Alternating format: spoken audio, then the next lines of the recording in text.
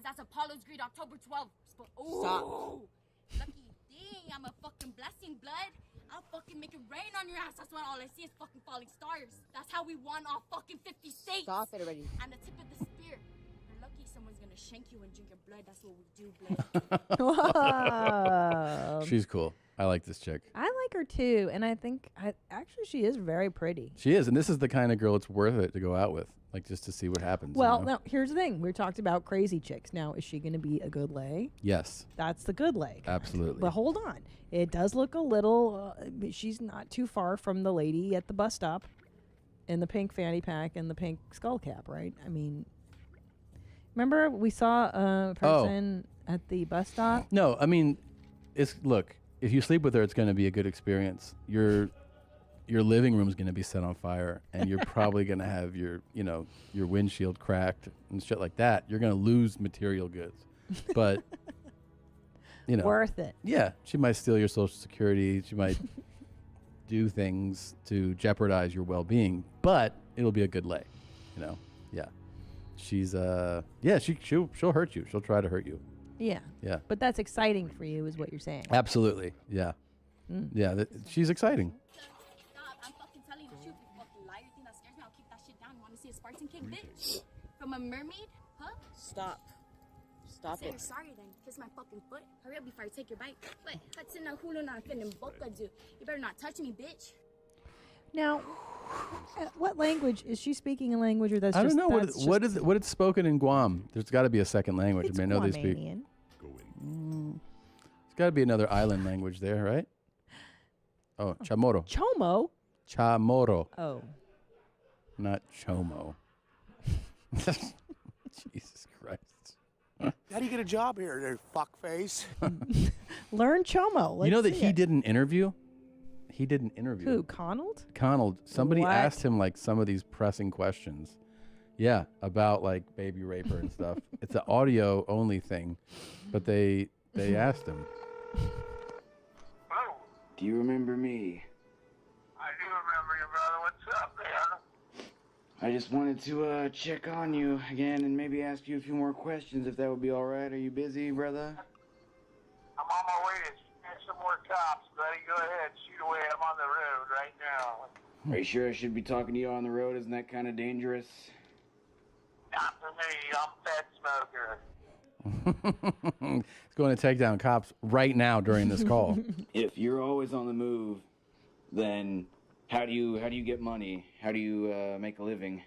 God gives it to me, brother. I don't know if you're a Christian or not, but everywhere I go, I get a full tank of gas Is that for free? for free. God gives it to me because of what I do, you know? Yeah.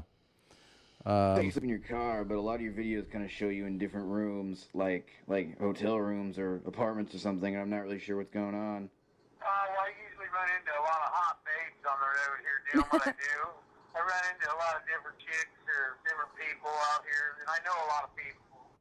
There's a lot of people. Knows a lot of Is people. baby raper a legitimate term? Like, are they legitimately baby rapers, or is it just like a term? Yeah, a lot of times it is just a slander deal. But here's ways to find out in my work that 50% of the ones that have labeled baby rapers are baby rapers. On Yeah. top Yeah. of baby rapers already exposed. I like that So- he's that well thought out. And he's like familiar with the term slander. He's like, I know. gotten phone calls about slander a few times. Yeah. Yeah. Well, yeah, I he's don't think heard I've it. ever actually heard of anyone who's a legitimate baby raper. It's slang for a pedophile, you know? Pedophile isn't as strong as the word baby raper, you know? Yeah. I think baby raper's got more of a punch to it, don't you? Mm-hmm. Yeah, it does have more of a punch to it. Thank Have you you. ever been shot? I have been shot. I've been stabbed. I've been cut. I've been I believe it. not everything you can be, but I've never been beat up. So that's when I get beat up, I'll quit doing what I do. Oh, okay. Well, wow. Never been beat up, but he's been shot and stabbed. So did you ever actually put anyone away? Because I think you said something about putting some guy called Jeff Sad away or something like that. That was a chief of police. I took him down. Yeah, I was a chief of police. What state was that in? Harvard, Nebraska. Yeah. Hey, you're really on top of my work there, bro. What's your name Yeah. anyway? My name is Matt. All right, buddy. Nice to meet you. Yeah. So what is the origin of this? I mean, this guy's asking all the important questions. Yeah, it was a guy that just went through, like, found Fed Smoker and then had an interview with him. I think Zolo actually prepped it. Zolo, do you have any background info on him? Yeah, because he's very well versed in this guy's career as a Fed smoker. Yeah, so this guy, he was just a fan of Fed Smokers, and he found him through YouTube, and he managed to contact him through one of his many YouTube channels, and he got his phone number, and he just was willing to do an interview. And then when he was this just done? answered the phone, answered all these questions, and then like 20 minutes in, he's like, hey, what's your name? Yeah. Just like, Yeah. answers all these. He's like, who are you? Yeah. And by the way, so wait, how long ago was this? Several years back. I don't remember the exact year. Wow. That's pretty crazy that this guy had a fan base essentially Yeah. before Yeah. we picked up on his work. This guy really, I mean, one of the things about him is that he set up so many YouTube channels. Like that guy that we interviewed last week, remember he was saying, I remember in one of his videos, he was insulting him for like, oh, did you move to this or this? Because he doesn't just stay in one place. He just has like 15 YouTube channels, which obviously is, it's the mystery of Fed Smoker. You have to like hunt down all the clues, but it's also a burden to anybody trying to follow him. You're like, you have fucking 15 channels, man? What are you doing? It adds to the lore, to the legend of. My LA videos. Say again? You there, Mr. Fed Smoker? Not sure what's going on here. He All right, I sounds guess like a that's Fed it. smoker too, doesn't he? That's it. That's the interview. For, Feedback? Just going through the emails. I like to keep right. up the pulse of the.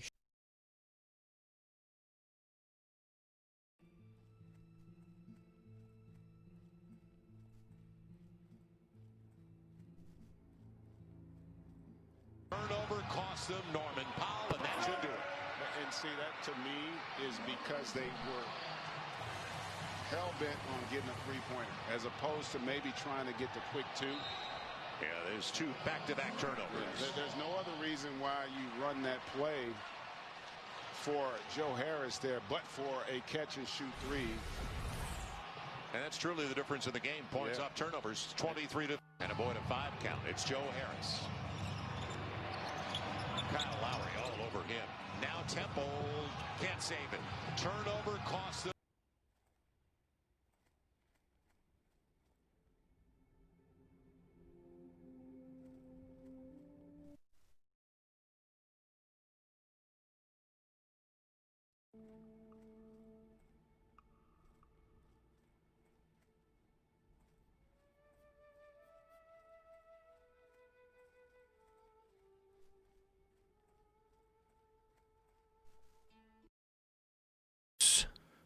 Here we go. 4, 3, 2, 1. Let's get the sound of this popping off. I am at Cheeto Santino, ladies and gentlemen. He just popped open the makers to taunt me 46. during Sober October. Can we let me see? Okay, let me hear that. Let me hear it. Oh, that does sound lovely. Oh, This one's for wait. This one's for Fat Bert Where are we and at for right now? Ari. 11. I have 20 days. 20 days of sobriety. That ain't shit. I already did 11. But let me tell you something what I've learned from this. As we were talking about before the podcast started, you want to hear me? I'm going to pour some coffee like an alcoholic. This is like it's a fucking guy. AA meeting. I need a cigar or a Hey, cigarette.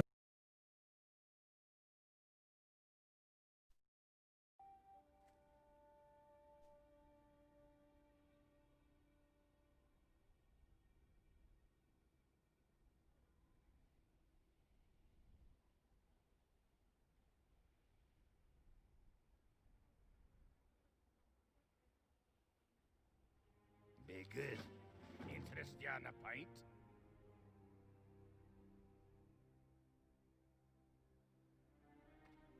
Watch your back.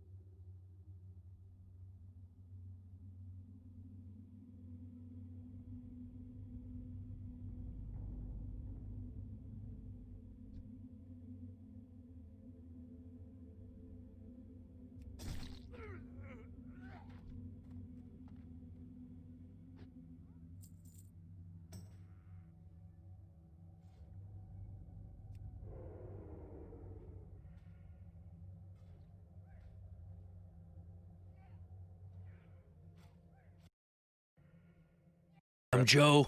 Do we have cigars here? Don't I have cigars here? I do, right? Where the fuck We are should. They? They're in one of these things? In that humidor. Yeah, one of the things that I realized is that if you work out like I'm working out, like fucking 3 hours a day, because I'm literally trying to kill Bert. I want Bert to try to keep up with me. You want him to die, though. Well, I'm trying to kill him. Yeah. I'm trying to give him a heart attack. Because you know what bothers me? This is all weed, and there's mushrooms in here, and there's no cigars. No cigars. Maybe All in the good other shit. one? Maybe. I might have taken him out of here. Yeah, I don't know. A humidor. Yeah. We got to get a huge humidor for you. A humidor. A humidor. What I realized, this is why I'm trying to kill Bert. Yeah. He likes to pretend That he's in his shape? effort, yes, that his effort is spectacular. Yeah, no. He likes to pretend that he can push himself, that he's got this incredible will. He's in last place, of course. Yeah, dead last. By quite a bit. Yeah. I saw like the points. 1,000 points. It's really sad. Yeah, and he takes days off when everybody doesn't. I took 3 days off when I went to Vegas. I'm still in the lead. Yeah. Well, I've seen his cooking show. I know how he eats. I've seen his fucking. It's the booze, man. Yeah, It's the booze too. His body. I mean, I love Bert, and this is one of the reasons why I'm trying to kill him. I fucking hate him. Let's fight, Bert, you son of a bitch. I want him to realize, like, this is not. You're 10 years younger than me, and you have to take high blood pressure medication. This is all not good. Yeah, no, it's not good. You're doing something terrible to your body by drinking every night. Yeah. You shouldn't do it. What does he do? A bottle a night? You think? He gets down, dude. Yeah, he gets down. He can drink. He'll drink a whole box of wine. One of those box wines. Is a Franzia freak? He's an animal, man. He'll drink a whole Tito's, like a whole jug of Tito's. I've seen that go down. What's going on here? He's freaking out. He takes his shirt off. He takes his shirt off. No Of course shit. He does. Yeah. Oh my God! Look at the belly. Look at that fucking stomach. Here's the thing, man. Can he see his dick? Do you think he sees his dick? We could search for it. Yeah, find it. It's a hide and go. Why is he taking his shirt dick. off? What's the deal? This is a podcast. I saw this. Norton and him. What was he was saying on this? He called his wife for something and to ask about something about sex, and his kids were in the car. Oh, his kids were in the car. Yeah. Yeah. Wonderful. Yeah, and he panics. Like he hasn't done that before. No shit. Hammered. But Tom lost all the weight when they had that weight loss challenge 2 years ago, not last year, the year before. Yeah, but Segura looks good. Segura never gained it back. No, and yeah, actually he stayed. lost a little. Yeah. He looks fucking fantastic. He looks fantastic. And he's in the hunt. It's like Ari and him are just behind me. Ari and him are neck and neck. Ari's number 2, and he's just behind Ari. And then Segura's then Bert is way behind everybody But Ari else. needs to lose no weight. 0 weight. He's already thin as fuck. He's down to 180 pounds. He said for the first time in like decades. What is he? 6'3", At 4? least. 6'4"? Yeah, right. 6'3", That's got to be right. 6'4". But he looks great. Yeah. Like he's thin and healthy. I mean, and for a he snarly feels Jewish great. guy, he looks good. He's Yeah. a little His angry. face is bad, but his body looks good. A little angry without the weed. Yeah. But I think that this is helping him. And this is one of the things I was saying is that working out, like I'm literally working out 2, sometimes 3 hours a day. You do two? You split it up, or you just do one full Sometimes I session? I go ham. Fuck. I'll just go hard. I'll just mix things up. Like I'll run, and then I'll come back from running, and I'll kickbox. And after I kickbox, I'll get on the elliptical machine, or I'll lift weights. And after I lift weights, and then I'll get on the fucking Echo bike. You know what the Echo bike is? One of those Airdyne things. Yeah. And then I'll get on the VersaClimber, and then I'll get on the rowing machine. And I just do rounds. When I can't row anymore, look at this fucking puddle I left behind. This is a puddle on my elliptical machine. Jesus fucking Christ. Yeah, I mean, this is 2 hours on the elliptical machine. And I just wanted to see, like, what's possible and then how I felt the next day. I felt fine. The thing is, I work out a lot already, so now my body's just adjusting to, like, a ramped-up schedule. Yeah, a higher level of Whereas workout. Ari doesn't work out at all. He hasn't worked out in 10-plus years, so for him, this is, like, a whole new thing. Yeah. But he's still second place. It's his mind. Ari's got a strong mind. Yeah. He's got a will. So what is? And Segura's just going to finish somewhere in the middle. Segura might win. You never know. You think he'll come up? Probably won't beat me. No. There should be too much anger. There should be something big on the line though. Yeah, there's nothing on the line. We I have see. a belt. Yeah, it should be something big on We the have line. to finalize that belt, Jamie. Some good artwork, which you have some, but yeah, folks, get at me on Instagram. Use the hashtag. Use like @JoeRogan. Tag me, and if you win, I'll give you $500. Okay. Look at that. So People are scrambling for fucking pens right now. Anybody who comes up with the best design, I'll give you $500. If I don't choose anybody, nobody gets shit. We have an artist. If you don't choose trying to- anybody, you burn the money. That's what Joe's going to do. He's going to burn it. quick too. yeah, we need it quick. I have an artist that's trying to work on it too. So there's a run. There's a mad run here, but the thing, what I was gonna say is, all bullshit aside, and jokes, and I do love Bert, yeah, and I do love everybody else doing this, but they're the best. All jokes aside, I have like zero anxiety, zero worry, zero stress. Like when you burn your body out like that, do like 2 hours of working out a day. I don't give a fuck about anything. Like I'm in traffic, people cut me off. I'm like, good luck, fuck. Go ahead, cut me off, dickhead. Who cares? I'm not angry. Like, there's nothing. What is it? Because your body's so burnt? You think you're just so fucking exhausted? I think this is my feeling. I feel a lot of those feelings that you have, whether it's anxiety or stress, it's just extra energy that your body has. It's unnecessary. It's unnecessary energy, and it's just like your body's looking for trouble that isn't there, looking for danger that isn't there, looking for something that's gonna like steal your food or invade your village, all that shit. Who's gonna kill my family? Well, I think your body has to have the way we were designed, right? For all the years that we were running away from wild animals and other tribes and all that shit, I think your body and your brain have a certain amount on reserve, always looking for some sort of danger. Like you ever see a deer in the wild that's like twitchy and they move their ears, snapping around and shit. Is that a mountain lion? Is that a mountain lion? Is that a mountain? There's a mountain lion in my neighborhood, by the way. There is? Yeah, the neighborhood's one of the neighbors spotted a mountain lion. You got your fucking bow out? Nice and easy. Good luck. Let's go! You said it couldn't be done! There's the king! Put my crown on! Give me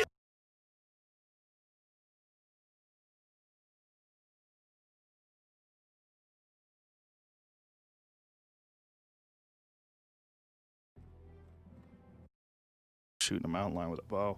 Be fun though, huh? You'd have to. The odds of you shooting a mountain. Yeah, what is that walks by that lady? Is that a cat? That's a fucking no. That's not a cat. People said it was a mountain lion because of how its tail popped up. It looks like a mountain lion, but it's just way too casual walking by her. She doesn't give a fuck.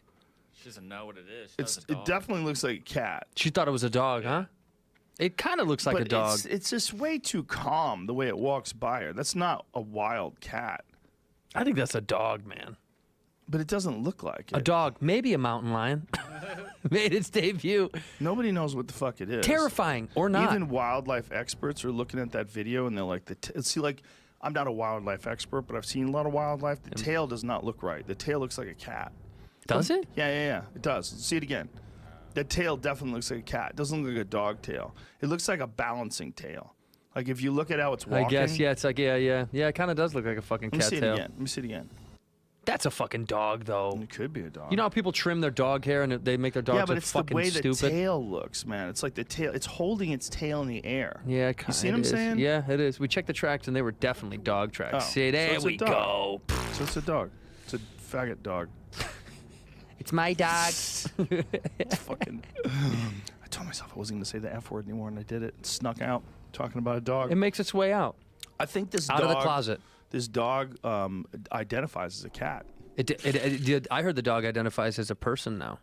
That it doesn't. It wants to be called Kelvin. That's its name. Yeah, the dog says I'm Kelvin. Well, you have to respect its feelings. Mm-hmm. It has every right to be whatever it wants to be, man. Did you just assume that animals?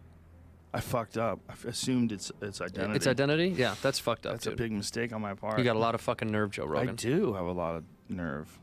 I'm fucking deeply embarrassed by myself. You need to go to a support group for people who think that dogs are just dogs. They're Maybe more than it's that. not even a cat. Maybe it's just a sentient being. Maybe it identifies as like a sentient being. It's just a being. It's an orb of energy and light. Not a dog, not a cat. Just a thing being that exists. Yeah. And maybe we don't have the right to define it. You're goddamn right. When you call something a cat, by whose judgment? By humans' judgment? And that's a feminine word.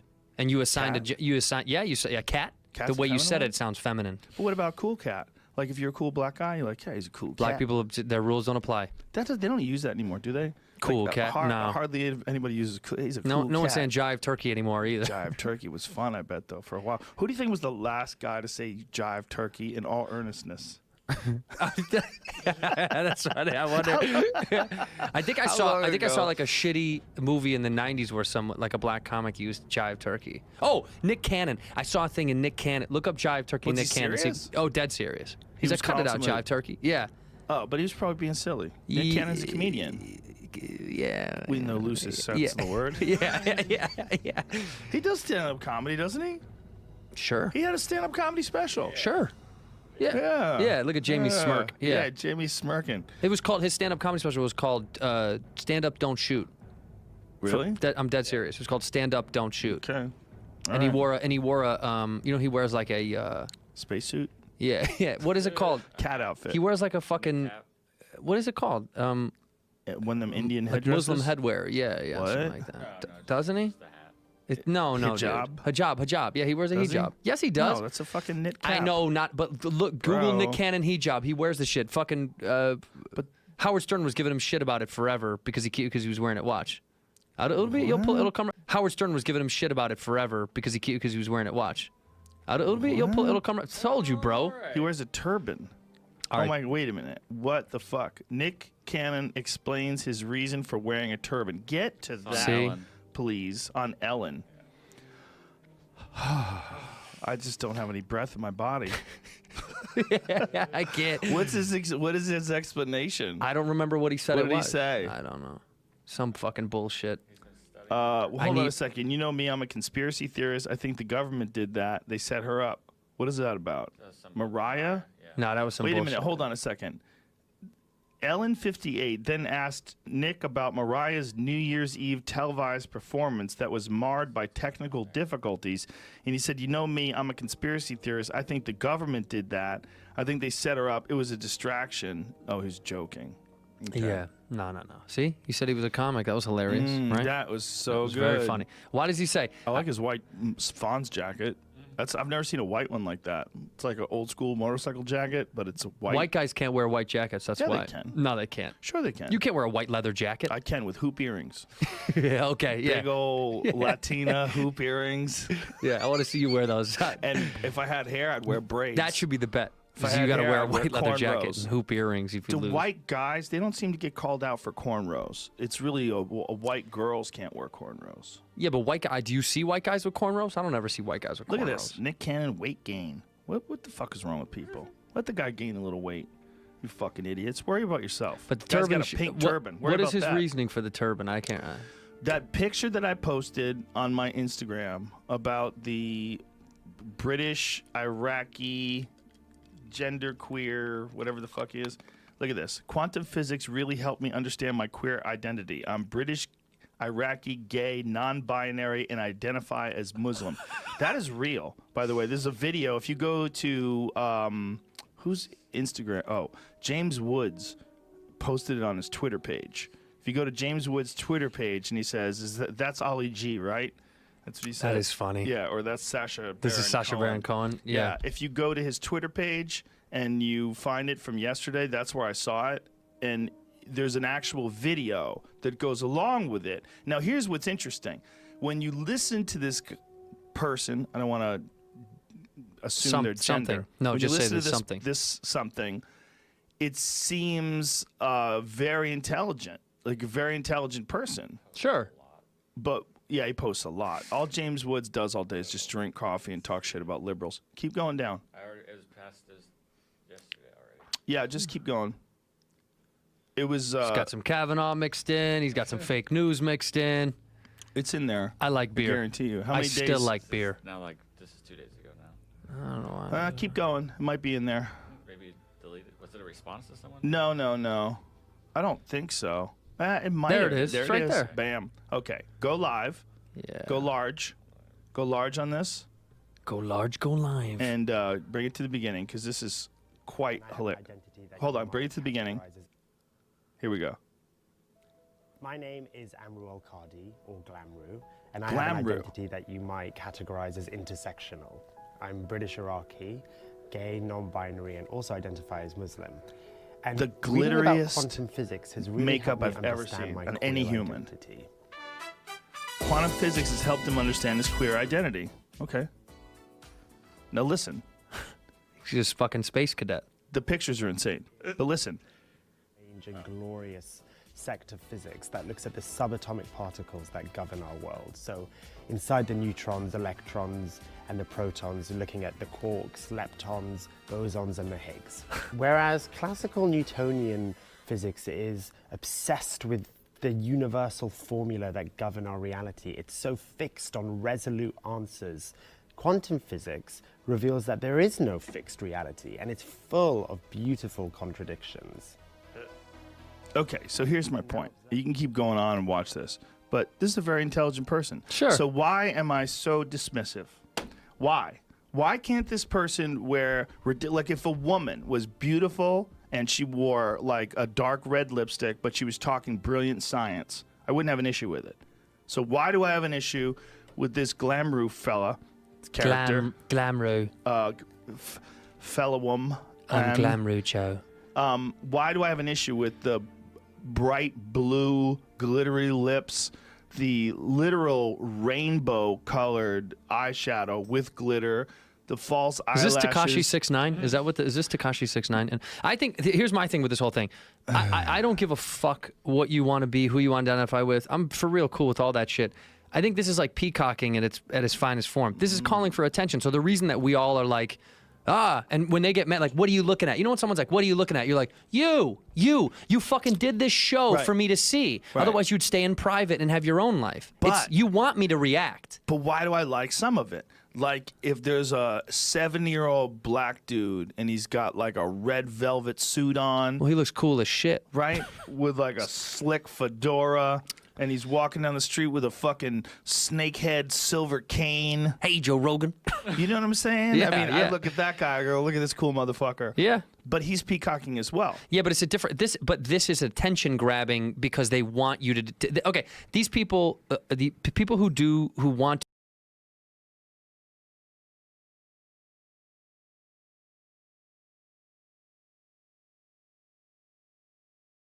Decimate dealing with the spawners, and he's just behind. So Hollow's going to have to try and stay alive. Gets up top. I like that positioning. There goes Draza as well. It's all down to Saints to hang on. TJ with an A. Draza with a kill, and Optic Gaming able to break. They get on through. Now can they hold? Two of the players are going to be four-side, have to wrap back because all the pressure going to be soaring in from minecart side. The collapse is here. The numbers are here for Gorillas. They should be able to get the retake. The last man really here for the final 20 or so seconds is going to be Draza. But yeah, you pointed out what a map from Decimate. And the guy, since he came on the scene, we've really been looking for him to take over. And it's just kind of been, what, roster to roster to roster. Never really finding the success I think a lot of us thought early he was going to be capable of. Yeah, we thought he found his home with Envy, right? And then, well, that roster blew up multiple times. But as this hard point ends, you're going to see Gorillas, they actually get through Aqua Blast and Vivid trying to flip spawns for Depot. As well, as you talked about with the play clock, if there's not a lot of time earned here, that could be a problem for Optic Gaming. They're going to have to get on this hill. Have we had, like, it was so common in, like, Call of Duty World War II, but, like, I can't think of any games that have come to play clock this year at all. Like, it's just not been a common theme. Cave, I feel like a cave sticks out in my head, but no, not on Gun Runner, that is for sure. Just not much in general, and it just goes to show how scrappy a game it has been. But a great hold at mid-map now from Gorillas. His Decimate is up to 42 on this map. What a bomb to kick things off. He tacks on another one with the win on to Draza. It's TJ trying to go all the way through topside. We'll see if he ends up getting caught. Well, he got caught. He turns and burns Saints, but there's another one there to drop him. You've got, what, 4 in a row for Decimate, 3 in a row for Aqua. Back-to-back there for Vivid. It was a great sequence from Gorillas, and that sequence might have been enough to close it out. When you think about the amount of time remaining on that clock, just 43 seconds to go, and Optic desperately need an early break here, map 1. Yeah, they also need, it looks like Kenny no longer in the server, so something happened there. So they're trying to do this 4 versus 5 right now. They were able to break through with 4 players.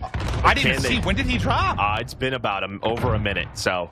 Oh, God, I was so focused on the minimap, I didn't even realize he was out. They're trying to do what they can. TJ, Draza, they're on a 10 spree right now, but they're going to have to hold on for a very long time. Gorillas know this. I think Gorillas are just going to give this up. They're going to say break with 4 players.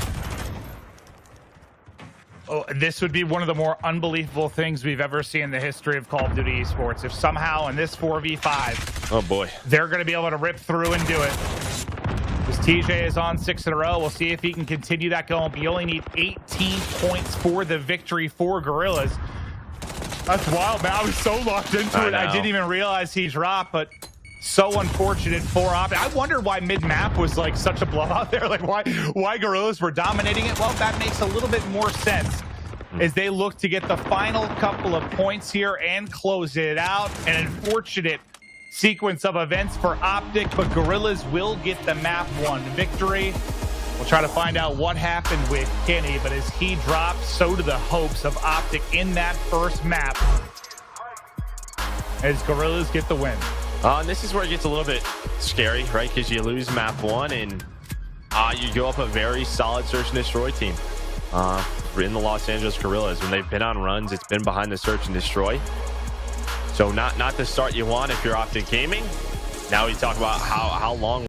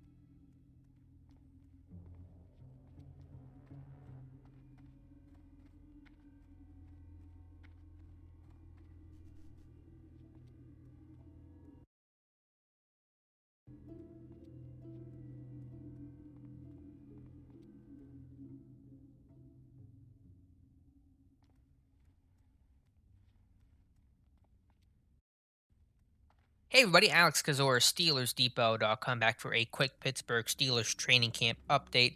Unfortunately, we don't have a lot of information like usual on training camp, with us not being there and the team keeping a tight lid on information about what's happening at Heinz Field this year, but we have heard really positive early and initial reports on second-round pick and Steelers' first-draft pick, wide receiver Chase Claypool. And while some of that could be hype, and you would expect a guy like Claypool with his height, weight, speed combination to look good in a practice setting like this, it's still encouraging nonetheless. And some of the comments we've heard about that, starting with Joe Hayden, and Joe Hayden's obviously a veteran cornerback, a guy who's seen a lot of rookie receivers. Some of that may be a little biased in terms of just wanting to pump up a young guy and a rookie, but it seems like that Claypool's gotten the better of Hayden in some early camp work and some 7-shot series and some red zone fades. And so the areas we've heard Claypool really succeed early is in 7 shots, is in the end zone on some of the jump ball situations. And I think the expectation for Claypool, basically, since he's been drafted, knowing the pandemic climate and how much of a tougher climate it's going to be for any rookies, especially receivers, to make the jump and try to transition from college to the NFL. But I think the two areas where Claypool can succeed, starting with red zone and starting with some of those goal line fades, and that's where he's really seems to be excelling early on. I think I'll pull up the quote from Hayden here, just talking about how he's going to be a problem. Talking about Claypool will be for defenses down inside the 20. And this was, of course, the 32nd ranked red zone offense last year. Much of that is obviously related to the lack of a quarterback situation and Ben Roethlisberger's injury, but adding guys like Claypool and signing Eric Ebron, definitely going to be red zone threats, and that's going to help there. I do want to, of course, caution on some things. You know, we're hearing about Ben and Claypool building chemistry, and I'm sure some of that is happening, but there's a lot more to chemistry than just throwing some back shoulder fades. That's kind of more almost innate talent. Chemistry is being able to read coverages the same way and run option routes and be able to sight adjust and have little checks of the line and things like that. That's your chemistry. That's going to take a lot more time, a lot more work, a lot more game situations to grow and develop in. But still, it's good to at least get that feel. You're seeing Ben will throw some intentional bad balls and back shoulder fades, some tough adjustments. He does that routinely to young guys just to see how they react to that, because that's not, sometimes that's going to happen in an NFL game, an NFL situation where you're going to have to make a difficult catch, but everything's going to be perfectly thrown right in your chest. So you kind of like to see Claypool respond to that, and so far it seems like he's been responding pretty positively in that regard. Also, just throw up a photo of Claypool, and this is just from the warm-up stuff that Steelers.com, the team website, carries, and just kind of see how much bigger Claypool is. Just kind of really get a sense of that freak, you know, rare size speed combination you see not too often, but I've seen with guys like Martavis Bryant, and probably more commonly kind of related and compared to is Plexico Burress. And just compare him to James Washington, that's Anthony Johnson, number 83, and neither of those guys are small guys. You know, Washington's 5'11", that's about average, and Johnson's like 6'2", 6'3". So just not only in height, but just overall size and just the body makeup, you see just kind of how freaky Claypool is, and that'll be refreshing for the team to have. The other element that Claypool will bring, and this is a pass that special teams coordinator Danny Smith had made earlier on Wednesday over on Steelers.com, or a Zoom call with media, I should say, it is that special teams work. And so, again, I think Claypool can make an impact right away in red zone. I think he can make an impact right away on special teams. You know, this was a guy that was a gunner all 4 years at Notre Dame. Even his senior season, Claypool was working on special teams, running down punts. He didn't want to come off that unit. He said, keep me on that unit. So even when he became the established number one receiver, he was still chasing down punts, and I think there's a good chance he'll be a starting gunner week 1 against the Giants, opposite of cornerback Justin Lane. So Danny Smith talking about how, you know, go ahead and talk him up as a receiver. We'll keep the special team stuff as kind of a secret. So good stuff there from Chase Claypool. Like the encouraging signs early. It is, of course, early. This is a training camp.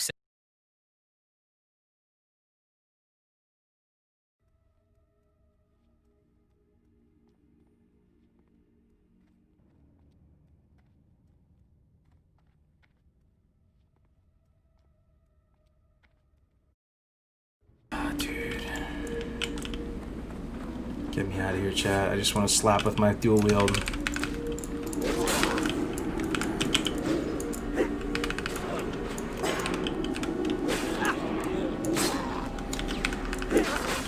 This Hearthstone is looking juicy right now. I just need one more card, though.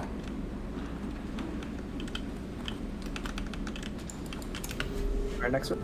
Not late to the party, Cargos, but congrats on the level 60 rogue. Thanks so much, man. Appreciate it. Dead Minds isn't an instance? It's an instance. You can group up and do instances together, right? So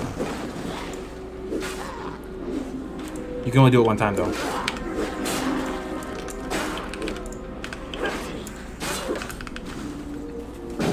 Planning to run more dungeons? I want to tank every single dungeon on this character. I'm not in a rush to level this guy up, really. I'm just, yeah, I'm not in a rush to level this guy. I want to just tank all the dungeons, take my time, be as strong as possible. I think that's how you make it to 60 on a warrior, too. You have to not try to rush it, because if you rush it, you're going to die. You're not going to be strong enough to survive.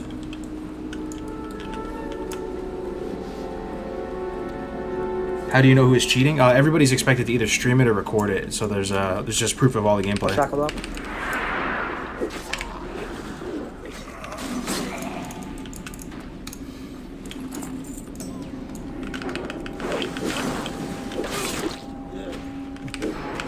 Yeah, so he's done. He just got 4. There nice. you go. Nice, I just need 1 now. Hopefully this guy drops it right here. Nope. God damn it. Another one right there.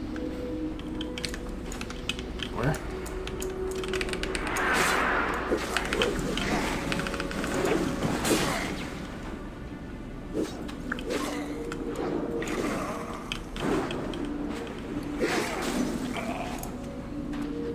Nope, no cigar. I just need one though, one single card. You'll get it. You'll get it any minute now.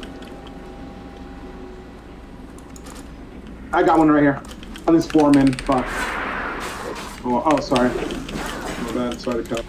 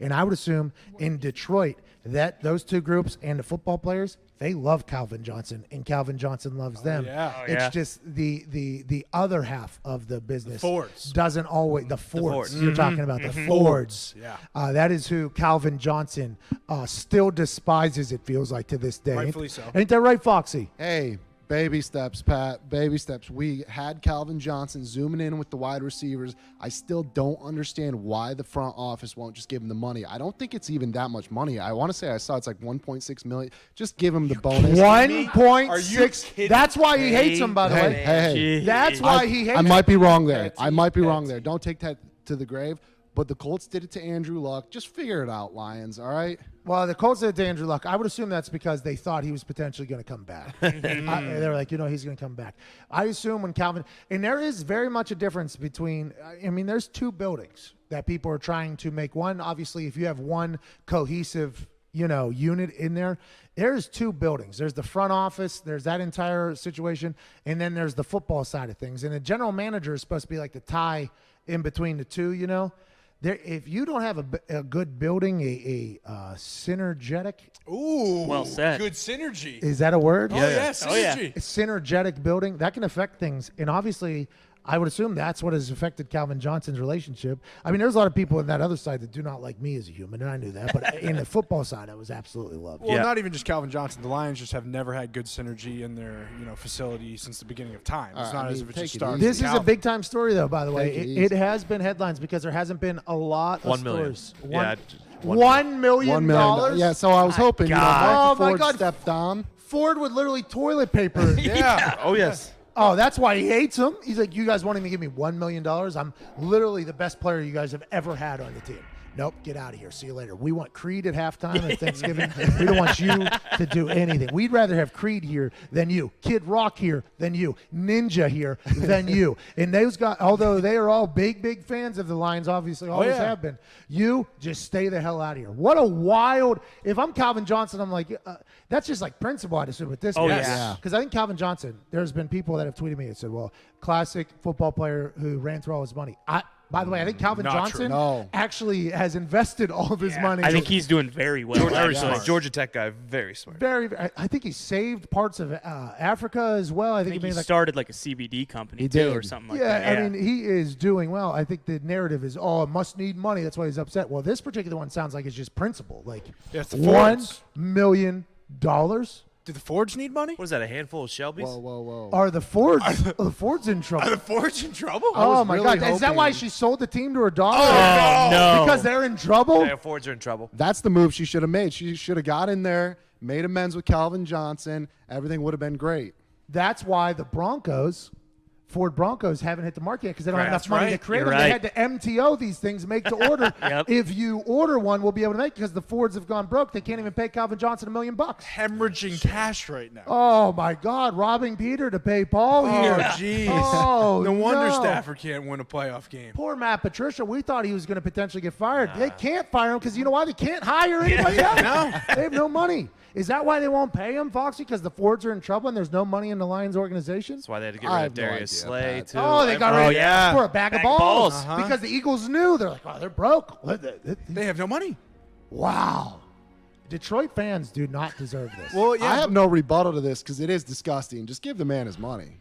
Hey, move the Foxy, team down to Orlando. Foxy, what if you gave him in Can we figure that out? Start a GoFundMe. Can we figure that out? Let's start a GoFundMe. I guarantee Detroit will have that money like that. Oh, yeah. Yeah, for sure. For sure. We won't have clean water, but we will get the money to Calvin Johnson. Detroit people are awesome, and we have met a plenty of Loyal them. fans. But boy, the way things are run up there is very, very interesting. $1 million. They gave Andrew $25 million. Yeah. That's absurd. $25 million. That's a lot of money. By the way, that's Irsay being Yeah. a G, though. Right. Irsay is. I mean, Irsay walks around with a bunch of money, and everybody, questions it. But I've seen him. I think every time I've seen him, he just goes into his little happy bag and starts handing out hundreds to people. Just $100 bills to people. We just had to sell Elton John's grand piano, and that would pay for Andrew Luck's contract. Is Calvin Johnson petty enough, you think, to come back just to play he would've against done it the by Lions? I don't know if petty is the right way to describe this. This seems like a business. Yeah. I think he's a pretty business savvy guy. He's got a real axe to grind. Yeah, like $1 million. Yeah. $1 million. And they're like, well, you left early. You retired early. It was like, so did Barry Sanders. You remember that? Yep. Is it you guys or is it me? It seems like the X factor in this entire thing would be you. All right, I'll never come back. That's cool with me. Fair enough. Fair enough. And what if the Lions, though, do turn this around? What if they just give him $1 million? This is what I think they're going to do. And I'm not saying that I think they're going to have a bad start to the season. I would never say that. But what if they start 0-5, bad PR for the whole organization, and then boom, then they pay him? Maybe they're just waiting for that. Oh, okay. Oh, yeah, because they've Maybe never they're waiting started for that. 0-5 since he's retired. That's never happened yet. Yeah. It's a sad situation up there in Detroit. It's still getting talked about because he did a Zoom call with the wide receiver. So everybody's like, wait, is he back in good graces? And then Florio was like, no. I thought he was coming back to the team. I thought he was going to be a wide receiver for us. Him and Galladay. Nice little Super Bowl run. Hey, Stafford can still sling it.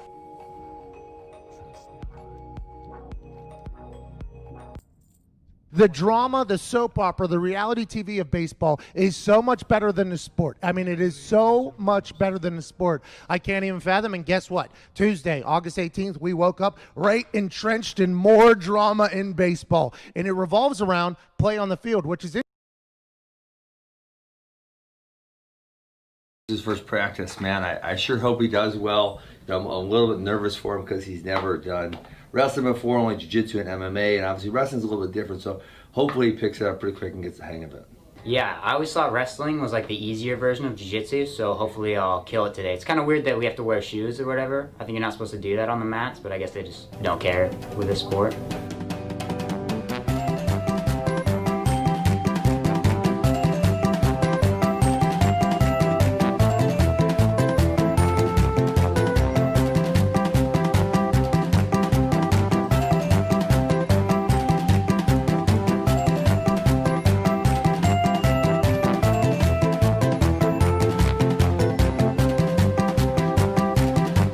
Stuff's pretty easy, to be honest. It's like jiu-jitsu, but they don't even know how to defend a choke.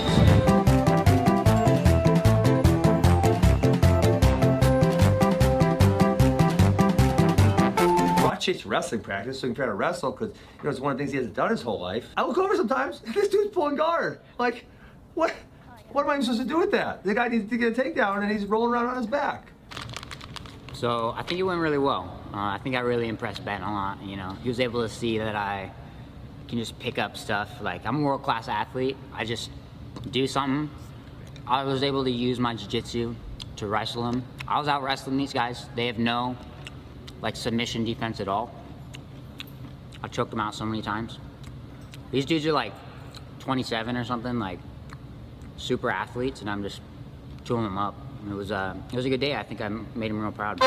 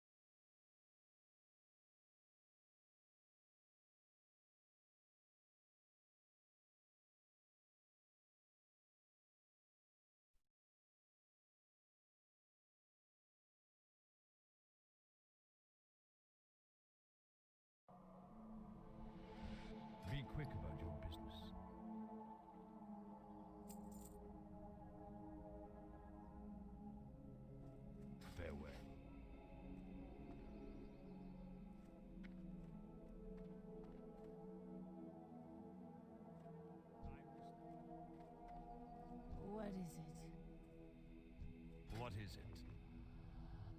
Trust no one. I have exactly what you need. Watch your back. And you are... Farewell.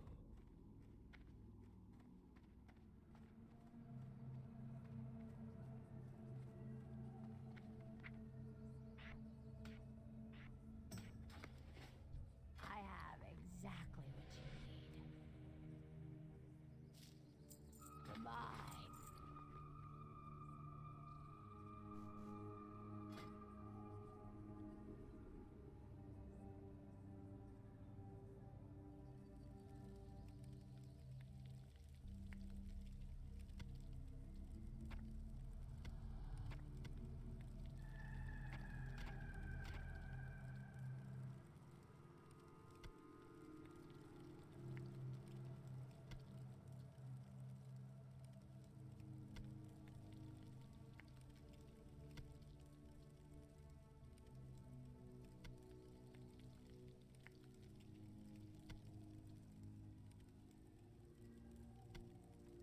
Hello?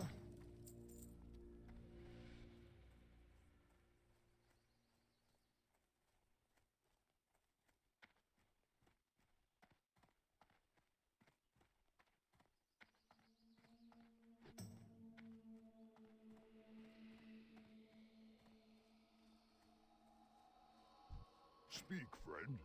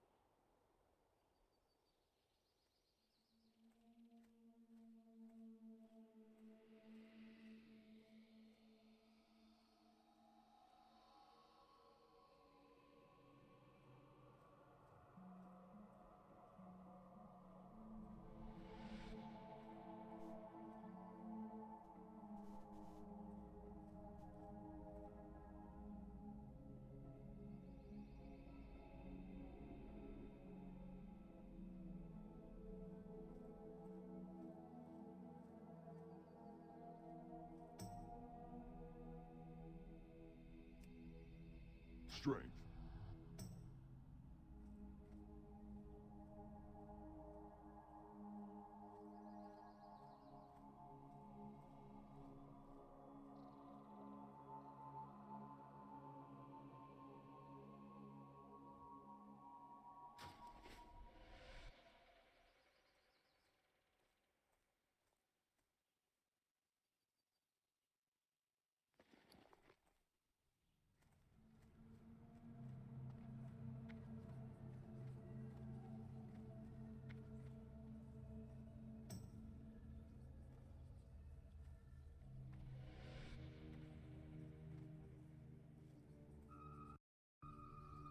What?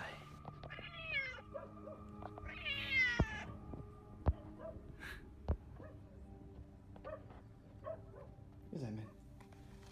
Well, here comes someone. I'm listening. Look, who's that? Minnie, look behind you. Look behind you. Look behind you. Dark lady, watch over you.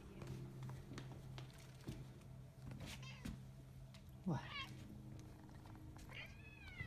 What? What? Hey! All right. You guys. Be nice.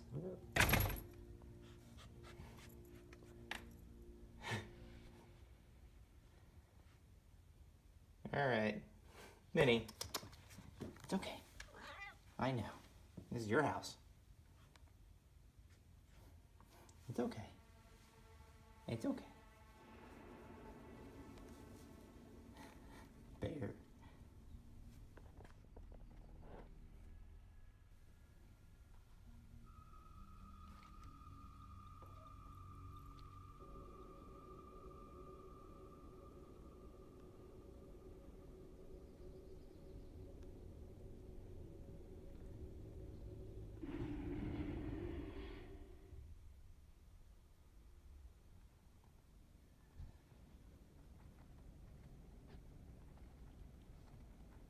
Man. There you go. Hi. What's up?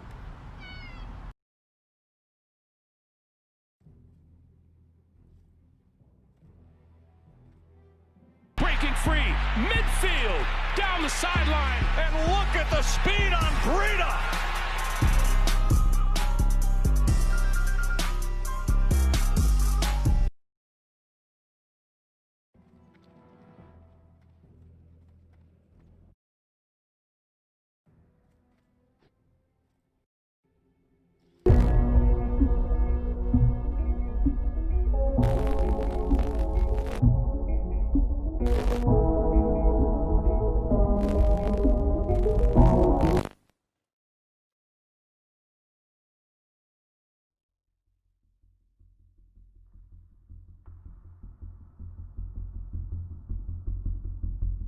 No matter who you are, stumbling upon a mystery or something completely ominous can absolutely pique our interest.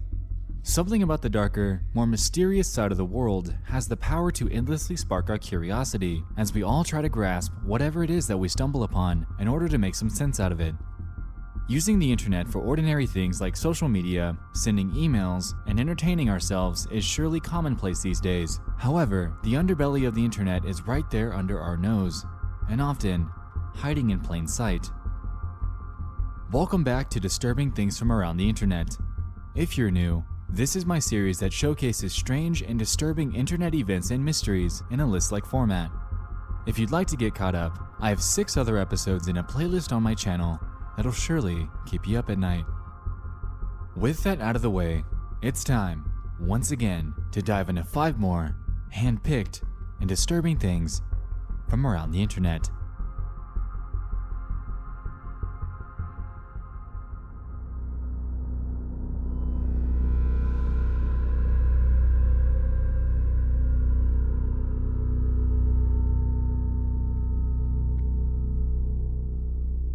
Number 1 on our list involves a post that was made about a year ago to the paranormal board on Reddit. There, a user by the name of Drudagon17 made a plea asking for some input on a few incredibly ominous screams that he'd caught on camera. In his post, titled, "What's Causing These Screams?" he proceeds to say this. "So I'm not really sure what this is. I've had a lot of people tell me different things, but no one really knows for sure. Maybe someone here could help me shed some light?" Earlier in the year, I went on a long road trip across the states, mainly visiting the national parks and a few cities along the way. Towards the end of the trip, we found ourselves staying in the small town of West Yellowstone. This appeared to be an ideal base while we explored Yellowstone National Park. We booked into a pretty creepy but cheap motel just off the main street for a couple nights. Me and my fiance had one room, my parents another. On the first morning there, we planned to get up early, catch the sunrise, and hopefully spot some of the local wildlife, so our alarms were set for 5 a.m. At about 4:45 a.m., I was woken up by a loud banging on the door, followed by crying and shouting. I instantly jumped out of bed thinking the worst had happened. I opened the door to my mom in a state of panic, saying, "There's someone screaming, a woman screaming." There, clear as day, I could hear a woman screaming. It sounded like it was within 100 feet of us. Mom claimed it was happening for the last 30 minutes. We wanted to call the police but had no phone signal, no phones in the rooms, and we were the only people about. With this, his post contained a link to an unlisted video on YouTube that gives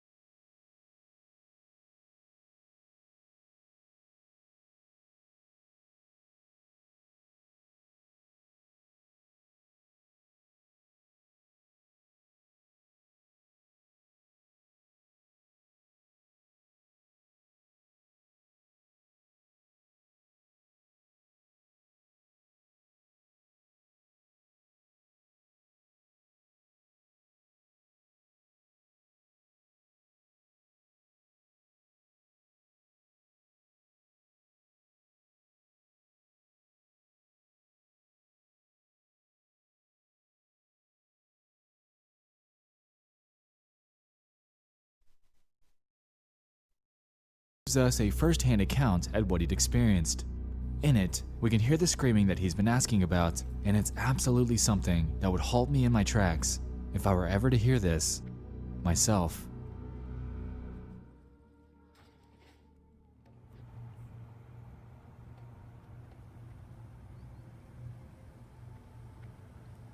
Yeah, what do you want? Do I have a deal for you? Have a good one.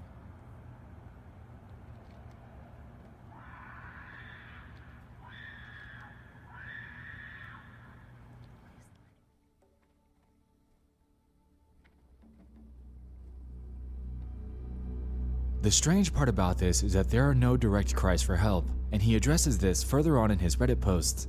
There's no "help me," no "get away," nothing. Just the manic screams of someone or something clearly in distress. Theories have been thrown up left and right regarding this. Some say it could be methamphetamine abuse, others have claimed it could be someone going crazy, it could be a fox, someone getting murdered, or even a skinwalker. Take that for what you will. Nonetheless, the video still has no true resolution, and Drudagon appears to still be looking for answers.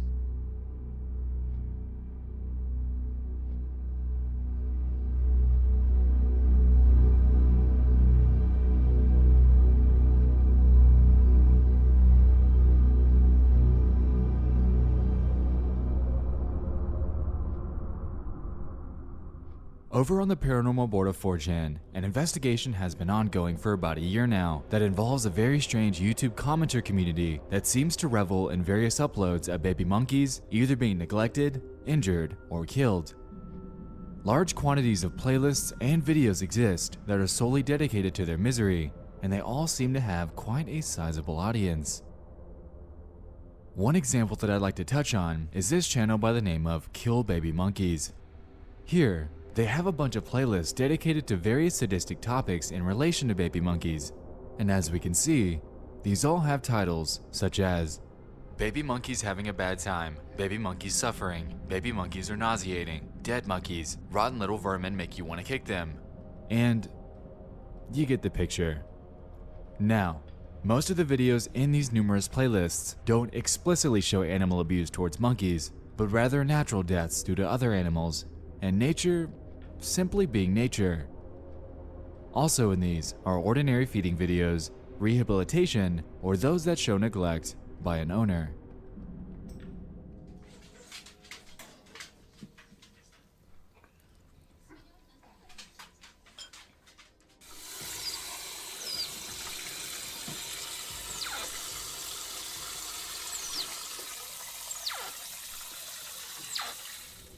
Now I just showed you a couple of quote-unquote ordinary monkey videos, and to be honest, these little guys are pretty cute.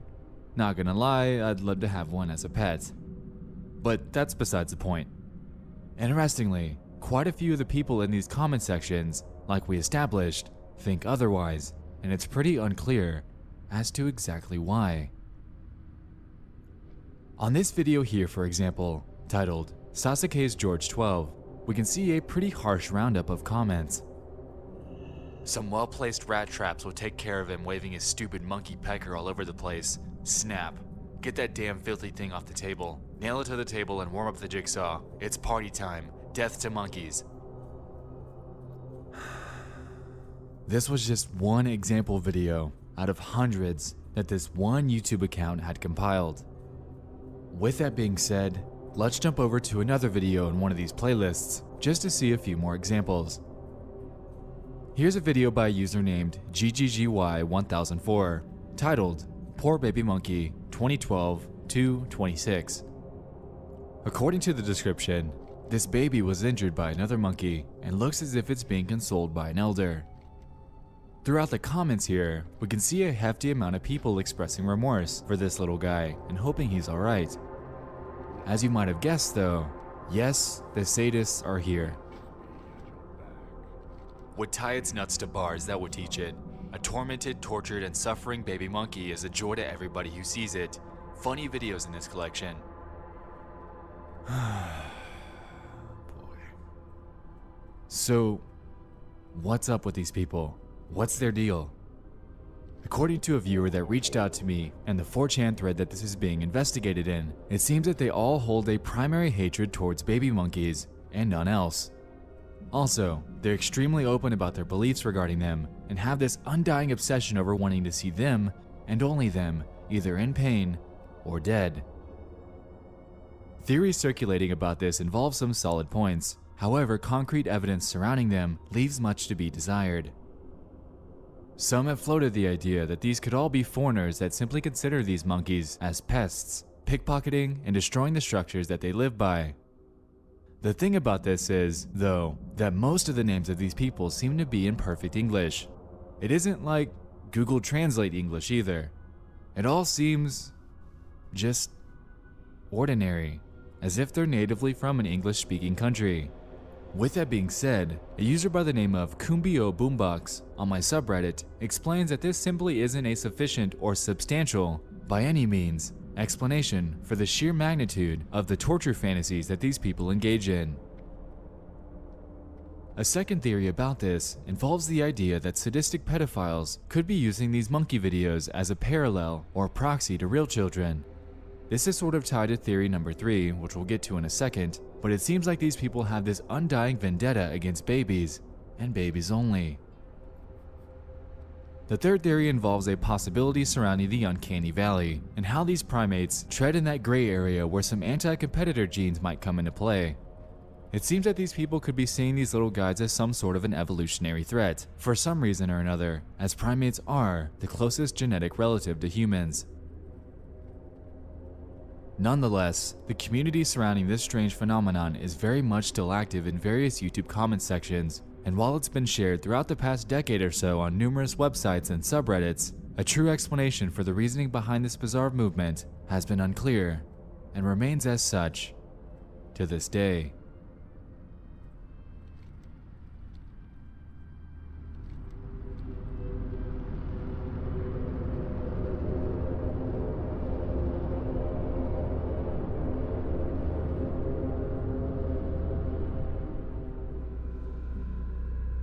Number 3 on our list involves a Facebook post by a user named Jose de Jesus. In it, he makes a post claiming that, "I just got this image and video, very scary." Attached are 2 photos and 3 videos relating to an extremely high-speed race that was ongoing at night on a freeway. Itching for a bit of context, I did some digging on the situation, and it apparently took place in Cape Town on the N1 freeway. In the footage that was captured by spectators on an overlying bridge, we can see one of the cars lose control before brutally crashing into the median. While, yes, crashes happen all the time, this one is especially troubling when you consider the fact that the driver was seriously injured in a very disturbingly gruesome way. Before we get onto that topic, however, let's take a look at the crash footage itself.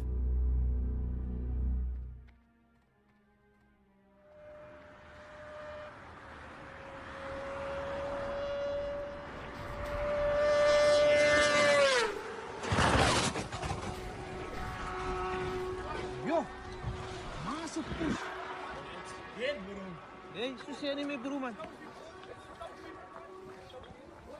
Yo. Is dat een fucking BM? Ja, hij is M3. Hij is M3. Ja, moet dan nog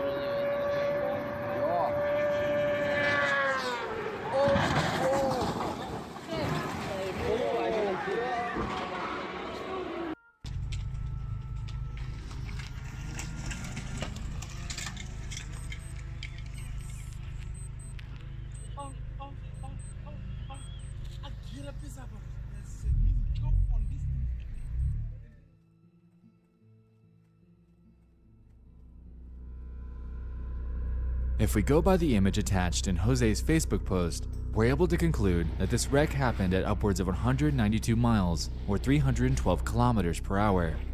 Clearly, a very deadly speed to maintain. With this in mind, watching the video that the passenger in this car took during this race really puts the true danger of this into perspective.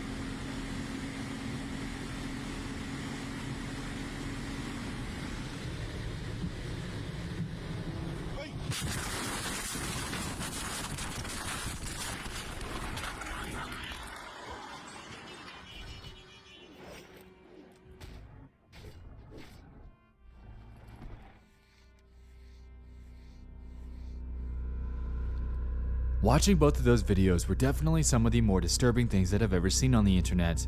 However, none of those compare to the third upload that this guy had in his post. Like we established before, the driver was critically injured in his crash. But how bad actually was it? If this last video is anything to go by, then it's safe to say that he was to the point where I wouldn't even want to be alive. I've seen my fair share of gruesome and disturbing things on the internet, but this one absolutely takes the couple drowns and it's easy. Second, injured in his crash, help him.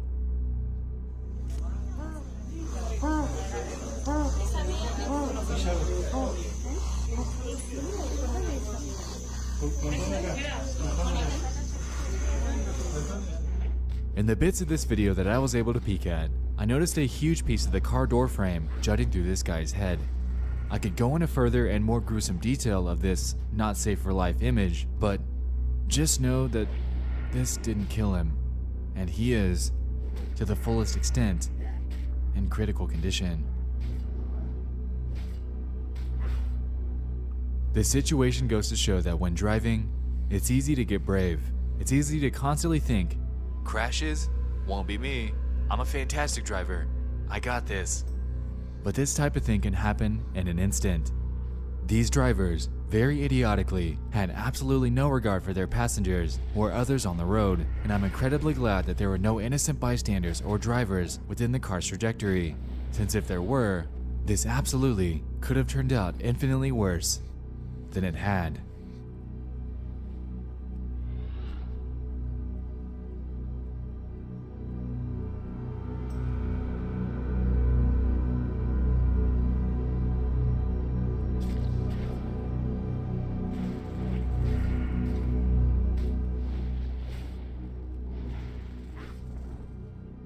This fourth entry surrounds a video that was posted to YouTube in 2013. The title of it is, Couple Drowns in Front of Camera. This 7-minute video shows the tragic turn of events that occurred while a couple, a 22-year-old by the name of Haitham Mohammed Dayan and his newlywed wife, whose name I was unable to locate, spend their 1-year honeymoon at a pond located in the Bait Bas area south of Sana'a, Yemen. This cell phone footage was taken by Haitham himself as he propped the phone up on a rock to film their embrace.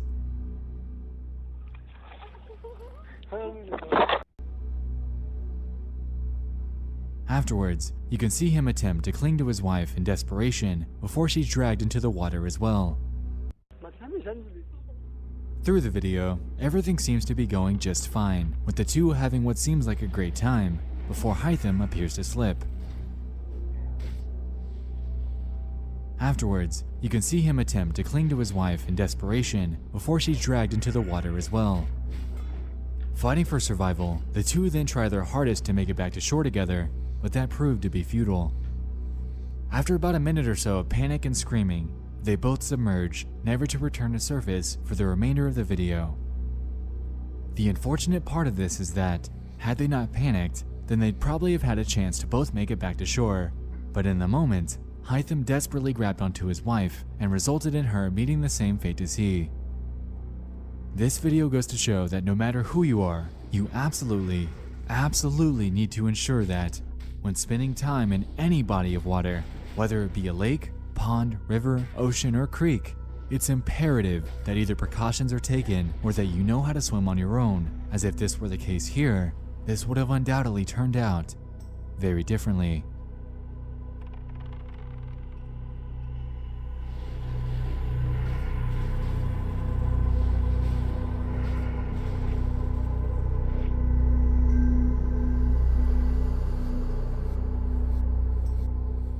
This last entry has stuck with me for quite a while ever since I initially discovered it. On August 8th of 2013, a man by the name of Brandon Lawson had gotten into a pretty heated argument with his longtime girlfriend by the name of Ladessa Lofton. Needing some space and time to cool off, he called his dad to see if he could make a 3-hour drive over there to spend the night. Trying to talk him out of it, since it was so late in the night, Brandon embarked on his journey at 11:54 p.m. en route to Crowley, Texas. Just 40 miles later, though, he would suddenly run out of gas.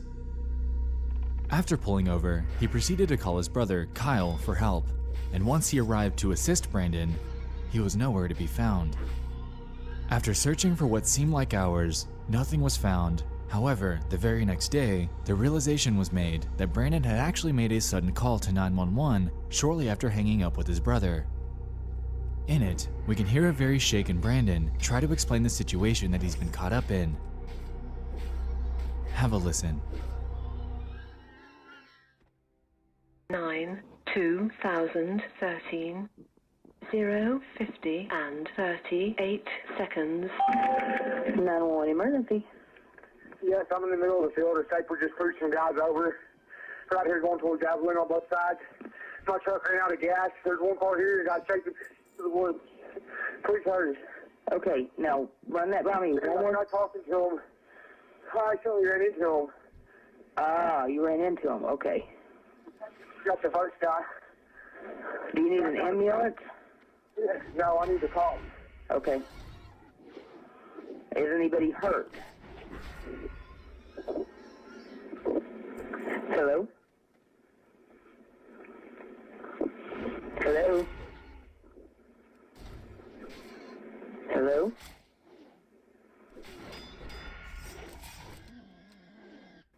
Ah, you ran into him. Okay. Got the first guy. Do you need an ambulance? Ah, you ran into him. Okay. Got the first guy. Do you need an ambulance?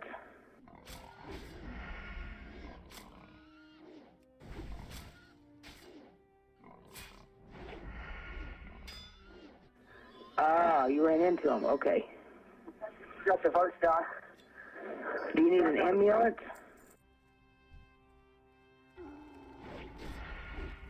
Ah, you ran into him. Okay. Got the first guy. Do you need an ambulance?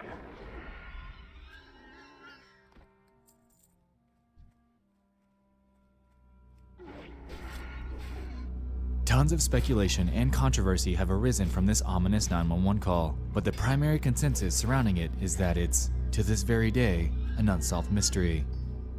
Police, allegedly, were initially hesitant on considering this a missing persons case due to outstanding warrants that were issued for Lawson.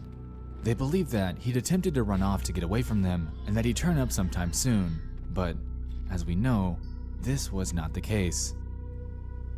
You see, Brandon had 4 children who his relatives say he'd never abandon, and coupled with the strange reaction by police, it almost seems to some that this case was somewhat swept under the rug due to police disinterest. Hearing the frantic voice of Brandon play back is haunting.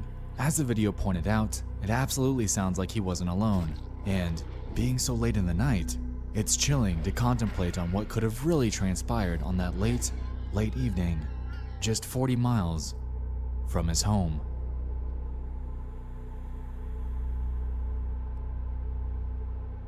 The underbelly of the internet, like we established, is a very interestingly ominous place.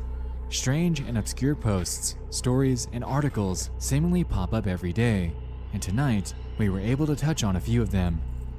Thank you all for joining me in this 7th installment of Disturbing Things from Around the Internet. I hope you enjoyed this, and if you have any other strange bite-sized mysteries and internet happenings that you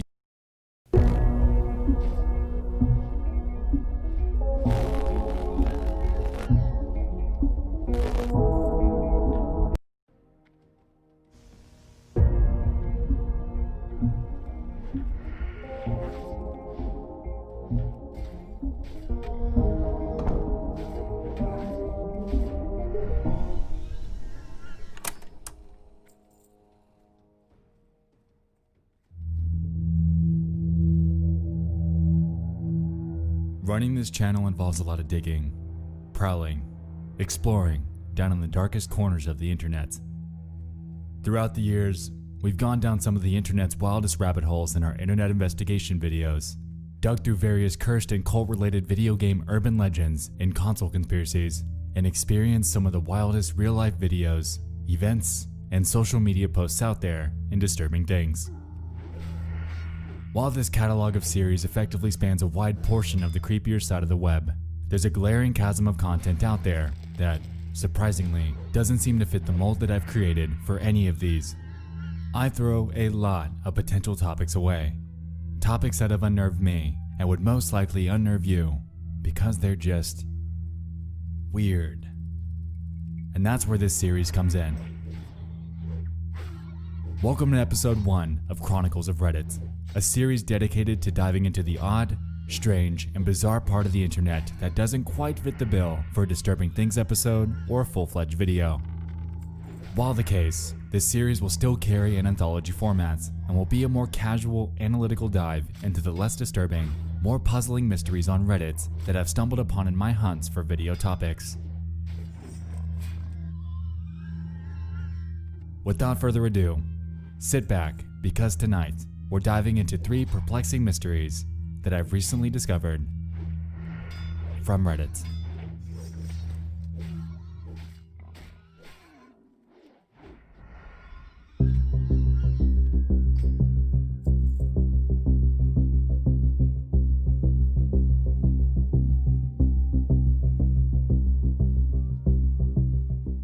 lead off on this series, I'd like to redirect your attention to the Too Afraid to Ask subreddit.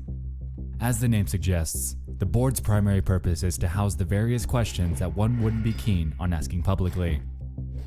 There's a user that visited there a few months ago by the name of Iceman Throwaway 123.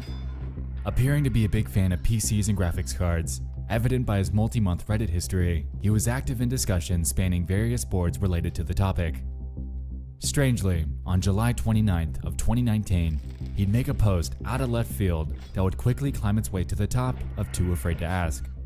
That morning, at 10:55 a.m., he'd submit it with the title, 12 mysterious and identical stores open on my street. What could be happening? It reads as follows.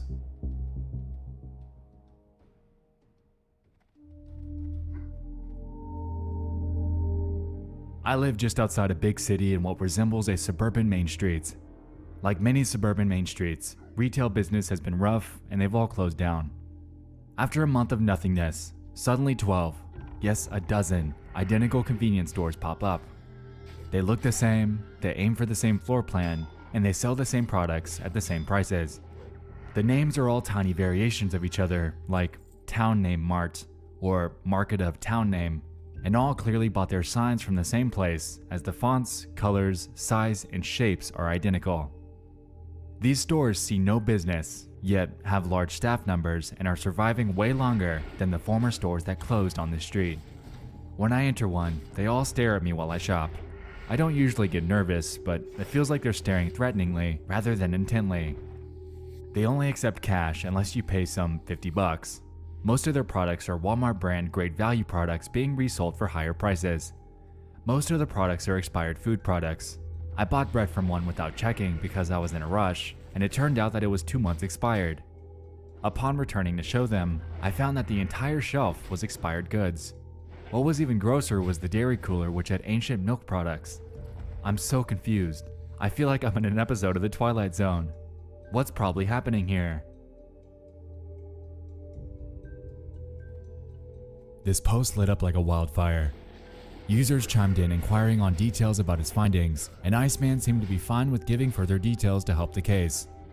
Strangely, though, he was extremely hesitant to share anything that would give investigators even the slightest clue at the state or region in which he lives, which threw a huge wrench in figuring this out.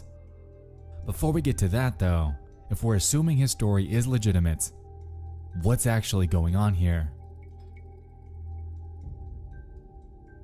In one of his many follow-up comments, Iceman claimed various things, such as the fact that, quote, all the stores have expired food and seem to refresh every few weeks. And also, the bread I bought was a nasty shade of green on the inside. It seemed, at least to me, that this could have been a front for some sort of money laundering scheme. It all appears to check out as well. Create what appears to be a legitimate business in hopes of circulating your cash flow and buy back into your own store. Considering that this is what OP considers an old town, they might have figured that people simply wouldn't question it. Regardless though, this is just one theory in and of itself. Another Redditor actually suggested something that might be even more plausible. The comment submitted by a user named Infier reads as follows. Food stamp fraud. It's not a good fit for money laundering. The last thing you'd want for money laundering is a business with traceable inventory. There's probably some organization that's buying food stamps or fraudulently getting EBT cards and using them to charge fake food at these stores. Now, considering that the food stamp black market is and has been on the rise, this could very well explain this. Buy food stamps for cash, less than their value, and charge them fully on the overpriced and expired goods at your store. Makes sense. So case closed, right? Well, I'd say so. However, there's one more layer to this that makes this entire situation a bit stranger. Let's back up for a second. Iceman Throwaway, contrary to his name, actually has an extensive multi-month post history like we mentioned prior. He was incredibly active on various PC and graphics card related subreddits. However, the last post he ever made was this one. As of today, he's completely gone. Vanished entirely from Reddit.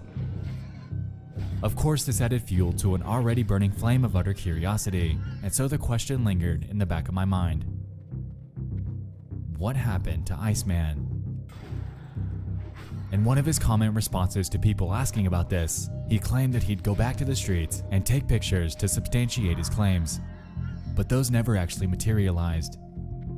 This ended up leading to two predominant theories. On one hand, some were conjecturing that he could have been caught taking photos and was possibly reprimanded or killed. On the other, though, many were shouting hoax. Personally, I'm led to believe the latter. While Iceman's sudden disappearance after making this post is suspect, at the end of the day, his name is Iceman Throwaway. For all we know, he could have easily started this account with the full intention of shutting it down at some point thereafter. And who knows, he could have simply wanted to go out with a bang, leaving his everlasting mark on the subreddit.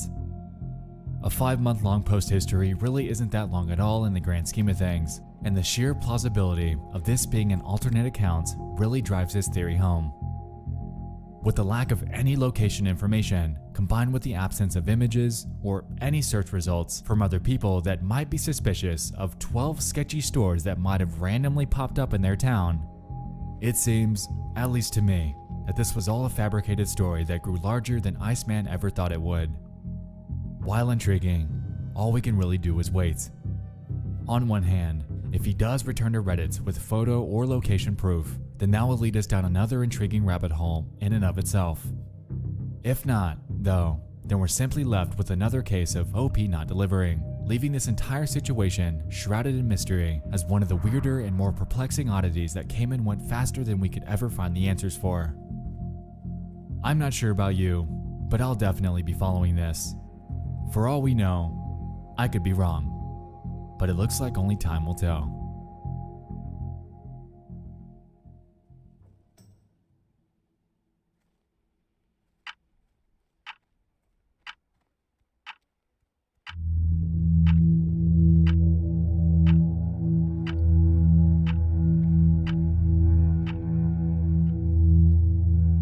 This next entry involves an odd situation that played out on the legal advice subreddit about 5 years ago. At about 6 a.m. on Tuesday, February 24th of 2015, a user by the name of Concerned Hubs would make a post with the title, "Need advice on talking to police regarding my wife." It reads the following. "My wife hasn't returned home since she went out shopping late Saturday. It's getting to the point where I should call the police to file a missing persons report. I'd like to be as helpful as possible when speaking to the cops, but I want to avoid triggering any suspicions about me. I hear a lot of stories of husbands being falsely accused when something happens. Should I only give them info in response to certain questions? Is there anything else I shouldn't bring up? I'm planning on contacting the police tomorrow morning. I can't postpone much longer as I'm getting messages asking about her, and I don't want to say anything to her friends or family until I file the report first. I now realize that I should have talked to her friends and family first, but at this point, I don't want to explain why I didn't file a report yet." And like gas on a flame, the comments blew up. "So where'd you hide her body? Seriously, just from this fucked up post, I think you killed her. There's absolutely nothing you can say or do to avoid triggering suspicion. You absolutely should call the cops. Don't do it tomorrow, do it right now. Unless your wife is in the habit of disappearing for days at a time, what the fuck are you thinking? If I last heard from mine Saturday, I'd be totally freaking out." Mods chimed in too. "This is, if true, one of the most fucked up posts I've ever seen on here, and that's really saying something. Your wife disappears for 48 hours and you have not yet contacted authorities, when most people would do it within a few hours. You haven't contacted her friends and family to ask if they've seen her or to let them know there's a problem. Even now, you plan to contact police tomorrow morning, waiting yet another 12 hours for no reason whatsoever. Before contacting police, however, your main concern is to avoid suspicion on yourself. You're asking about procedural questions for talking to police, when for all you know, your wife could be kidnapped, injured, or worse. You demonstrate no concern for her safety whatsoever, and only concern for yourself." I'm sure you get the picture by this point. This so-called plea for help was raising red flags left and right. Some even compared this situation to the plot of Gone Girl, as he appears to simply be putting on a front, acting like he's worried about his wife. But the thing is, he's 3 days too late. Remember how I told you that he posted this on a Tuesday? Yeah, he waited that long. And so he sends out comment after comment after comment, defending himself from the onslaught of responses that were grilling him for his inaction. Sorry, I'm a bit sensitive right now. I've never been charged with abusing my wife. I did not kill her. She's not dead. And a few hours later, he'd post an update. Update. It turns out that she left a note for me saying that she was leaving town for a while to spend time with an old friend, so there's no need to report her missing as of now. I'm going to have my wife's best friend make some calls to my wife's family and friends to let them know that she's okay. Now my first thought when I read this was that she really must be old-fashioned. With the advent of the modern smartphone having happened about 8 years prior, you would think that something as primitive as a note would be insufficient notice for your significant other taking some sort of random vacation out of nowhere. This single detail led me to question whether it actually exists or is simply a decoy to get people to calm down. This is further supported by the fact that he stated that she'd been missing since she, quote, went out shopping late Saturday night. You'd think that if this were the case and she decided to get up and leave from shopping on some sort of random vacation out of nowhere, a simple text message, a phone call, or anything for that matter would be a more effective way to give someone a heads up. But hey, to each their own. Regardless, though, according to the OP at least, she ended up being okay. Whether or not this was just a front to get people off his back or to allow the conversation to die down, this post and situation stands as a testament to the fact that if you act sketchy in an attempt at absolving yourself of suspicion, then suspicion just might find its way to you.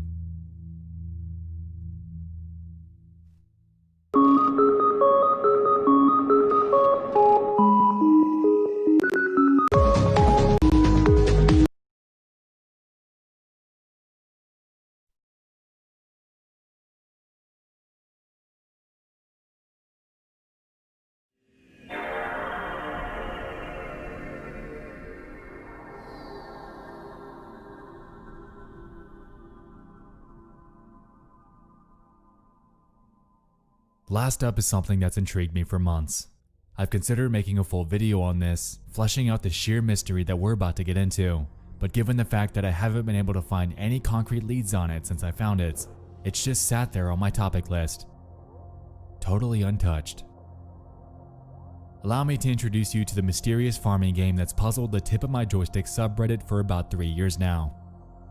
Tip of My Joystick, if you're unaware, is a play on the name of the Tip of My Tongue subreddits, which primarily focuses on hunting down the source of various things that people vaguely remember. Typically, someone will give a detail about something, and Redditors will jump in to suggest some answers as to what it could be. In April of 2016, a post was made by a user named Sparta213 who was inquiring on a video game that was, quote, kind of like Harvest Moon. It reads as follows. I know almost nothing about this game. All I can remember is that it's kind of like Harvest Moon, but with a dark twist. The game starts out. Hey. What's going on, Cortez? What up? Hello. This run underway.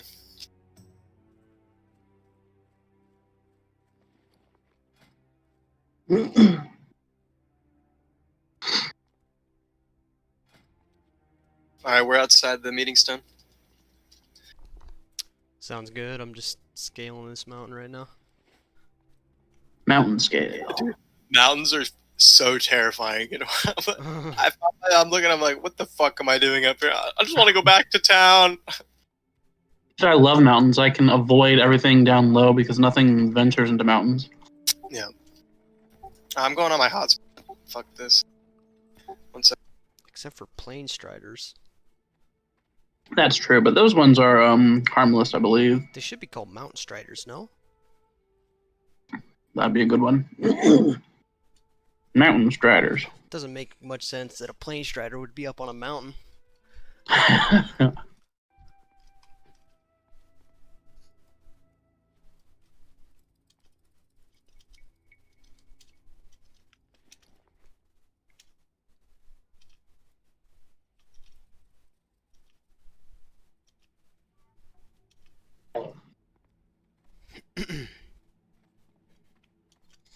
Alright, just dropping into the quest area. Sounds good. Oh yeah, let me share whatever quests I have. Dungeons. Sure.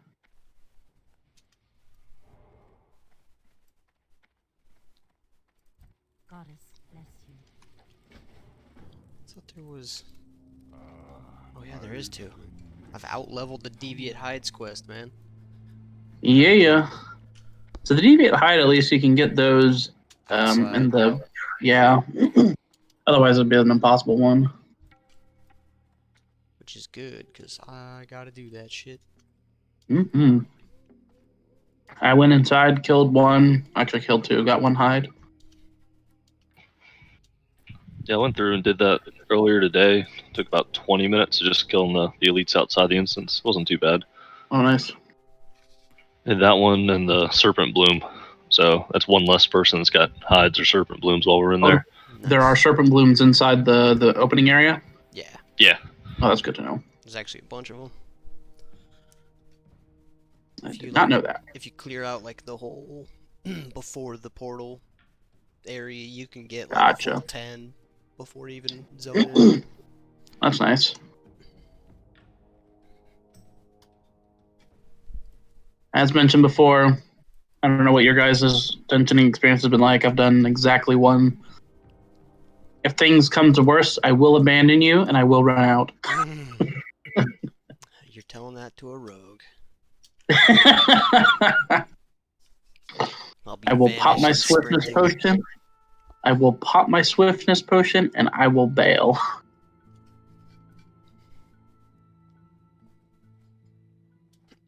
What happened to Slow Key? He should be right back. Okay. See here. Who's our healer? Neowolf. Still waiting for him.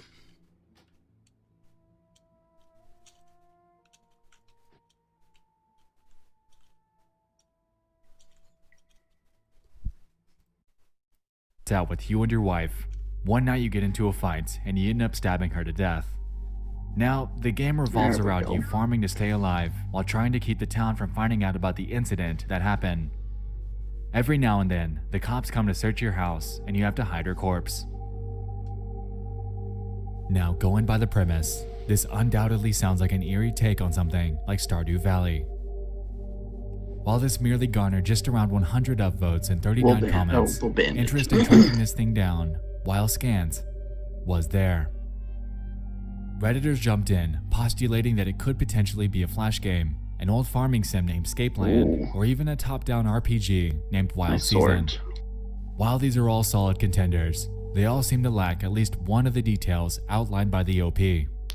For instance, Scapeland is a 3D farming sim that bears a mechanic centering on the police hunting you down at night. Agility. However, it lacks the grim killing your wife parts. Wild Season is a top-down pixelated farming RPG. However, it doesn't contain any sort of odd twist. And regarding Flash games, OP actually went forth to denounce it. Good to be here, guys. Edit. I have no recollection of what console this game was for or when it came out. I know that it was released after 2000. I know this is so vague, but it's really hard to remember something you forgot. Okay. Also, it had to be before mid to early 2015. Graphics were not 3D. I'm 100% sure it wasn't a browser game. Oh, are we all fucking trolls, dude? Let's go, dude. Let's go. I'll take the one on the right.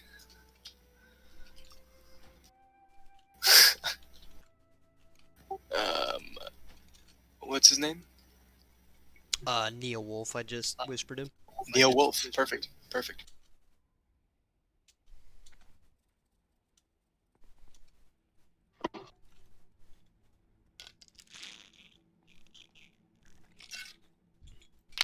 I'm gonna fill my water real quick.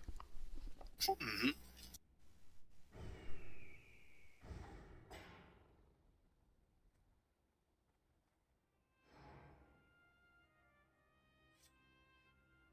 ever need long pulls, I have 41 range fireball. I guess we also have 100 too. So Sweet. Oh, can I get some food? nope.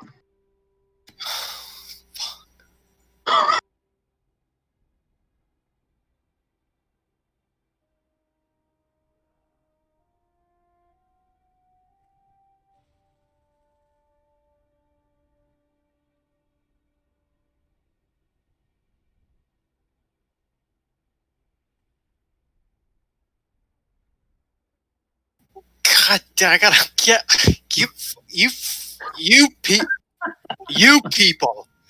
Yeah. I just gotta go to the butcher really quick.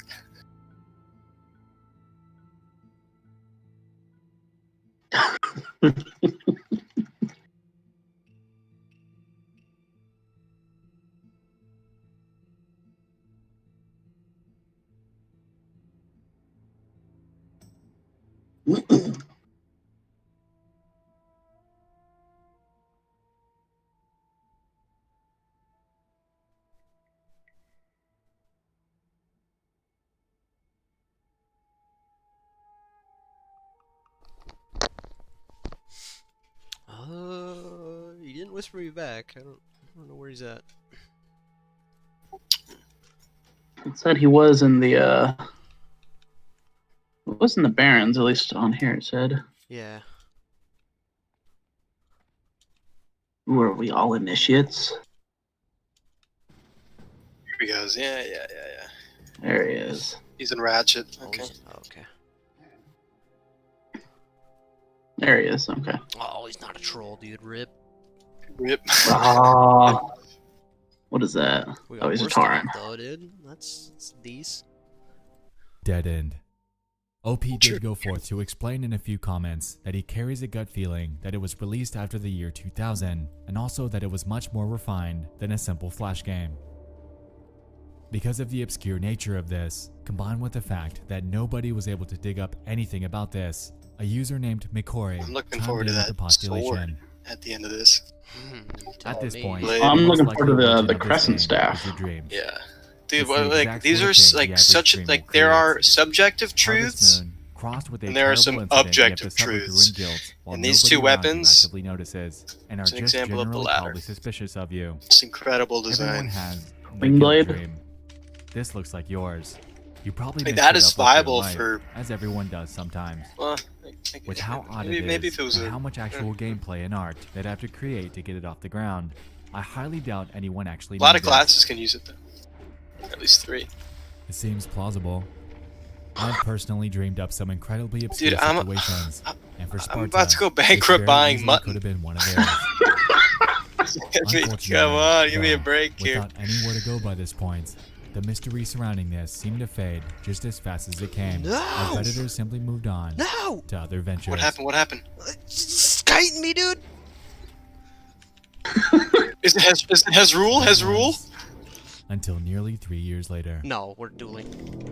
Oh, I just crit you Out so of freaking hard, absolutely dude. nowhere, on December 16th of 2018, a user named David Spade AMA jumped onto the board. to Hope post I the don't connect following again, dude. evil farming game. Oh my gosh, this has been a There wild was this game fight. I used to have Oh downloaded no, around forfeit range, 2006 what? before I upgraded my computer and lost it. Woo! It was a farming Stardew Valley style of game where you murder your wife and then you Oh, try to pretend you sticky killed glue. her. Oh, That's really Game. sticky glue. I should have Make done sure that no one way finds earlier. out you Oh killed shit, her. that was close. Somebody leash a wrangler real quick. Remember fishing Nope, up evidence of your wife's murder and then you pass out. Leash him and die and feign death. As you'd expect, people were quick to jump on the connection to the post from 3 years prior. Aw. What That's a some nice would name like to for a believe pet. was Chunk. simply a dream or a non-existent fragment of the Yeah, it's trying to get trying to get the charge off on you. You just wouldn't do it. Being entirely real. I freaking used my In a improved reply, sprint to linking get out his of post to the former. like your OP daze shot claims. or whatever, and ran right into the fucking trap, man. Oh wow. What's up, I Neo? thought it was a Yep, I saw. I could see the trap, and I was surprised at its range. Gameplay and weird I Yeah, cutscenes it's and like definitely if thought you I put like was a away from pixel in those It was things. downloaded off some shoddy I indie did not devs think I was running websites over that it, also but had a ton apparently I of did. graphic live leak style videos to download. The name was so out there that I can't think of what it was. It might have started with. I see Alliance out here. Like, and then what are kept you going, doing? But that might have been another site. What are you doing? You I'm live like, away from home, boy. Can't wait to run Dead Mines because I'm gonna do that. Dude, let's do Dead Mines at 25 and then follow it up with a Shadowfang Keep. Game that That'd be awesome. Kind of like a little between tilt-a-war. 2000 and 2016. I think it would be worth the it. prior OP claimed that it was a console release. Dead and not a Mines is PC probably game. more worth it But than here, fucking we have this new Wailing OP Caverns. claiming that he found it on a If you get shoddy good indie drops, dev's it's website. like if you get that the yeah, hammer like a good Dead Mines. Oh my Yeah, god, yeah, yeah. oh my god. Oh yeah, if you get the rare with that sweet shield that he drops. Contradictory, which throws another There's a obstacle lot of good in shit our that drops in there. investigation. And that Taskmaster axe In is an actually edit, insane he jumps for back in to orcs. explain that it also wasn't a kid's game, wasn't from RPG Maker, and reinforced the fact that Yeah, he got that- it off an indie dev's website. Cape too. The Cape of the Brotherhood better than Furthermore, the he gave a glowing detail lizard cape. explaining that in each day in the game, Emberstone the days would staff. pop You up, have that till and also, fucking one of 40. the characters was quote. Oh an old yeah. dude with the white beard. So we're getting the or I'll be getting the crescent staff with this. Yeah, Heights, Cress's staff is good. Moirai, I mean, Lake they're good. both awesome. But I think Wailing, Unfortunately, actually, at least I don't know according what's to the easier to get OP, to. Dead Mines is none of super these are close. But I think it's Personally, like the. I found that the closest How do we place out of get all there? Lions Like, we getting have to Booty to- Bay. While not a dedicated farming game outright, it Ugh, centers on get- the main see, the character problem is being getting thrown to into a Dead pixelated Mines. farm. Your main task involves tracking down a missing You woman have to in some nearby caves. go and south after and finding her, Silverpine. you're left to either You kill can her ask or a get 60 help. while he's The game was actually connected Like, to you can't online ask servers, anybody. and when you're asked questions by a But blooded if he's farmer getting inside the ZG cave, buff, we just your follow him. responses would pop up in a playthrough for whoever plays the game after you. Oh, that's right, Booty Bay. Oh, I forgot. I forgot that OP Booty could Bay be is mixing things Ratchet. up here, That's how we get under there. the Okay. presumption that in this game, you kill your Can you wife, swim without possibly getting attributed to killed? the See, that's fact the that the person problem. that played it before Because I mean, if there aren't a lot of stuff in the water, I'll have to check this out on another character to see. So I How did many it things on are- I did it on my druid. You just gotta Uh-huh. swim way far out. We made the Okay. mistake of that's just so kinda going fucking. That close. stresses me out, dude. It's easy, man. Like the Murlocs, they don't swim is the thing. They only swim like 10 meters above the floor of the ocean, right? Oh, Oh, God, okay. but they're down there though. They're like. They're so far though. They're literally so far. Once you get like way far out in the water and you're swimming over there, you'll realize there's no fucking chance. So do you want to get in on the Dead Mines run when we do it? Oh hells yeah, dude.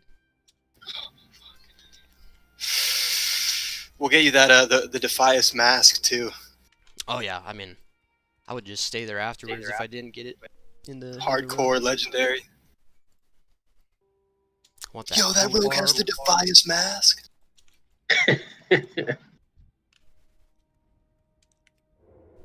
Yo, okay. Gank this hunter.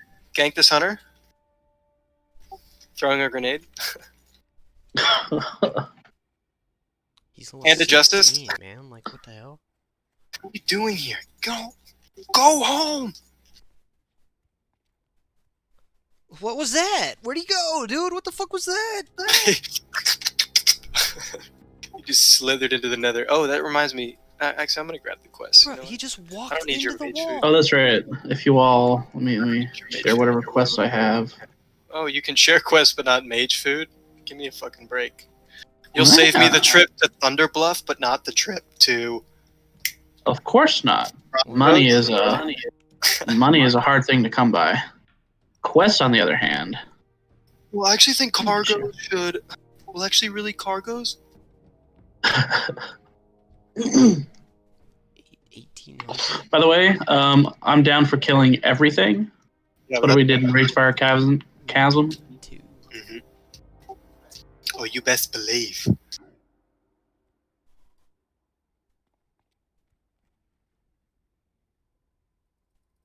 Okay, I have 5 quests, right? So I have one, There's two, 6 quests. 6 quests. 6. Which one do you not have? Trouble with the docks? Oh, trouble at the docks. Can you share that with me, baby? You don't have the trouble, dude? Too far away. Neps has completed Where that shit. are you? No, at the other troll. The other troll. Oh, you're already No, on Slowkey, here, Slowkey. Yeah, thank you. There Easy, it is. dude. You got it. Okay. We're just waiting for Neo. Neo, do you have Ghost Wolf form? See. Yeah, I'm on my way. Dope. Okay, He hopped in here. Dope. Sweet. Make sure you grab water, man. That's like Yeah, the I had to fucking run worst back and fear. get it. Yeah, dude, Aviso's super stingy with the water. We can't peer pressure him. Dude, just corrupt your VOD. Just corrupt your VOD. Well, when I did Ragefire Chasm, it was really funny because we were talking about something beforehand, just indicating it was hardcore mode, and then like a pull or two in, the priest was like, "Can I get some water?" I'm like, "I don't think we can do that." He's like, "Oh, that's right. I forgot what we were doing."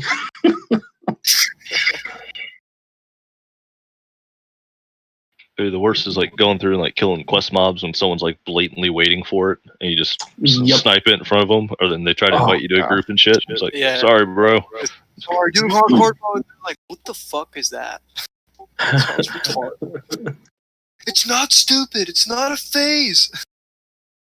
I left my raiding guild. It beats the hell out of farming for fucking raid every day of the week. Oh no. Yeah, I still do it, but Second week of AQ was like raid every day. I'm like, I can't do this. it's like AQ40 and then 20 and then ZG and then Yeah, it was PWL, miserable. It was like MC, 5 out of 6 nights. Like I can't keep doing this. Yeah, here? it's miserable. Oh, we going. So let's farm the outside too to get as much deviant hides as possible. Yeah, I think we just go like we just clear both need little side things, right?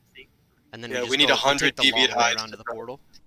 Yeah, and there might be the Bohan might be he's a rare that drops his axe. Oh really? And Really Serpent fast Bloom. 2 attacks. And then yeah, the Oh, Serpent here's Bloom. Mad Meglish right here, dude.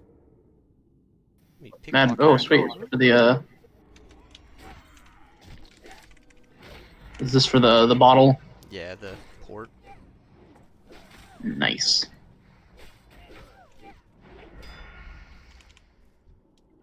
Nice. Sweet.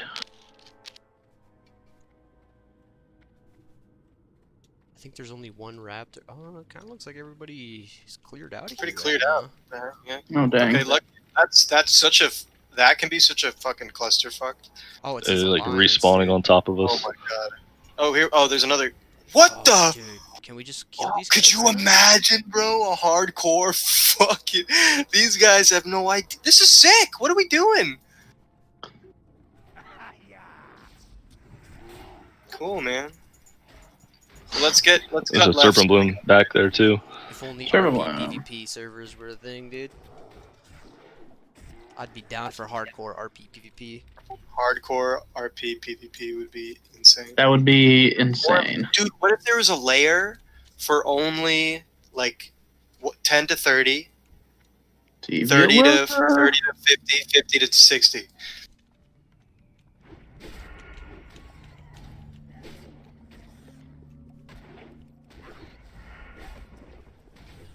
Oh, that's right. These things have the essence.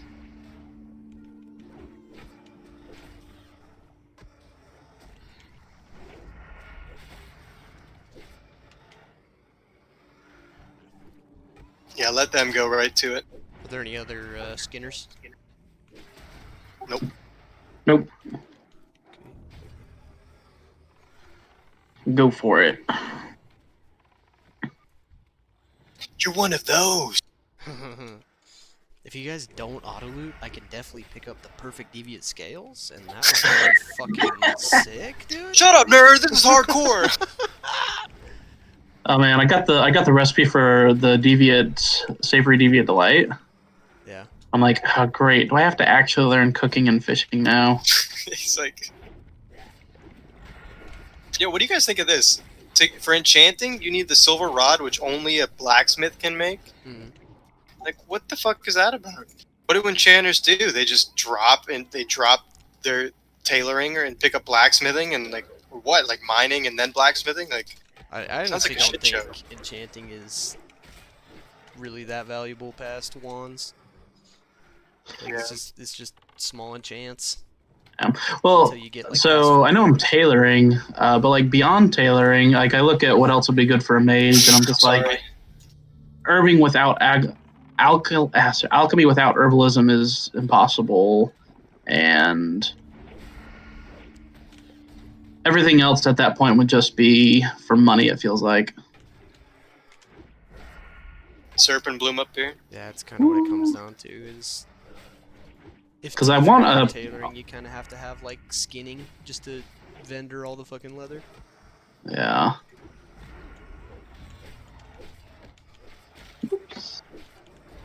Where's that serpent bloom? Where did I pop it? It's right up here. Here it is.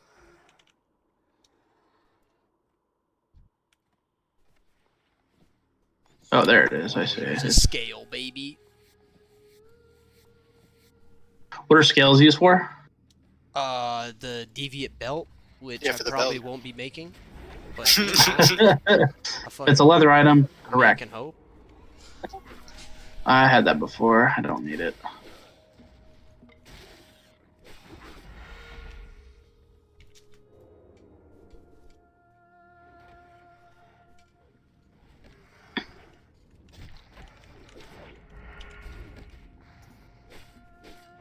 I'll let you guys man up. After this pull.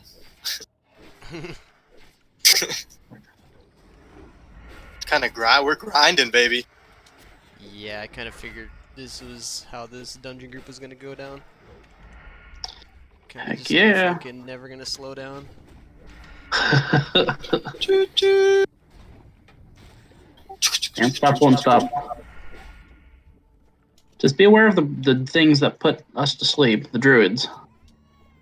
Oh, I'll be fucking cap wearing their ass, dude.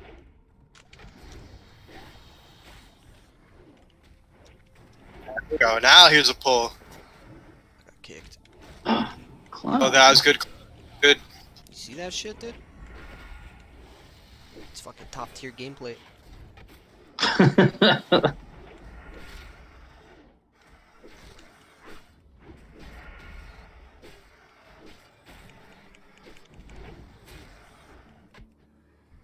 Come on, DV Tide. There we I don't go. think he's here. Number 3. I think he's. I don't think the rare is here. Is he a swimming guy? Well, he's a night elf. Bow on. Oh, what the fuck? I don't think I've ever seen him then. Yeah, he's just like a wayward druid. I thought there was. He's like, where the fuck am I? Oh, there is a fucking rare in here. Trigor the Lasher. What the fuck is this guy? Look at that big old fucking boy over there. Ooh. Ooh. Yeah, I knew there was something big in the water sometimes. Ooh, baby, I like that. I like the look of that.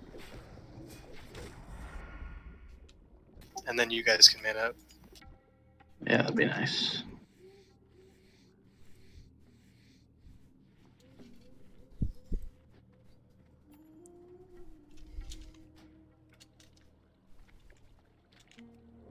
Probably want to kill this one right underneath us first.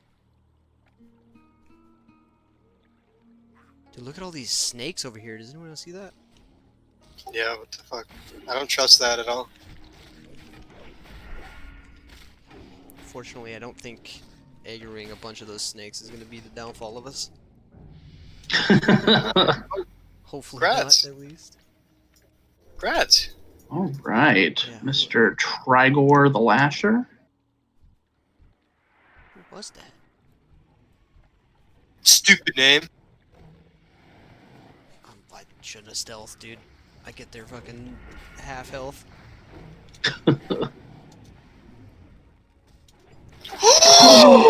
What is that? Snap. Oh my god! Ah! Oh, that's nice, dude. Oh my god! Oh, nice. I'll pass on everything. I'll pass on everything, I promise. I think that's a warrior thing, dude, right there. That is just so hot. Oh, wow. Go for it. Yeah, it dropped. Ma, get the camera. Ma, get the camera. Wow, what's my axe skill? I'm kidding. Okay, Looks like I'm going in at 0, baby. Target. Oh, you got some poisons?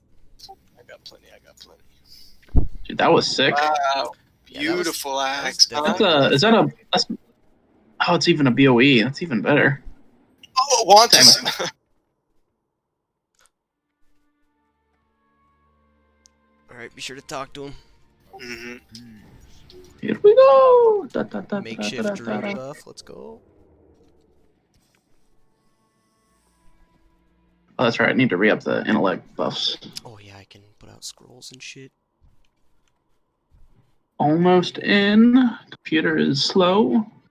Let me hit this fucking guy with the gosh dang int right here. Oh, more powerful Oh my spell. gosh. Get out of here. Can do a computer. There we go. Oh, whoa. Thank you. Whoa. Got you. Oh wait, I can do this. Oh hell yeah, dude. Oh hell yeah. You like that? You like that? You like that? How about that? Huh? Oh yeah, you like that? I like it. Ooh, I'll even cap it off with a little protection. All right. Jeez. Maxing my stamina. Oh, buff food. Can't forget buff food. Yeah. Used a scroll, buffed with food. Life is great. Going. 600 health mage. Heck yeah.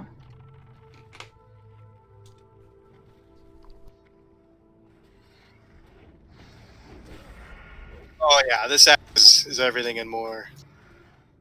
So these raptors, dude, we gotta be careful. I suggest we kill the raptors up here. Yeah, we pull all of them back. Pull them all back. Oh, okay. Oh yeah, They reach across. So I do have access to Blizzard and That's a better tanking belt Frost for me. Nova, Flame Strike, all the things. If we ever need it, just let me know. Or put a moon up on anything you want sheeped. So I believe I can sheep these. Yeah. I'm gonna put. I have square keybound. Okay, square. so I'm I will sheep squares if you ever mark them.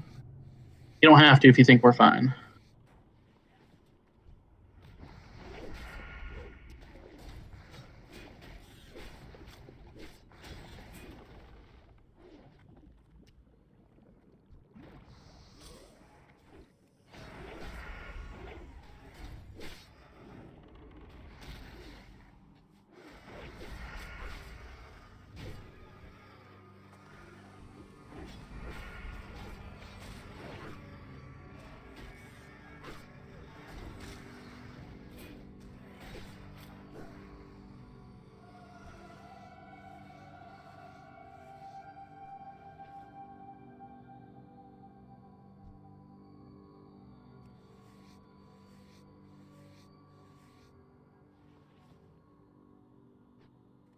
Okay. Now here we go. We got a pat here. These are the ones that we definitely want to pull back. These are the problem raptors.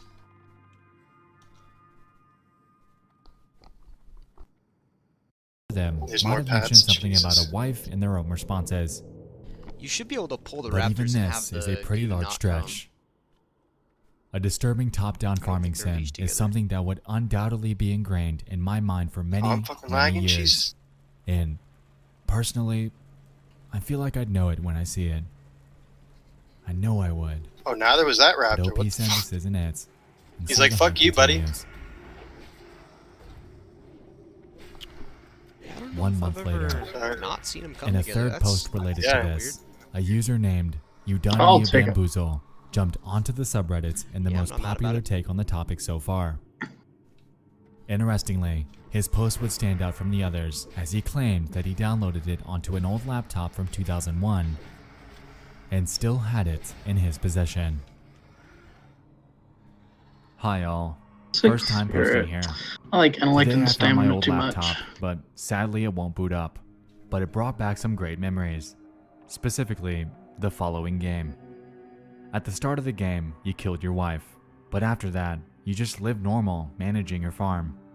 However, it had a twist. Nice The druid. police could come at any time and find the body, so you had to constantly be wary and move it. These are the guys. The laptop was built in 2001, and I bought a new one in 2003, so it would have been between that time. What's so nice about Hunter It Pets wasn't that a they browser eat game. and like I think I may have gotten it 99% from of those uTorrent, sleeps. but I can't remember. Oh, they to be do? honest. Yeah. That's nice. I'll say Ladies 90%. and gentlemen, we finally had a lead.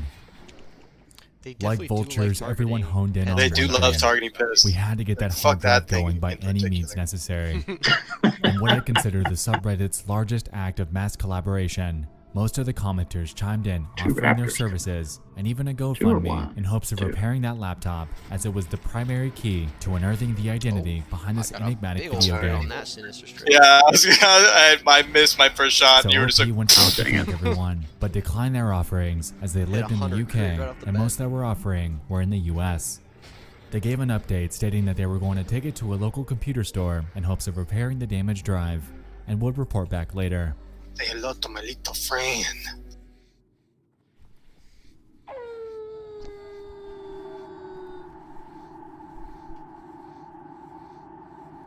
Oh, Crash 2, baby. I'm gonna grab Crash because I'm a fucking god. The comment section becomes Let's flooded do with this. intermittent Ready? reminder Big pull. posts, and everyone eagerly sat, Big pull, awaiting the two things. consensus on whether or not he'd get it working. Dude, Raptor's dead. Final edits. Sad news. Crash next. The laptop is buggered. The moisture of the storage I placed it in has ruined it all. I'm sorry, was that too Any easy final for you? suggestions? Others Yeah, could I get a suggested side of professional salami? data recovery. OP was willing. We're just pulling all the crocs, dude. Edit cubed. I'm retrieving quotes from professional data recovery firms. Do it. And then Yeah, I'm down. Oh, update. the shield didn't The drive. platter of the hard drive was damp. Oh, and who it's could have been saw that deemed coming? unrecoverable. it I'm should really be the sorry white to have sheet built still. hopes up. Yep. Yeah. And just like that, brick wall. Again. And that's where it's sat to this day. Ooh, deviant hide. Can't complain. While the mystery of the lost farming game is currently lost More on eager deviant investigators hide? that have yearned for even a shred of an answer, the hunt has been exciting. I'm 5 Well, out don't- of Whether 6 or in not the this essences. disturbing pixelated Harvest Moon Oh my free gosh, wife I have killing zero. non-rice farming game ever comes to light Yeah, I'm is at to be zero, seen. too. But one thing's for sure. Okay, we're gonna pull these Raptors I believe still it's back. out there. Okay. An indie game hosted on a shoddy website seems like something not that far out of the ordinary. While seemingly only discovered boss by an yet? extremely narrow niche of players, No. we can only wait Yeah, she's gotta be and up top hope somewhere. that someone out there comes forth with any sort of lead. A hard drive, a website, a key Oh, hidden this is the inside a fucking detail, thing right here, so we boys. can finally discover what this game actually was. I get shoulders finally. Oh If my you're God. watching this, and this sounds familiar to you, please get in contact. Post in tip on my joystick, post in my subreddits, anything. Let's put this mystery to bed. As we can see, Reddit holds a wide variety of curious oddities that span a plethora of Sorry. various subreddits. Can you guys hear me? And tonight, Yeah. Yep. we've dug through 3 of them. Gosh, this is fucking internet. I'm engineering. I could actually use that if anybody needs it. If anybody doesn't mind. Yeah, I could use it as well to make the next set of goggles. Oh, okay. Oh, perfect. Congrats. Oh.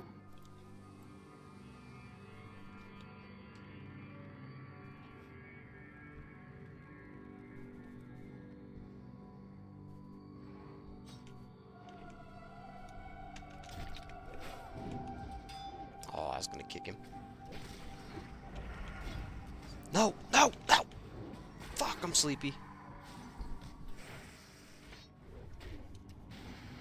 Oh shit. He's screeching? No? Oh, yeah. Okay, great. Congrats. Dude, dinging while asleep? That's the fucking play right there. Next level plays. And my shoulders are fucking cold no longer. Oh. Let's go. Like, just a white shoulder, gray shoulder. Nah, they're green. Oh my gosh. Hell yeah. I literally found probably about 15 pairs of like gray or white male shoulders. Oh my gosh. And yeah, no cloth, no leather. And then got Ah. these for my fucking war effort, dude. Like, thanks, game. Thanks. Jeez, oh my gosh. Thanks, game.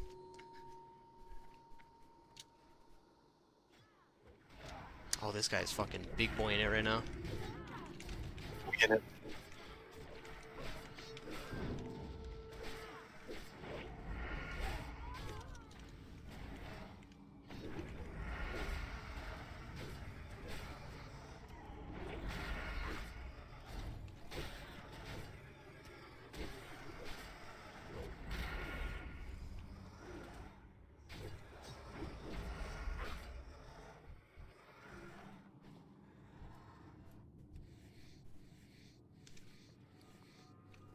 pulled a crocodile like a fucking spaz. Wait, you did? Yeah, I don't know why.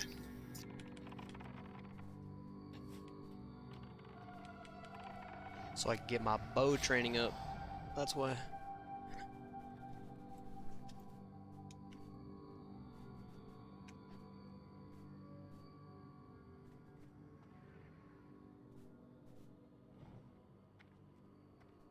I'm still in combat with something. Is it an errant snake? Oh, it might be a snake. Oh, there. A snake. Oh fuck! Is it you over there, snake? Snooper snake? Oh wait, no, it's of the owl. Intellect spirit. Snake? Is it you, snake? Whatever. You should just vanish. I don't see. I should, but you know, flash powder. Sounds like a you problem, Cortez. Yeah, that's not. Snake. Where are you all? Snickety snake. Is this one right here? Fuck! I should just look. Oh, he is. Look at him. Look at him. He's the snake. He's slithering fast, dude. Did that work? Damn it! I already fucking vanished, so I don't know if it worked, but it probably did. What's vanish's cooldown? 3 minutes. 5 minutes. Shut up! Just shut up! Sorry. Whoop. I almost let get loose with a fireball there. 3 minutes with a talent, right? Oh, there might be a talent. Yeah, in the subtlety tree. Definitely not subtlety.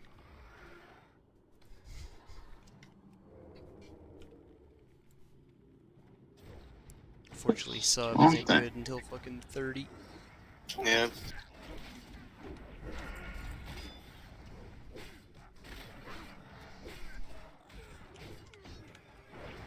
Let's have the raptors die on each other.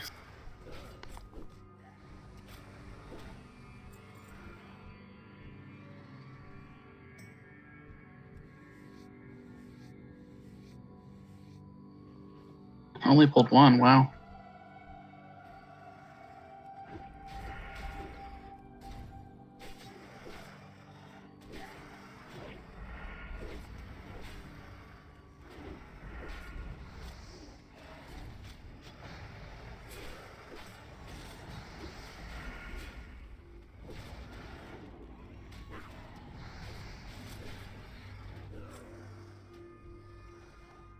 Need more hides.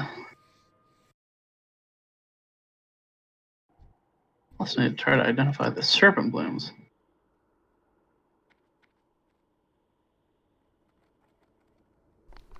Our tank may be going a little AWOL right now.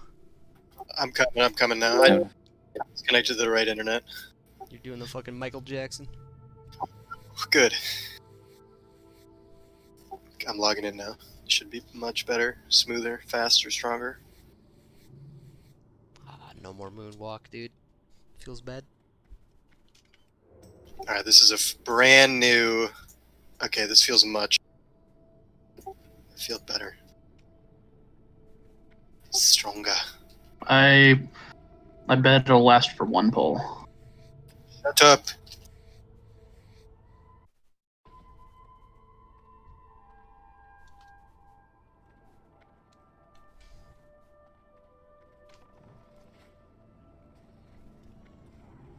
Oh! Calm. Wait for it. Calm. It's all good. It's all good. Retaliation, baby. Oh yeah, dude. Pull it back though, so the other friends don't come. Yep. Nice. That was fun, huh? That's fucking hardcore, dude. Woo. That's fucking hardcore. It was only terrifying for the fucking whole time, but...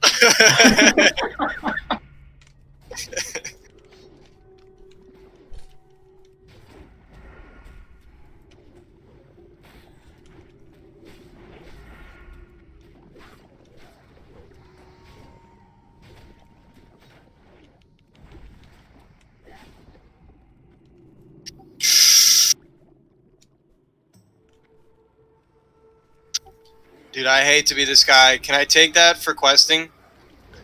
I don't mind.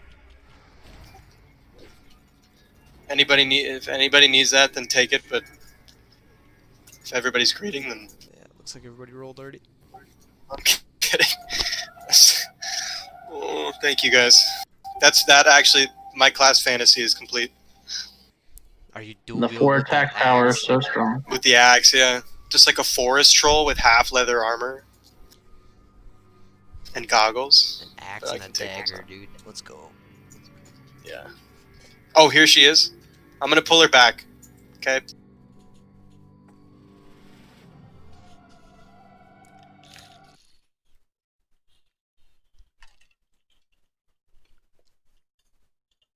Actually, yeah. Just polymorph that motherfucker. Okay.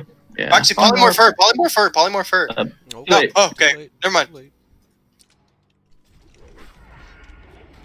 We'll delete her quick enough. No way! I interrupted. I didn't have enough energy. Boy, this shit's long as hell, man. Oh, broke it. Easy every time. Sure to get that gem. Oh, good fucking call, dude. Oh my god. Serpent shoulder. Oh my god, thank you. Serpent shoulders. Okay, you should pass those out to somebody. Is that something that that's...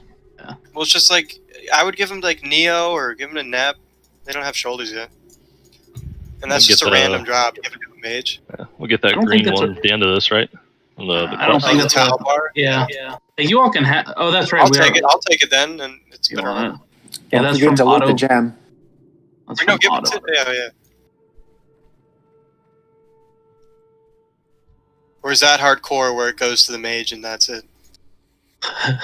That's an auto loot dealio. Because I was thinking like, oh yeah, if anything is there, it'll say. Yeah, I don't think like trading like boss white items is a huge deal. No. Or if like someone auto loots a chest or something like. Exactly. I don't think it's that big of a deal if you trade. Dude, those that's items. hardcore. I'm sure some people would fucking freak the fuck out, man. Ninja looting is hardcore, dude. Yeah. I'm only doing this for the validation. It's like, shut the fuck up. Dude, is that an upgrade for me? Are you shitting me right now? I hate to be that guy, guys. That's kind of an upgrade for me. Go for it. Well, you're the only one who can use it, so. Yeah. Well, I mean, what about Neo, right? What does Neo have? Oh, mine's better. Neo has 4 intellect. You got a great one. What the fuck? Wait, shamans can use shields? Oh, Yeah. Wake up, Viso. This is what happens when you only play Alliance. You have no idea what shamans can and can't do. I just assumed shamans were like, I don't know. Paladins? Similar to paladins, but they're different enough because people are always like, oh, they're not paladins. Druids without forms. Druids without forms, exactly. Except that they can't they shapeshift? Into a ghost to a wolf, wolf. kinda. Just Ghost Wolf, and that's outside only.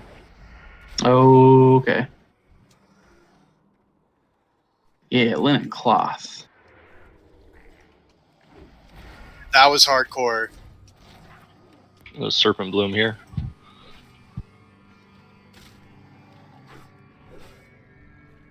There she be. But my other one looked so much cooler, dude. What the fuck am I talking about? This is fucking hardcore, baby.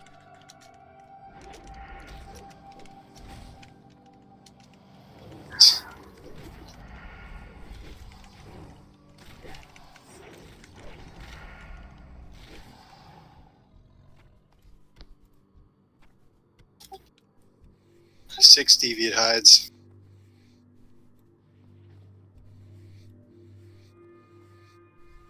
Yeah, I have a feeling I'm gonna be farming outside for a minute. Yep. Definitely. Yeah, we can definitely hit another round of it. Good thing I'm a rogue and can just solo that shit super easy. Fortunately, I've killed 1200 XP rares, so like I'm pretty sure I can take them on. Shouldn't be too terribly hard. More than one though, that's the difficulty. Yeah. I did it on my 23 druid. I farmed like 10 hides outside, just solo. Oh, nice. And I could take like 2 mobs at a time. Oh, nice. Just go bear Did your druid die? just, I mean, 29. I can take I was pissed, man. 2 on with like air quotes just by sheeping one of them.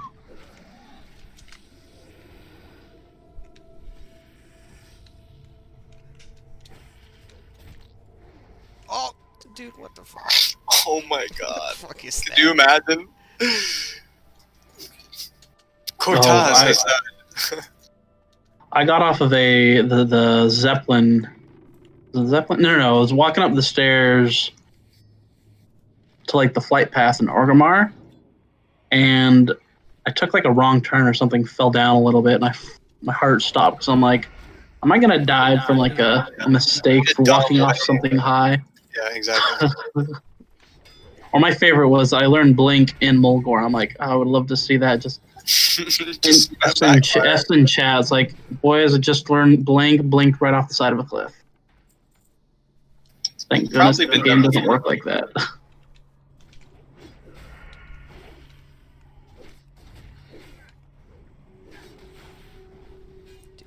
Fucking cat sleep, man. Psych! You saw I know you! I knew it was coming, dude. Read this guy like a book.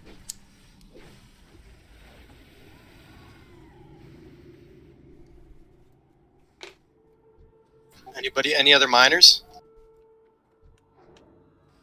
Cool. The only time you ever want to hear crickets. Yeah. That'd be a funny special. Anybody else the thing that I am? Nope. Excellent.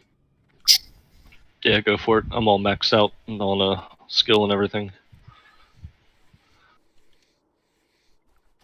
Capiche? Oh, yeah, 1 second. Oh, you want me to fucking zap it? Oh, no, never mind. Alright, let's do this.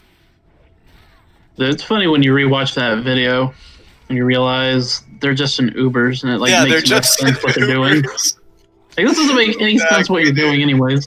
I'm like, wait, there's 2 mobs between you. Intimidating shout, like you're trying to chase them away into other eggs? They totally dramatize it, but like... Yeah. Well, I've heard it was a reenactment of something else that had actually happened. They were trying to do the like the flame bot, the flame boss, Soulcar flame wreath or something. Yeah. And He's like, does anybody need this? He's like, oh yeah, he needs the shoulders. I'm like, oh yeah, this the guy, devout shoulders. the devout shoulders, like they're not even good. They're actually. That's not this at all. They're horrible. That's all they could do though. Like that was a raid. So sick. Everybody in full tier 0.5. Yep. All for that, dude. All for that. All for that. Did we skip this boss or? I think Leroy needs some full shoulders for healing. Jesus Christ. All right, I'll go in. The end as well. Okay, can you give us a number crunch? It's like, yeah, I can have us at a 32.33, repeating, of course. Chance of survival. I hope you enjoyed this. Isn't the follow-up of that's better than what we normally do. I'm like, oh my gosh, you guys must be terrible. That's better. And intriguing mysteries. Absolutely send them my way. Could you imagine when Vanilla first came out? Like you needed like Uber's progression. Like you need to go back to Uber's a few times for that quest. I'll see you in the next one. I love you all. And if you can't get through the whole, I mean, it's just fucking tough. Like we've done that dungeon so many times, and it's like anything can go wrong. I've jumped off that ledge, so I've been kicked off that edge so many times. There's the part of me that wants to try the what do you call it? Doing like a raid and only greens, doing MC and only greens. Yeah, dude, that'd be sick. Oh, I got excited.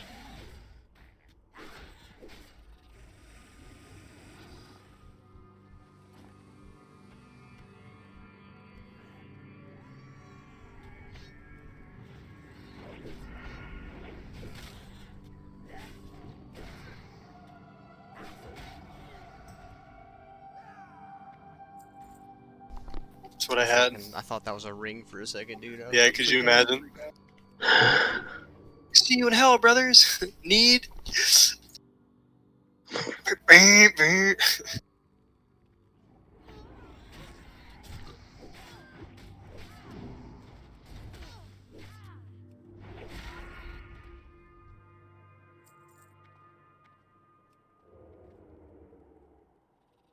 Ooh, a chest.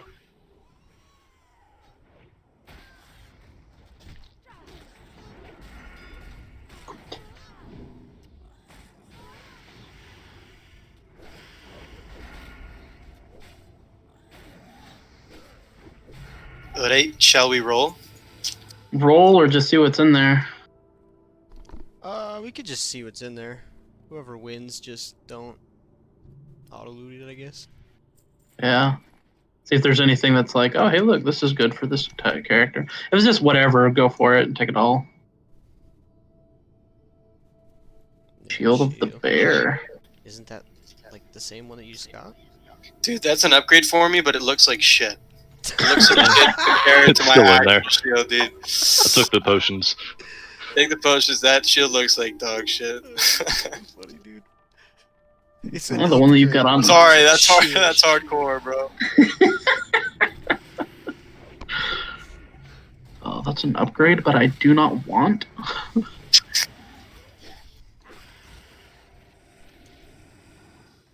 This was my father's shield, and his father's before him. We're gonna get another druid here. Can we get a sheep on it? 1 second, 1 second.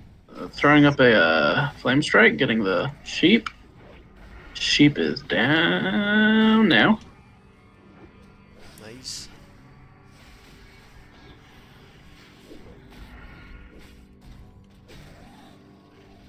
Target is dead, never got it off.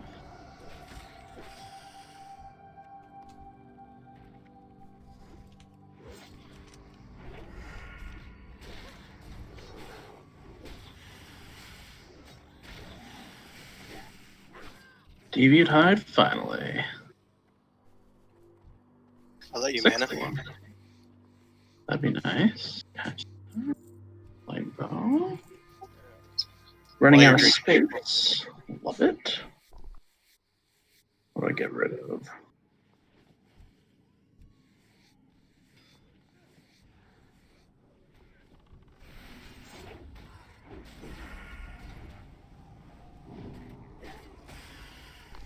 Dude, they are definitely not targeting the pig this time.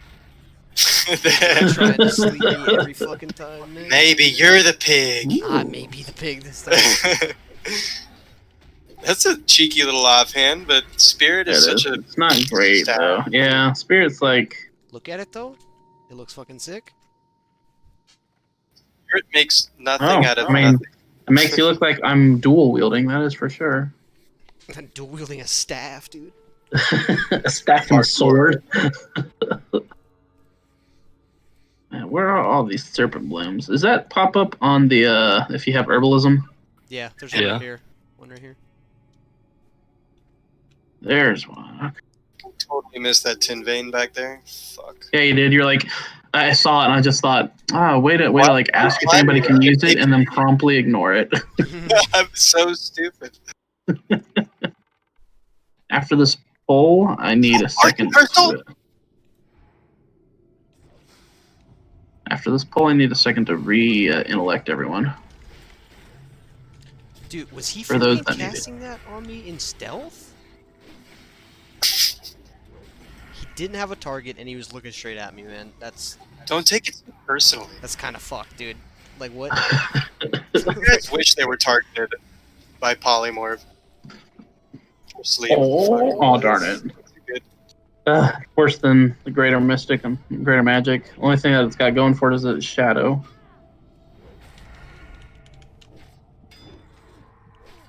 Yup, I let Chunk eat that one. The only thing you ever... Yeah, sorry, Chunk. The fucking sleepy boy over there. He ate too much. He a fat little piggy. There, piggy. What else Hey, Miss Piggy. Oh man, I might have to stop scanning.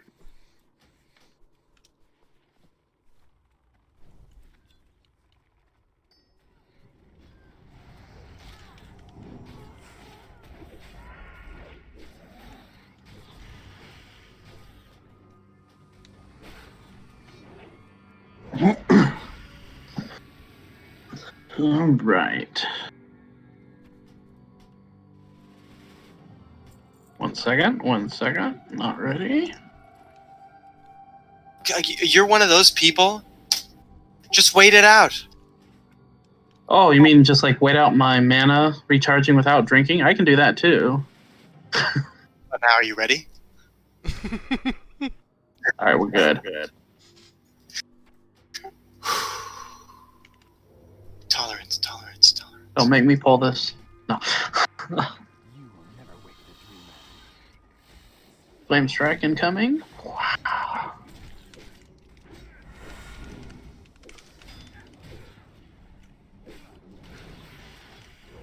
Yeah, this is a sick fight. He's fat.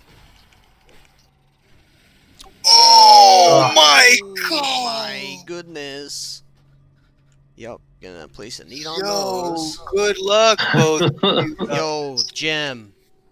Most Gem, importantly, pick the gem up. Wow, what a fantastic drop. Congrats. Yeah, that's actually huge. Best of luck. May the best troll win. Congrats. Woo! Big congrats. Congrats, Cortez. That's sick. Aren't those, Cortez, like, why are you very harping? nice Gotta just fucking spam that and gill real quick. Dude, somebody just fucking died, you asshole. I don't care, dude. Look at my loot! It's like some guy is just smashing his head against the wall, and you're just like, The pants! Oh, and they look so sick, dude. Probably Biss looking pants? Ooh, what do they look like? I need to check. Right? You never seen Lady in a Fang pants, dude? What? No. Look like fucking clown pants. you look like a fucking clown, Cortez. Get the fuck out of here. I look great, bro. What the fuck? So far, all the characters that I play, I'm either wearing cloth or plate. There is no in between. I wear a dress, or I wear a dress. I wear a dress or I wear an armored dress. I'm following you for a second, Neo. I'm gonna take a piss. All right.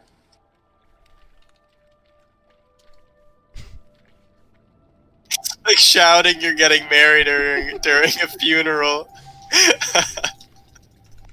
A great drop, though. Congrats.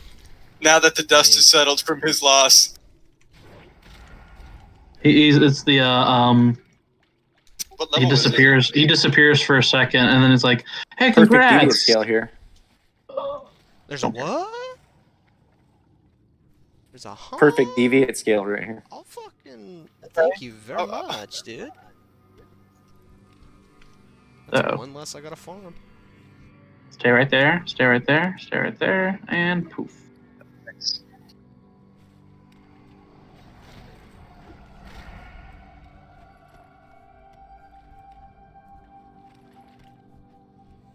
Inventory is full. What do I need to get rid of?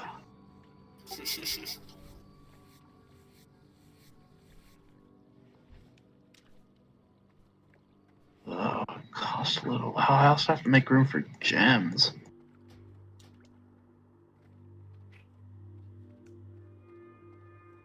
It's okay, Nep. I think Venom Strike will drop this run. There's some Dude, there's we some can hope. sugar and blooms along the left wall right here. Oh Just my only some. gosh. Yeah.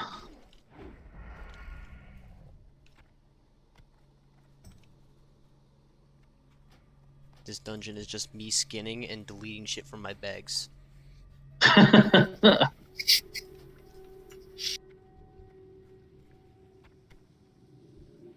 Oh, I have to get rid of so much stuff, it feels like. Ugh. Oh, I can convert Pull that him, pull to him. Don't be shy. Don't be shy. Yeah. I wanted to be that guy. No, I trust you. We got a connection. We're hardcore, baby.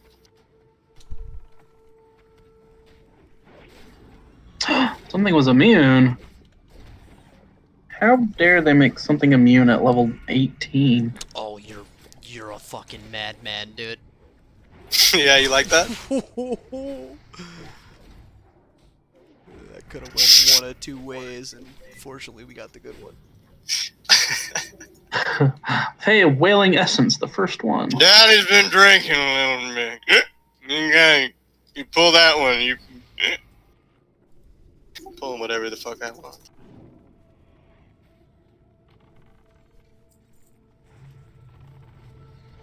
Ah, Scheisse!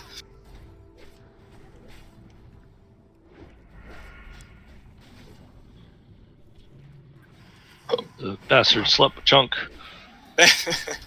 No, chunk. I'm not pulling. Poor chunk. He's sleeping in the logs, dude. You like the logs, Chunk? Oh,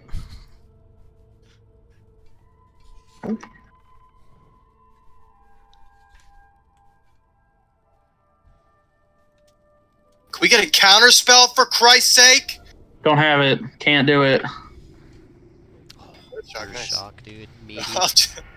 Doesn't exist as far as I'm concerned. Ow. Alright, dude. Cast that slumber, I fucking dare ya.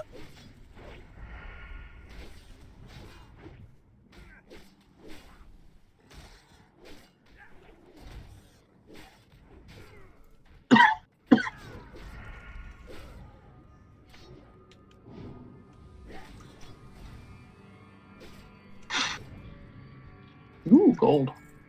I mean gold. I missed loot. Silver. 10 copper, dude, worth. Totes worth.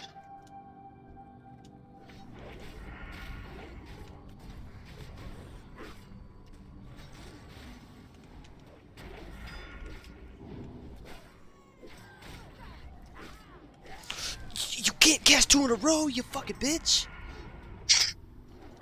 That's fucking cheating, man. Watch me, Oh gosh. Of the eagle, I would love to see something like that. And cloth. Those are decent for That's pretty good for Neo. Yeah, Neo. Congrats. Yeah, thanks. I don't know about you, Viso. Okay. You know. I've needed about I'm 80% of the loot in this dungeon. It's my value. I've seen like no good cloth. I'm like, you know what? It's bound to show up, surely, right? Right? Surely. Don't call me Shirley, though. Surely. You can call me Shirley. You can pull my hair, too. Whoa, dude. Whoa, stop. Oh my gosh. Here I am trying to deal damage and tank can't hold threat. Ugh. Oh my god. You know, it's fine. I've been triggered in the past. I know what it feels like. Ooh, silver. Ooh, piece of candy. A banana. Don't care. Sheet dummy thick. Okay, we just gotta burst. What the fuck? Cortaz, you wanna die? Yeah, dude. Don't worry, I have Arcane Explosion. Death wish. Lashers, man. Gotta take them out. Wailing Caverns Lasher Farm? Let me know if you see any other serpent blooms along the way. We still need a ton. Never mind. I don't mind not getting it. It's a cloth reward anyway. Cloth reward. I think it's 3 spirit gloves or some Yeah, shit. you're barking up that's the wrong great. tree, brother. I just want it for the experience, to be honest. You're gonna get fucking kicked. Pew! Pew!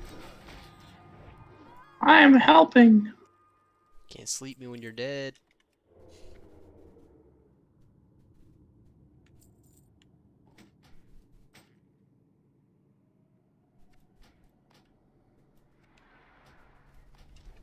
Last Shambler.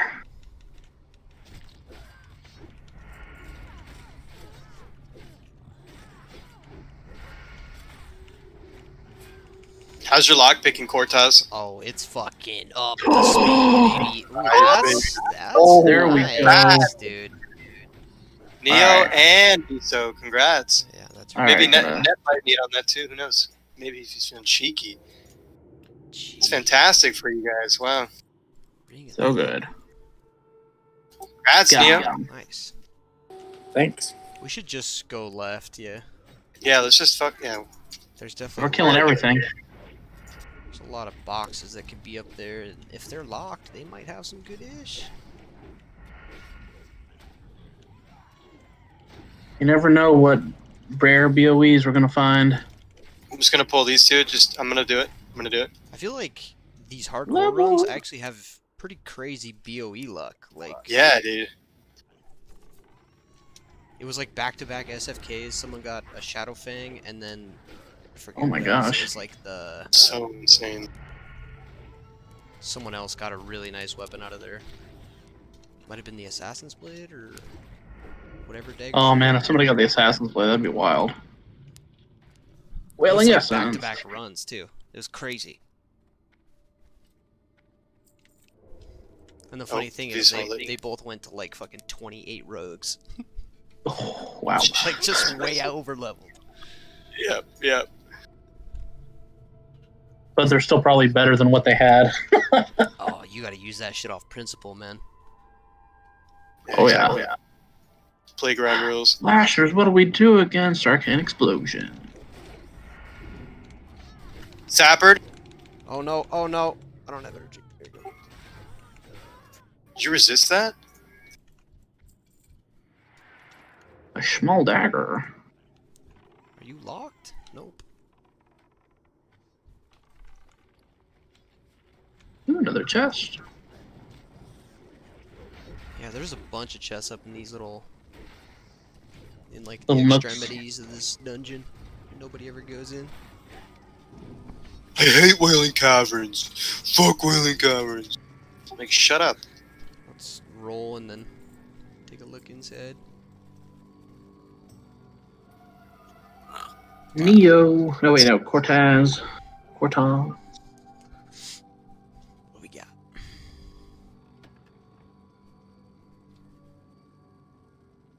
What the fuck? Oh, that's in guild chat. Frozen Wrath! Oh. Oh, wait, no, wait. I don't do Frozen Wrath. Never mind.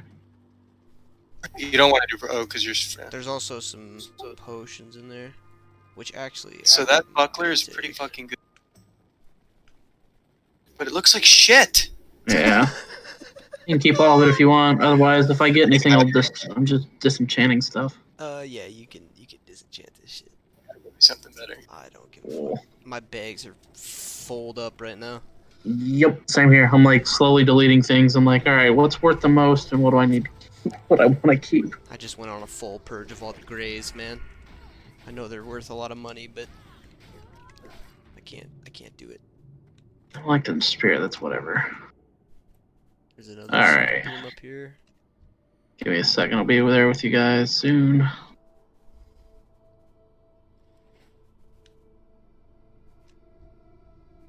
Oh, can I fucking get a juicy sap off? Am I a utility? That's it. Nah! Nice. Let's go, dude. Am I utility? I know what I'm doing. Dude, Cargo's on his fucking rogue. He was super into it.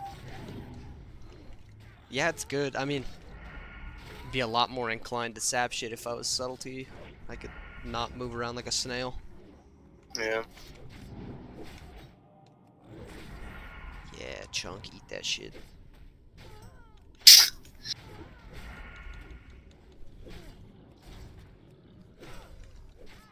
There we go. All right. Sorry about that.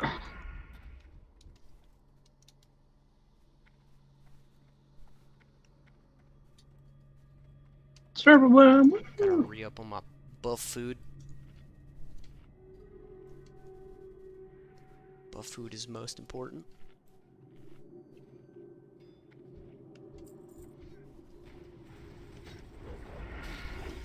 All right. Lashers.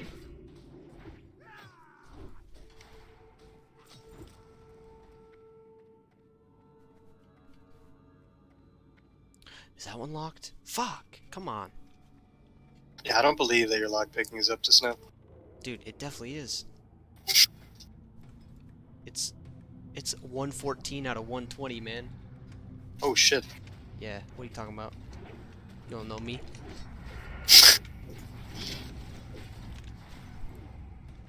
I will be the most prepared, dude. I am not gonna be the rogue that fucking gets a lock pick or a lock chest in a dungeon and just be like, oh, I can't do it again. Oh, sorry. There might be a really cool. You don't want to be like 80% of all rogues that we meet. Yeah. I will not be that guy. Another roll. Oh, but I'll just take my place in the pantheon of gods. What it looks like. Let's see what we have. Ooh. Scheiße. Mana potions and soldier's girdle of the trap. So you can. Oh shit. Whatever. Whoops. I'm good on potions. Yeah, same here. When you care about everything, you hoard everything. That's what I fucking felt when I saw these shoulders, man. Agi int, like, come on, man. The int is so good because for weapon skill. Yeah, but I'm gonna have swords for fucking the next 15 levels. Can you spec into sword spec already? No. But there's literally just only swords from quest rewards and shit. Oh yeah. What about this dagger thorn spike? You gonna roll on that? Oh dude, if that thing drops, I'm gonna have to fucking roll on it. Fucking Dude, I ain't opposed to ambush shit. I'm afraid of no ghosts. I like being a rouge, dude. Rouge. It's French for rogue? Yep. That it is. Oh, it's that double kick, you see that? Ooh. Those are nice. I love could see Neo. I could see Neo scroll over that. Right click. He stops healing. Oh yeah. Shit. I saw the gears turning. That's a good item. Wait a second. Dang it. Alright, fucking big boy. Let's poly him, yeah.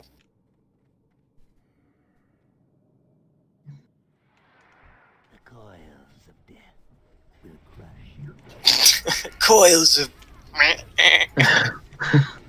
The coil. Oh. What the fuck? Uh-oh. Is that Blade Flurry? Fuck out of here, bitch. I don't have Blade Flurry, dude. What out of here? Oh my. What level are you? 30? My dad? Might have an ad on the right. Uh-oh. Uh-oh. Kick it. There we go. He's okay. He doesn't know. He doesn't have to know. He doesn't have to know. He has no idea. Oh, I'm slept? Oh, the gouge came so late. I'm slept? Yep. You're sleepy. Oh my god, don't die. Uh-oh. I might have to get aggro on this guy, can I? You're good? 7 more seconds, dude? 7 more seconds? Why did he sleep me? How can I fucking get aggro? I don't know how. It's all good? Can I warrior? Oh my god, Wow, that chest piece! That's nice, you got a set. Dude, holy shit! My gosh, I don't care about any of these. Yeah, I don't think I want Wow, that is an incredible chest piece. Don't forget the gem. Gem. Gem. Oh my goodness, I totally would have forgot it. What am I deleting now? Oh, dude, Christ. look. Gray male shoulders, man. Fuck this character. Oh! Oh, yo, can I get those? Yes, you can. Trying to see what Yeah, that's a nice upgrade for me. Let me see what I can delete. Sorry. Were you One needing thing. armor of the thing? No. Oh, sorry. No. Sorry. Gem. Those are the gems. Fuck. What do you? Shit. Fucking mutton. Haunch of meat. Thank you. you have like no food for the rest of the dungeon because you're like, I needed those shoulders. They're male, dude. Bis.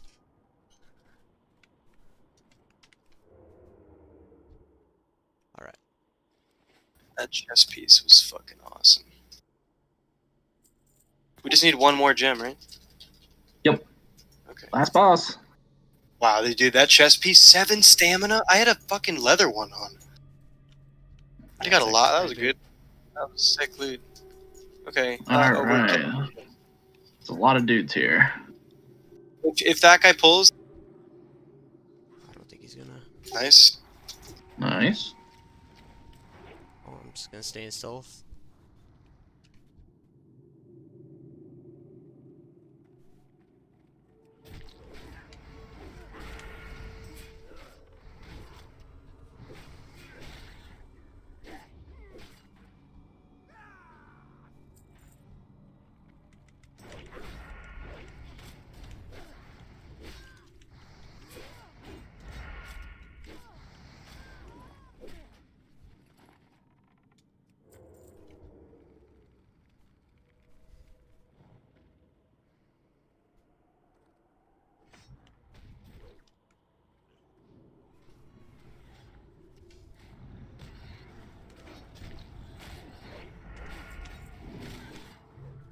Nice.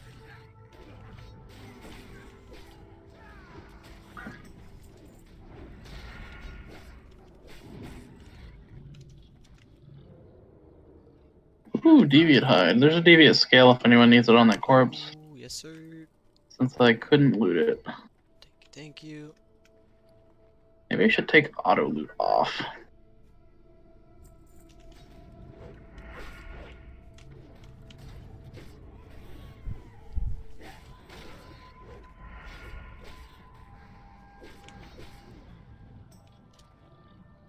Any more Serpent Bloom you see?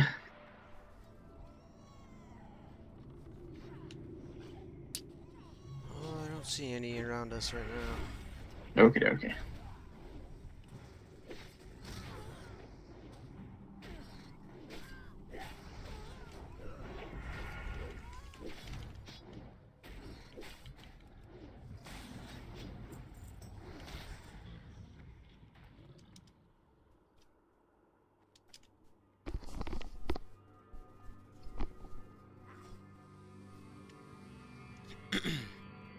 There's one to the right.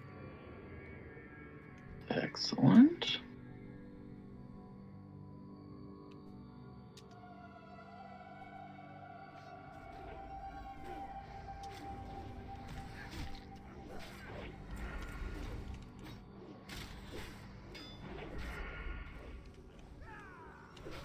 Deviate Venom Wing.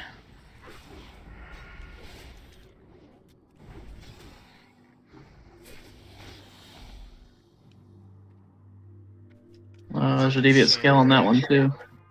There's 2 shamblers. Shambler. Back here. Coming. Serpent Bloom. Oh, you see that unity right there? Yeah, I saw that.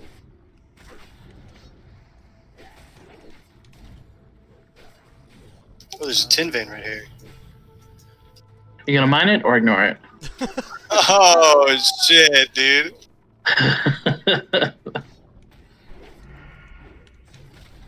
On high. Nope.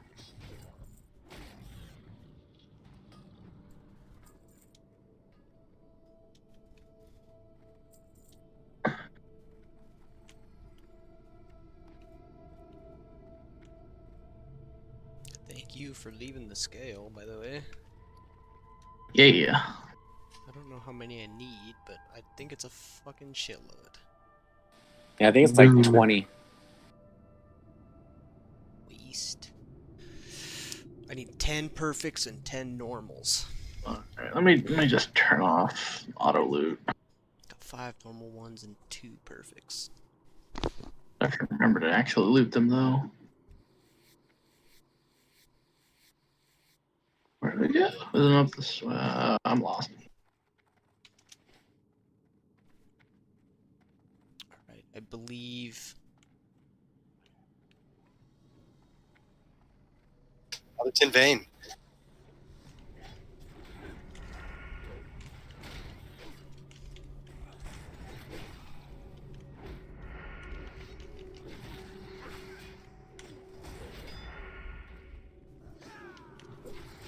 Mm.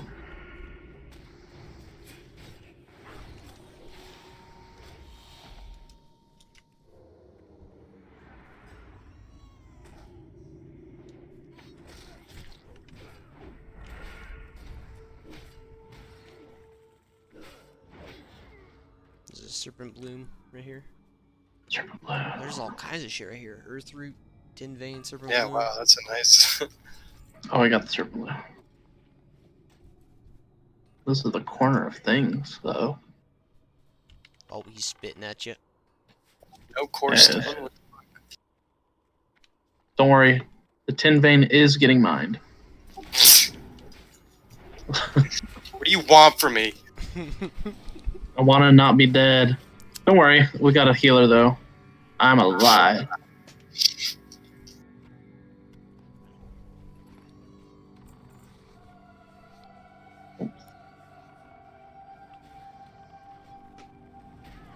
Good thunder. Oops. Oh, it was on chunk. It's alright. Perfect.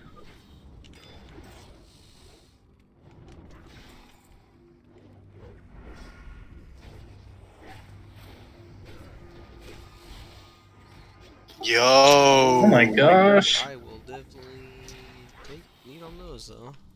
Yeah, take him, baby. Is that the third piece? Yep. Third piece, yeah. Unfortunately, the 2 set is plus nature damage. Ugh, the 3 sets increase staves, healing, and intellect? Yeah. What is... Yeah, what is that? Must that? be for a druid? Yeah, druids and shamans. So that I need an to check entire out the set druid, by the way. doesn't make any sense.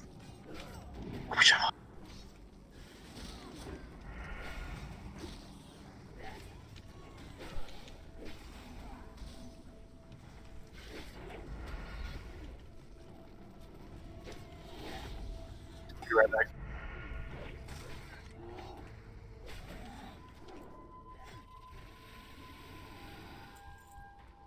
I'm gonna run to the bathroom as well. Okie dokie.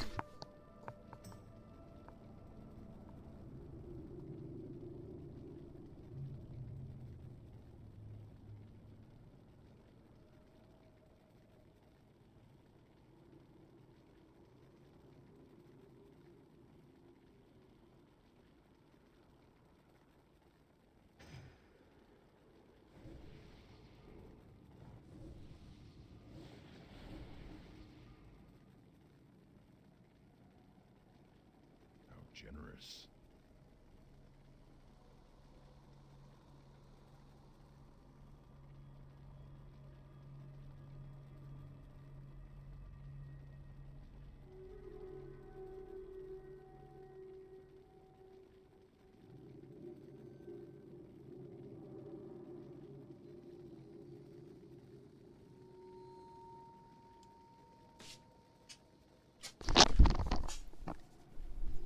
I'm back.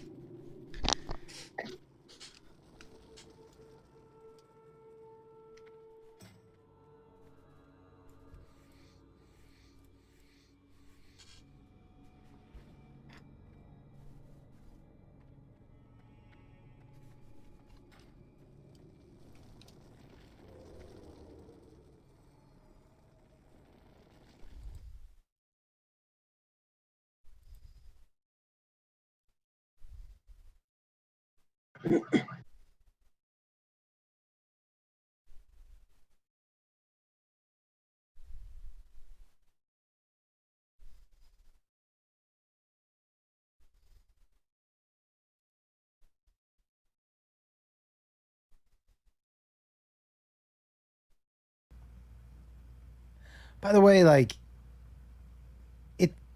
who cares?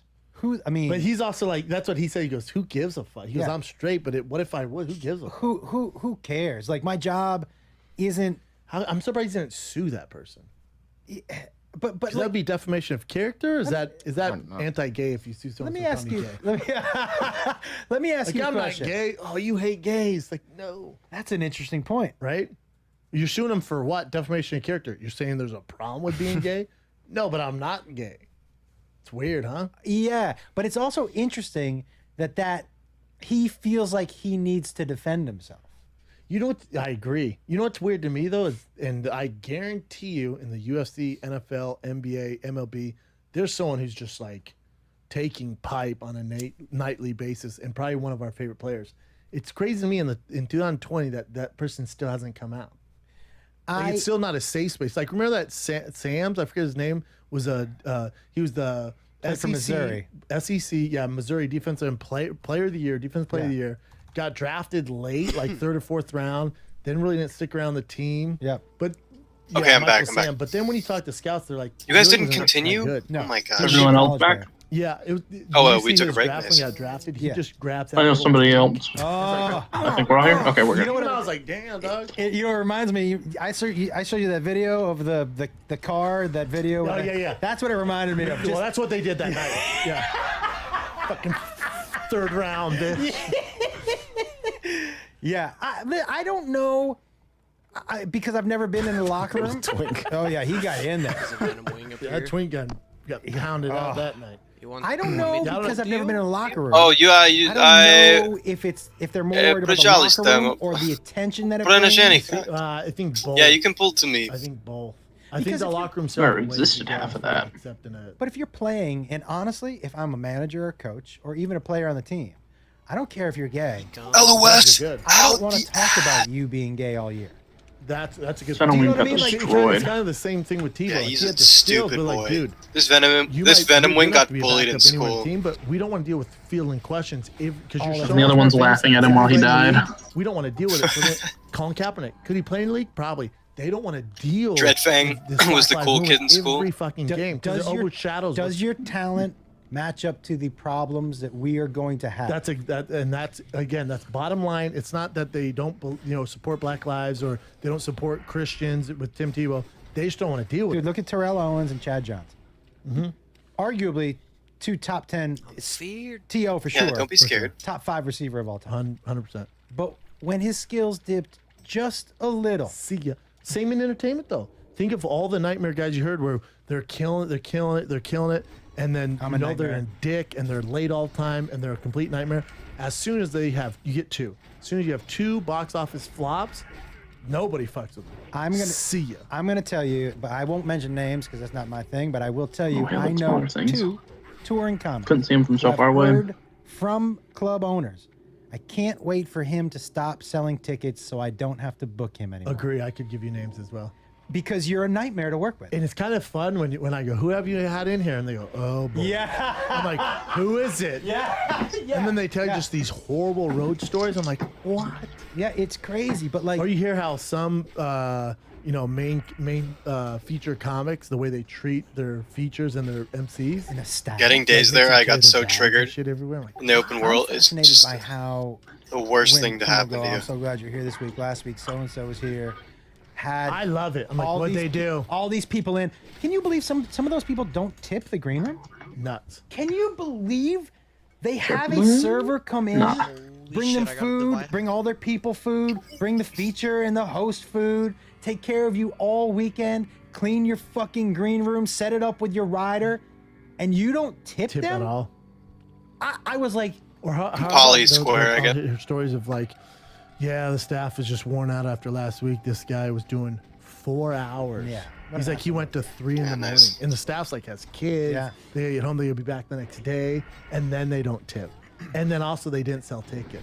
So it's like nobody made money. if you're going to do something to the staff, I might, like, sometimes I'll say to the staff, hey, second show, late show, Saturday. Sorry, I'm going to be high. sorry. It's going to run a little long. I'm going to get everybody pizza. Yep. Or I'm going to do this and this and this. Or I'll tell the ask Don't the make me manager hit not what's ready. the best thing for me to do. Because I don't want, look, we're working this together. The truth of the matter is, if the wait staff 4K is health. upset, Whatever my shall show's we not do? 100%. If they're, But I've never had an issue with the wait staff ever. no, because The you're a waiters good are always dude. super cool. And we take care of. Yeah. Ow. Every time. I do man, not kidding. I spend 5 minutes every set talking about why they should tip the waitstaff. Mm-hmm. A lot of people don't know. Like, first of all, I have people come up to me in the meet and greet and go, "I didn't know the waitstaff had to tip out." Scum's Like, getting yeah, if you've never melted. worked in a restaurant, Yeah. if you tip 10%, they tip out 6. They're You only should getting look 4%. at comedy Oh, clubs, just a baby. restaurant and entertainment on stage, but they're making tips. Everybody and should be rolling on and that. Alcohol sales and tips. Yeah. That's. No, but I really feel like I shouldn't be. And I'll tell you what. What's crazy? Yeah, is I don't posts think with I some should. owners like If Keith this and was a stuff. twink, yes, I would roll on it. Neo passed on it? Neo. Nep and Cortaz. Yeah, that's better for you. I don't want to be that fucking guy either, but it's really good. I mean, we're all doing the same thing, man. No one's being that guy. I'm not being that guy. I've seen garbage drop from mages in here. Cortaz got the legs, so you know he's good forever. I should have probably greeted. That is probably a fact. I got excited. Yeah. I got excited. Nep doesn't have a green. You know what? Yes. Well, I mean, no offense, Cortaz. That's all good, dude. Congrats, Nep. It's your first blue. Yeah.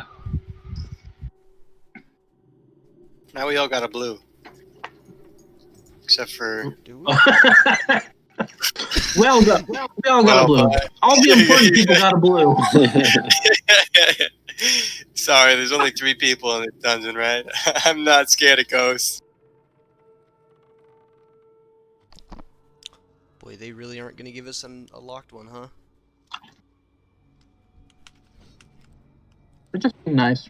That's a feels bad, man.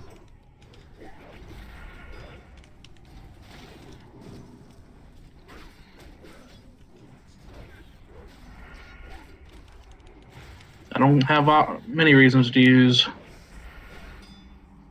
AoE. Gotti.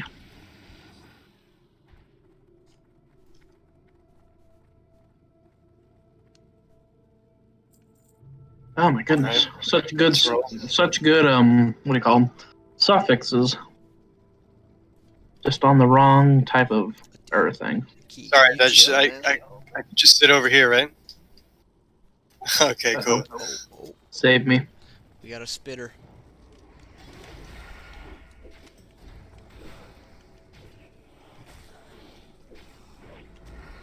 Oh, we're just fucking doing it. Don't worry, I don't have all the mana in the world. This guy's still not dead. Kick from behind, dude. Like, what the fuck? We're good. Oh, I have no mana.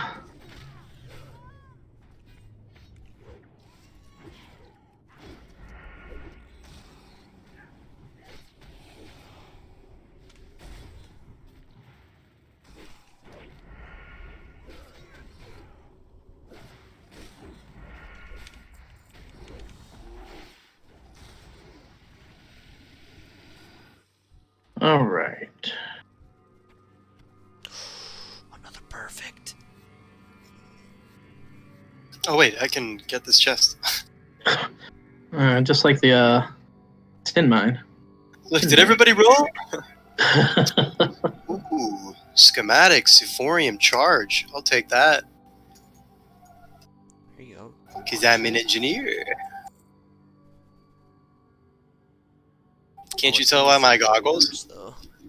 Deviate hide. Woo! Hey, look, there's a perfect deviate scale on that one. Wait, whoa? There's a perfect deviate scale on both of those, or just the one. Yeah, I already Sorry. grabbed the other one. Dude, thank you.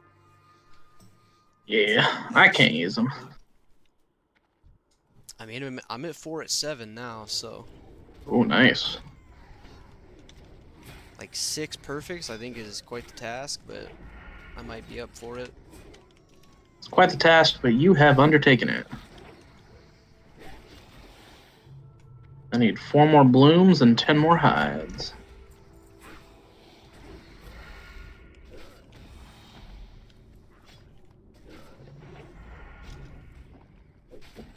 And like 6 more whaling essence.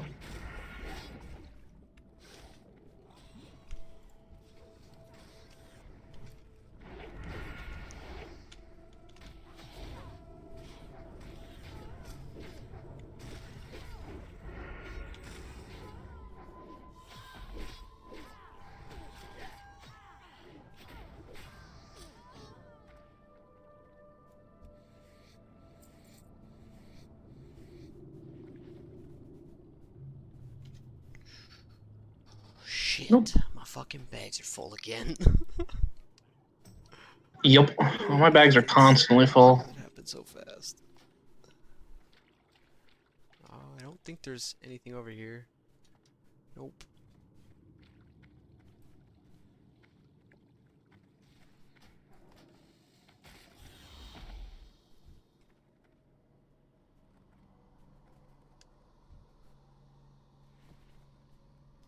Did you not mean to pick that up?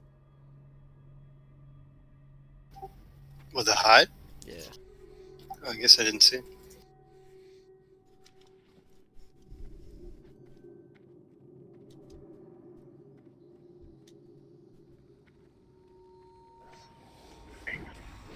Three more dread fangs. There's a serpent bloom in the far left corner. Woohoo!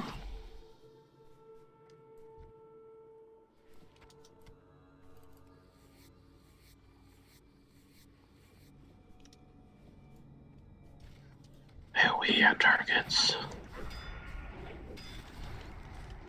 Nice, Nova. Wow. Both Arcane Explosion and Fire Nova. That was awesome. It's ready to do ZF, man. For real. CG ready.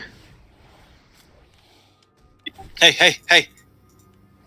Don't worry, I got it. We're good. Kill that damn snake. Okay, it is.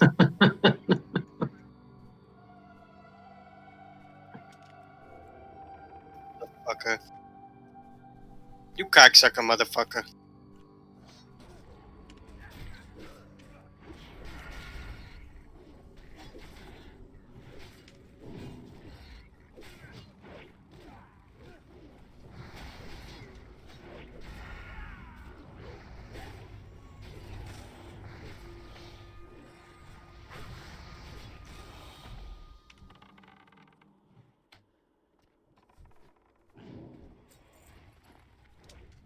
On ectoplasm. Still need more. Those essence things. We'll get more on the way out, definitely. Oh no. I'm scared. The jump. The jump. Can this jump kill you? I don't think so. I think Right? it can No. kill you. It's just a long run back. It's actually amazing to me that people used to miss this fucking fall or miss this jump. You're not looking. If you're just numlocking, dude. It's the fucking easiest thing that's ever been put in a game.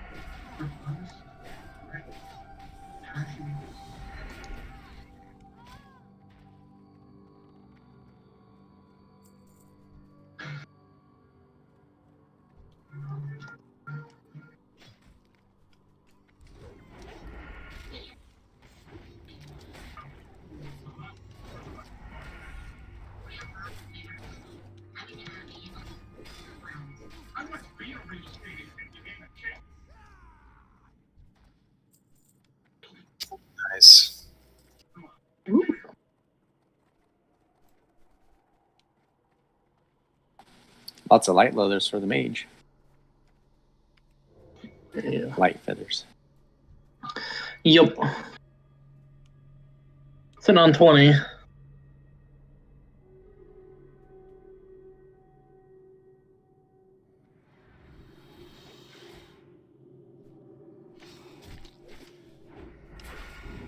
I'll morph him. We'll grab this guy. And I don't think X will pull, but if he does, Okay. No, he won't.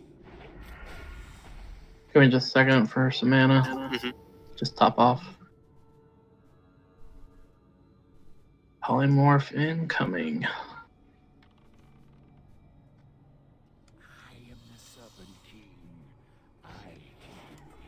Alright, I even got a slot available for the gem.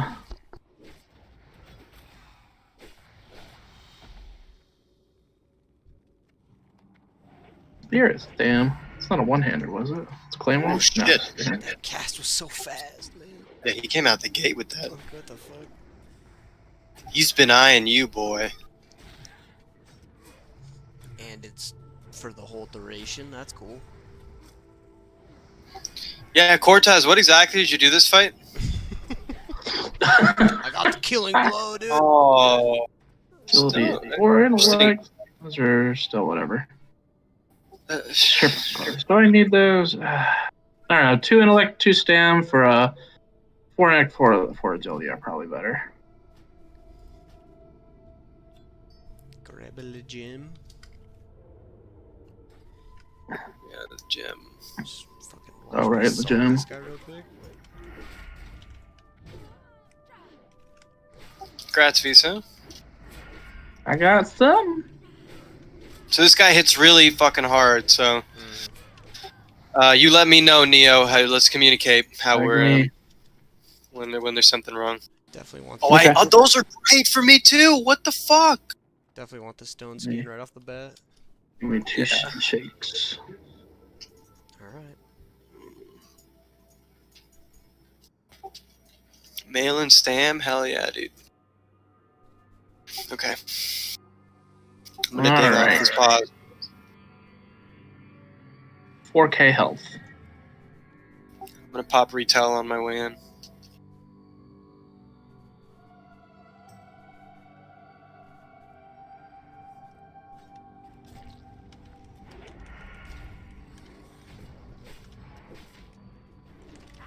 Oh yeah, he hits real hard.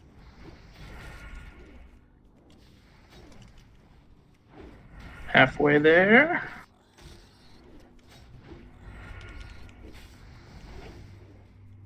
And he's dead. Great heals, Neo. Good job. Ding! Nice. Oh, perfect. Congrats. Oh, beautiful, beautiful shield, Neo. Holy cow. That thing's actually big. Yo, congrats, brother. Too bad it looks like shit. Whoever made up that model, dude, has issues. I do like the contrast. That's a nice contrast, man. The contrast is good. I can respect the contrast, but that's like a Knoll shield. Yeah, you ain't wrong. Looks even worse on a Torn. Yeah, for real.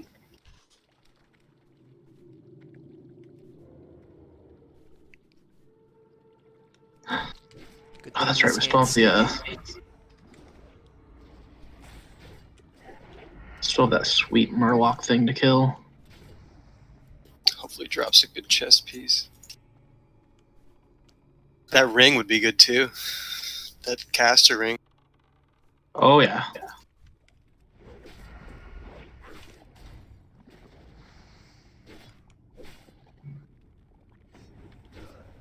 Colors are so saturated on my monitor.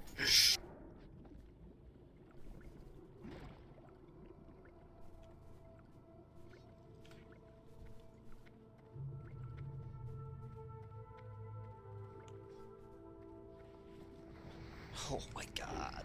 What do I delete?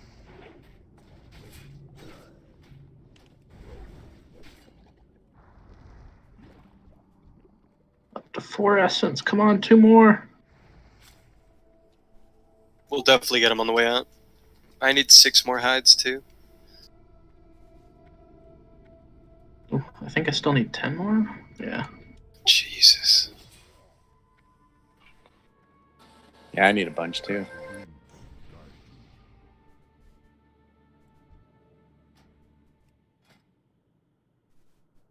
I guess we'll just stay as a group until we're all good. Still doing dungeon stuff technically. Actually. Cargo shed!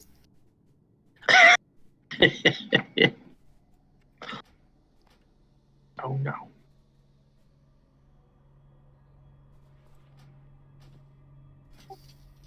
Is that Harpy Skinner from the quest to kill the whatever her name is?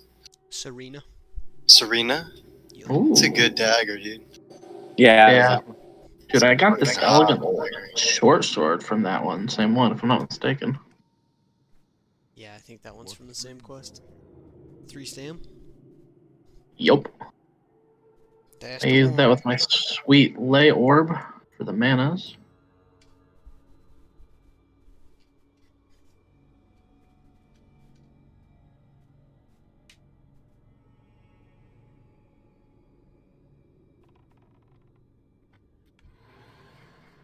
On line of sight.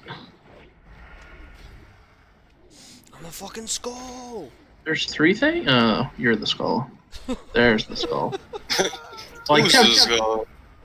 I kept tabbing and nothing had a skull on it. I'm like, is it? Where is it? I make these calls on the fly. You must have changed it right when I was tabbing. Tabby tab tab.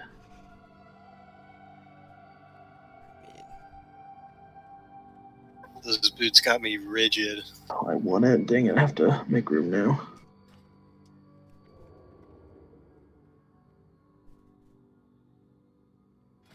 Yeah, dude, if I got those other shields, I would have looked like a There's fucking accountant. deviant scale back on that corpse as well, by the way.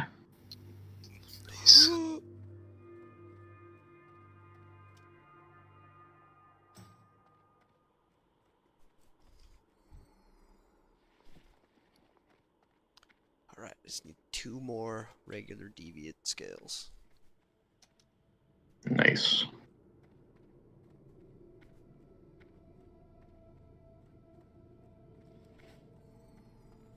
Alright, 3. Smart.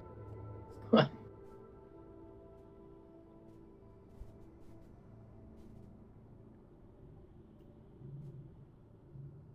Plaza. Look at him work his magic. That was a fucking big brain trap, and then Frost Nova goes out. Jesus Christ.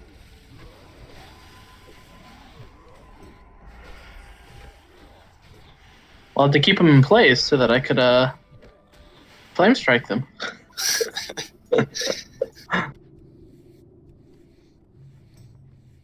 Yeah, DV Tide.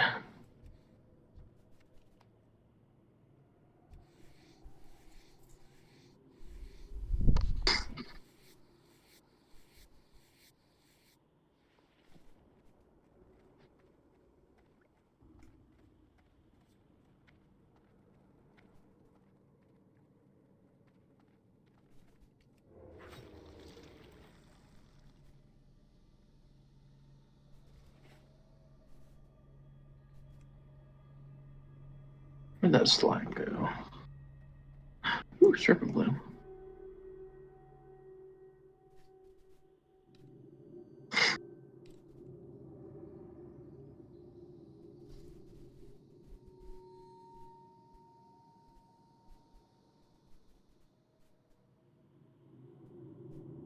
There's another one over here as well. Ooh, serpent bloom. Where at? Oh. None of your business. Oh, Key's fucking going for it. Just leave me alone! Oh, hey, look, a slime. Yeah, I'm gonna grab it. I mean, yeah, grab there's it. another.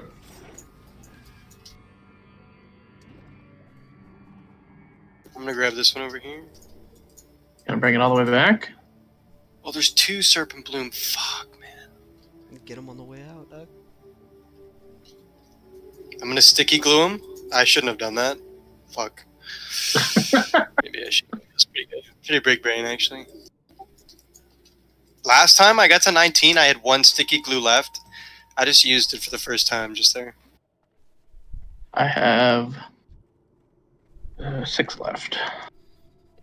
I have 6 left as well, but I used 1 in the hunter duel. And it was That is true. You used it in the hunter duel? It was worth. He's summoning his thing over here. We're good. Jesus.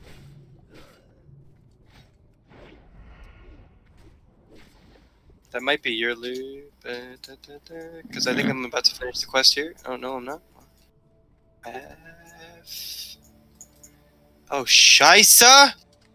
Moccasins are fucking shoes, dude. What? There's 3 of them. Man, get your shit together, Blizzard. Oh, solid.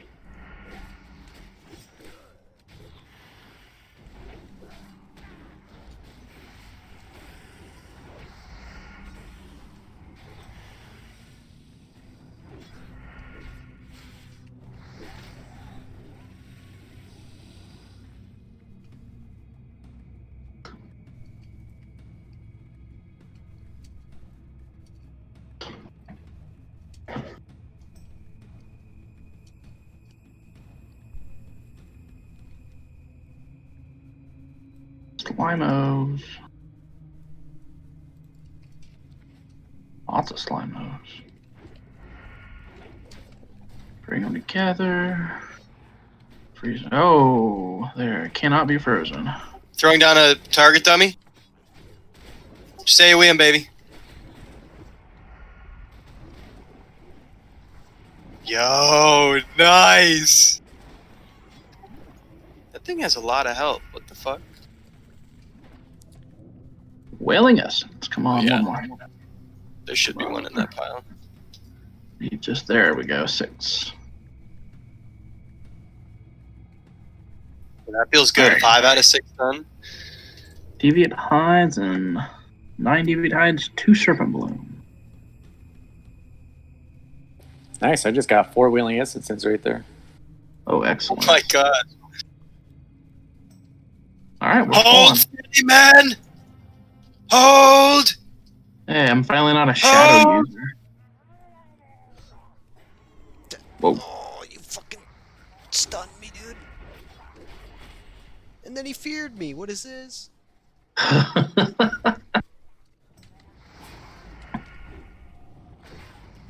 to gain aggro. Yeah, try and Interrupt save him. me, dude. Fuck out of here.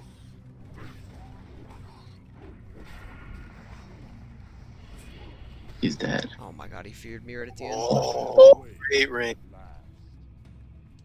Oh my gosh. All right. See if I win it, and then immediately throw something away. Be sure to pick up the shard there too. Yeah, the shard, yeah. Oh, I need to throw possibly 2 things away. Congrats, Viso. Congrats. Woo! Big Congrats. loot. Wow, great loot. All right, let's wrap up these hides. That was awesome.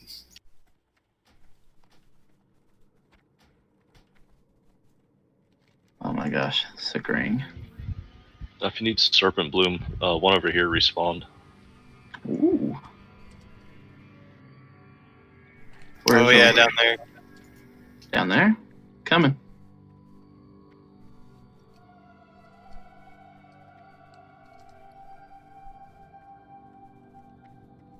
One Nice. more after this. I still need 5 blooms and 8 hides. I need There should be now plenty outside. 1 bloom and 9 hides.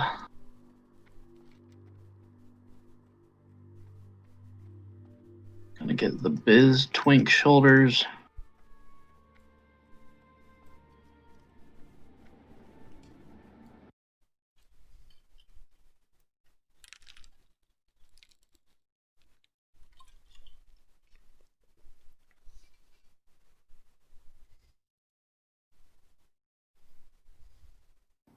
Yeah, there's plenty over here. Dude, imagine if the druid was out now. Yeah, right?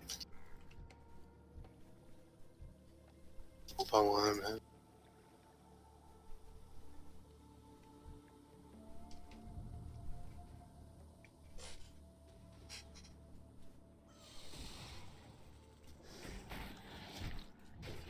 I know what to spell him. Sorry, I'll be there in a second. Just loading screen.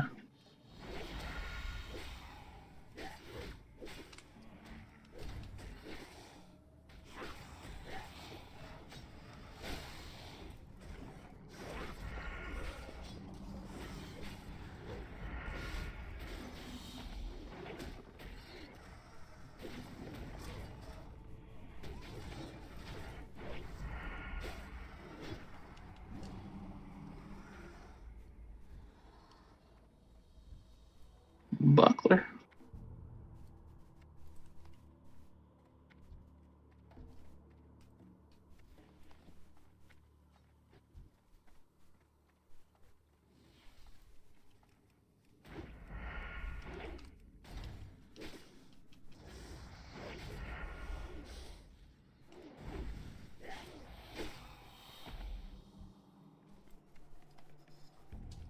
Oh, hey, look.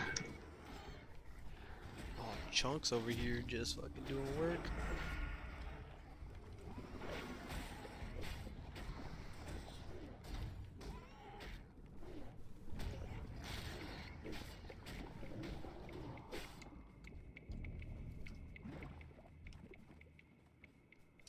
Alright.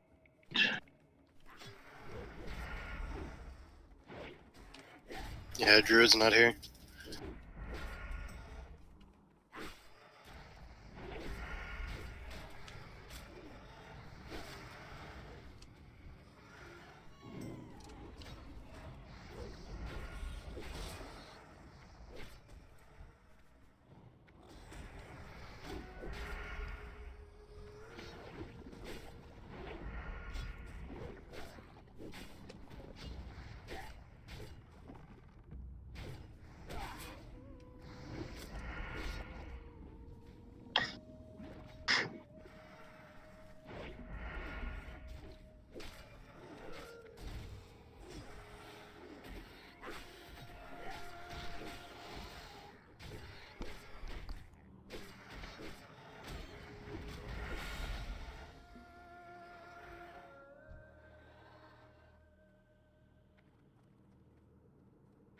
Serpent Bloom up here.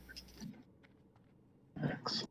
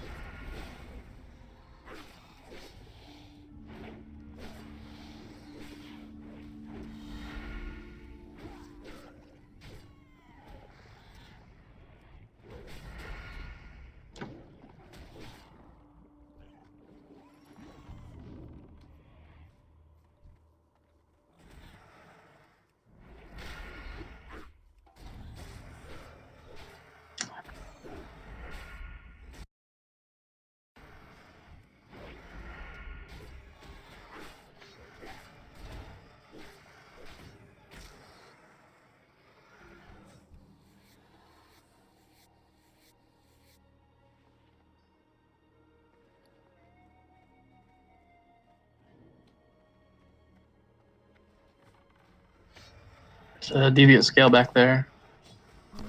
Thank you.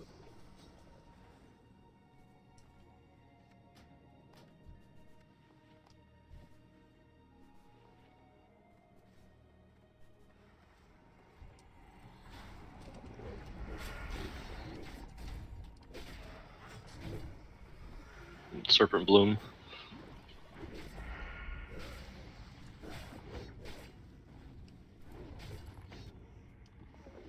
Oof, last one. Oh, that's the last deviant scale right there. Let's go.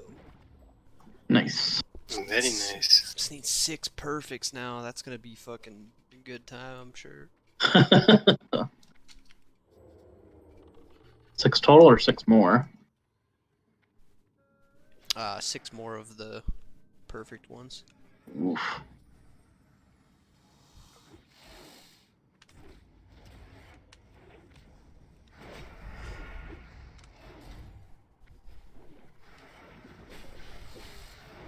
Bring them all here.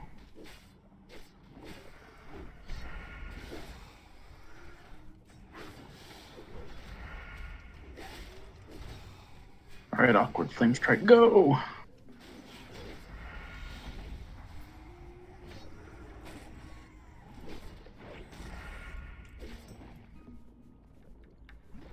Ooh, nice sex.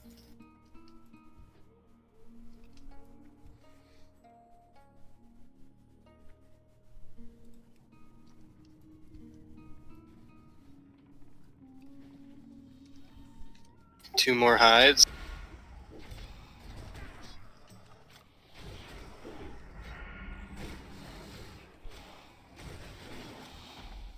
Oh, nuts.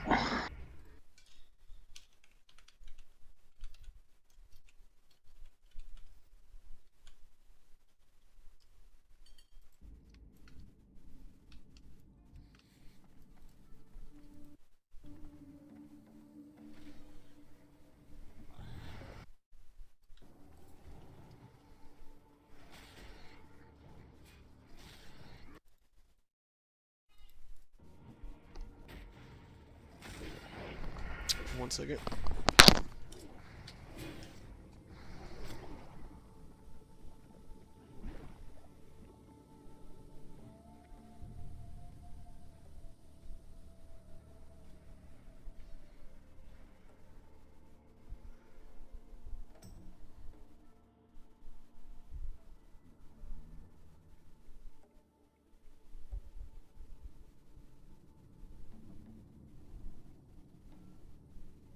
Oh, let's protect him?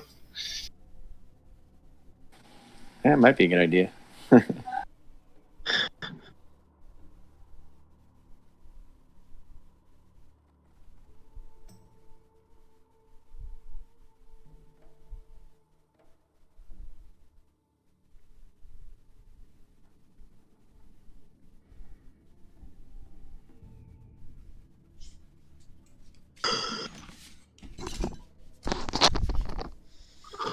I got a fucking steak.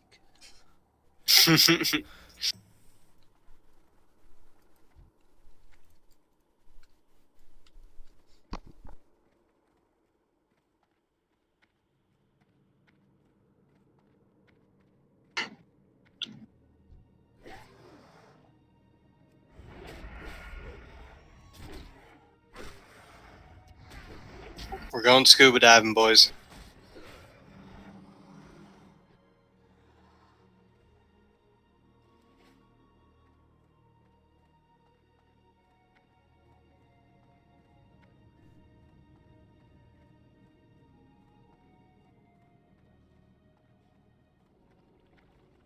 There should be a tunnel down here that, like, where you would drown if you went through, but it's just this mysterious fucking passage where, like, who knows what comes out of there.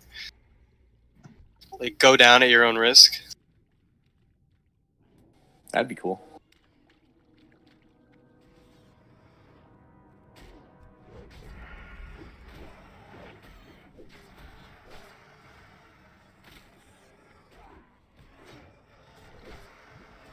Wise guys. Dude, me I owe him a and him text, by could the start a sports podcast because his brother was a coach, college football coach, big time, Alabama, Oregon, I think Weber State, Louisville. He was offense coordinator. So me and him can just talk football, college football for hours, dude. He's the best. A great guy, and his club The is best. great. The best. And you can also tell a lot by anytime I've been around a staff that's miserable, the management It's never is good. miserable. Yeah. There's the one place that that you and I mention a lot that is a shit show, and that staff is a shit show. And when that manager who works there, they're not nice though. Like the That's what I'm manager's saying. not cool, and the staff isn't cool. That's what I'm saying. And then even though you're friendly, you can just tell they want to get the fuck out of there. It's a trickle down. And even the audience can feel a little. It's weird. The reason I would say for now and forever, this guy Greg Garcia, Greg created My Name is Earl, Raising Hope, Yes Dear, Guest Book, The Millers. This dude is, I think he's developing something with Tom and Christina right now. This dude is a genius. But I would tell you, and I've been on a bunch of sets, far and away the best set ever because he's such a good guy. It's trickle down. It's trickle down. He will not allow, he hires good people, and he's not going to allow you to be an asshole. Don't you on think his that set. that's where it comes with Ellen's case? It's trickle down. Everything's trickle down. So for her to say, It's hey, all something them. was happening, when you are that person, and then you hear another. I don't think she should lose her job or be Me neither. Me canceled. neither. I think she should be reprimanded and then take accountability and then come back and hopefully she changes ways because she's great at what she does. She's the best. Yeah. The daytime talk show, she's the best. She's funny. Far more. So she shouldn't be canceled. But for her to go, I was just the staff. I didn't know that was going on. No. You know exactly. need 7 and more. then, an employee came out Jeez. and they Should we didn't do wanna another lap behind reveal us? their identity. And was like, oh no, dude, she's a fucking nightmare. Oh, It that'd was be like, good. take responsibility. 'Cause I'm done in she was one. like, we knew if Ellen came in, we had to leave the room. Her bodyguards would come first to let us know she was coming. We couldn't look her in the eyes. Cortez, do you have them It was all? a nightmare. People used to have the joke. No, if but you I last think a year, you know, she Oh, was you just do? like Okay. Devil Wears Prada. Yeah. Like everyone was so terrified of Ellen. It's like that's the culture, man. But like, I'm with you. For sure, shouldn't be fired. No. It should Too be talented. But forget that. Like, being an asshole doesn't mean you don't get to work. Leave it up to the people. So if she's an asshole and people are like, you know what, because of her work, I'm not going to watch her show anymore. Let the Yeah, then if the ratings drop, then get rid of her. let the ratings Agree. dictate it. Let the people, yeah, I dictate agree. it. But she shouldn't just be out of pocket, out of hand, summarily dismissed because she's an asshole. But I wonder if people could relate. Oh my God, to here's it another if she hardcore came out and group. said, listen, I've been famous for a long time. Oh, I'm the nice. first out person to kind of stand up for what I believe in. I had to grow up with this shell, and you know, I just became an asshole. I apologize. We're changing the ways. You know, I'm still going to give back to the community. I'm still going to run the show. Hopefully, you guys dig it. I think if she did that, I feel like people are like, I've made mistakes. 1,000%. What doesn't work is go, I'm going to fire the showrunner. It's like, no. That ain't going to fix it. No. She Still whatever. doesn't deserve to lose. Not that she needs money, but It's like, not about money. the people who work for her, who have decided to stick through it, Hardcore the money. porn. Oh my they God. don't The whole deserve staff. to Oh, yeah, I've lose their seen job because People the sure are internet creative nowadays. thinks working for an asshole is not okay. But yeah, I think the whole. I'm down when it to let's comes do another lap celebrities, when you're inside. dealing with If stuff like even this, if it's like Cortez the has to go, entertainment thing. let's grab those I scales. don't Let's think grab he should have fucking lost all grab his them. jobs. Grab I, them. I used to listen to his radio show Good every luck, morning. guys. I didn't know they Good took run, him though. off that too. Yeah, great run. Yeah, good Thanks run. for Thank coming. you. Best Go of eat your luck. steak. Don't Go fucking run die SFK here in a couple doing levels. stupid shit. Don't die. Be safe. All right, peace out, guys. I love you.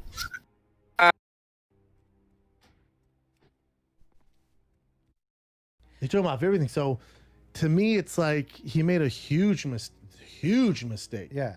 And then didn't want to apologize, but I don't think he should lose all his livelihood. Dude. But I don't think people really like people issue statements or like Ellen issued that weird statement. And you're like, all right, I guess we believe that. But I think it would go so much further if they did it themselves. And they're Without a just doubt. like, if Nick was like, this is what happened, man. This is why I said this. I fucked up. I apologize. Dude, he, as a Jew, I would be upset. I was upset watching him get canceled because what cancel culture doesn't do is help solve the problem. So I'm all about it. So if there's a problem, are we going to just keep making more problems or are we going to try to solve it? Because what keeps making more problems and what pushes people further into their corner is to get attacked. Right? By that group that he made a mistake. So you think he's be more pro-Jew? No. So what you do is it's all about education and conversation. Mm-hmm. Okay, so you think this is the way it is. Let me introduce you to a couple of rabbis. Let me take you, how about you meet a Holocaust survivor? Let me tell you what the Jewish experience is, and then you can make up your mind. And if you're still that way, then yeah, maybe you shouldn't work. Right, yeah. Because then But you're like- a dumbass. But you're talking about, instead of helping push conversation forward to the future, what you're suppressing it worse, man. And when you put the lid on the boiling pot, eventually what happens? The lid blows off. Agree, man. So this is the whole, we go back to all of the thing we've been talking about. we just keep putting lids on boiling pots, which is what this entire country feels like right now. Everything. Instead of going, is this how you feel? Man, you know, it's fascinating to me to hear. I'm sure you've seen shows, watched shows like me about the white supremacist who now isn't a white supremacist. And all it came down to was education or being around black people or something that just showed them, oh, I've been thinking wrong. Yep. That's what it is, man. Most of the people who really hate gay people either have never been around gay people or are gay and just don't want to admit. Yeah, they're something's gay, going on there, right? yeah. But it's not like you're gonna get it. I mean, you can't tell me you're gonna go to. You ever been to a gay pride parade? That's a good time, man. Yeah, they have so much fun. Carefree. The most fun. I get so many compliments on my scarf and my jeans. Like those jeans, big boy. Yeah, oh like, yeah. Again, it's just if more people are introduced to that whatever conversation. Yeah. Like one of my best friends is from the Middle East. Tariq Azim and his brother Yosef, two of the best people I know. And I'll hear people hate on people from the Middle East or something like, oh my God, dude. If you knew these people, they are some of the best people. Their culture is so fucking dope, man. Dude, I've been to his wedding and the food. How good was the food? Oh my God. And the way they dance and the loyalty. Oh my God, dude. But you know what's crazy? They're better than white people most of the like they're just like so like about family and friends and the community and fun. And they hold each other accountable. Yep. They're great leaders. They're brilliant. And it's like Yosef's, he's a big time cop in San Francisco and the shit he deals with. So when I hear, some of my best friends are cops. My father-in-law is a cop. Yeah. One of my best friends, Yosef, a cop in San Francisco in the Tenderloin district. So he's dealing with the worst of the worst. So I hear people shit on cops. I'm like, oh my God, if you could sit down with a cop and go through their daily or nightly schedule, you would be singing a different tune. My buddy. But all you're doing is turn on CNN and seeing that cops are the worst and these body cams. That's not real, dude. It's real, but that's not the majority. You're seeing the minority incident. My buddy, which are terrible, but works for the DOJ. I was talking to him and I was like, what? I was asking him, what do you think would help?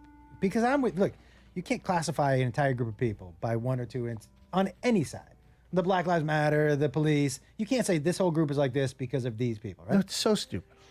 But my buddy was like, more people should do ride-alongs. You agree? More people should do ride-alongs. And I said, have you done one? He said, man, it changed my entire...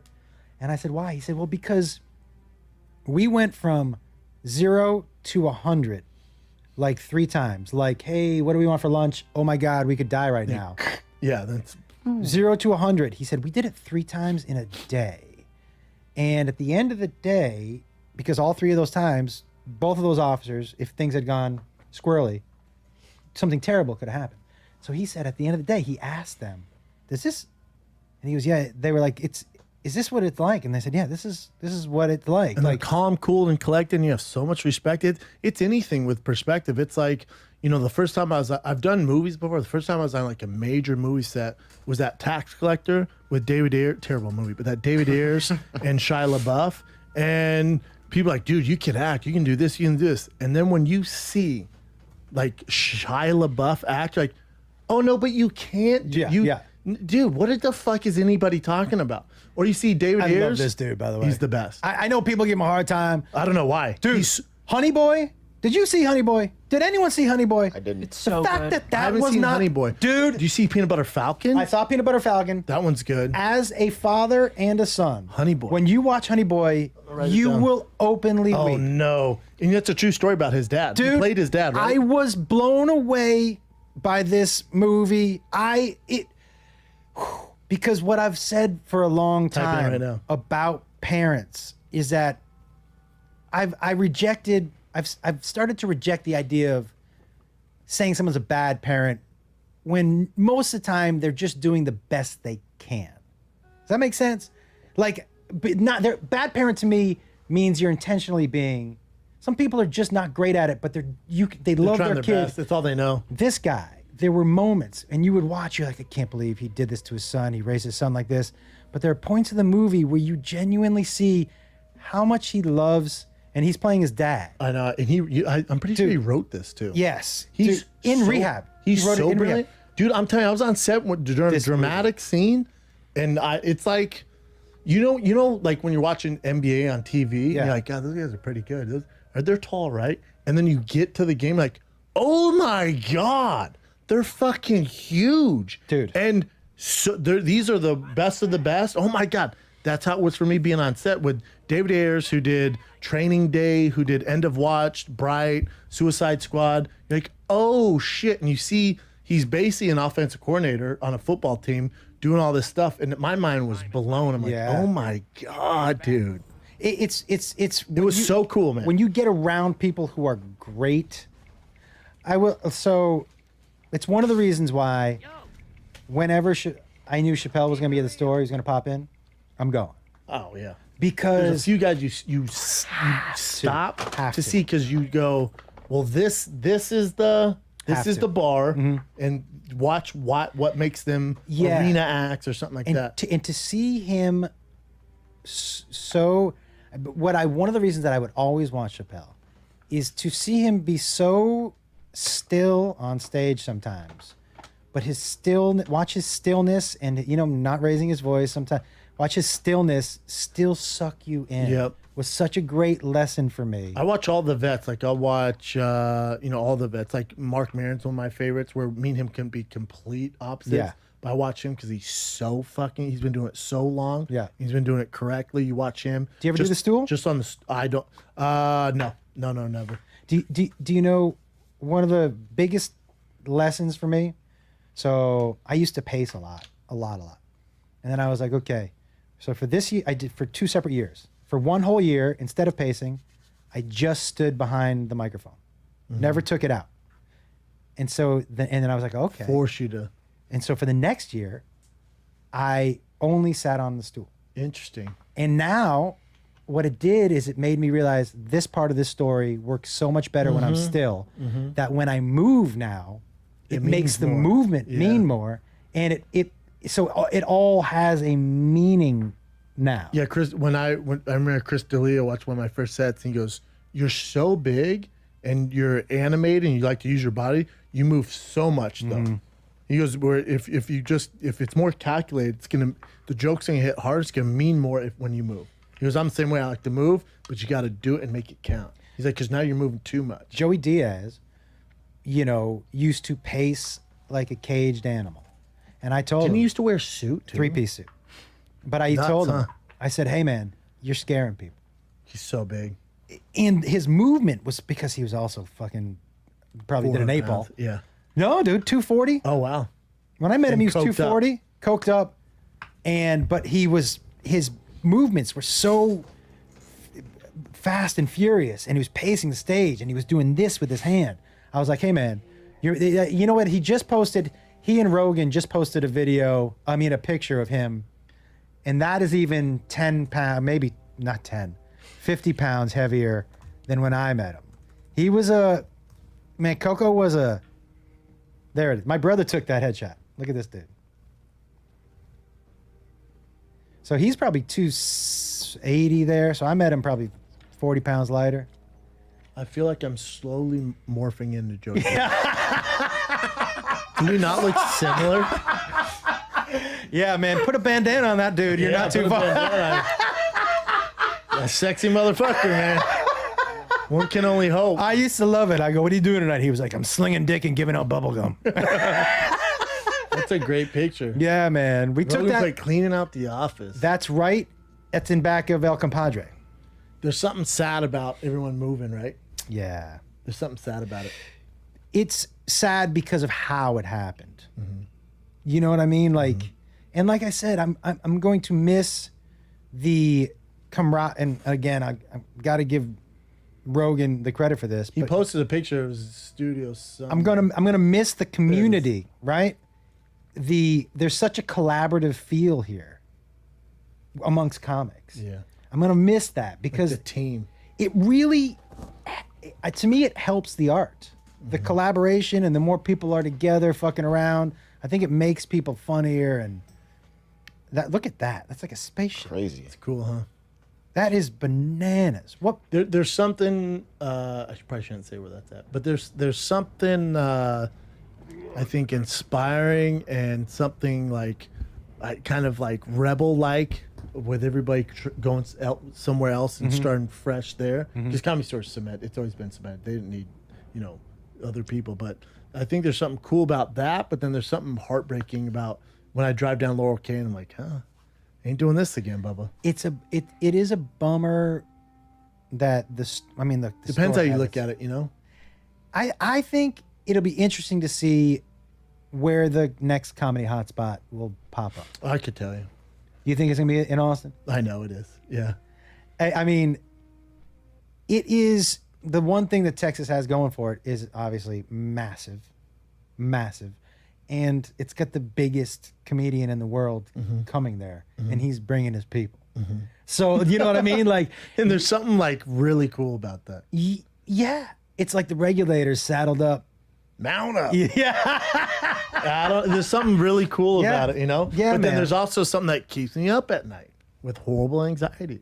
Me too. I mean, I'm telling you, I got LA tattoos all over me, man. I got Venice flowing through my veins, man. I got, West Hollywood, no sugar in my tank, but I got West Hollywood. Like, there's something to me that I just connect so much with, like, the history of Hollywood and the store, and like I Yeah. think of the Laugh Factory, and like I just have so many memories, man. But then there's that where it's all about me, and then there's stuff like, my son growing up here, and I see the other kids and their parents like that ain't good, man. No. That ain't real. I I'm agree telling with you, that. ain't real. I agree with and that. all these nannies that come up and pick up these other kids, this ain't real, man. Because I didn't grow up like that. And there's something where if we go to Texas, it's not gonna be like that. There's No. a public school system there, some of the best in the nation. If they are good at sports, they have the best football program in the nation. Drew Brees went to that school. Baker Mayfield went to that school. Then the academics are good. So if they are good at sports, dude, you're on the highest level Yeah. possible. But then I don't know. There's pros and cons, man. But when I say it's probably the scariest thing in my life, man, trying to figure it out. me too, man. Because the unknown is scary. But what does give me comfort is if I know my closest friends are coming with me. I know my close friends are coming with me. Joe's gonna be fine if nobody goes. I think he's doing all Joe right. is Joe. Yeah. Joe's Yeah. Joe Rogan, dude. And I But read for an the rest article of us, about a contract he just signed that I think he's gonna be all right. Yeah. So he could move to Mars. And we're like, okay. Yeah. Let's go to Mars, But man. the funny thing is, like, are you taking the 40-day trip to do Rogan's podcast? Yeah. I'll- Yeah. So there's that, but I like there's comfort in, I think if more people go, Yeah. like me and Theo talk about it all the time. So Beth and I are also we got one foot out.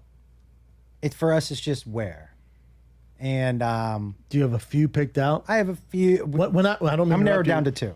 Oh, you went to two? When I went to Park City this weekend, not that I could live in Park City, but when I was on that ski lift going to mountain bike, I'm looking around I'm like, this is living, man. My cousin lived It's there. a little slow it'd be slow for what I do and be tough. My cousin was an actor.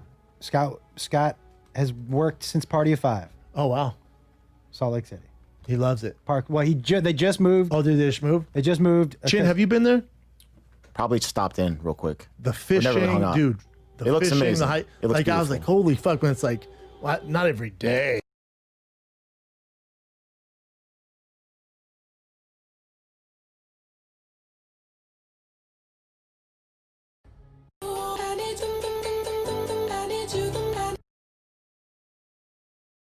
Like I dig it, but then I still have some of that fast lane in my blood that I need for stand up and just for stimulus to make the podcast good. Oh, like the 100%. vibe of LA, because I don't know if that vibe's gonna be out there in Texas, dude. Then that worries me. That's what I keep telling Beth. Because I'm around these hustlers and shakers, and the vibe is like, zzz, and you got to get up and you can feel it. Even though I'm a little distance from it now, where I'm at, my house now. But I drive in the city and you can just feel this. Yes. It's like, when all the bees vibrate and kill the big hornet? Like, we're all a bunch of bees. Dude, it's why we moved from Encino. When we sold the house, when the kids moved out, I'm like, hey, it's sleepy out here. Let's get down where the energy is. So we're looking at two places, man. We're looking at Vegas. Love it. And we're looking at Nashville. Love it. And but they're both scary. They're both because we don't know where our business is going to be. Do you know what I mean? So I can think of all these places because I'd like to travel a little less. So I'm trying to think, where can I work in town? Me too. With a little bit of hustle. Yep. And still drum up some business. Vegas, you'd get there. 100%. But when? Yeah, I know. Right? The unknown is so scary. That's the thing. When? If you were saying, hey, everything's getting lifted tomorrow, would you go to Vegas? Yeah, because I know that with some hustle, you can make the people were mentioned. I think you're gonna make it no matter what. But I think it's to make sure you're happy. The other thing that on top of my anxiety is I'm making a decision for my 2 young kids and my wife. My wife's all, I have no friends out there. Yeah. You'll find friends. That's what Beth's saying. We can find friends. Yeah. Well, I'm like, you be the only friends you have now besides your family my mother-in-law and father-in-law are so down. They're like, please, we're ready to go. Oh, really? They're coming with us. Yeah. So her friends. But her friends now, like she has friends from, she grew up with here, but they see each other sporadically. But her friends are from the mom group of my kids' friends. Well, there's moms out there. Yeah. I'm sure they're dope. I think I have because I went to college in Texas. I have so many friends, and Austin is a place that my wife and I, over the past 2 years, have hired real estate agents twice. Yeah. I mean, we've been talking about leaving for a while. Yeah. I never have to. We have. I thought I would die. Even if I moved out, I want my ashes spread amongst Topanga Canyon or Laurel Canyon. Yeah. Yeah. There's But no here's saying the you other- might not come back. That's what I'm saying. Yeah. Like sometimes you get caught in your head and you're like, even if 2 years, you're like, I just don't feel you can come back. Yeah. No, you can listen. There's not saying. And truth of the matter is, if you're asking me, I think in 2 years will be a better time to buy a house or rebuy a house or whatever you're doing than it is right now. But Nashville, I got a lot of friends. Theo's he spent a month out there and he wants to bounce around. So we're banking all these King of Sting, and then we have the whole schedule mapped out so we don't miss any episodes. We bank episodes, and then if I go to Texas, we have episodes while I'm moving. So it's like, that's the thing. The way we've set up our business now, you don't have to live in the same city. No. What's he gonna do? Do you think he'll fly people in to guest on his podcast? he thinks there's enough talent in Nashville for a while, and then he'll fly people in, and then but then we'll keep a studio here in LA. Then we'll both meet in LA, do King of Sting. Right. Then he'll be able to bank a couple of guest episodes for his show. I'll have flat here to film Food Truck Diaries since the fighters are out here. Man, but you can make it work. Yeah, absolutely. We're gonna make it work for sure, dude. Game more convention, or is that it? Want some more? Or you good? One more. One more? Maybe not. Give us your best one. Okay, I'll do one. Is it a sad one, Kat? There was a sad one. No. What Probably not. It involves kids. Oh, someone died? No, I mean the kids are fine, but that's there a was good way a to start truck the driver who died. Oh, let's do yours then, Brendan. You saw this one? What? So it's kind of it's juvenile? confusing. But yeah. So someone's wife was getting attacked by a shark, and then he jumped in and started punching it in the eye. In the eye? Yeah, he said it was. He said he saw the shark's head on the wife, and he goes, "I just started punching. It was the eye. Just kept fucking socking it, and the shark let go." Also, what happened was he was punching it, it wouldn't let go, and then a surfer paddled in, and he's very heroic and brave. So the surfer jumped on top of the shark while the guy was punching it, and it finally let go. Holy shit! Yeah. The surfer jumped on a shark to Surfer save 2 people that he didn't know. Yeah. Yeah. That dude's a But good guy. did the lady get fucked up? She's gonna be fine, but her leg was injured for sure. I mean, define fine. She's not gonna die. Yeah, I mean, if you get bit by a shark, do you ever go back in the water? I just don't. I don't like. I don't want to go now. Yeah, even now with seeing all these attacks, I'm like, hard pass. It's taking us to Lake Austin. That's why. By the way, you know, there's that. I think they still have that nude pond or lake down in Austin called Hippie Hollow. Yeah, Theo's told me about it. Austin to me is one of my 5 favorite cities. Oh yeah, in it's the great. country. So is Nashville. Both. Cleveland. If Cleveland had Texas or California weather, I'd move there. But Cleveland's definitely not in my top 5. No, the snow. Yeah, I I can't do Yeah. Nashville, Austin. Man, I love me a Chicago too. Chicago winters, I can't do. That food though, Yeah, I agree. top notch. Pizza. Pizza like a motherfucker. So is that it? If you want more, we got more. It's up to you. Chin's like, get me out of here. Yeah, that's fine. Me and you run long, huh? We got a lot to talk about. I know, buddy. I feel like I'm you just sorry. started. No, don't be sorry. I'm chatting your ear off, man. No, this was fun, man.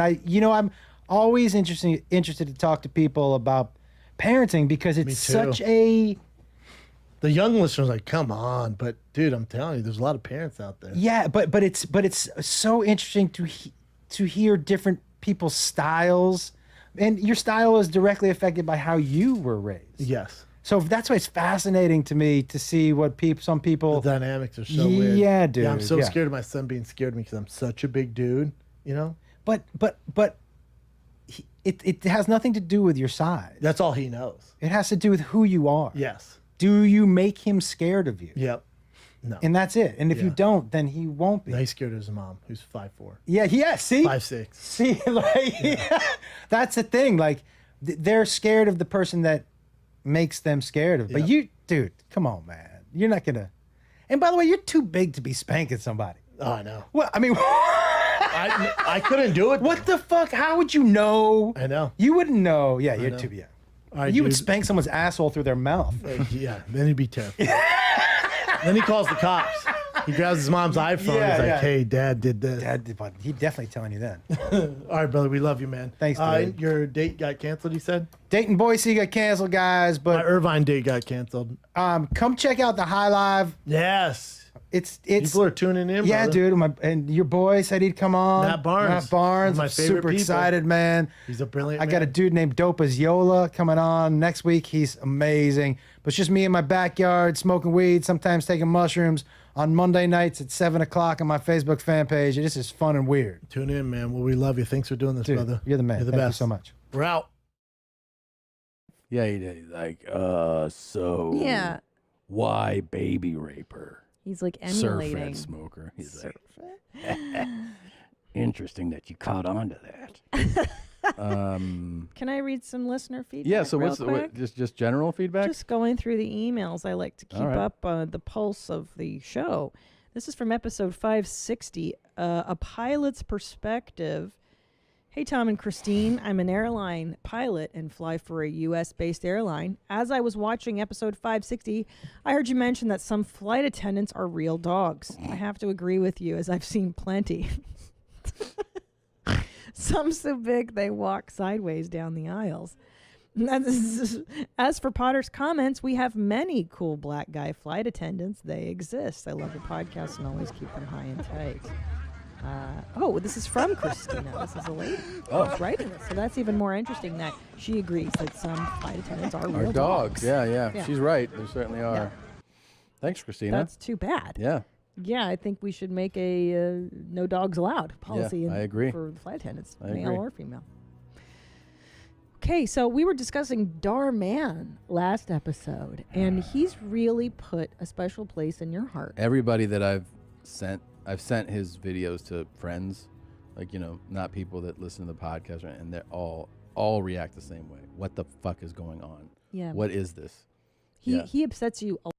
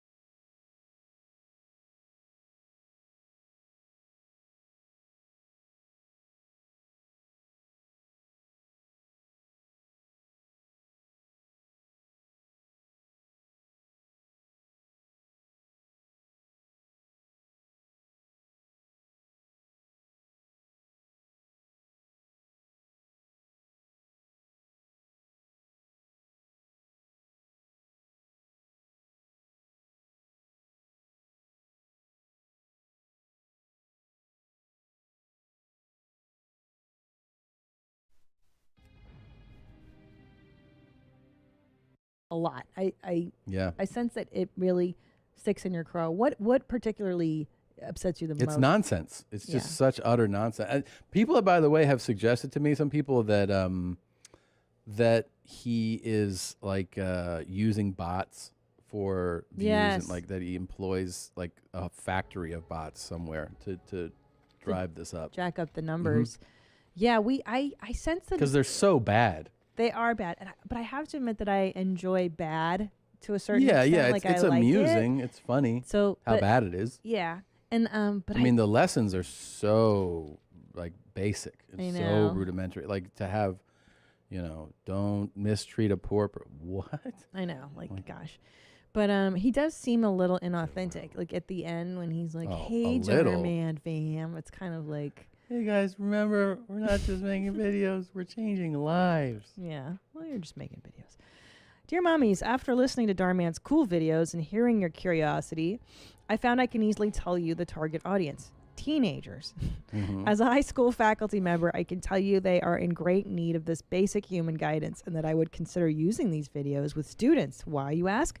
Well, I know of or have witnessed teenagers urinating on homeless man's bedroll and back, referring to dented cans and bottles as having Down syndrome, bouncing their hands off black students' hairdos, and tricking overweight students into streaking on camera while blindfolded. What? Darman's videos have the potential to teach these subhumans how to not get murdered in the real world. Thanks, Darman. So Don't be stingy, Paul.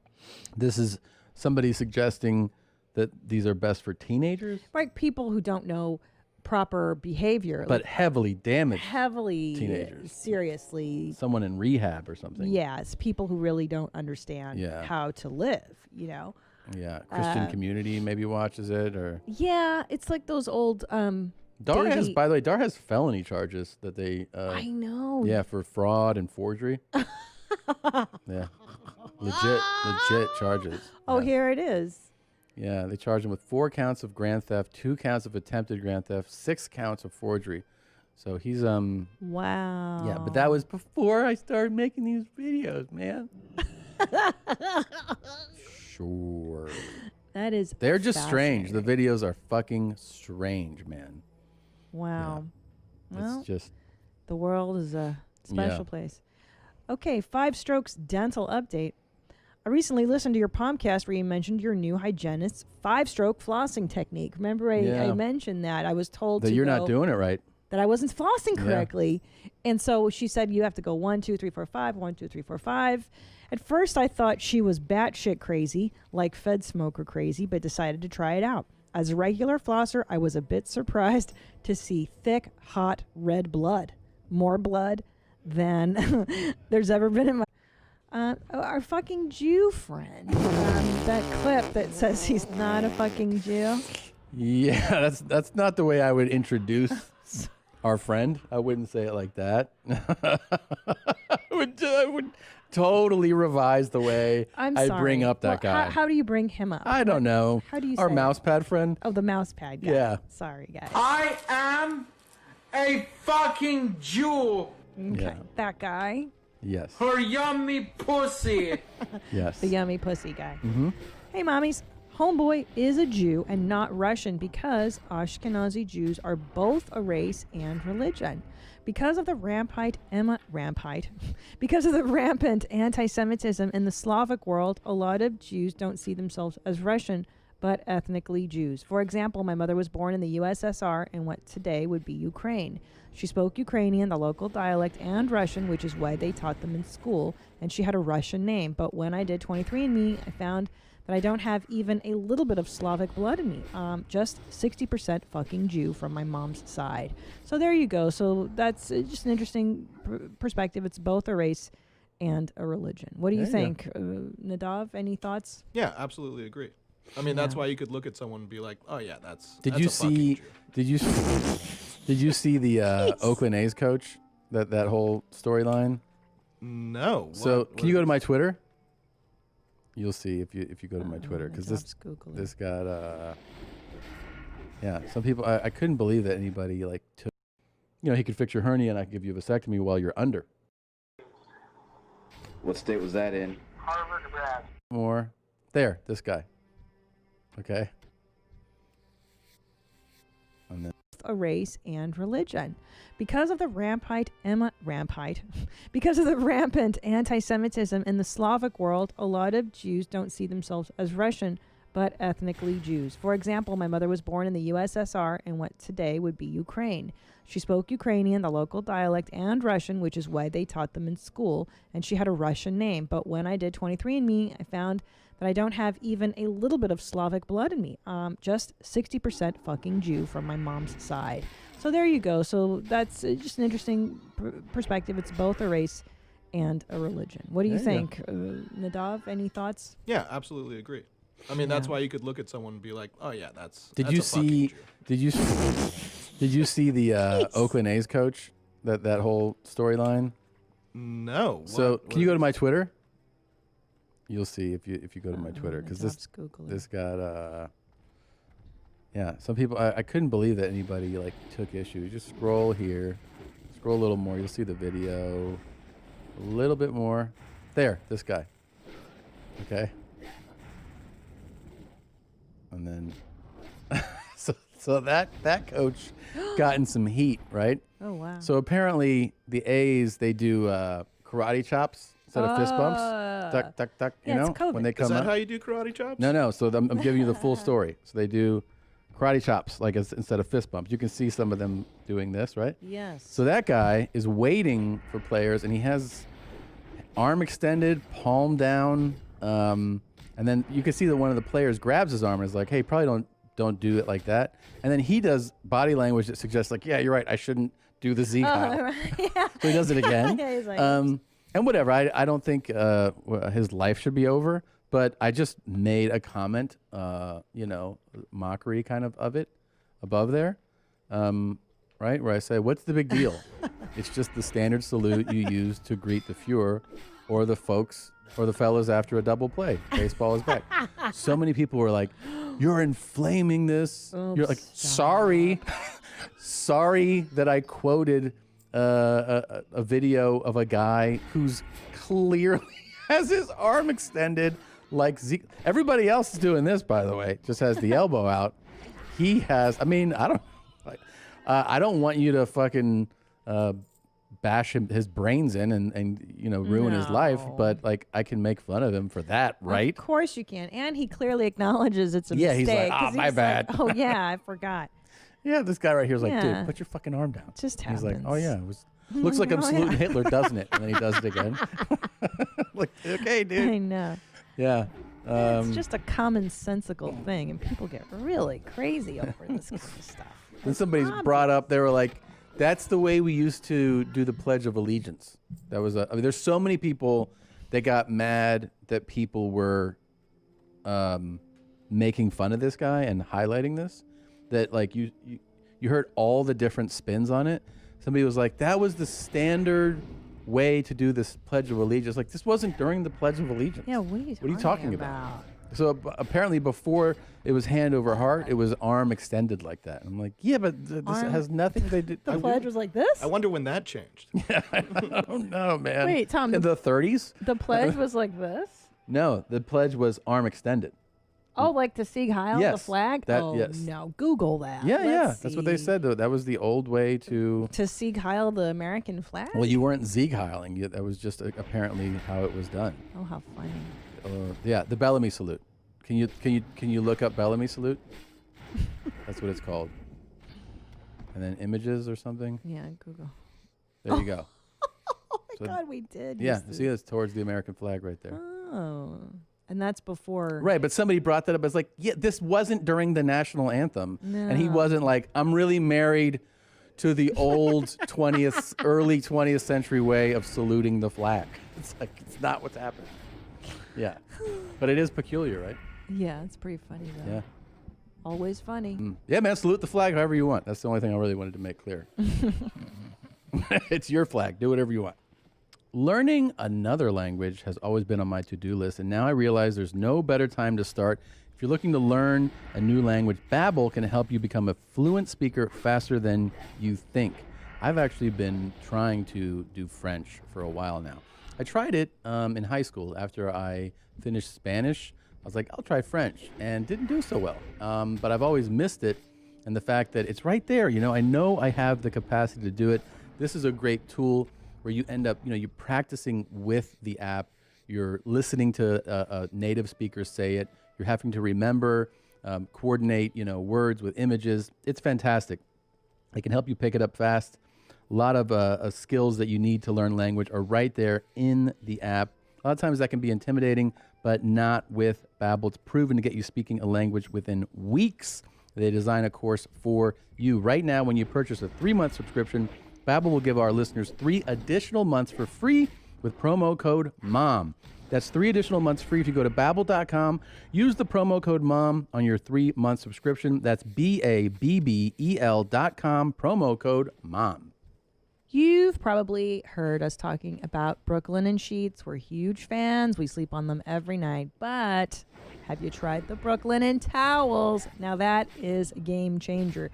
You know me, I historically have not towel dried myself off completely because I'm lazy. And frankly, I've never had towels that I've liked as much as I enjoy my Brooklinen towels.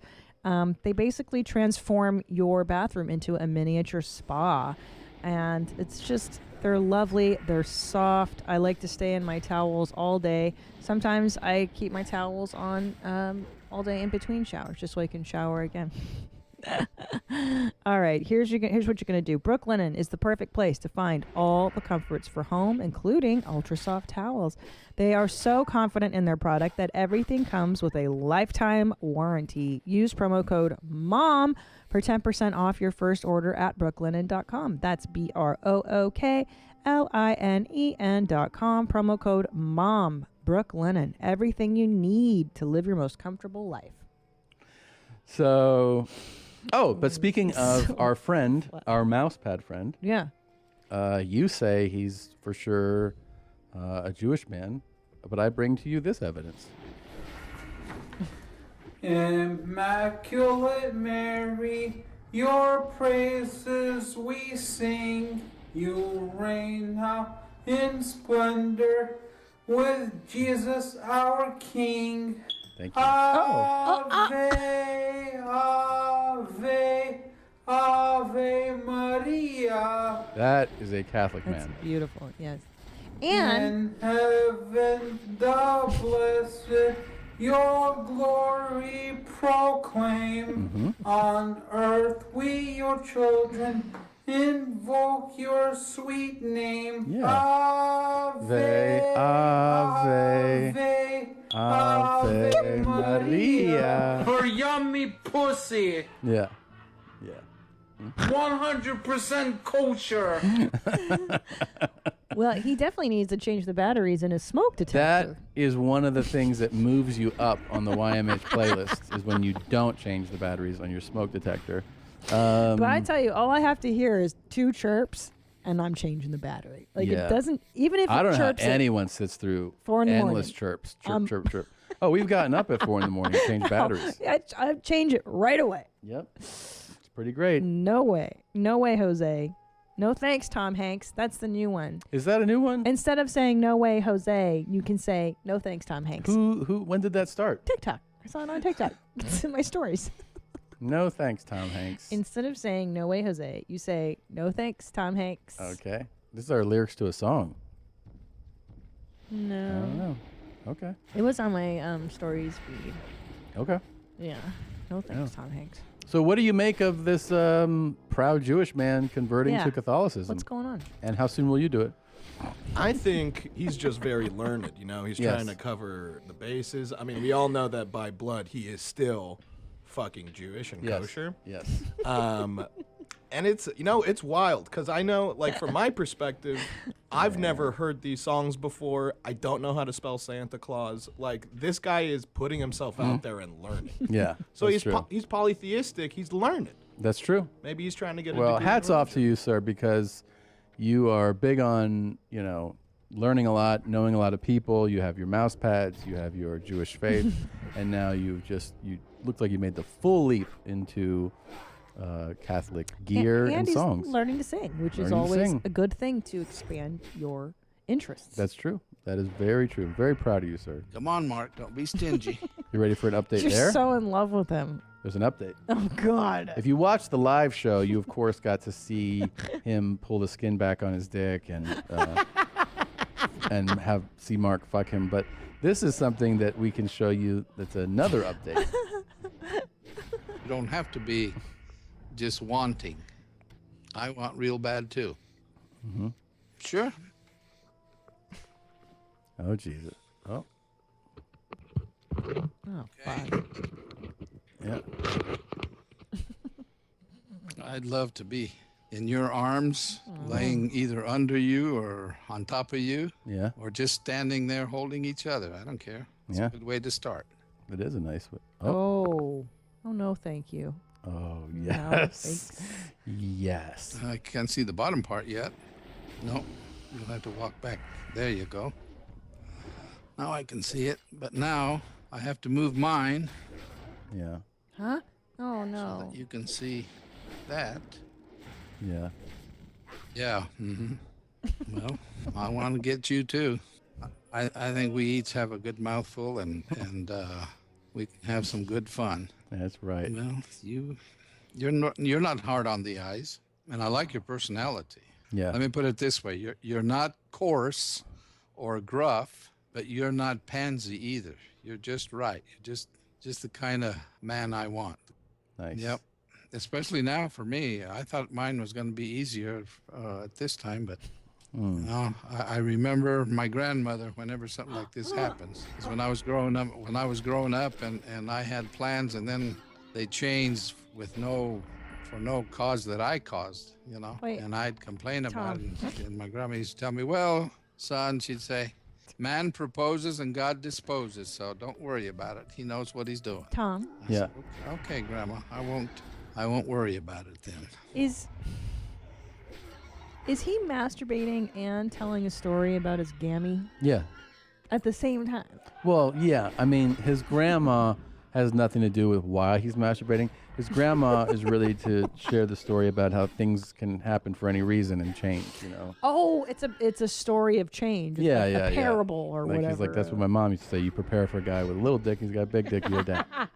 You know, that kind of thing. Yeah, they're there, but like I say, I'm built in such a way that Yeah. they hang very far back. They don't hang down. They're just back and very close to the top. They're not baggy. Got it. It doesn't matter how warm it gets. I can Okay. be sweating like a black man, and they What? don't What? go down. What? Ed Asner is racist. What? I didn't know that black people sweat more than everyone else. What? Did you know that? No. Sweating like a black man. What? I had no idea. Just like wait, hold on. There's no additional thing to the metaphor? Just sweating like a black man? Yeah, Not like sweating like a black man in You're right. whatever or Out- whatever. outside in the yeah, no. It's just you know how blacks are.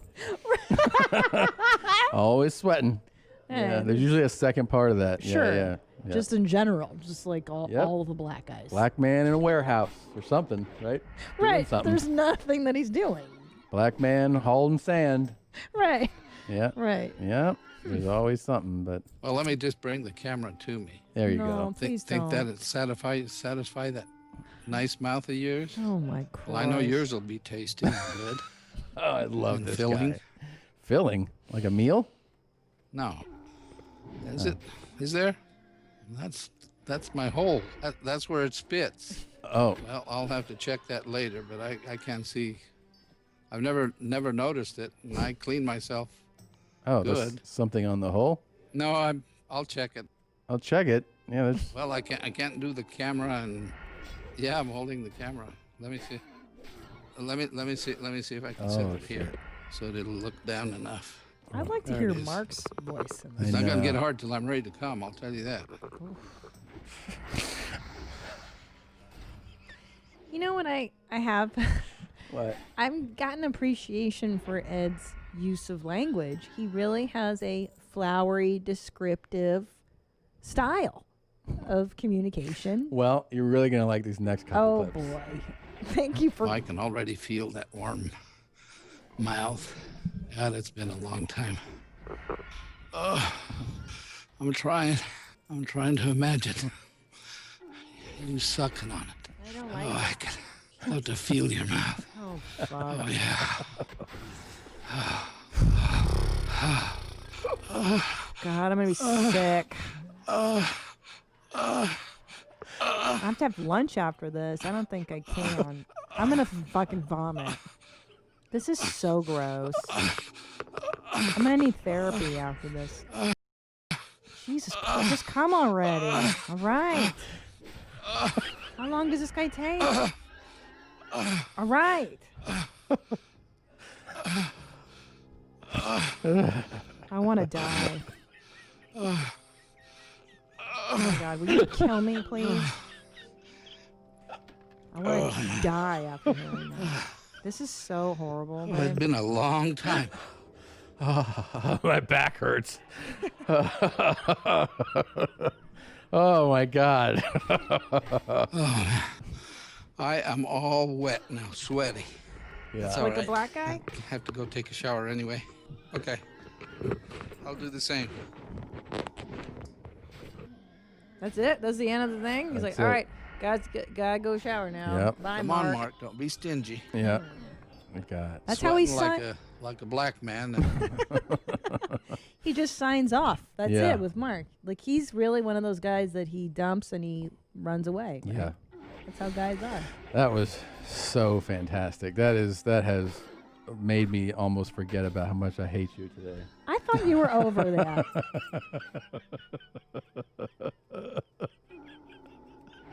Don't be pleased with yourself, Nadav. Nadav's happy because What do you mean? he brought you a good clip, and now Nadav's pleased with himself that you enjoyed Pretty it. great.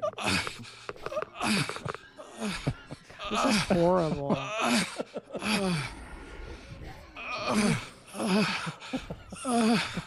It's not gonna get hard till I'm ready to come. I'm gonna. Don't we have any clips of That's dads? somebody's grandfather. Dads and trains or Oh. something. I mean, is Oh there my no? God. Is there anything more innocent we could? There's- Remember that episode where we tried to be clean for 20 whole minutes? Yeah, that was boring. Everyone hated that. There's something about. Yeah. That's my hole. That's where it spits. Oh my God. Imagine having to go down on that. No, Yeah. thank God, no. Yep. I just don't like how descriptive he'd be towards me. I'd be like, Okay, you come. It's like that. Okay, you come. Your turn. Mark. You come now. What if he said it to Show me. Show me that mouth. Ugh. Come. Come. Come. Okay, Let me see Tom. all that cum. Let me see all that come. You've got a real colorful beard, Tom. I want to Jeez. see that cum rubbed into your beard. Oh, fuck. All right, Tom. It's not gonna get hard till I'm ready to come. God, what a Oh. nightmare. God, he is the best. He is the best. Oh, I fucking hope there's more videos hidden somewhere that we discover over time. Really just such a wonderful man. that orgasm was something. That he was had. a lot. I mean, he sounded like he was going to die during that. I know. He was really struggling. I know. What if he has a heart attack? He's not in good shape. you know? Yeah. He could. Yeah. Well, it's true. It's that true. Big hooshy on you. I know. You got to take care of yourself. Yeah. For a number of reasons. One of them is that you could die while coming, you know, if you don't take care of yourself. That's absolute truth. Yeah. Yeah. Yeah. You could have a heart attack. Is well, Well, at least he was having fun with Mark. yeah. He and Mark had a good time together. Do you think it's always with Mark, or there's the different guys on the other end? I think a lot of it is just with Mark. I really do. Well, you I know hope- one thing. You betcha he is going to come up You, and see us. you bet I'm gonna come see you. You're good in bed. Tony, Oh Tony Johns. Let's liven the mood. So Yes. Tony Johns, to switch speeds here, has weighed in on a lot of things. You know, Don't do it, it's bad. don't drink and drive, and then I got a DUI, baby. Woo! so you know, he's got a lot of opinions. He doesn't always follow his own advice. But Yeah, I love Tony. you know what? I've thought about Tony a lot in this regard. Yeah. But I haven't actually had the information from him. I've been wondering these last few months, what are his thoughts on COVID-19, on coronavirus? And luckily today we're like, hey, got an update. Oh, fantastic. Tony's weighing in. Did he release an official statement? I think him and Fauci coordinated this together. So this is actual National Health Institute in conjunction with Dr. Tony Johns. Oh, wow. So let's hear it. Hey, what's going on, everybody? You know, I just want to let everybody know, you know, this COVID, 19 virus, it's getting, pretty dangerous. You know? Yeah, no. I personally am super spooked out about this COVID-19. I feel bad, because all you really got to do, is shower and wash your hands, and Shower? it's like a lot of people, they don't do that. So what I'm asking from people, is just to wash your hands, shower, distance yourself. There you See, go. I'm on a self quarantine right now. I'm not, having any girls. I'm not. Well, That's very thoughtful. I partied with a girl last night, Oh. but what I'm saying though is I'm gonna self quarantine myself. Starting now. I've been in quarantine. I haven't seen, well, last night. But last night. Okay. To people, if more people would self-quarantine, if more people would, not go out, Jesus. With the they would eat count. at home. Jeez. I've been making, my SpaghettiOs at home. Okay. By the way, Emily, you left your coat in my place about 3 weeks ago. I need you to come scoop up this coat, Emily. You just said to stay home. Quarantining. But that is a nice this coat. is your jacket, and yes, I am wearing a female's jacket. But what I'm gonna say though is, yeah, it's kind of cool. It fits pretty good. Anyways, what I'm gonna say though is seriously, this COVID-19 It's has serious, got right? to stop. Okay. Please wash your hands And shower. Please. Yeah. That's weird.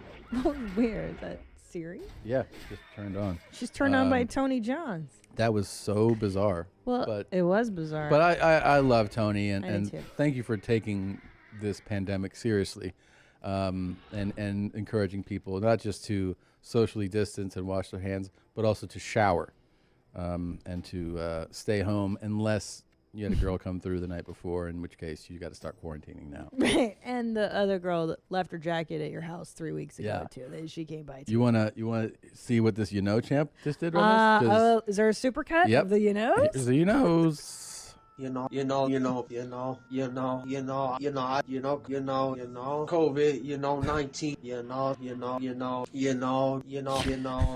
COVID, I mean, that might be a record. That might be a record. Really good work. That's yeah. really a lot of That's a lot of A lot of We've had a lot of people say, you know what I'm saying, you know what I mean. COVID-19 virus. So ridiculous.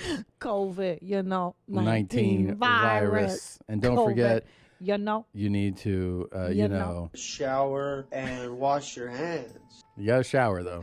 But you have to wash Literally none of the medical would be like, make sure you shower. No, you can get away with just washing your Yeah, hands. the hands are a real That's big enough. part. Your armpits, they don't really matter as much. I mean, you should shower on your own. Would you even But- trust Tony Jones? No way, right? What do you think he's really doing? Because he is out of jail and he's doing his community service. I think he's done with that. I want to say he's probably done with that. Yeah. But he's still trying, he's a party guy. So I'm wondering if this has been really, really difficult for him. And COVID, 19. COVID-19 has been difficult. Virus. Yeah, for a guy that parties and stuff. Yeah, this has got to be really tough on him. I mean, half the staff is that way. The party boys. Yeah. I know, but for Tony Johns especially, that was his whole persona. And, Yeah. Take your overs, Yeah. oh, woo, Yeah. Like dead ass though. Dead ass. This is a more subdued Tony Johns than I'm used to. DUI, baby. COVID, 19 virus. Idiot. COVID, 19 virus. Yeah. You'll like this because you always like this kind of thing. Sure. What you doing, you fucking clown? You just took a shite in my garden, you freak. Here, you come anywhere near me. I'm sorry. Get the here, look at the state you just. I'm clean at home. I'm clean. Here, just take a shite in my garden. You just take a. Oh, here, that's brilliant, huh? You're running. Yeah, that's fucking exceptional. Oh my god. Yeah. What do you do though? It's hilarious. What do you do when you got a shit like that? You shit in this person's garden. You do, right? Yeah. Because obviously, If it's an emergency, I mean, this has got to be an emergency and, shit, right? And especially during COVID, it's not like public restrooms are open and That shit available is right now. so fucking ridiculous. You walk around anywhere, you're like, I gotta pee, and they're like, not here. Yeah. Well, that's the problem is that your bowels needs are still consistent, but you don't have those safe haven toilets to go to anymore. There's so many places too that just don't let you pee anyways. I know, it's so Like, fucked even like up. during regular time, you can walk into a store, and be like, and they're like, oh, there's no restroom here. Where am I? Like, I'm a human being. I know. Citizen. I would like to. I have to go to the bathroom. They're like, piss find and one. shit. Not here.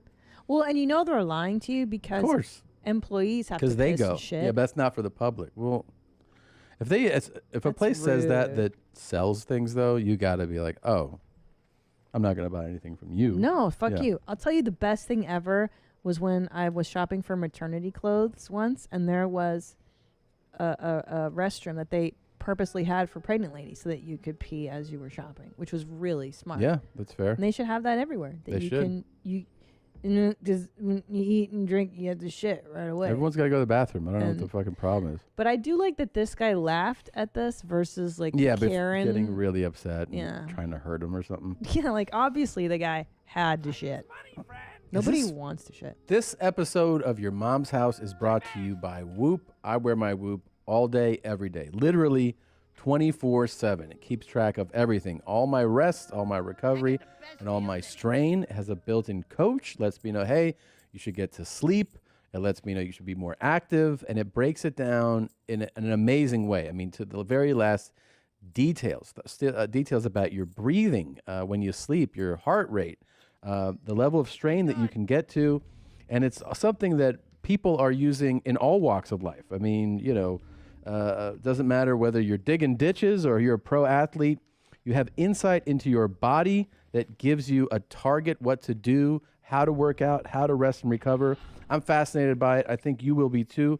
Our listeners, Whoop is offering 15% off with the code YOURMOM at checkout.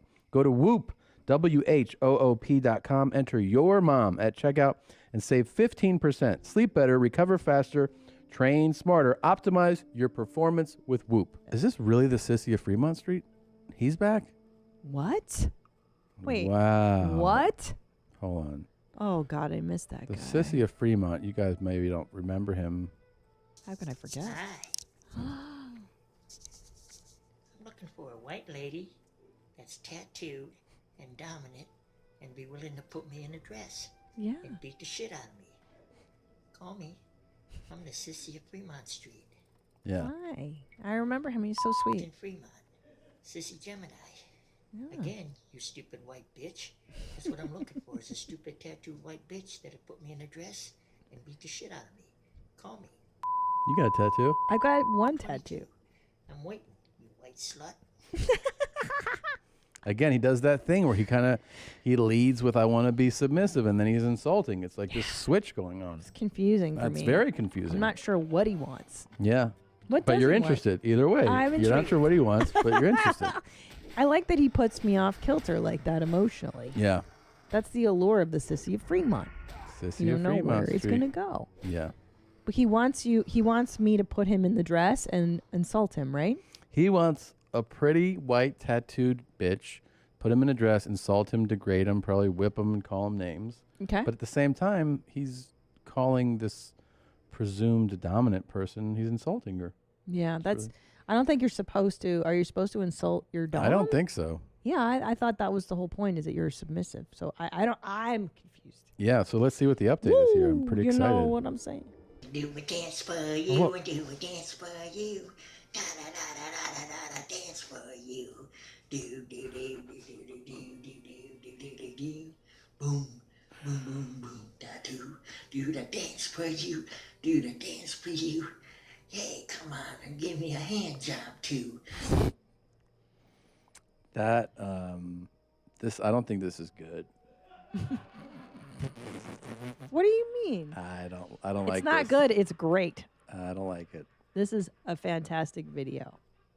This definitely made me jump inside. That made you feel bad. Yep. Not the fucking, that's my pee hole. It's where the spit comes out of, Mark. Nope. That doesn't freak you out? This does. This does. Yes. Wow. You This- and I have vastly different This tastes. would make me, like, if you walk down a hallway in a hotel and this was in the hallway, I could feel like my adrenaline surge and my fight or flight thing go through the roof. Oh, no, I think this is fun. This guy's harmless. What? Yeah, Come On Mark seems to me. So who would here's, you- Here's scarier. I'll tell you why Come On Mark is scarier. No way. Ed Asner, because he can pass for normal.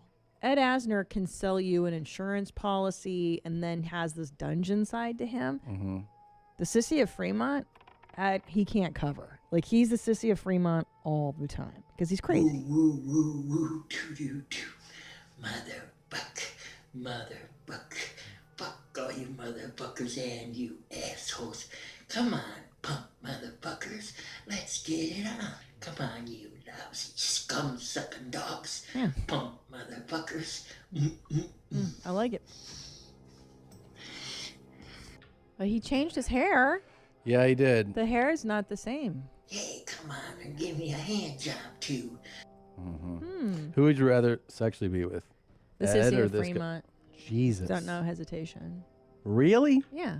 Well, for one thing, this guy likes girls, and he likes a That you got to dominant- take that out of there. So pretend that I'm Mark, like I'm a guy. No, just pretend you're you, and that Ed's thing is just just take the male out of it. Right, like he likes chicks. Yeah, he likes chicks. I think I'm more comfortable with 100% crazy.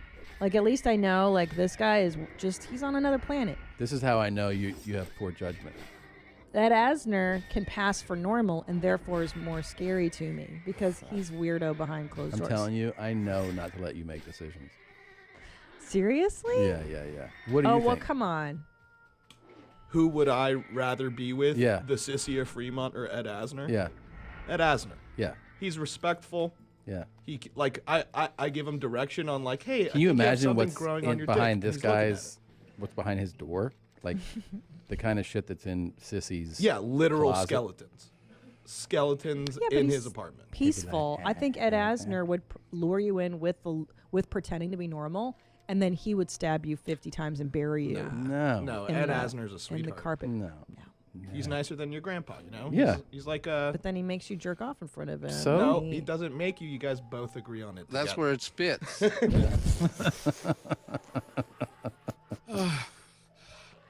Please don't. I don't like it.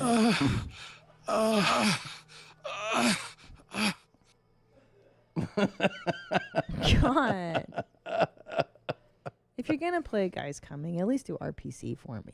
Oh yeah. Get off. I like Yeah. what I like. Get off! Yeah, I'm gonna come. I like a catchphrase if you're gonna do it. The problem with Uh, that is he doesn't have a good catchphrase. Who's that? Ed Asner doesn't say anything when he comes. He says beautiful things. Let me hear.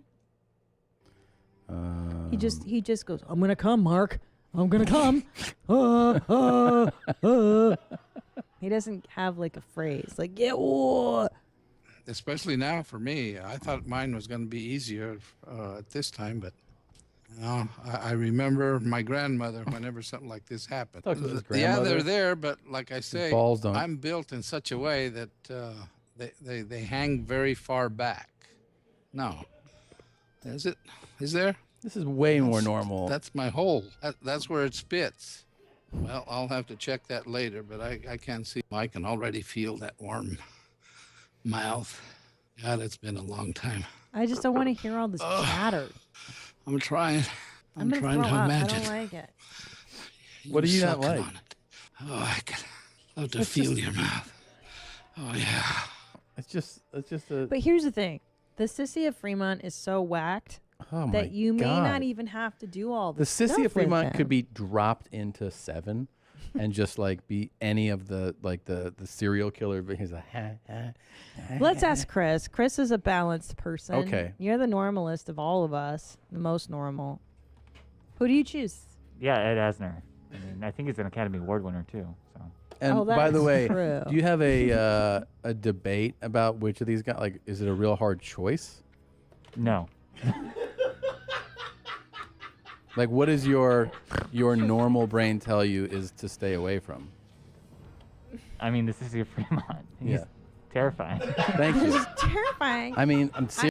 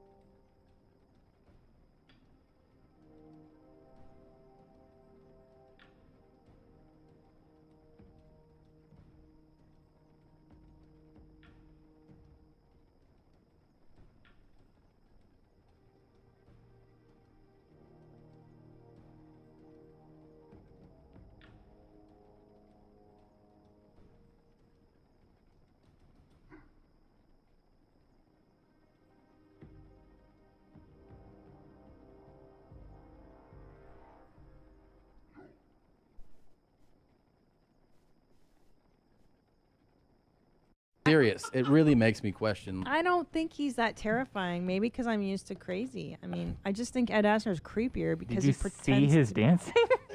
I know, very nice dance, and he sings and he makes up songs. I like to sing and dance too. Does that make me nutty? I mean, Okay. All right. I don't know. I like a good song and dance. I'm playful. I guess I'm more playful. Yeah. Yeah. I don't like this at all. I don't like it.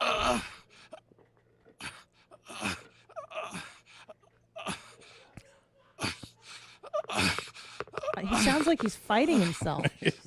Sounds like fighting his he's dick. dying right now.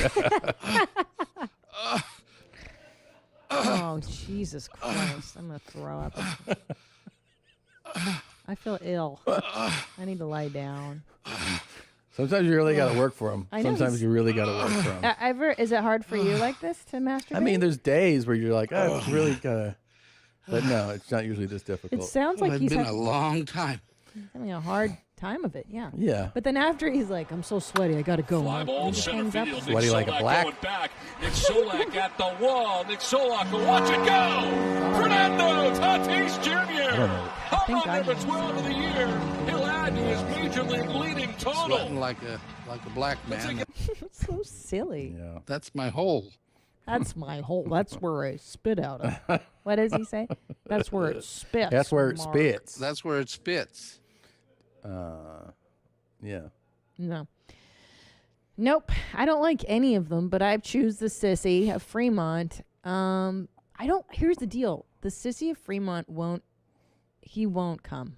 Like, I don't think that he'll actually do anything sexual. I don't think I think he's so out of his mind that he's just going to sing and dance with you. Literally terrifying. Yeah, he might cry or something. And then Terrifying. Okay. You know who you might do well with? My man, white folks in Memphis. White folks. Yeah. What's the reason why you don't like white bitches? Cause black bitches. I love. No, hold on. Hey, black bitches. When you hitting their pussy, they throw it back. Yeah. White bitches just later. Yeah. I don't like that. You don't like it? I want them to do it. Bad. Yeah. I don't give a fuck. That's 100% me if I Is moved to that Memphis. you? Absolutely. That's a white guy. That's a white guy? Yeah. You don't think he has some flavors in him? Oh, he's got flavor in him, but he's a Yeah. white guy. Yeah. That's why they call him white folks. Oh, right. Yeah. Sure.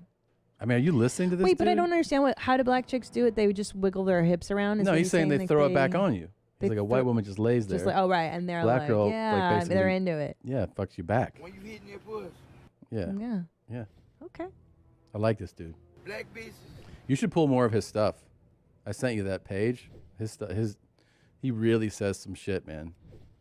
Wasn't Mr. White Folks in a pimp documentary as Well, well? that might be a different white folks. I don't know. I'm not sure who. Well, was the I white just want to folks. make sure we're not cheating the actual Mr. White Right, Folks. but this the is original legit Mr. white folks right Folks, here. Yeah. Yeah. He like wearing a black bitch. I like that shit. Like, he really. I think you really like him. Oh yeah, he's great. I love this guy. I love it. I heard you bitches was looking for me. Oh, was it time? I'm so All right. I wasn't sure we get to do it. Well, you've been curating so much, and we've been on death row with we don't know what's happening with the TikTok and the U.S. government, China. Right. Who knows? Or he's now saying that like you have to sell TikTok by a certain date, or we're going to ban. I don't know. There's all kinds of stuff. So you've been really heavy into your talks. That's right, Tom. I hear you preparing all the time, I've been. doing your work. When do you hear me curating? I always hear, I'm like, oh, is that someone getting stabbed? Where is that? And then it's like, oh no, Christina's going through her talks. I like to do it when I'm on the toilet. I like to curate whenever I can, a few minutes here All and right. there. Well, walk us through some of these hits. Yeah, I'd love to. Yes. Hey, ready? Pool kiss. Mwah. Pool kiss. Mwah. There goes my sons having fun in the pool. Yes, we are. And how?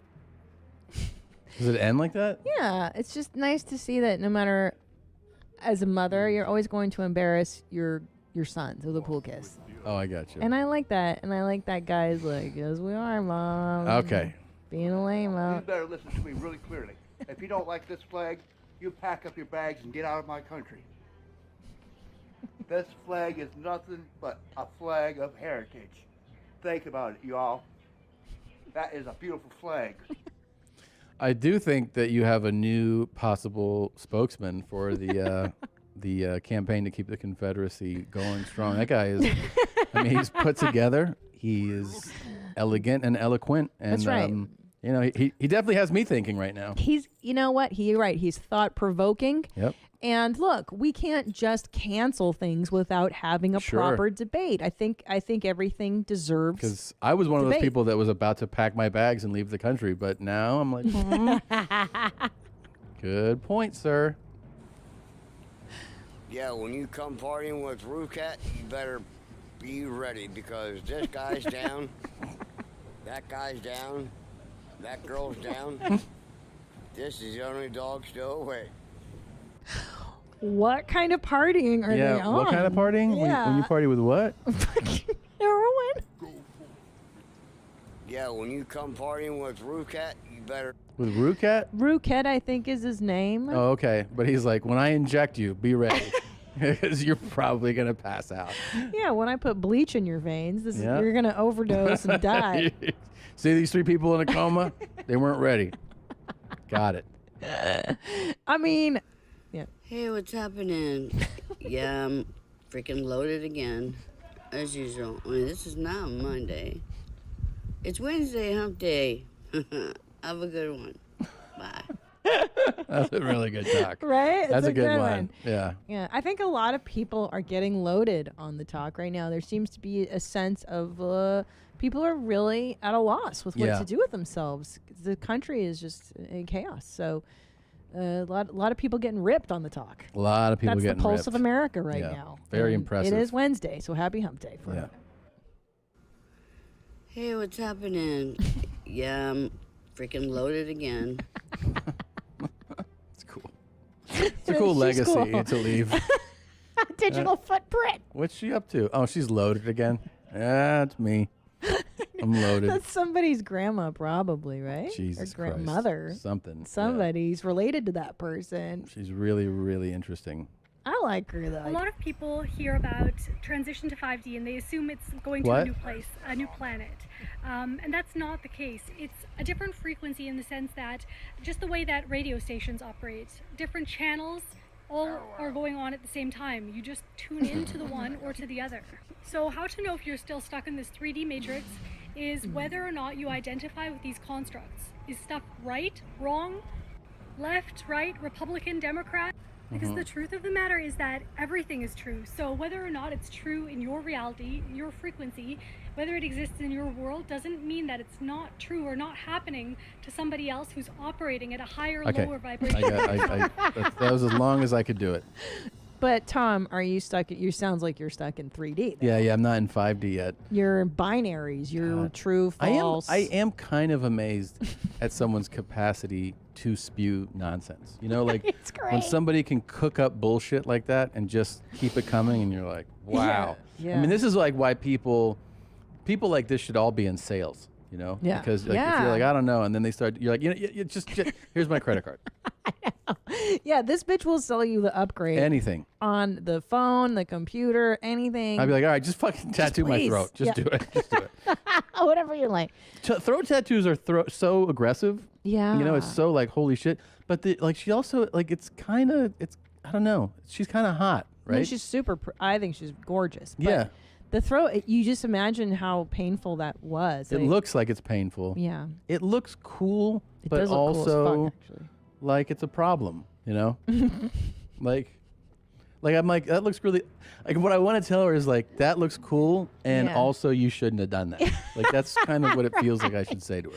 Right. Like it just looks like it hurt. It does. It just looks like it hurt the most.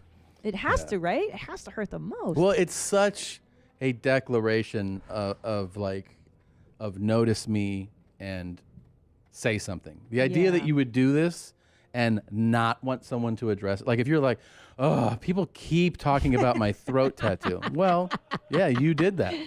But there are people that would argue, Tom, like, but I'm doing this for me. Yeah. It's not for the attention. You want no one to address your throat tattoo. Okay.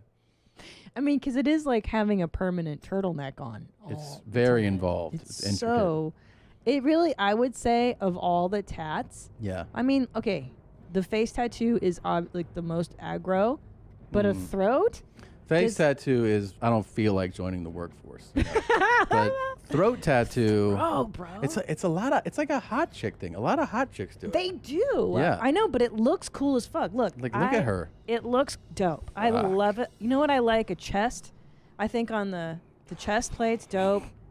A throat tattoos. It looks cool. I love the job stopper. Hot chicks tats. and like cool. These are like cool dudes. I know. No, it's cool. Look at her. Dude. She looks dope. Yeah. Yeah. It's just so. It I just. feel like looks a lot of so them maybe would aggressive. feel like, it'd be nice to be able to take this off. You think so? I mean, it feels like it's great for certain settings.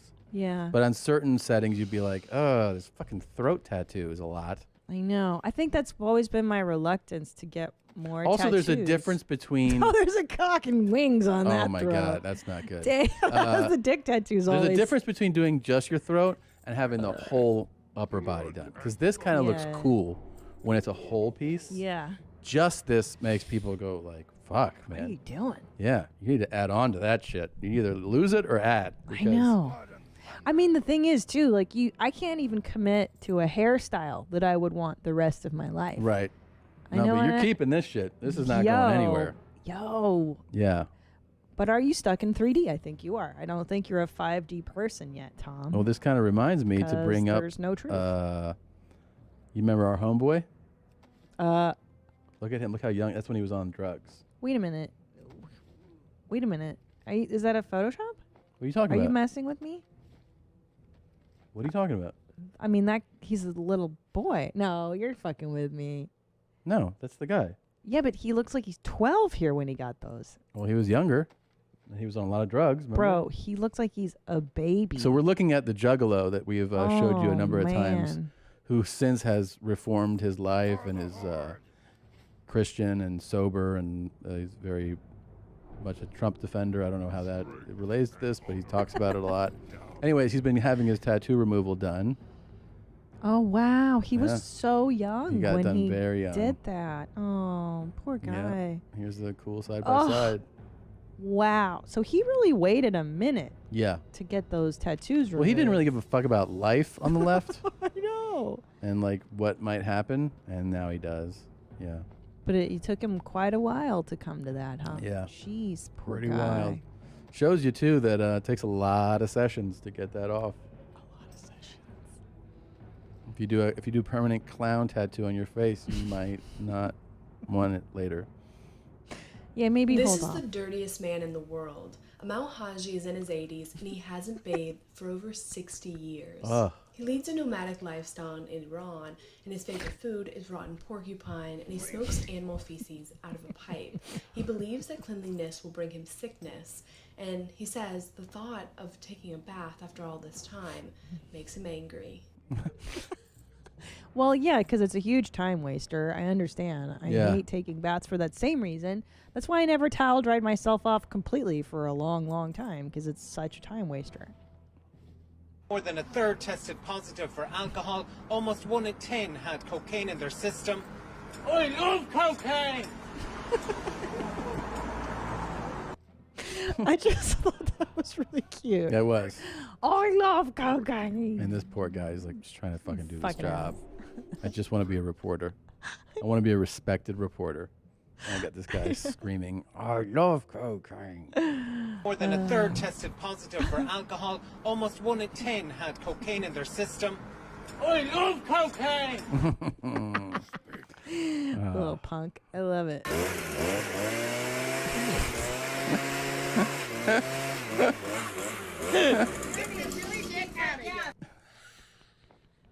How did I know you love that? That was great. You're not mad at me anymore. Nah, I right? forgive Not you. at Send all. her your hate, but I No. feel like No, love me. Love me again. Hold my hand. Do the Triosby. so. The man brought a leaf blower inside and started fucking blowing it at like his grandmother. Jesus. That's so fucked up.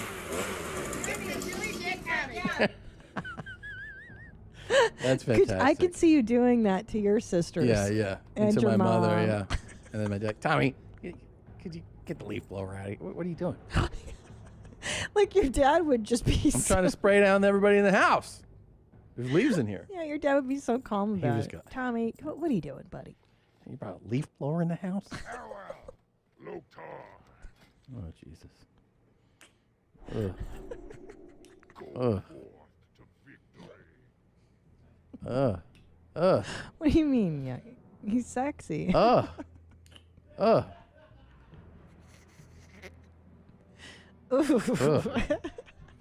You don't like his kiss? Oh, God. That was hard to sit. I would rather watch the Sissy of Fremont. Okay. Would you rather do Ed Asner or the Kisses guy? Oh, Ed Asner. Stop it. What are you talking about? The Kisses This guy's guy. a fucking creep. What's going on with his head? He has...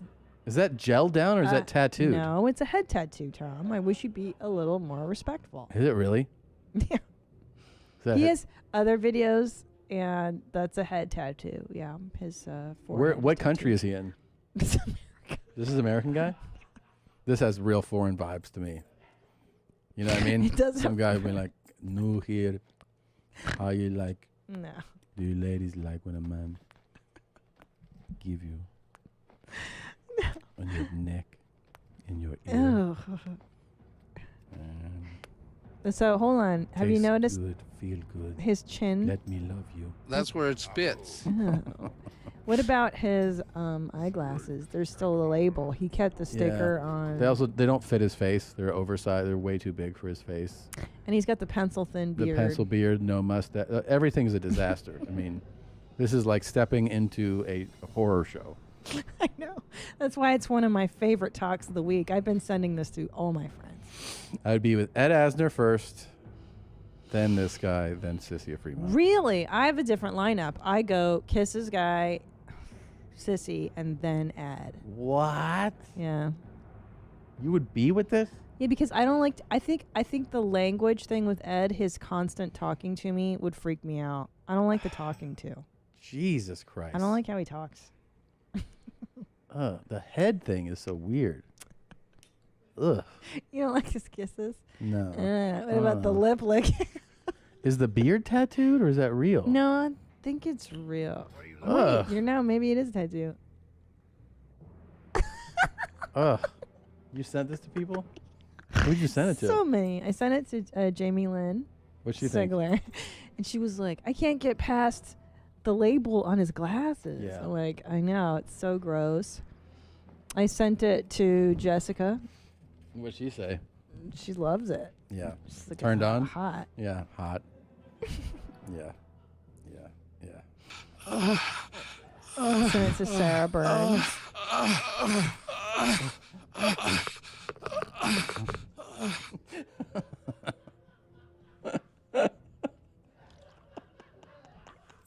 Wait, did you double it up? Don't double it up. Yep. Wait, double it up. What's even I had the idea to double up. It would be really funny.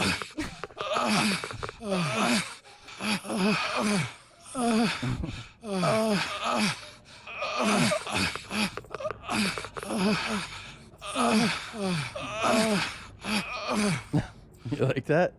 Turned on now? It's my nightmare. Jesus. The multiple ones is just such a nightmare. Oh, God. It's so gross. Scum sucking dogs. Ugh.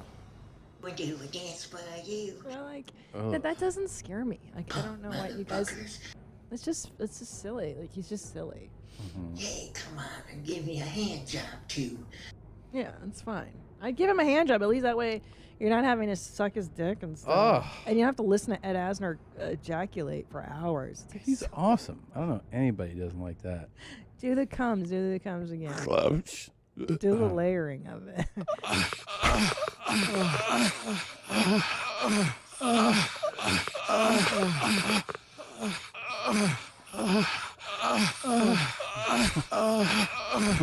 I'm gonna die. Okay. I'm gonna die. Yeah. Jesus Christ. All right. That's it for my talks. That's it. Those Oh, are your talks. I like the close on kisses. And he writes kisses with a smiley face. Oh. This is the coolest guy episode we've This had. was a very cool lot. episode. We had a lot of cool stuff. It's true. So many cool guys. It's pretty great. Okay, The so cool guy we'll be back club. soon. We'll be back next week, actually. But Yeah. thank you guys for listening. Here's a song, a closing song called "Let Me See That Come" by Matthew D. Christopher. Thank you, Matthew. Thank you guys for watching, listening. We'll see you next week. In girl world, you can't call it a dick suck unless there's jizz in your mouth. Unless there's jizz in your mouth.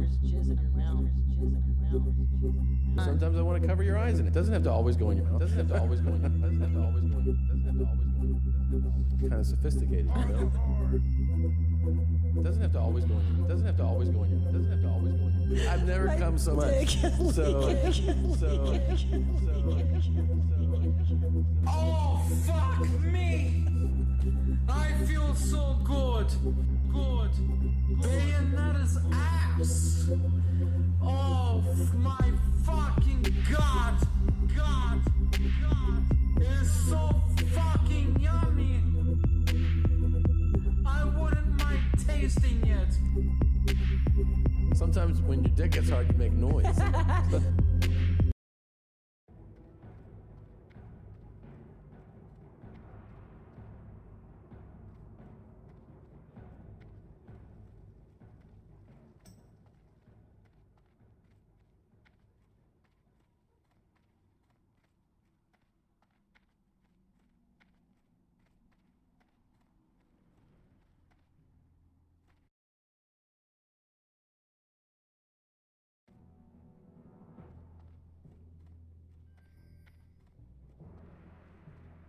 How you doing, man?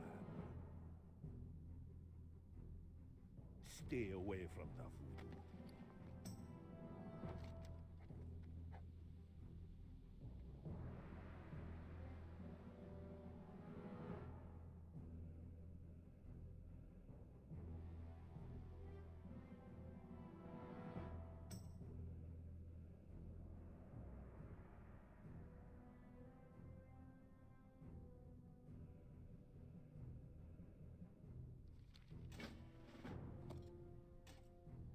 Greetings, man. Be seeing ya.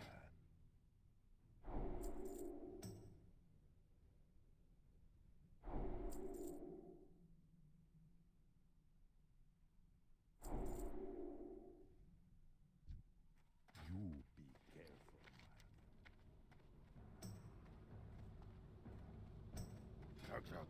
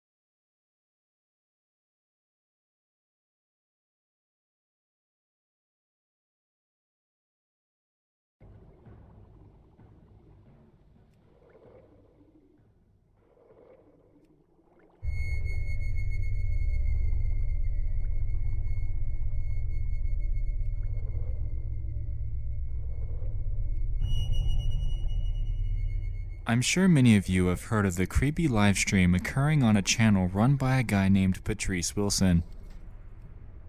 Patrice, if you don't know, is a music producer who's also known for making strange and somewhat unnerving video skits on his YouTube channel.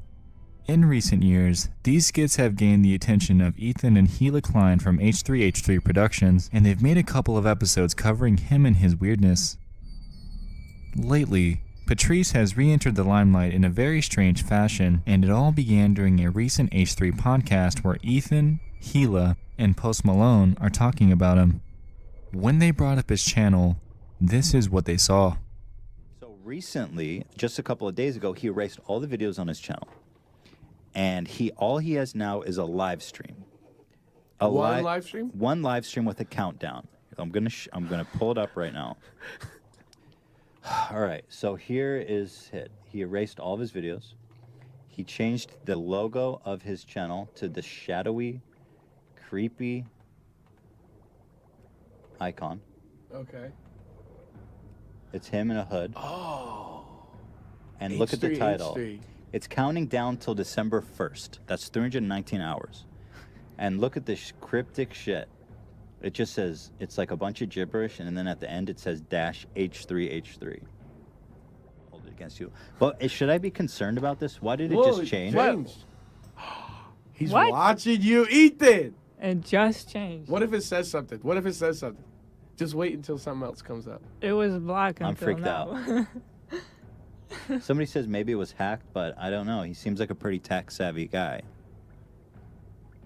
Okay, and so somebody manually just changed that. What was that? How could he react that fast? How? Wait, it's just cycling between them. Is it though? Yeah. Oh God, a new I'm one. scared. What is that creepy fucking screen? Dude, I have chills right now. That screen is so creepy. It's like a CD. After this, and as expected, Patrice gained tons and tons of attention on his channel. Users claim that he previously had tons of videos and only recently has deleted all of them and changed his profile picture to a dark hooded figure. Also, the bulk of his stream appeared to be nothing more than a simple countdown. After doing the math, this countdown appears to end on December 1st, which is next Friday. Anyway, like we just saw, there were creepy shots littered throughout the stream in an almost random assortment. Some notable things we saw were a curtain with someone behind it, a room, a shot of a creepy house, a woman in the woods, and even a rant about cyberbullying. All of this seems to make absolutely no sense at the surface. However, we need to take a step back, consider who Patrice Wilson is, and make an informed decision as to what this is actually aimed at. As we said before, Patrice's countdown ends on December 1st. This was pretty easy to determine due to the countdown. However, this isn't the only place he's pushing this date. In his cyberbullying speech, he explicitly displays this front and center for all of us to see. With this, we can safely assume that he's going to present something to us when next Friday rolls around. I want to show you some of the snippets that interrupt his live stream. Two notable ones in particular are the shower curtain that we saw on the H3 podcast and the creepy house. Take a look real fast. No, it's not a screen. No!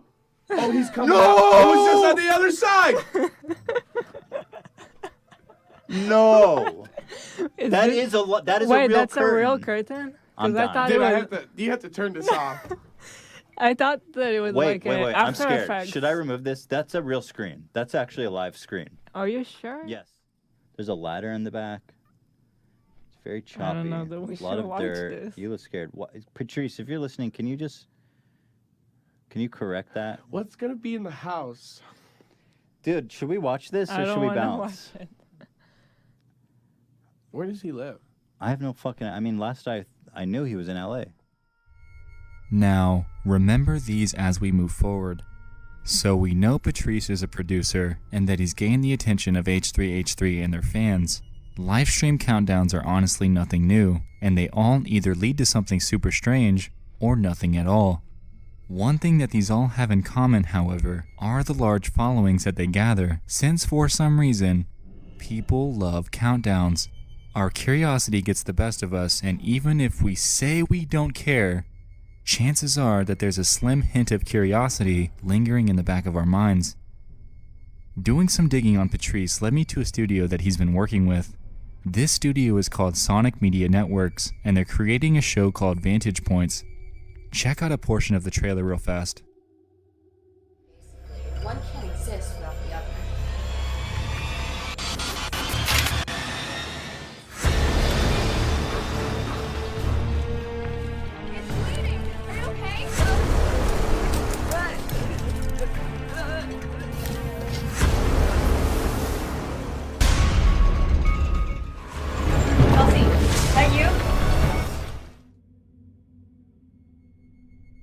Ah, now what do we have here?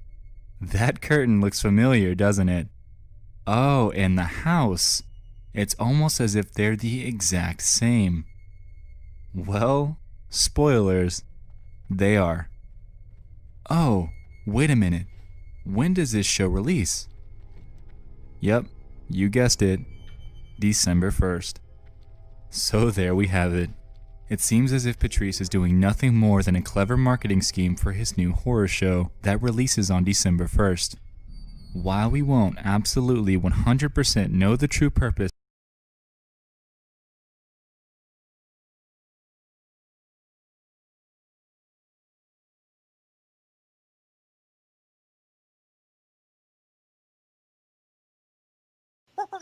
The Joe Rogan Experience. Well, I think people can develop these patterns of behavior that are destructive with anything, whether it's with alcohol or cannabis or, Yes. sex or anything. People get in ruts. Yeah. And, it doesn't mean that the cannabis is bad. It means that you are on a bad mental path. Yes, exactly. And I'm not encouraging it for everybody because No. some people it genuinely biologically doesn't jive with them. Yeah.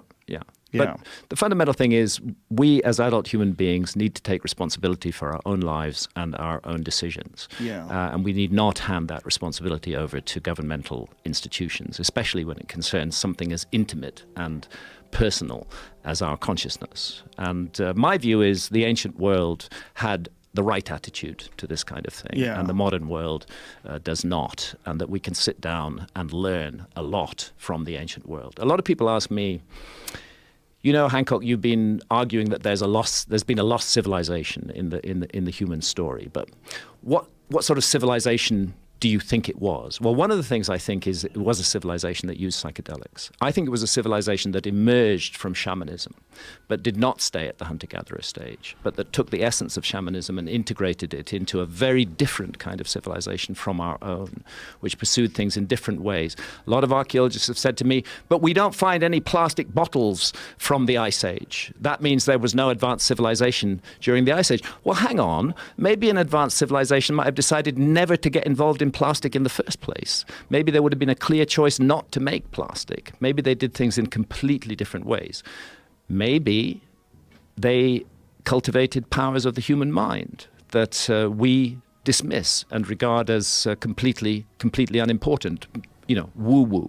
Yeah, this is the thoughts about Egypt, correct? It's about Egypt and about other things. I mean, the specific example I give is above the King's Chamber in the Great Pyramid are 5 further chambers. And these chambers are roofed and floored with granite beams that weigh about 70 tons each. And there are hundreds of them. And these 70-ton granite beams, which to put in context, a 70-ton beam is equivalent in weight to 35 large SUVs. These 70-ton granite beams have been elevated to a height of more than 350 feet above the ground and carefully and precisely placed in position. It is very hard for archaeologists to explain how that was done using purely leverage and mechanical advantage. You can say, perhaps they built a ramp and hauled the stones up the ramp. But then you have to confront basic laws of physics. You can't haul a stone weighing tens of tons up a slope that exceeds 10 degrees. Then you start doing the calculation. How long a ramp do I need with a 10-degree slope to get to 350 feet above the ground? And the answer is you need a fucking long ramp, which should still be there, because it couldn't have been a sand ramp. It would have collapsed under the weight of those stones. It had to be as massive as the pyramid itself. So this begins to seem like an absurd idea, the idea that is foisted on us by archaeology. Maybe the idea that they regard as absurd, namely that psychic powers were cultivated by ancient civilizations, that they could use powers of the human mind that we have allowed to lapse, maybe that idea deserves further consideration. We have gone down a path of leverage and mechanical advantage. We're used to relying on machines, but we hear anecdotal reports of people who have telekinetic powers, who can move things with their minds, of people who have telepathic powers. And our automatic reaction is to just dismiss all of that because science says it's impossible, because science regards consciousness as local to the brain and doesn't see how it can exert itself outside of that. But maybe we should open up to those possibilities, that we're dealing with a very different kind of culture that used techniques that we have allowed to lapse. And maybe we could wake those techniques up again. Maybe the ability of human beings to do almost superhuman things is resident within all of us, but sleeping. Well, it's pure speculation that they use some sort of a telekinetic power, but it's pure absolute, speculation. But it's absolute that they did something that we don't understand. If you think about the distance between us and the construction, just the modern accepted construction dates of the Great Pyramid, it's more than 5,000 years ago, or close to 5,000 years ago. Great Pyramid is supposed to be about 4,500 years old, yeah. That's really old. It's incredibly It's old, yeah. To think that someone back then could do something that would perplex us today with modern machinery. Yeah. And that somehow or another they figured this out. It's almost like what they had done was leave behind something that was so stupendous, so monstrously impressive that it would transcend time. Yeah. And that you would have to look at it even thousands and thousands of years later and say, hey, like this defies conventional explanation. This is not a simple, and I've seen some of the conventional explanations of the construction of the pyramid, and they conveniently neglect those chambers above the king's chamber. They do. They conveniently neglect a lot of those massive stones. Yeah. And it's because it's one of those things you just go, oh, I don't know. What is this, Jamie? There are the chambers is, above the king's chambers, and each one of those floors consists of a row of 70-ton granite blocks that have been raised 350 feet above the ground. And not only that, but brought from Aswan in the south of Egypt, 500 kilometers south of the Great Pyramid. So if there's any time in history where you could go in a time machine and go back and observe, would that be the time? I am just completely fascinated by the Ice Age at the moment. If you had one shot to go back and see what it was like in some place, you wouldn't go to the construction of the Great Pyramids? I think right now where I'd go is 12,800 years ago in the beginning of the Younger Dryas. Just to see. Because I think that's where the whole human story changes. I think that's where we change tracks from one path to another path. And following those cataclysmic events of the Younger Dryas between 12,800 and 11,600 years ago, following those, the signs of civilization that we see emerging are not the beginnings of civilization. They're a restarting of civilization that had existed before the cataclysm. And for that reason, I would like to be present during that cataclysmic event, if only to satisfy myself that it was indeed a comet. You see, the one thing there's no dispute about anymore is that the Younger Dryas was a cataclysm. You can't argue about that. The megafauna that die off, the disruption of human activity that takes place at that time, the huge climate changes. This was a cataclysm by any standards. Where the argument still goes on is what caused the cataclysm. I vote strongly for comet, multiple fragments of a comet hitting the North American ice cap and hitting Greenland as well. But there are other researchers in the field, like my colleague Robert Schoch, who thinks that the sun is more involved. This is healthy. This is very, very healthy, that we should be approaching this problem from many different perspectives and trying to figure out what the fuck caused this extraordinary event that occurs at a pivotal moment in the human story. The end of the Stone Age, the beginning of the Mesolithic, the end of the Ice Age, the beginning of the current age of the Earth. And suddenly we see these signs of civilization appearing, and in places like Göbekli Tepe, those signs already include highly sophisticated knowledge. And that's why I feel we really need to investigate the Amazon. There are 3 places in the world which are really lacking in the investigation right now. One of them is the Amazon, 5.5 million square kilometers, very little archaeology done. Another is the Sahara Desert.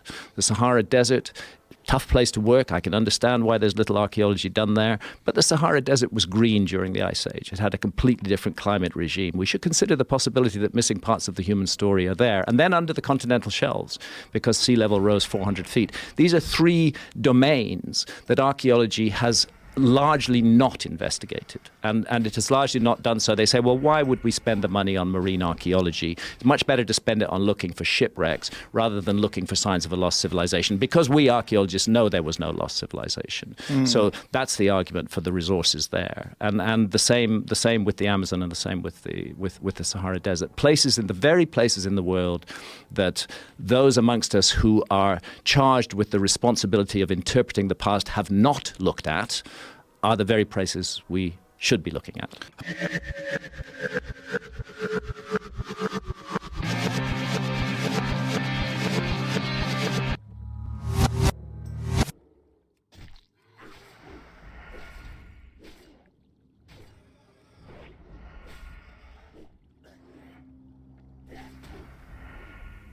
Here we go. And boom, we're live. Graham, great to see you again. Nice to be back with you, Joe. And we were just talking about your new book, America Before, that there's two versions of it. There's one version, and then there's a newer version that's a Barnes & Noble version that's specific to Barnes & Noble that has an extra whole chapter in it. That's correct, yeah. Yeah, and so they can get that at Barnes & Noble. I'm just trying to keep bookstores alive, man. They're on the way out. I think it's really important, and that's one of the reasons that I did this, because I had finished the book, and then Barnes & Noble came to me through my publishers and said they would like to do a special edition of the book, but in order to do that, I needed to write them some extra material. And I had a lot of material that I hadn't put in the book, and I thought, well, this is an opportunity to put that out there. Beautiful. So if people want that, it's a little bit different, and there's a small gold square. Okay, so first of all, my website, grahamhancock.com, has a page about America Before. And the link to the Barnes & Noble edition is there, as well as the link to the standard edition, which is on Amazon and iTunes and all kinds of other places. So grahamhancock.com and the America Before page, the link to the Barnes & Noble edition is right there. All right, there it is. So how is this, before we even get into the book, what is it? Go to Talks and Events. Okay, we're on the Graham Hancock website. No, go to books. Go to books. Go to America Before. Bam. Bam. There it is. Go to United States, you can see Amazon, Barnes, and there's Barnes & Noble. Special edition. Special edition. Click on that. There you go. And then the ebook as well. The ebook is available. The audiobook, which I read myself, is available there. And then if you scroll down, oops, that shouldn't be there. It's damn pop-ups. Damn Sons pop-ups. of bitches. I am so happy you read it yourself. I get angry when someone else reads someone who I'm like, come on, he can talk. Yeah, I enjoy reading my books myself, and what I've learned from feedback I get from audiences at presentations is people like me doing that. Oh yeah, for sure. Yeah, 100%. It's just weird when someone else is talking in your voice. Like, hey man, I know you're not Graham. You know that I write fiction as well as Yes. nonfiction. Yeah. And the one thing I can't read is my fiction. Really? Because fiction requires accents. You really need an actor Yes. to read a fiction book who can get into the different characters. But for a nonfiction book like America Before, it's very straightforward for me just to read it myself. I agree. I'm a tremendous Stephen King fan, but when I read Stephen King's books where he reads them or listen to them when he reads them, they're terrible. He's awful at it. I don't think a novelist should read their own novels. I think that's a job for an actor. Oddly enough, I've just been reading Stephen King's Dark Tower series. Very near the end of the 7th volume of that. Yeah, I'm just a giant fan of his, but Me man, too. when he reads it like he's just reading it. Yeah. It's like, oof, this is rough. It's hard to get behind. Anyway, America Before.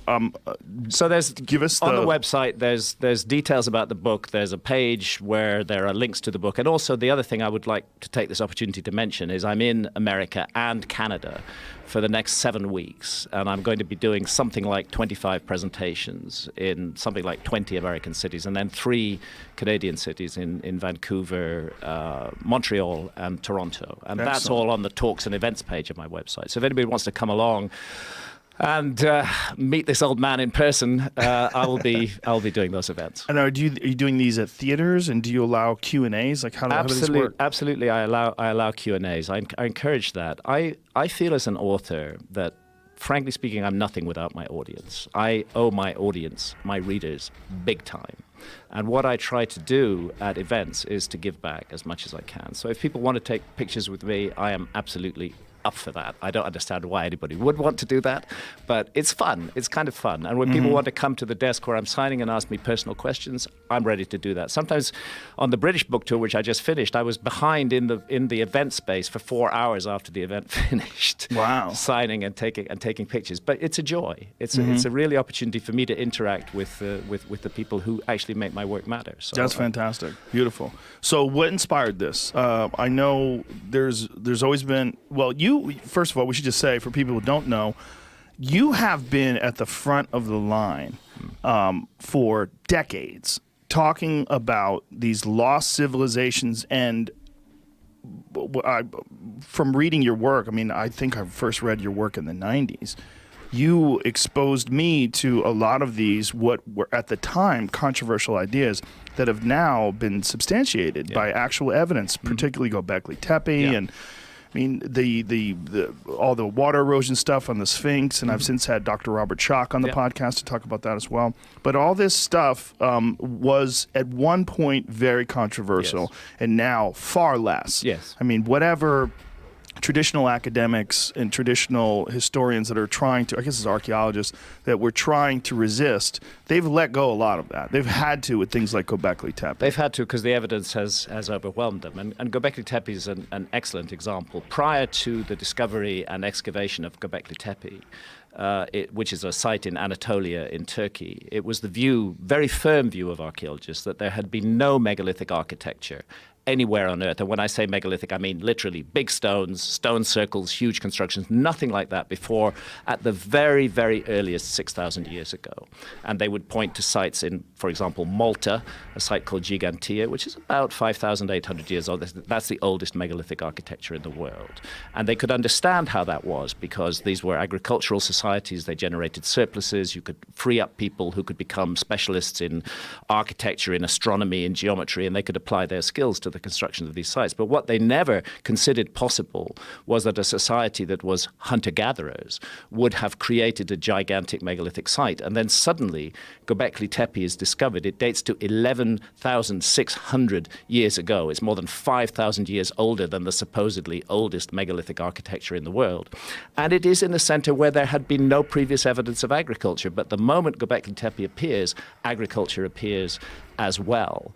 And this is just something that's really hard for archaeology to explain. They've suddenly got 5,000 years of missing history that they've just never taken into account. And what I see them doing is largely avoiding the problem rather than getting to grips with it directly. And in fact, there have been a great number of changes in the last 20 years, which have worked generally in favor of the arguments that I've proposed. Well, I'm so happy for you because I know that for a long time you were out there on your own with a lot of these theories. Very much so, and also subjected to the most blistering and deeply unpleasant criticism from the archaeological fraternity and from their friends in the media, like how dare this journalist propose that history might be different or that we might have a forgotten chapter in the human story. It was regarded almost as offensive that I would put this material out there, and archaeologists felt it was their responsibility to show the public that I was full of shit, and that was the whole way my work was greeted, and to a certain extent still is greeted by archaeologists. But things have changed. Central to my work was the notion of a global cataclysm, roughly 12,500, 12,800 years ago. It made sense to me in 1995 when I wrote Fingerprints of the Gods, but there was no compelling evidence for a global cataclysm then. All the evidence seemed to point to that time and a massive global event. And then from 2007 onwards, more than a decade after I wrote Fingerprints of the Gods, we get a group of more than 60 major scientists who are seriously proposing that the Earth was hit by multiple fragments of a giant comet 12,800 years ago, and that this caused a huge rise in sea level and extinctions of megafaunas. They are not saying that it also wiped out a lost advanced civilization of prehistory. I'm saying that. Yes. But what has changed is that we now have compelling, hard scientific evidence. I'm not saying every scientist accepts it. It's the nature of science to dispute findings, but we have a group of 60 major figures who have seriously proposed this in all the leading mainstream journals. And it's changed the balance of power in this argument, because one thing that they used to say is Hancock can't be right because there was no global cataclysm, 12 or 13,000 years ago. Well, now we know there was, and there are various explanations for it. So that's moved things along. And the other thing that's changed a lot is the attitude of the man in the street to authority. That has changed. Back in the 90s, authority figures were the gatekeepers. They controlled everything. If an authority figure in a discipline like archaeology said, Hancock is completely wrong, he's made all this stuff up, that would generally be believed, not by everybody, but by the majority of people. Today, to have a mainstream authority figure say that to me is actually an advantage, because people are so distrustful of authority, and rightly so, because we've been lied to by authority figures in all fields for so long. The bullshit has been so enormous that people are finally waking up, and we can't trust what authority figures say. And I think we can thank the internet for that. We can thank the internet for that, yeah. I'm sure you've seen the more recent evidence of a crater that they just discovered, like fairly recently. Greenland. Yes, yeah. enormous It's an enormous crater. It's 18 miles wide. It had not been discovered before because it's under ice. It's under a lot of ice. At the end of the Ice Age, Greenland was one area which never lost its ice cover completely, whereas North America, everywhere north of Minnesota, was covered in ice a mile, sometimes 2 miles deep. Europe, the same, Northern Europe. But Greenland kept its ice, whereas the other parts of the world lost their ice at the end of the Ice Age. And what's interesting about Greenland is there's already evidence of comet impact in Greenland, which goes back to papers published in the Proceedings of the National Academy of Sciences in 2013, that they found what are called impact proxies in Greenland. In other words, nanodiamonds, carbon spherules, and evidence of a lot of platinum and iron was found in a layer in the ice dated to 12,800 years ago. But the next development, and you're absolutely right, and this was just a few months ago, was the discovery of this humongous crater in Greenland, and evidence that it was caused by an iron impactor of some kind. Now, dating of it, I would be irresponsible to say that that crater definitely dates to 12,800 years ago, because the work has not been done to prove that yet. But what I can say, and what the specialists who have explored and excavated the crater are saying, is that it's recent. They can say for sure that it happened during the last ice age. Under the crater, is nothing but massively disturbed and destroyed and completely wrecked ice from the ice age, from the Pleistocene. Above it is smooth, perfect ice from our epoch, which is called the Holocene, which began about 11,600 years ago. So all the evidence suggests that this crater dates to that period between 12,800 and 11,600 years ago, but to absolutely confirm that, more work needs to be done. But it's part of a growing pattern. The Younger Dryas impact scientists, they call themselves, they call this the Younger Dryas impact hypothesis. And it's because there was a period in the Earth's geological history that geologists call the Younger Dryas, which lasted for 1,200 years, from 12,800 to 11,600 years ago. It's a very mysterious period. We see all the megafauna dying off suddenly and rapidly. We see rises in sea level. We see a huge collapse in global temperature.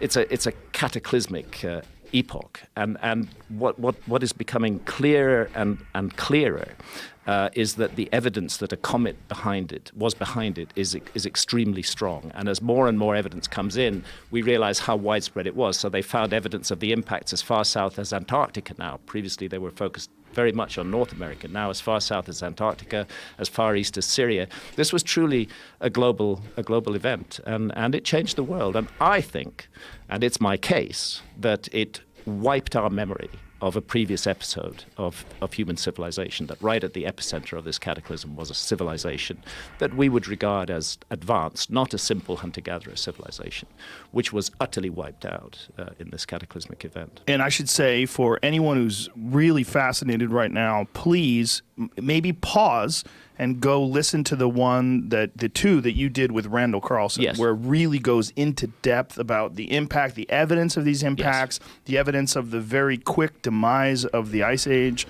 and what may have resulted in all these floods that you read about in the Epic of Gilgamesh, that you read about in Noah's Ark, and that all these things are probably tales of stories that people pass down from generation to generation that survived this time. Yeah, because we now know that at that time, between 12,800 and 11,600 years ago, truly global cataclysmic events involving rapid rises in sea level did occur, and suddenly the worldwide tradition of a global flood stops being just a myth and starts being a memory, an account of real events. It's been my privilege to work very closely with Randall Carlson. Yeah, he's amazing. Randall is absolutely amazing. He is a total genius. He's also a gentle giant and such a kind, generous, spirited person. It's a joy to work with him, and every minute spent with him is an education. I had the privilege of traveling across the Channel Scablands in Washington State with Randall, and seeing things through his eyes really opened my eyes to the scale of this disaster. You know, you could look at these giant boulders called glacial erratics, and they just look odd sitting there in the landscape, but when you really consider how they got there,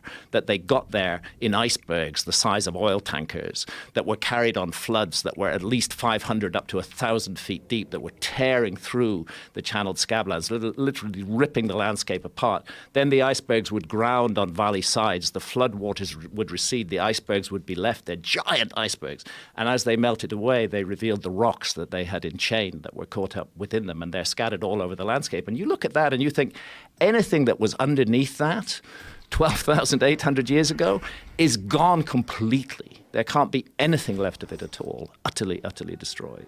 And I would encourage people that are interested in this to please watch the YouTube videos of it, because Randall provides all sorts of video and photographic evidence where you can take a look at the landscape and you get a perspective of how immense this destruction was. Yeah, it's really important to see that, because it's easy enough to talk about floods and cataclysms, but actually to see its effect on the landscape directly it has an emotional impact. I felt emotional traveling across the Channel Scablands, realizing that this was the heart of an event that changed the world completely.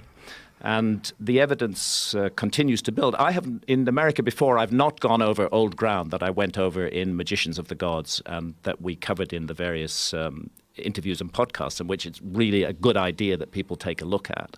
But what I have done is added the new information published since 2015, which further supports the Younger Dryas impact hypothesis and the notion that multiple fragments of a giant comet hit the Earth and created an absolute global catastrophe. So what was the motivation behind creating this book, America Before?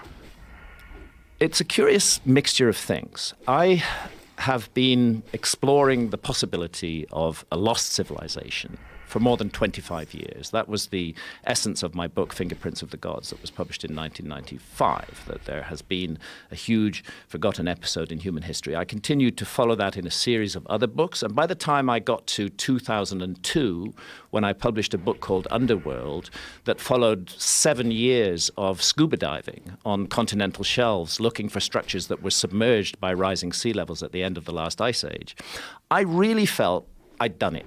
I felt I'd walked the walk. I'd put out to the public a massive body of information, and I thought my role in this is over, and I can breathe a sigh of relief because it's hot in this particular kitchen, and I can go do something else. And I ended up writing a book about psychedelics. I ended up writing Supernatural, Meetings with the Ancient Teachers of Mankind, about the role of psychedelics in the origins of the human story. But then new information started to come out that touched on the lost civilization idea, and I couldn't just stand by and ignore that information. That's why I published Magicians of the Gods in 2015. And then, as I was researching that book, I became aware of something I hadn't realized before, that there's a mass of new information from the Americas, specifically from the Americas, which completely rewrites the story of human history, that the Americas have been misrepresented for a very long time. By archaeology, and archaeologists will be annoyed with me for saying that. They have a way of forgetting their own errors, of saying, "Oh well, we knew that all along. It wasn't the case." But the fact of the matter remains that for the best part of 50 years, from the 1960s through until about 2010, American archaeology was locked in a dogma that they actually had a name for, which was Clovis first. that they invented a name for a culture. They called them the Clovis culture. We don't know what they called themselves. They were hunter-gatherers. They first appear in the archaeological record 13,400 years ago, and they vanish from the archaeological record 12,600 years ago. And for a very long time, it was maintained adamantly that these were the first Americans, that no human being touched the soil of the Americas until 13,400 years ago. Just animals, but no human beings present at all. And any archaeologist who attempted to dispute that dogma, and I use the word deliberately, there should be no room for dogma in science, but any archaeologist who challenged that would face severe problems with his or her career. They would be mocked and humiliated at conferences, like an archaeologist called Jacques Cinq-Mars from Canada, who excavated in the Yukon. Humiliated at conferences, insulted, accused of making stuff up. Their research funding would be withdrawn. Basically, to challenge Clovis first was the end of your archaeological career. So naturally, very few archaeologists wanted to challenge Clovis first. What was this gentleman in the Yukon? What was his He's called situation? Jacques Cinq-Mars. And interestingly, the Smithsonian, just in 2017, did a big kind of mea culpa, a big admission about this, that everybody had got things wrong, that Jacques Cinq-Mars had been ruined by the Clovis First lobby, but he'd been right all along. The site he excavated in the Yukon was re-excavated in 2017, and every single thing he said was correct, even though they had just sneered at him. And what year was he? He was excavating in the 1980s and the 1990s. Is he still alive? He's still alive. He's still alive, yeah. Is he bitter?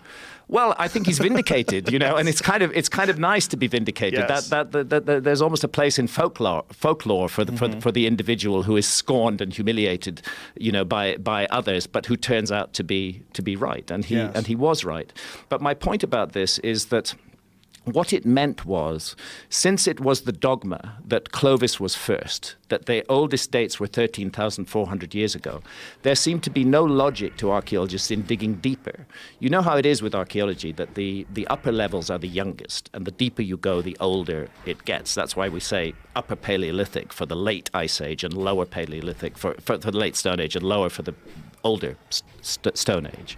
And the feeling was no need to dig below the Clovis layer, because we already know that there were no human beings there before that. And then a few archaeologists, I've mentioned Jacques Cinq-Mars, but another is Al Goodyear from the University of South Carolina, who excavated a site called Topper in South Carolina. Now Topper is an incredibly rich Clovis site. It's full of their tools, their points. They made these special flint points that were used as arrowheads and spears. A great Clovis site. He finished excavating the Clovis level, and then he did something that was supposed not to be done. He decided to dig deeper, and he carried on digging down, and there was a layer of about 1.5 meters of barren soil, and then beneath that, more human artifacts. And they finally date those back to more than 50,000 years ago. And then in 2017, published in Nature by Tom Desmarais, who's the chief paleontologist at the San Diego Natural History Museum, and a bunch of other very high-level paleontologists, published in Nature magazine, evidence for human presence in North America 130,000 years ago. Now, this has really put the cat amongst the pigeons. Now, if humans were present in North America 130,000 years ago, and archaeologists have been telling us for 50 years that they were only present from 13,000 years ago, that's 10 times as long that we've had humans in North America capable of doing stuff, and the archaeological dogma has prevented any search for what they were doing until very recently. What was the evidence from 130,000 years ago? Okay, so it's not let me be clear about this, because this is something that is often misrepresented in my views. It is not the evidence for an advanced civilization that we find 130,000 years ago in America. The evidence that we find is evidence for human presence. And what they were doing was very much Stone Age stuff. It's a mastodon. It's a mastodon skeleton that was excavated. It was actually found by accident during road construction near San Diego. And an archaeologist was attached to the road construction crew and immediately stopped construction. And they investigated it thoroughly. And what they found was so much dynamite in the early 1990s when they found it that they decided not to publish at the time. Because what they found was evidence that those mastodon bones had been cracked open by human beings using tools, and that the marrow had been extracted. that one tusk had been left standing upright in the ground and another had been left beside it, that a femur of the animal had been taken away completely from the site. And there was assemblages of instruments that were used to smash and break the bones. And the conclusion of the team was that only one kind of creature could have done that work using tools on a mastodon, and that's human beings. That's classic human behavior. So this sets the goalposts in a totally different place. Suddenly we have to consider that humans have been in America for 130,000 years. We already know that a dogmatic approach of archaeology has rather refused to look at anything older than 13,000 years ago. And what it does is it generates an engine of demand that we need to be looking at those missing 100,000 plus years. We need to be looking at it hard. Of course, the immediate reaction has not been to go looking for stuff in the other 100,000 years. Most archaeologists have responded by saying this is impossible. It can't be so. But that's precisely what they said to Jacques Cinq-Mars, who said that humans were in Bluefish Caves in the Yukon 25,000 years ago. And it's precisely what they said to Al Goodyear, who said humans had been at Topper 50,000 years ago. And they were both right. And I believe that Tom Desmarais and his team, you don't get a big article published in Nature unless it's already pretty solidly based and pretty much peer reviews. It has produced a reaction. I would be wrong to say that it's universally accepted. It's very much challenged, but it's intriguing. What is the challenge? The challenge fundamentally comes from we archaeologists know that there were no human beings in the Americas that far back. To put it in perspective, it's about 60,000 years before the first evidence of human beings in Europe. It's about 60,000 years before the first evidence of human beings in Australia. And this is just evidence of the first human beings. Yes. We have to point out how difficult it is to find evidence of human beings. It's extremely difficult to find. You know, sometimes we imagine that archaeologists are working with masses of skeletal material. No, they're not. They're not. I mean, this is one of the ironies. The whole Clovis first dogma, you would think that they had masses of material to work with. They did have the tools, but in terms of skeletal remains, just one. Just one single skeletal remain from that period. Now, one of the things that Michael Shermer had sent me was this dispute that perhaps the bones had been cracked open by the excavation material. Yeah, by the excavation machines. I saw Michael's email last night, and I appreciate that Michael wants to continue to engage with this subject, and that's his job. He's a professional skeptic, and it's his role to do so. But what he misses out, it's true that a new paper has been published, which raises questions over the what's called the Cerruti Mastodon site, which is the site that Tom Desmarais at San Diego Natural History Museum excavated. And what's interesting, since Michael took the trouble to write the questions, can I just read you something that I responded to on this? Sure. Which is that just do it into the microphone, though. Yeah. Basically, this paper was in no way a refutation of the original paper in Nature. As a matter of fact, the gentleman who wrote that paper never even looked at the archaeological remains that are now in the San Diego Natural History Museum. What he based it on is reference, I'm quoting from the abstract of the paper itself, reference to a freeway right-of-way map and construction plans, contemporary road building practices, and work site photographs available on the internet. In other words, the site was not visited. They simply looked at secondary references. They did not look at the archaeological material, and they ignored the entire argument of Tom Desmarais and his colleagues, who had already addressed that issue. They didn't look at the bones? They did not look at the bones. When you break a fresh bone, it has a characteristic kind of spiral fracture that does not happen when you break a fossilized bone. And Tom Desmarais and his team specifically ruled out road-making machinery as responsible for this breaking pattern because they actually carried out experiments on modern elephants, deceased elephants, and they broke their bones. And the kind of fracture that you get in a fresh green bone is completely different from the kind of fracture you get in a fossilized bone. So unfortunately, this paper pays no attention to that. It just looks at road plans and says there was road work there. It must have been done by road work. I think it's very sloppy, very weak, and it's certainly not the answer. We can expect ongoing debate, and that is healthy, but this is not a strong case at all. So this points to the first evidence that we found. And is there any effort underway to try to uncover more evidence that from a similar time period? I'm going to cite Tom Demeray, the chief paleontologist at the San Diego Natural History Museum. That's what he would like to see.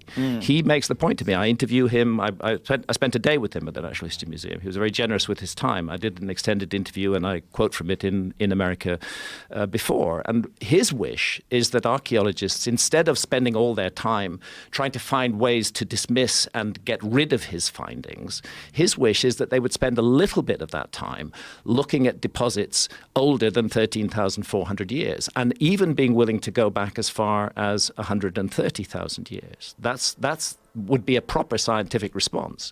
Here is a thorough body of work put forward by a very senior group of scientists who hesitated before they published it. They had the information back in the 1990s, but it wasn't until refined dating techniques later than in the 21st century that they finally were sure what they had, and that they published it in Nature in 2017. It's an important study, and I think what's going to happen is that we're going to find much more evidence of a very ancient human presence in the Americas, and that's what Tom Demeray thinks as well.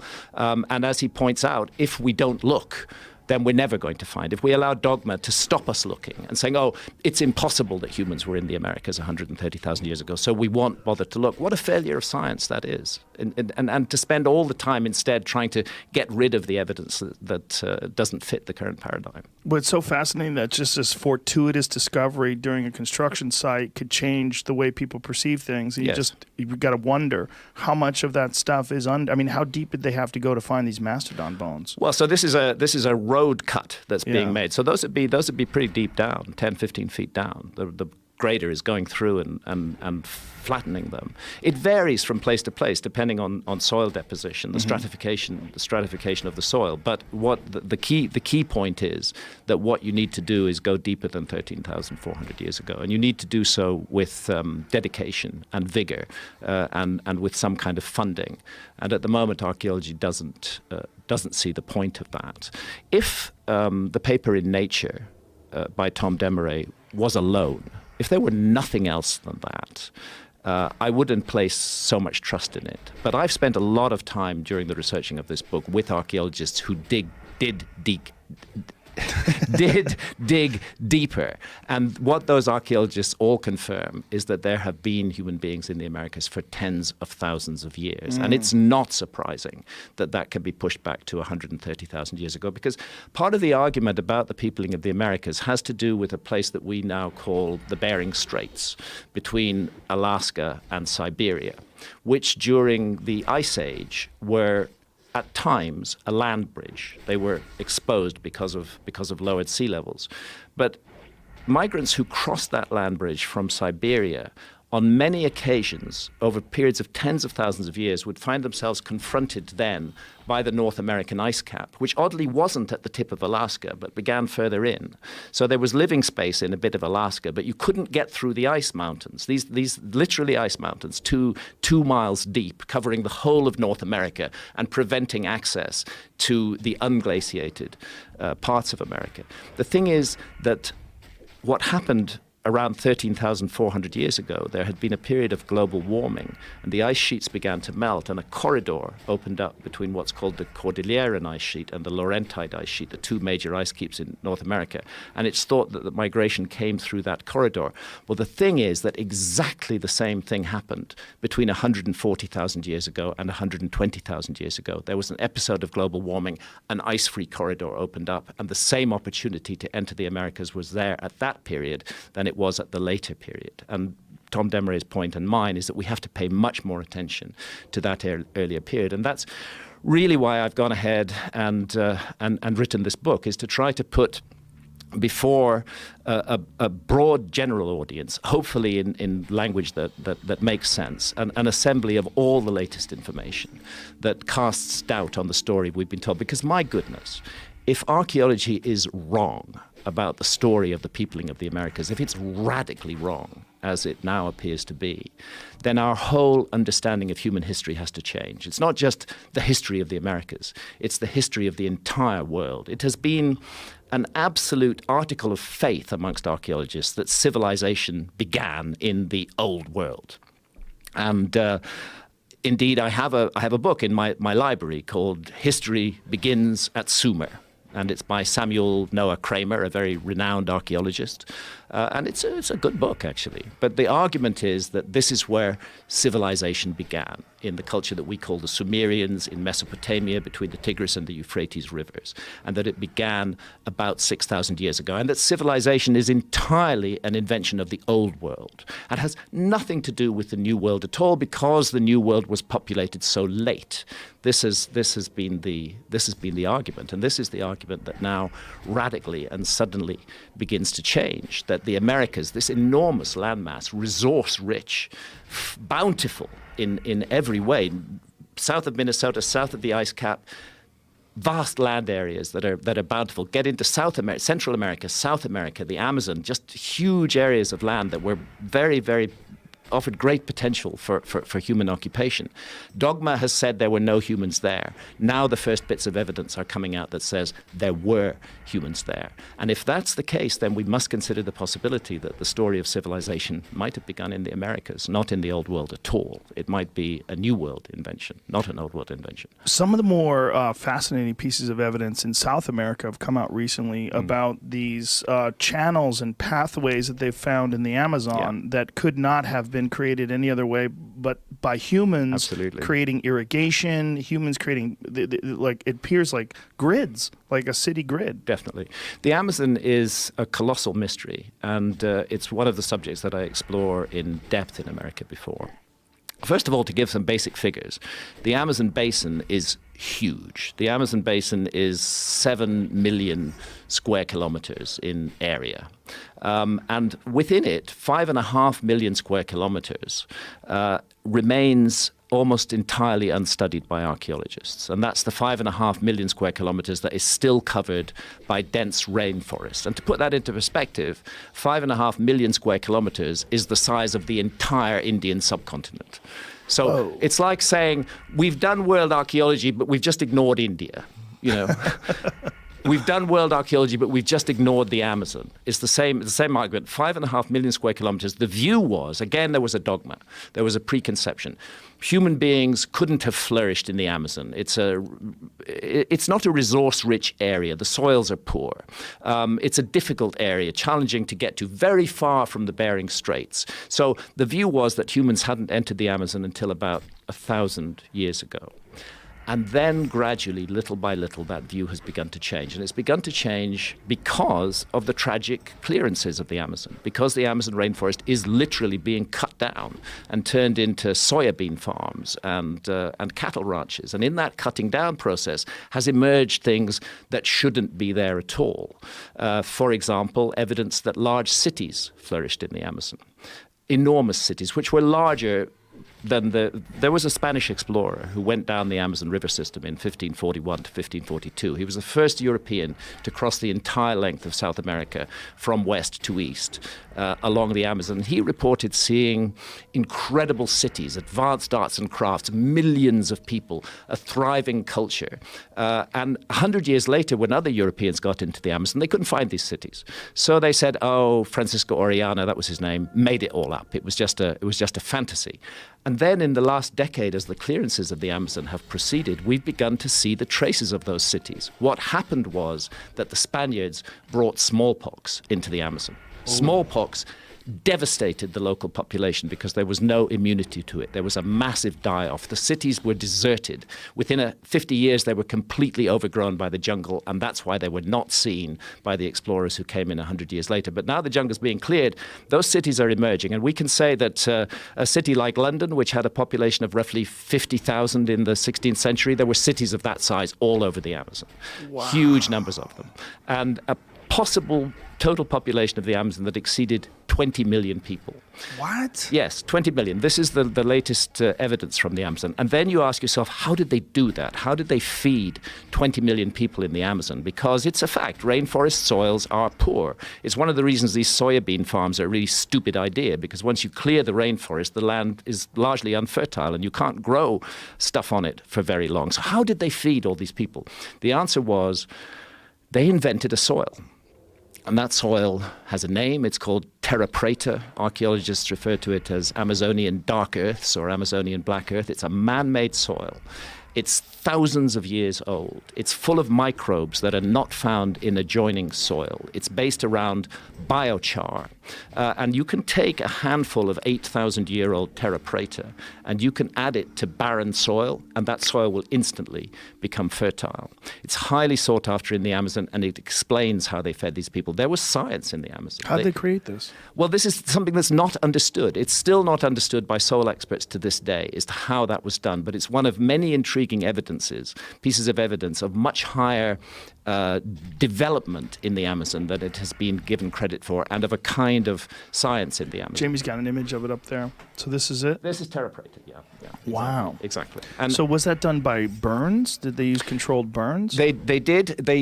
One way that it was achieved was to do wet burning. Of middens. They would be burned and smolder. They wouldn't burn fiercely, which just produces charcoal. They would burn and smolder, and that what is called biochar would result, and that's part of the fertility of the soil. But the mystery is the microbial content of this soil, which is completely different from the microbes in neighboring soils, and that remains unexplained. So, what are the theories? Composting, some sort of advanced composting? Yes, some sort of advanced composting. But again, what has not been explained is the microbial content of these soils. So there first of all is an issue of how two things: how large populations get fed in the Amazon, and evidence that there was a culture in the Amazon that was capable of manipulating the environment in such a way that it could support large populations with the invention of terra preta. Secondly, new evidence, previously not recognized, the Amazon is basically a garden. The Amazon is a man-made rainforest. There are certain trees like Brazil nut trees or the ice cream bean tree, which are food crops, which are very, very valuable, and they dominate the tree regime in the Amazon. They're what's referred to as hyperdominant species. In other words, people living in the Amazon over thousands of years selected certain trees, which they then cultivated and grew. So the whole thing is not simply a wild, pristine rainforest. It's a very ancient man-made environment. And emerging from that man-made environment, as well as evidence of large cities, large populations, and this mysterious dark earth, are huge geometrical structures. And again, I go into this at length in America before because I love this mystery. We have in the UK structures that are called henges. I live in the city of Bath, and about 30 miles away there's a beautiful site called Avebury and another more famous site called Stonehenge. And what a henge is a ditch which has been dug deep, and then an embankment has been pushed up outside the ditch. When people first saw these structures, they wondered if they'd been built for defense. But then it became obvious they hadn't been built for defense, because if you want to create a moat, you put it outside your embankment, not inside your embankment. So a henge is an earthwork which consists of a deep moat with a large embankment outside it, and it can be circular, it can be square, and in the UK and other parts of Europe it often contains stone circles, megalithic stone circles as well, but the henge itself is entirely an earthwork. What we find in the Amazon are thousands of henges that are now beginning to emerge from the cleared area of the jungle, and others that have been identified for the first time with LiDAR. LiDAR technology is being employed in the Amazon. It's non-destructive. You can see what's under the trees. What is LiDAR? Light imaging and detective radar. They bounce laser beams down into the jungle. There's a whole pattern of them. You need helicopters, and but it doesn't damage the rainforest. And you can strip away and see what's there. If this isn't too much of a diversion, let me give you the example of Guatemala. Guatemala is a small country. If I remember correctly, it's not much more than 100,000 square kilometers in size. It is filled with intriguing Mayan ruins. Everybody has heard of Tikal. What archaeologists didn't know was that literally within walking distance of Tikal, surrounding that whole area were more than 60,000 structures that they hadn't identified. And these have all been identified by LiDAR in a country that's just 100,000 kilometers in area.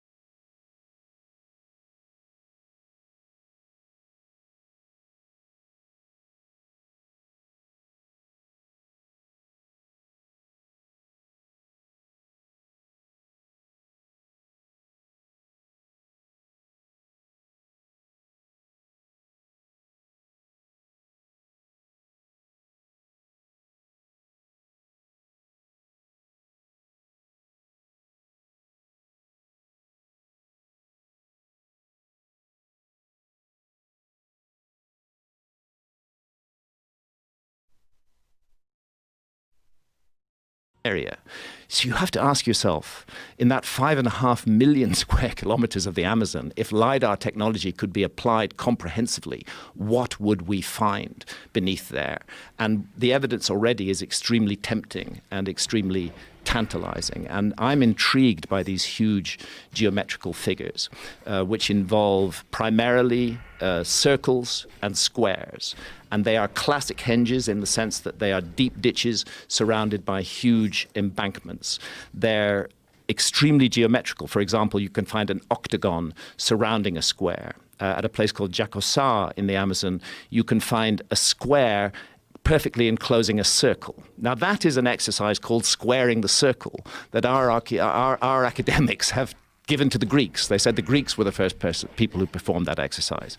But now we find in dated sites in the Amazon that this was being done in the Amazon long before the Greeks. What are the dates?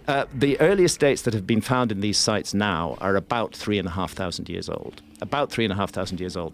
But the evidence is that the sites have been constantly remade. And what intrigues me is what remains in that 5.5 million square kilometers that has not been investigated yet. We are just, I think, looking at the edges of a mystery. The archaeologists involved, who are mainly from Finland and also from Brazil, feel the same. Their estimate is that there are thousands of these structures remaining in the jungle, and they're open as to how old they may ultimately prove to be.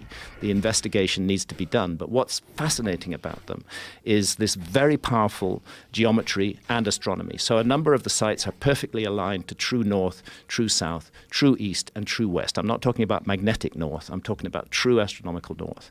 To do that, there's only one way to do it, and that's with astronomy. So that tells us that astronomers were at work in the Amazon. The geometry is very complex and very precise. That tells us that people with geometrical skills were at work in the Amazon. And thirdly, the scale of the sites of hundreds of meters, gigantic earthworks on the scale of hundreds of meters, tells us that this was highly organized project that was undertaken on a very large scale by very large numbers of people. It's a wonderful mystery, and it deserves much further attention. And that's Jacosá, exactly, the squares, squaring the circles. So you can see the outside embankment, and then inside it is the square ditch, and then there's another embankment inside that, and a circle inside that. It's crazy that they made a road right through that. What well, assholes. A modern road, yeah, because there's no respect for the ancient world, unfortunately. And there's another one. Look at that! Wow, that's incredible. So there are thousands of these things. How they found the stuff that they found in the Amazon? What imaging technology were they using to find all this? Initially, it was entirely found because areas of the rainforest had been cleared. Economic interests said, we want to make a cattle ranch here, or we want to make a soybean farm here, so we're just going to clear the rainforest. In the process of clearing the rainforest, they start discovering these earthworks that had previously been completely overgrown by the jungle. Then the next step was to say, what could we do to find out more about this? Obviously, they don't want to destroy more jungle, and luckily we have a technology which is LiDAR, as I mentioned, which uses radar. And using LiDAR, they've been able to identify many more of these sites, and then to get to the sites without destroying the jungle, and to begin excavations on them, and to find that they go back, in the cases of the ones that have been explored so far, at least 3,000 years. This is an intriguing development, completely unexplained in our understanding of the Amazon. And what it suggests is a heritage of extremely ancient knowledge. You don't wake up one morning and create a perfectly geometrical square or circular earthwork that's perfectly aligned to true north, south, east, and west on an enormous scale. There has to be a background to that. There has to be a reason for doing it. And the evidence is none of these sites were lived in. There's no habitation refuse found in them whatsoever. We don't know what they were used for. I make the case in America before that they're connected to a system of ideas which is found all around the world, which is to do with death and the afterlife destiny of the soul. And I go into the issue of ayahuasca in this book because, first of all, ayahuasca is itself another example of Amazonian science. As you and I and many of the listeners and viewers know, the active ingredient of ayahuasca is DMT, dimethyltryptamine. But dimethyltryptamine is not normally accessible through the gut. We have to smoke it or vape it to get that rocket ship to the other side of reality. And the journey lasts, 10, 12 minutes, not much more than that, and sometimes quite a lot less. What ayahuasca does is it makes DMT available through the gut. The reason it's not available through the gut is because of an enzyme in the gut called monoamine oxidase. That switches off DMT on contact. The ayahuasca vine, which is one of the 2 ingredients of the ayahuasca brew, the other ingredient is leaves that contain DMT.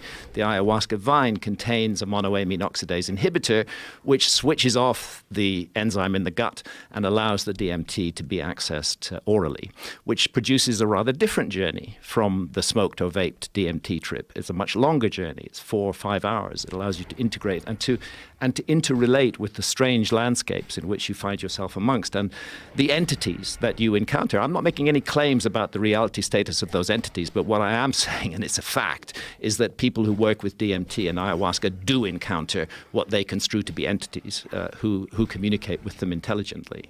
So somebody in the Amazon, out of 150,000 different species of plants and trees, selected 2 that are not psychoactive on their own, but when put together, create an extraordinary visionary brew. And ayahuasca means the vine of the dead. And what it's connected to in South American religious and spiritual thinking is what happens to us when we die. The Tucano, who are an Amazonian people who work regularly with ayahuasca, I mean, the Tucano actually will give a teaspoonful of ayahuasca to a newborn infant. They feel ayahuasca is so important that there is a hidden realm around us which we are not normally aware of, and we need to be aware of it. And ayahuasca is an important part of that.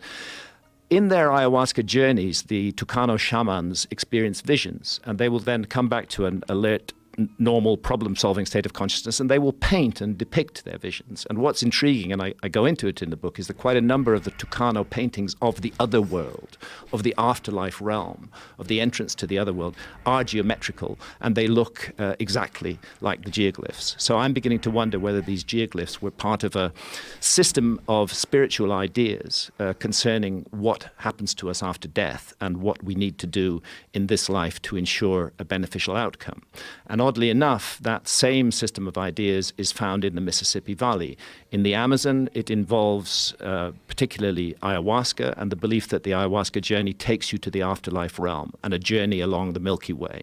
In the Mississippi Valley, the mound builder sites up and down the Mississippi Valley, particularly Moundville in Alabama, exactly the same system of religious ideas associated with geometrical constructions, that on death, the soul, they're very specific, ascends to the constellation of Orion, transits from the constellation of Orion to the Milky Way, makes a journey along the Milky Way, which they call the Path of Souls, and encounters challenges and ordeals where the soul must account for the life that it has lived.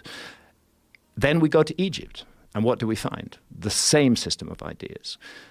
The soul must rise up to the constellation of Orion. There's a narrow shaft cut through the southern side of the Great Pyramid of Giza, which targets directly the lowest of the 3 stars of Orion's belt. Widely accepted as a star shaft or a soul shaft. The soul would rise up through that shaft, get to the constellation of Orion, which stands by the banks of the Milky Way. It would then transit to the Milky Way, which the ancient Egyptians called the Winding Waterway. And it would make a journey along the Milky Way where it would be confronted by challenges and ordeals. Very similar idea to the Tucano, very similar idea to the Mississippi Valley. As far as we know, none of these cultures were in contact with one another.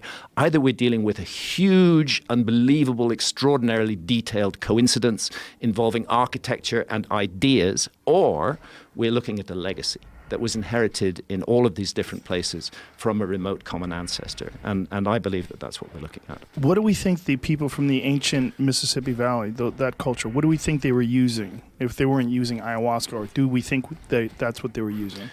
Well, that's an interesting question, whether visionary substances are the only way to get into altered states of consciousness. And I would say they are definitely not. Of course, there are visionary substances which are used in Native American vision quests. I've had the privilege of peyote ceremony with the Native American church. I've never done that. What is that like? I loved it, actually. I thought it was amazing. It doesn't overpower you in the way that DMT or ayahuasca does. It's much gentler. It's much more.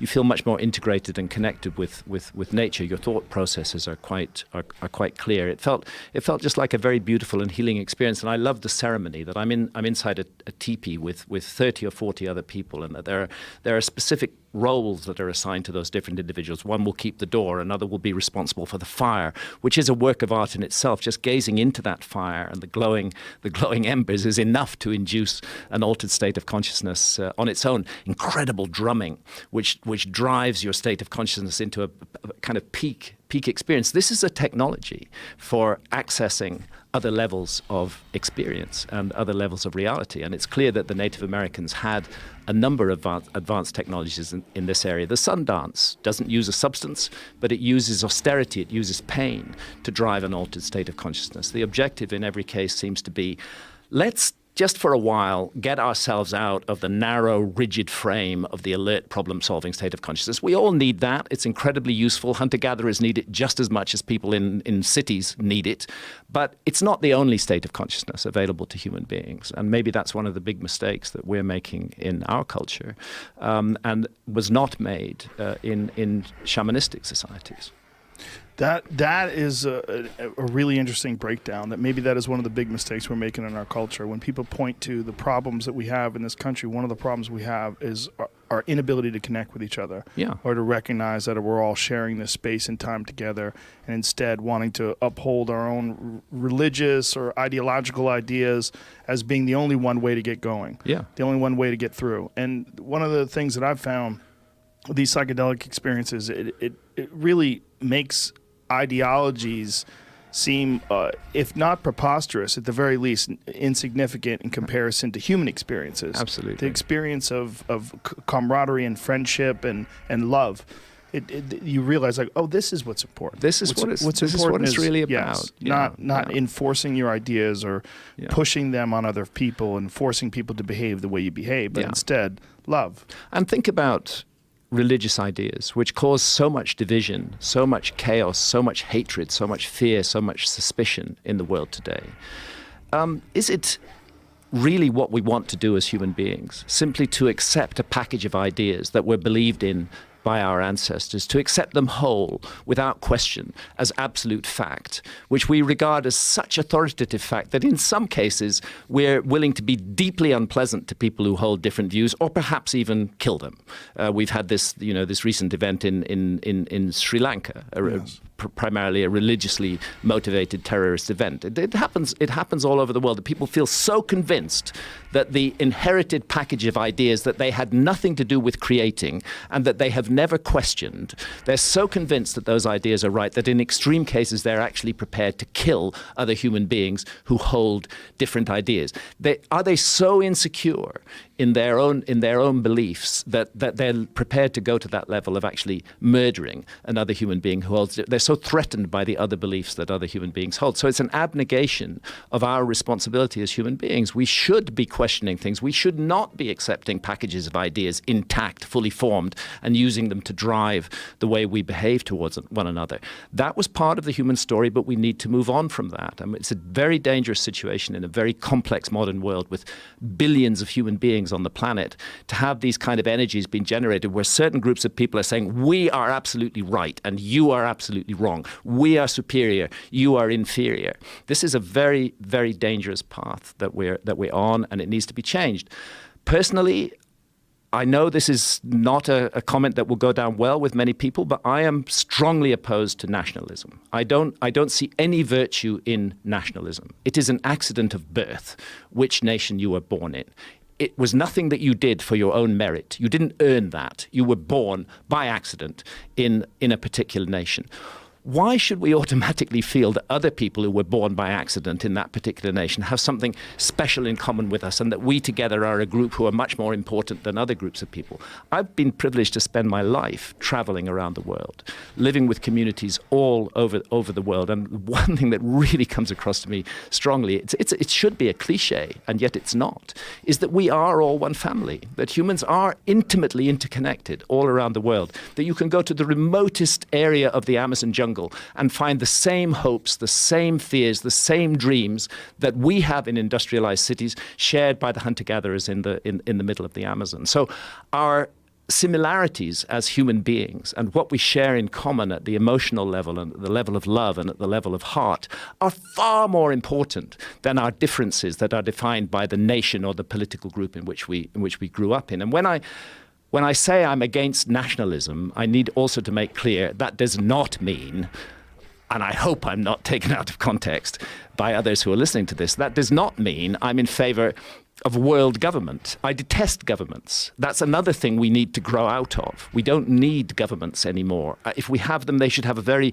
minimal role in our society. I think it's possible for the human race to relate as one family without leaders and governments who are exploiting the worst aspects of our character, the lowest common denominator of our society, deliberately encouraging fears and hatreds and suspicion. What responsible leaders should be doing is encouraging love and unity, and their failure to do that, in my view, disqualifies them from the leadership role entirely. And that's why I've often said I would like to see a situation in which no head of state can be appointed to that position unless he or she has first had 12 sessions of ayahuasca.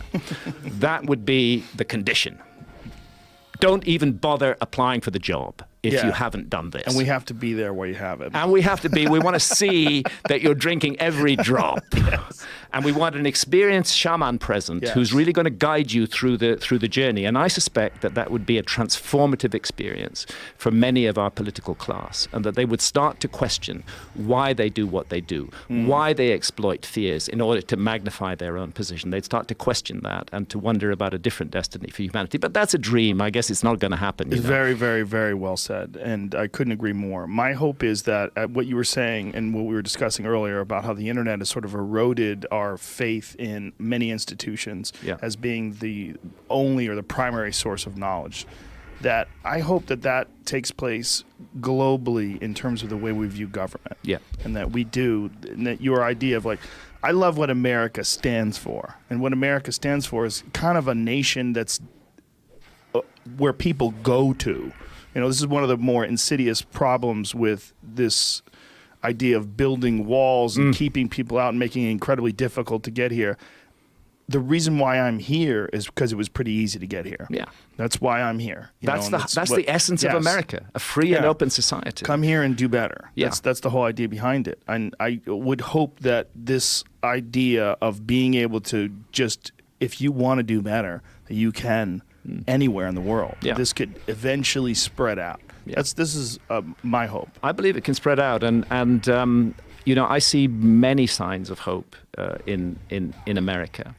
America has become a big part of my life, not just because I wrote this book, but because I have children who are now living in America. I have a son and daughter-in-law who live in LA. I have another son and daughter-in-law who live in Boston. America, I'm British, but America has become a very central part of my life, and it's a fascinating and amazing country, and it's been my privilege to travel thousands of miles across America, across many, many, many different states, and I love this country. It's an amazing place. Only in America could we see happening what has happened with cannabis. The fact that at a local level, individuals have got together, mobilized petitions, organized votes, and changed the law. Literally stuck a finger up at central government and said, fuck off, this is none of your business. What I do with my consciousness in the inner sanctum of my own life is not the business of the state. That's a very American feeling. It's something that you don't find often in other countries, where the state is granted much more power and much more authority than it perhaps should be. Americans are naturally questioning of government authority, and that is what has led to the increasing legalization of cannabis, which is going to change the world in lots of ways. But then, ironically, at the same time, See, the thing about democracies is that in order to get things done in a democracy, you need to persuade people of your point of view. So information becomes very important in democracies. And information can be abused. People can be misled with information. They can be told that what they're receiving is the truth, whereas in fact it's not the truth. And you can end up with a kind of dictatorship that the people have given their assent to on the basis of false information. And frankly, I'd rather have a real dictatorship, which is out in the open and clear, rather than one that has been subtly manipulated into position through manipulating the views of the voters. But I am and remain enormously encouraged by America. It may seem like a trivial issue, but the fact that state by state cannabis is being legalized, and that is resulting from a grassroots movement, that this enormous change has been made. It's ironic, it's strange that at the federal level, even though, 8 states now totally legal for recreational, 24 states legal for medical use, that at the federal level it's still a Schedule I controlled drug. This is a huge state of dissonance that exists, and America's going to have to put it right.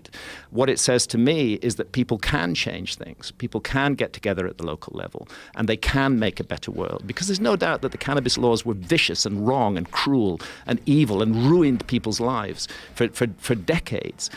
And it's people who've changed that. It's not government who's changed that. It's the people at the grassroots level. America's a country where that can happen. And I remain encouraged about the role of the American people, while often in despair about the role of the American state. Yeah, I'm encouraged as well. And, it's interesting. Ben and Jerry released something yesterday, which is really, or on 420, I should say, which was talking about the drug laws in this country and talking about how many, it's really opening this, the idea of like how unjust these laws were and how many of these laws targeted people of color and how many people who are white people have profited off of this and how many people are still in jail. Yes. For crimes that they committed, air quote crimes that are no longer crimes. That are no longer crimes. Yeah, and this is ridiculous. And these records should be expunged. They should be completely expunged. I see that California has made some steps in that direction. Yes. There has been some expunging of records. Well, we can only hope that also what opens up next is psilocybin is now going to be on the ballot. Absolutely. And when that opens up, what you really think marijuana is a gateway drug? Well, guess what? It is if psilocybin gets in. Yes. Because psilocybin can legitimately change the world. It certainly can. It really, I think marijuana can change the world, and I really do think that cannabis is changing people's perceptions and making people more calm and friendly. And even what they talk about with paranoia, I welcome that. And the reason why I welcome that is I think people are entirely too cocky. Yeah. The life we live is bizarre as you could ever imagine in a book, and we're just accustomed to it because it's our day-to-day existence. Take it all for granted. Yeah. Marijuana removes those blinders. It does. And it really makes you understand that this is a strange life.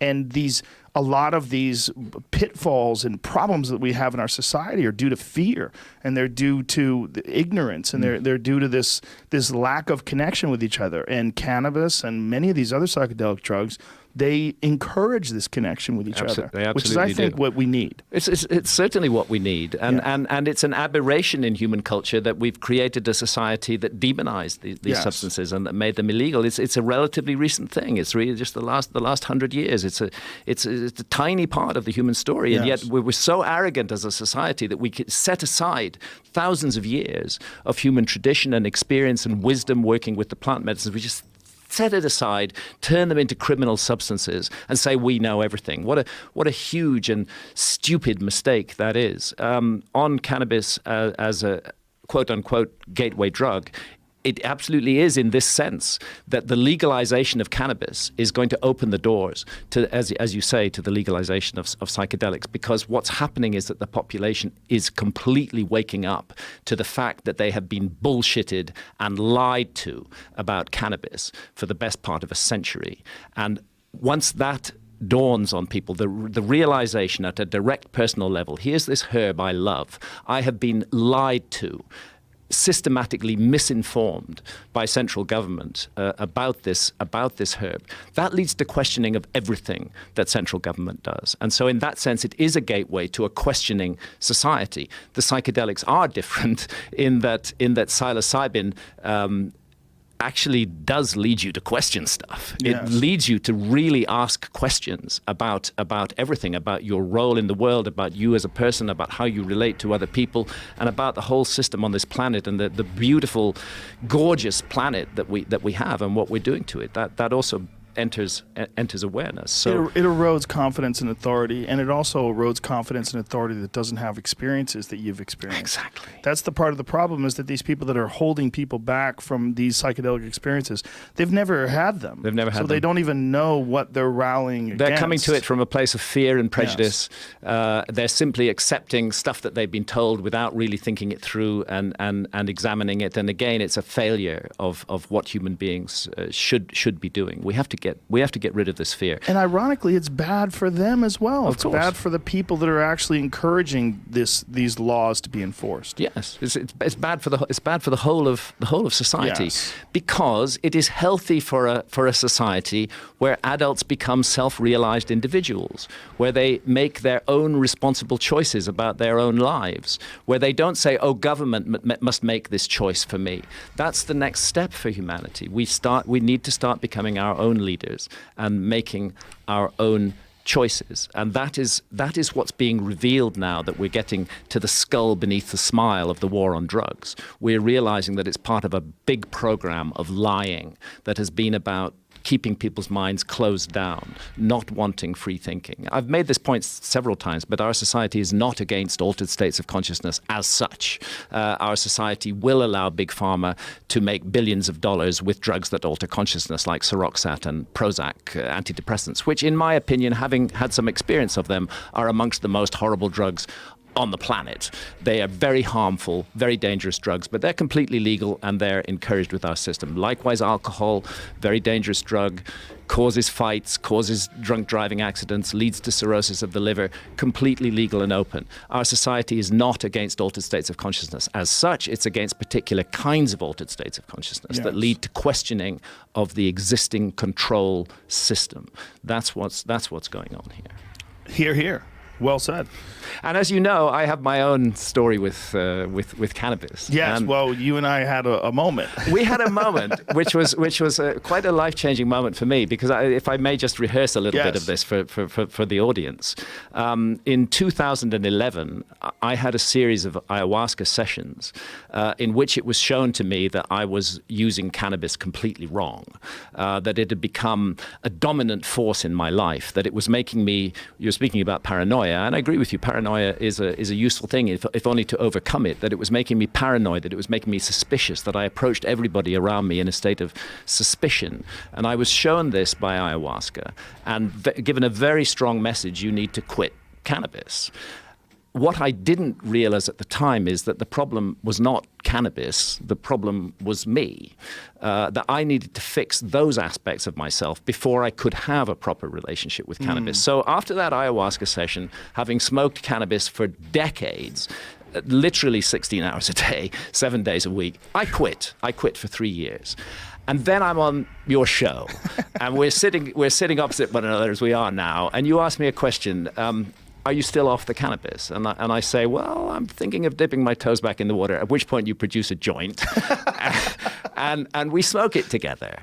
First of all, after 3 years, your tolerance is way down on cannabis. So I got really stoned. I did listen to that interview back, and somehow I held it together. Oh, you held it together brilliantly. You opened up, and it was like a wave of information came pouring out of you. It was wonderful to watch. It was a liberation for me. And what it said to me is, it's time to go back to cannabis, but perhaps in a different way. I need a different relationship with this amazing medicine. And if I can forge that, if I can make that different relationship happen, then it can be a constructive and positive part of my life. And I can say definitely that has been the case. And that's excellent. And so it's all thanks to you, Joe. I probably would still be off cannabis if it hadn't been for that joint. Well, I think people can develop these patterns of behavior that are destructive with anything, whether it's with alcohol or cannabis or, sex or anything. People get in ruts, and it doesn't mean that the cannabis is bad. It means that you are on a bad mental path. Yes, exactly. And I'm not encouraging it for everybody, because some people, it genuinely biologically doesn't jive with them. Yeah. Yeah. But the fundamental thing is we as adult human beings need to take responsibility for our own lives and our own decisions. Yeah. And we need not hand that responsibility over to governmental institutions, especially when it concerns something as intimate and personal as our consciousness. And my view is the ancient world had the right attitude to this kind of thing, Yeah. and the modern world does not, and that we can sit down and learn a lot from the ancient world. A lot of people ask me, you know, Hancock, you've been arguing that there's been a lost civilization in the human story, but what sort of civilization do you think it was? Well, one of the things I think is it was a civilization that used psychedelics. I think it was a civilization that emerged from shamanism, but did not stay at the hunter-gatherer stage, but that took the essence of shamanism and integrated it into a very different kind of civilization from our own, which pursued things in different ways. A lot of archaeologists have said to me, but we don't find any plastic bottles from the Ice Age. That means there was no advanced civilization during the Ice Age. Well, hang on. Maybe an advanced civilization might have decided never to get involved in plastic in the first place. Maybe there would have been a clear choice not to make plastic. Maybe they did things in completely different ways. Maybe they cultivated powers of the human mind that we dismiss and regard as completely unimportant. You know, woo-woo. Yeah, this is the thoughts about Egypt, correct? It's about Egypt Yeah. and about other things. I mean, the specific example I give is above the King's Chamber in the Great Pyramid are 5 further chambers. And these chambers are roofed and floored with granite beams that weigh about 70 tons each. And there are hundreds of them. And these 70-ton granite beams, which to put in context, a 70-ton beam is equivalent in weight to 35 large SUVs. These 70-ton granite beams have been elevated to a height of more than 350 feet above the ground and carefully and precisely placed in position. It is very hard for archaeologists to explain how that was done using purely leverage and mechanical advantage. You can say, oh, perhaps they built a ramp and hauled the stones up the ramp. But then you have to confront basic laws of physics. You can't haul a stone weighing tens of tons up a slope that exceeds 10 degrees. Then you start doing the calculation. How long a ramp do I need with a 10-degree slope to get to 350 feet above the ground? And the answer is you need a fucking long ramp, which should still be there, because it couldn't have been a sand ramp. It would have collapsed under the weight of those stones. It had to be as massive as the pyramid itself. So this begins to seem like an absurd idea, the idea that is foisted on us by archaeology.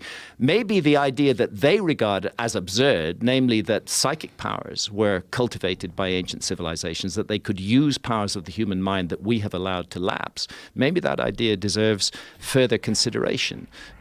We have gone down a path of leverage and mechanical advantage. We're used to relying on machines, but we hear anecdotal reports of people who have telekinetic powers, who can move things with their minds, of people who have telepathic powers. And our automatic reaction is to just dismiss all of that because science says it's impossible, because science regards consciousness as local to the brain and doesn't see how it can exert itself outside of that. But maybe we should open up to those possibilities, that we're dealing with a very different kind of culture that used techniques that we have allowed to lapse. And maybe we could wake those techniques up again. Maybe the ability of human beings to do almost superhuman things is resident within all of us, but sleeping. Well, it's pure speculation that they use some sort of a telekinetic power, but it's pure absolute. Speculation. But it's absolute that they did something that we don't understand. If you think about the distance between us and the construction, just the modern accepted construction dates of the Great Pyramid, it's more than 5,000 years ago, or close to 5,000 years ago. Great Pyramid is supposed to be about 4,500 years old, yeah. That's really old. It's incredibly old, yeah. To think that someone back then could do something that would perplex us today with modern machinery. Yeah. And that somehow or another they figured this out. It's almost like what they had done was leave behind something that was so stupendous, so monstrously impressive that it would transcend time. Yeah. And that you would have to look at it even thousands and thousands of years later and say, hey, like this defies conventional explanation. This is not a simple, and I've seen some of the conventional explanations of the construction of the pyramid, and they conveniently neglect those chambers above the king's chamber. They do. They conveniently neglect a lot of those massive stones. Yeah. And it's because it's one of those things you just go, oh, I don't know. What is this, Jamie? They're the chambers is, above the king's chambers, and each one of those floors consists of a row of 70-ton granite blocks that have been raised 350 feet above the ground. And not only that, but brought from Aswan in the south of Egypt, 500 kilometers south of the Great Pyramid. So if there's any time in history where you could go in a time machine and go back and observe, would that be the time? I am just completely fascinated by the Ice Age at the moment. If you had one shot to go back and see what it was like in some place, you wouldn't go to the construction of the Great Pyramids? I think right now where I'd go is 12,800 years ago in the beginning of the Younger Dryas. Just to see. Because I think that's where the whole human story changes. I think that's where we change tracks from one path to another path. And following those cataclysmic events of the Younger Dryas between 12,800 and 11,600 years ago, following those, the signs of civilization that we see emerging are not the beginnings of civilization. They're a restarting of civilization that had existed before the cataclysm. And for that reason, I would like to be present during that cataclysmic event, if only to satisfy myself that it was indeed a comet. You see, the one thing there's no dispute about anymore is that the Younger Dryas was a cataclysm. You can't argue about that. The megafauna that die off, the disruption of human activity that takes place at that time, the huge climate changes. This was a cataclysm by any standards. Where the argument still goes on is what caused the cataclysm. I vote strongly for comet, multiple fragments of a comet hitting the North American ice cap and hitting Greenland as well. But there are other researchers in the field, like my colleague Robert Schoch, who thinks that the sun is more involved. This is healthy. This is very, very healthy, that we should be approaching this problem from many different perspectives and trying to figure out what the fuck caused this extraordinary event that occurs at a pivotal moment in the human story. The end of the Stone Age, the beginning of the Mesolithic, the end of the Ice Age, the beginning of the current age of the Earth. And suddenly we see these signs of civilization appearing, and in places like Göbekli Tepe, those signs already include highly sophisticated knowledge. And that's why I feel we really need to investigate the Amazon. There are 3 places in the world which are really lacking in the investigation right now. One of them is the Amazon, 5.5 million square kilometers, very little archaeology done. Another is the Sahara Desert. The Sahara Desert, tough place to work. I can understand why there's little archaeology done there. But the Sahara Desert was green during the Ice Age. It had a completely different climate regime. We should consider the possibility that missing parts of the human story are there. And then under the continental shelves, because sea level rose 400 feet. These are 3 domains that archaeology has largely not investigated, and it has largely not done so. They say, well, why would we spend the money on marine archaeology? It's much better to spend it on looking for shipwrecks rather than looking for signs of a lost civilization, because we archaeologists know there was no lost civilization. So that's the argument for the resources there, and the same with the Amazon, and the same with the Sahara Desert. Very places in the world that those amongst us who are charged with the responsibility of interpreting the past have not looked at are the very places we should be looking at. I had a thought once while I was under the influence, and it was a thought that one day computational powers will reach a point where they will be able to take into consideration all of the objects on Earth and what we know about the history and vividly recreate the past through computation, to the point where you could actually know who did what, when people did things, and that, I mean, I don't even know if this would be physical. Today, certainly not be possible, but with the exponential increase in computational power and technology and innovation, that one day we'll reach a point where you'll be able to watch, you'll be able to see what happened, and they'll be able to recreate what happened exactly, and that this would be something that would be, I mean, it's impossible for us to imagine that someone would be able to do that right now. Yeah. But that one day with technology, as it gets more and more advanced, we will reach some sort of some innovation or some sort of an invention that will allow us to go back and see, literally see what happened, how things were done. technology is changing our whole understanding of the past, and what you're envisaging is perfectly possible. We will come to a time, if we 100 years, 500 years. Perhaps less. If we don't, first destroy ourselves Yes. entirely as a civilization, we will come to a time where our cleverness and our techniques will allow a much wider opening up of the past than has presently happened. But it is already happening. One of the areas of science that I go into in America before is genetics and DNA. This is an area of science that was not much informing archaeology until about the 1990s, but since the 2000s has become very important in archaeology because the technology has been developed where ancient DNA can be extracted and tested, and you can actually genotype an entire individual from DNA that may be 15, 20,000 years old. And this new technology of genome sequencing and DNA is another factor that is raising huge question marks over the past of the Americas. And one of the issues I go into in this book is the presence in the Amazon rainforest of a very specific, clearly identifiable pattern of DNA, which is only found in one other place in the world, and that is in Australasia, in Papua New Guinea, and amongst Australian Aborigines. It's Australasian DNA. Now, in South America. Not only in South America, but in the depths of the Amazon rainforest, amongst tribes who've only been contacted in the last 20 or 30 years. And furthermore, although skeletal remains are rare, it has been found in ancient skeletal remains that are close to 11,000 years old in the Amazon. So that tells us that this DNA signal has been in the Amazon for at least 11,000 years. The geneticists think that it came to the Amazon during the last ice age. And this raises a huge mystery because the peopling of the Americas is supposed to have occurred from Siberia, across the Bering Straits, down through that ice-free corridor into North America, down through North America, into South America, into Central America, and finally into South America. If that was the whole story, then we would find this DNA signal in North America and in Central America. We would not find it only in the Amazon.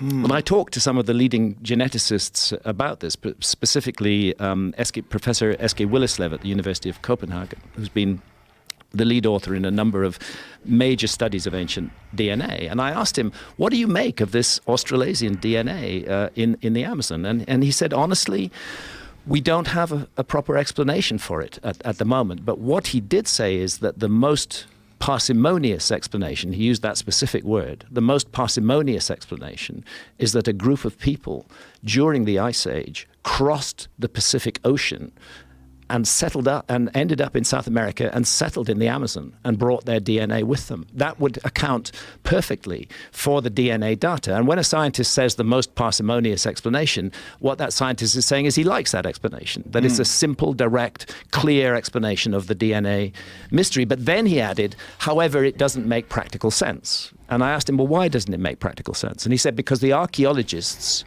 tell me that no human population was capable of crossing the Pacific Ocean during the Ice Age, at which point it was natural for me to say, do you really trust the archaeologists? And he said, well, in science, we do trust the work of other scientists. We don't really question it. We don't really investigate it. That's their side of the business. And my view is that is rather than taking this weird, anomalous Australasian DNA signal in the heart of the Amazon as something to be explained away and as something to be for it to be denied that it could be connected to a voyage across the Pacific Ocean. Maybe it's the first compelling evidence that voyages were taking place across the Pacific Ocean during the Ice Age. And maybe we should be opening up that whole issue for exploration. And again, I think a lost civilization is the best answer. And that near the end of the Ice Age, when the Younger Dryas cataclysm unfolds, it's not an overnight thing. It's very bad 12,800 years ago. There's about 1,200 years of horror. I don't think the civilization went down in a single day and night. I think there were survivors. I think bits of it were left. I think their project was to restart civilization. And I suggest very strongly that where they tried to mount that project was amongst the hunter-gatherers who coexisted in the world with them at that time. We ourselves are an advanced civilization. At least that's what we call ourselves, and we coexist in the world with hunter-gatherers. It's not an odd idea that an advanced civilization and hunter-gatherers should coexist, and there is separation between us and the Amazonian hunter-gatherers. There are tribes in the Amazon that are uncontacted and that we don't know even exist. If a catastrophe on the level of the Younger Dryas were to occur today, I don't think that our civilization would make it through. We are the spoilt children of the earth. We are just used to having everything laid on. You know, the supermarket shelves are groaning with food. We can get food delivered to our homes. We have roofs over our head. We have shelters. We have clothing. Everything is taken for granted. I guess you're an exception, but very few people in modern Western culture know how to survive. They don't have survival skills. They don't know how to hunt. They don't know how to gather. They don't know how to grow crops because they've handed that responsibility over to others. We live in a society that's highly segmented and specialized, and different people specialize in different things, but nobody has the vast general survival skill that a hunter-gatherer has. So in a global cataclysm, actually, at first counterintuitively, the people who would survive it would be the hunter-gatherers. And an advanced civilization would be smart, if they were survivors, to seek refuge amongst hunter-gatherers, to make that the place where they might try to restart their civilization. And that's why I think that this Australasian DNA signal in the Amazon may be part of the evidence for a sort of outreach effort that was being made by a lost civilization, seeing the disaster coming down on it and realizing that something needed to be done. Well, it's fascinating to me that the geneticists would rely on the archaeologists, being that the geneticists have the actual DNA that they can examine, where the archaeologists are piecing things together. Yeah, absolutely. Little tiny bits of information over the entire landscape. Yeah. And then you consider how much information they don't have access to that's in the ground. Exactly. I mean, there's so much. I strongly resist the idea that archaeology is a science. I don't think it should be described as a science. What do you think it should be described as? It's more like a kind of philosophy. It's an attempt to interpret the past based on rather flimsy and limited evidence. And what you find in that interpretation is that the preconceptions of the individuals involved are being imposed upon the evidence, which then turns out to support their preconceptions. And that's not a scientific way of doing things. A scientific way of doing things is testing hypotheses and seeking to falsify them and seeing if they work out. So the problem is drawing these conclusions and then being too rigid with these conclusions upon the further evidence. That's my view. Yeah. That archaeology has been much too rigid, and that there's a climate of fear in archaeology. I don't mean to pick particularly on archaeologists here. I think this is generally true across other disciplines as well. These days, academics are driven by the need to publish research papers. That's what they build their careers on. If they can get a paper on their bit of research published in Nature or the Proceedings of the National Academy of Sciences, etc., that's good for their careers. But then you confront the gatekeepers in those publications who regard any archaeological idea that is not part of the mainstream accepted consensus with great suspicion and are most reluctant to publish that information.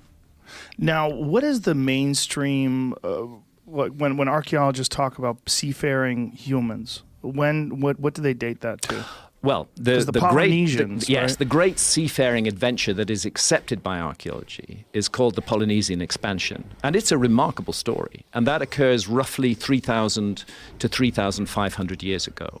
And those Polynesians were amazing ocean navigators. They could cross distances of thousands of kilometers with pinpoint accuracy. I mean, it's not an accident that the Polynesians found Easter Island. Finding Easter Island is a really challenging project. Easter Island is 2,000 miles from the coast of South America. It's 2,000 miles from the nearest other island, which is Tahiti. It's just a little speck in the middle of the ocean, but the Polynesians found it and settled there and appear to have brought a reproductively viable population there and appear to have made voyages back and forth. But that was 3,000 to 3,500 years ago. That was not 12,800 years ago.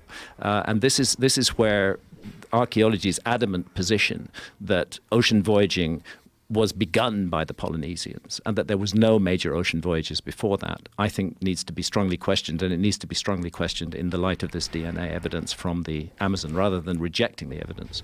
An attempt should be made to consider what that might mean. Well, it's interesting because we know that the Egyptians had boats.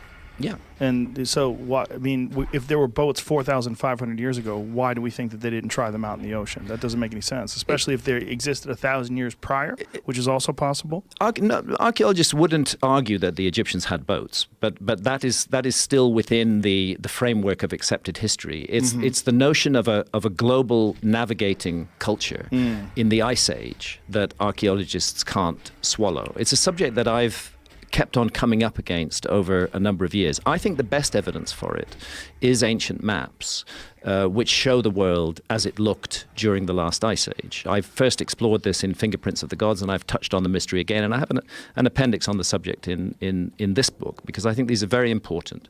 We're talking about maps that were drawn roughly between the 1300s and the 1700s. In other words, in relatively recent history. However, these maps were largely based on much older source maps, which they copied. And we can say that for sure, because one of the famous maps is the Piri Reis map, which was created by a Turkish admiral called Piri Reis in the year 1513. Actually, only a corner of his map has survived. It was originally a world map. We now just have a bit that shows the east coast of South America and North America and the west coast of Africa. Piri Reis writes in that map that it is in his own handwriting that he based it on more than 100 older source maps, some of which had come from the Library of Alexandria. In other words, that maps had been, when the Library of Alexandria had been destroyed in the 4th century AD or whenever it was, some of its contents had been rescued and brought to Constantinople, which became the Turkish capital. And Piri Reis had access to those maps, and he incorporated information from those maps on his maps, as well as incorporating more recent navigational information. And this is one of a whole category of maps which are extremely hard to explain. All of them based on older source maps, now lost, all of them incorporating extremely precise relative longitudes and latitudes. Latitude is not that difficult a technological feat, but longitude is a difficult technological feat. Longitude involves a chronometer. It involves knowing the time at the place you began your voyage and the local noon as well, and calculating the difference between them. You need a chronometer that will keep accurate time at sea with the motions of a ship. And it's just a plain fact that our civilization did not invent such a chronometer until the late 18th century. Before that, we didn't know what longitude we were at, and ships were constantly sailing unexpectedly into coastlines that they thought were hundreds of miles further away. So the discovery of the technique to do longitude was a major civilizational advance. Its presence in maps based on much older source maps that actually show the world as it looks during the last ice age suggests that somebody during the last ice age was mapping the world and had mastered the technique of calculating longitude. Classic example of these maps, and I make a point of this, is what's called the Pinkerton World Map, which was drawn in the year 1818, and it was based on the latest navigational information at that time. I reproduced that map in the book. What's missing from the map, entirely missing, is Antarctica. There's just a hole at the bottom of the world. There's nothing there. And the reason there's nothing there, there's another Pinkerton map that shows that. The reason that you'll need to find one that's centered on Antarctica. The reason that Antarctica is not there is that our civilization hadn't discovered Antarctica in 1818. Oh. So they couldn't authentically put it on a map in 1818. Actually, we discovered it in 1819, and that's when it starts appearing on modern maps. The problem is that Antarctica appears repeatedly on these much older maps, and it appears in the right place, and a bit bigger than it is today, but very much as it looked during the last ice age. So what all of this suggests to me is that the world was mapped and explored by a global seafaring culture with a level of technology that was at least equivalent to ours at the end of the 18th century during the ice age. Wasn't there also a map of Greenland that showed it underneath the ice? Yes, there are. And another intriguing thing, I mentioned the Piri Piri-Reis map just now. Shown on the Piri-Reis map, lying off the east coast of North America, is a large island with a row of megaliths, like a road of megaliths, running up the middle of it. That island is in the exact place of the Grand Bahama Banks. Is it on this one? Yeah, it is. But can I point it out to you because Sure, the map's yeah. rotated? It's it's there. That's right there. Okay, this thing. That one. Okay. That's great that you can bring this up, Jeremy. That's really Amazing. good. So this island is sitting there off the southeast coast of North America. Look at the way they used to draw things back then, too. And what you see running down the middle of it is this road-like feature of megaliths. I'll point them out again. I see, right there, yeah. He's here. Mm-hmm. He's here. Now, the thing is, there was a long period of my life when I did a lot of scuba diving, and I was looking at underwater structures. And one of the sites I dived on was the Bimini Road, which is in the Grand Bahama Banks. And the Bimini Road is exactly where that island is. And here's the issue. I don't care whether the Bimini Road is natural or man-made. For me, the mystery is that it is shown above water on that map. And the last time it was above water was thousands and thousands of years ago. So for me, this is all evidence that we shouldn't dismiss the possibility that our ancestors had achieved a level of technology where they could explore and map the world's oceans. We shouldn't dismiss that. There it is right there. So we don't know what those stones are or how they were created, but boy, do they look artificial. That's Yonaguni in Japan we're looking at now. But Go back to that image, Jimmy, the last image that we were just looking at. Look at that. I mean, that looks so man-made. And you can see that it's rather like the pattern that's shown on the island in the map. How deep is that today? Oh, it's not very deep. It's about 20 feet. But we think that was above water at some point. It was definitely above water during the last ice age. When it finally went underwater, may have been as late as 8,000 or 9,000 years ago. Is there anything else compelling that's in the immediate area that seems to indicate that there was some sort of a man-made structure? Well, nobody's looked for it. And the whole effort of archaeology has been to dismiss the significance of the Bimini Road. How would they dismiss that? Well, they say they say it's totally natural. Come on, is it? Go back to that image again. Looking at some other ones. Listen, but we'll this is the argument. Go back to that image that we just saw. Yeah, Like, are you sure? As somebody who spent a lot of time diving on the Bimini Road, I can tell you I absolutely do not think it's natural. I think it's a man-made structure. But the argument is that it's a kind of beach rock that forms in these blocky formations. Does it? Is that yes, beach rock does form in blocky formations. But here I believe that the beach rock has been used as a construction material. But I repeat, the key issue is not whether the Bimini Road is man-made or not. The key issue is that it features on a map above water. And that is a dating project. That tells us that somebody was mapping that bit of the world when it was above water. And Jamie, that go back to that takes us back a long way into the past. The one that you just pulled up. Yeah, look at that one. It's a stunning place. It's an amazing sight. It's just like the odds of that being in that order with those uniformly sized rocks for how long is that? Oh, hundreds of feet. It's a huge. It's actually shaped like the letter J. It's a giant underwater structure. It's really an enormous thing and very beautiful to dive on. And there's lots of very gentle, sweet nurse sharks down there that you can play with. So that looks much more like random. That's more random, and bits of it do look more random, and bits of it look highly constructed. I would not seek to claim that the Bimini Road is absolutely man-made. My claim about the Bimini Road is it's really fucking weird that it appears on a map above water, a map that was drawn in 1513 based on older source maps. Now, when they found that ancient Greek computer thing, what is that called? The Antikythera mechanism. Yes. Yeah. Again, that testifies to a lost navigational skill that we have not taken account of before. Incredibly complex, and it took a long time for them to figure out what that even is. Yeah. What do they think that is now? It tracks the movements of the planets. It's a navigational device. It's a geared, cogged system that allows you to track the passage of time and figure out where you are. It's some kind of navigational device. It's not fully understood. And yet. how old is that?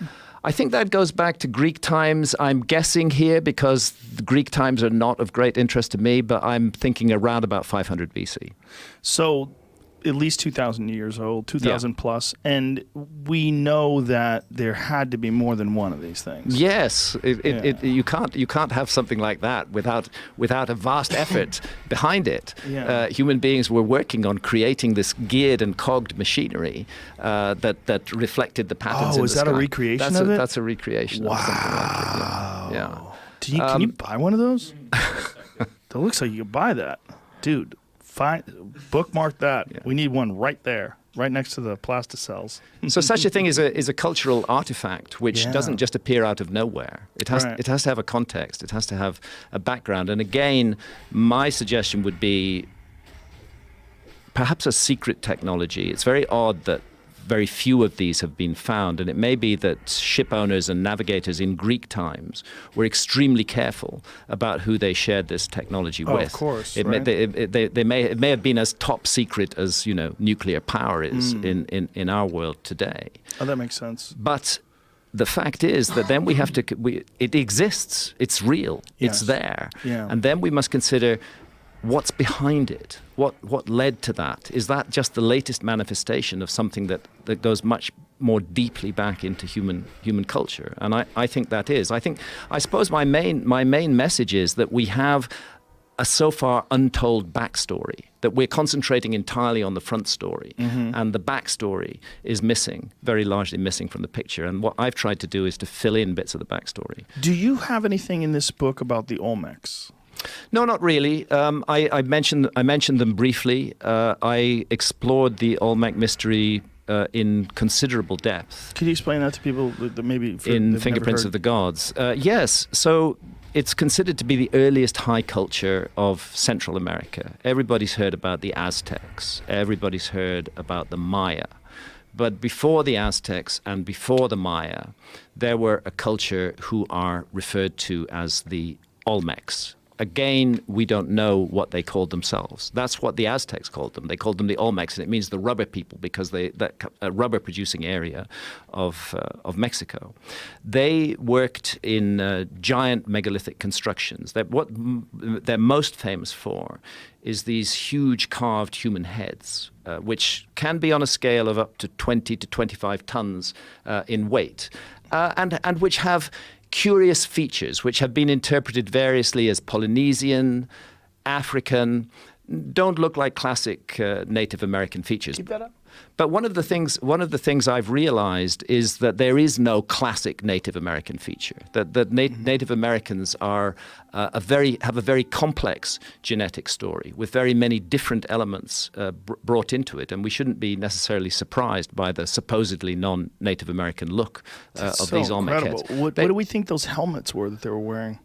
Nobody knows, because no physical example of such a helmet has ever been found, just like no physical example of an Egyptian pharaoh's crown has ever been found. All we see is the stone reproductions of them. Do they universally wear these helmets in these stone reproductions? They pretty much all wear these helmets in the Olmec stonework. There's another fascinating figure from La Venta, one of the Olmec sites, which is the earliest ever image of a plumed or feathered serpent.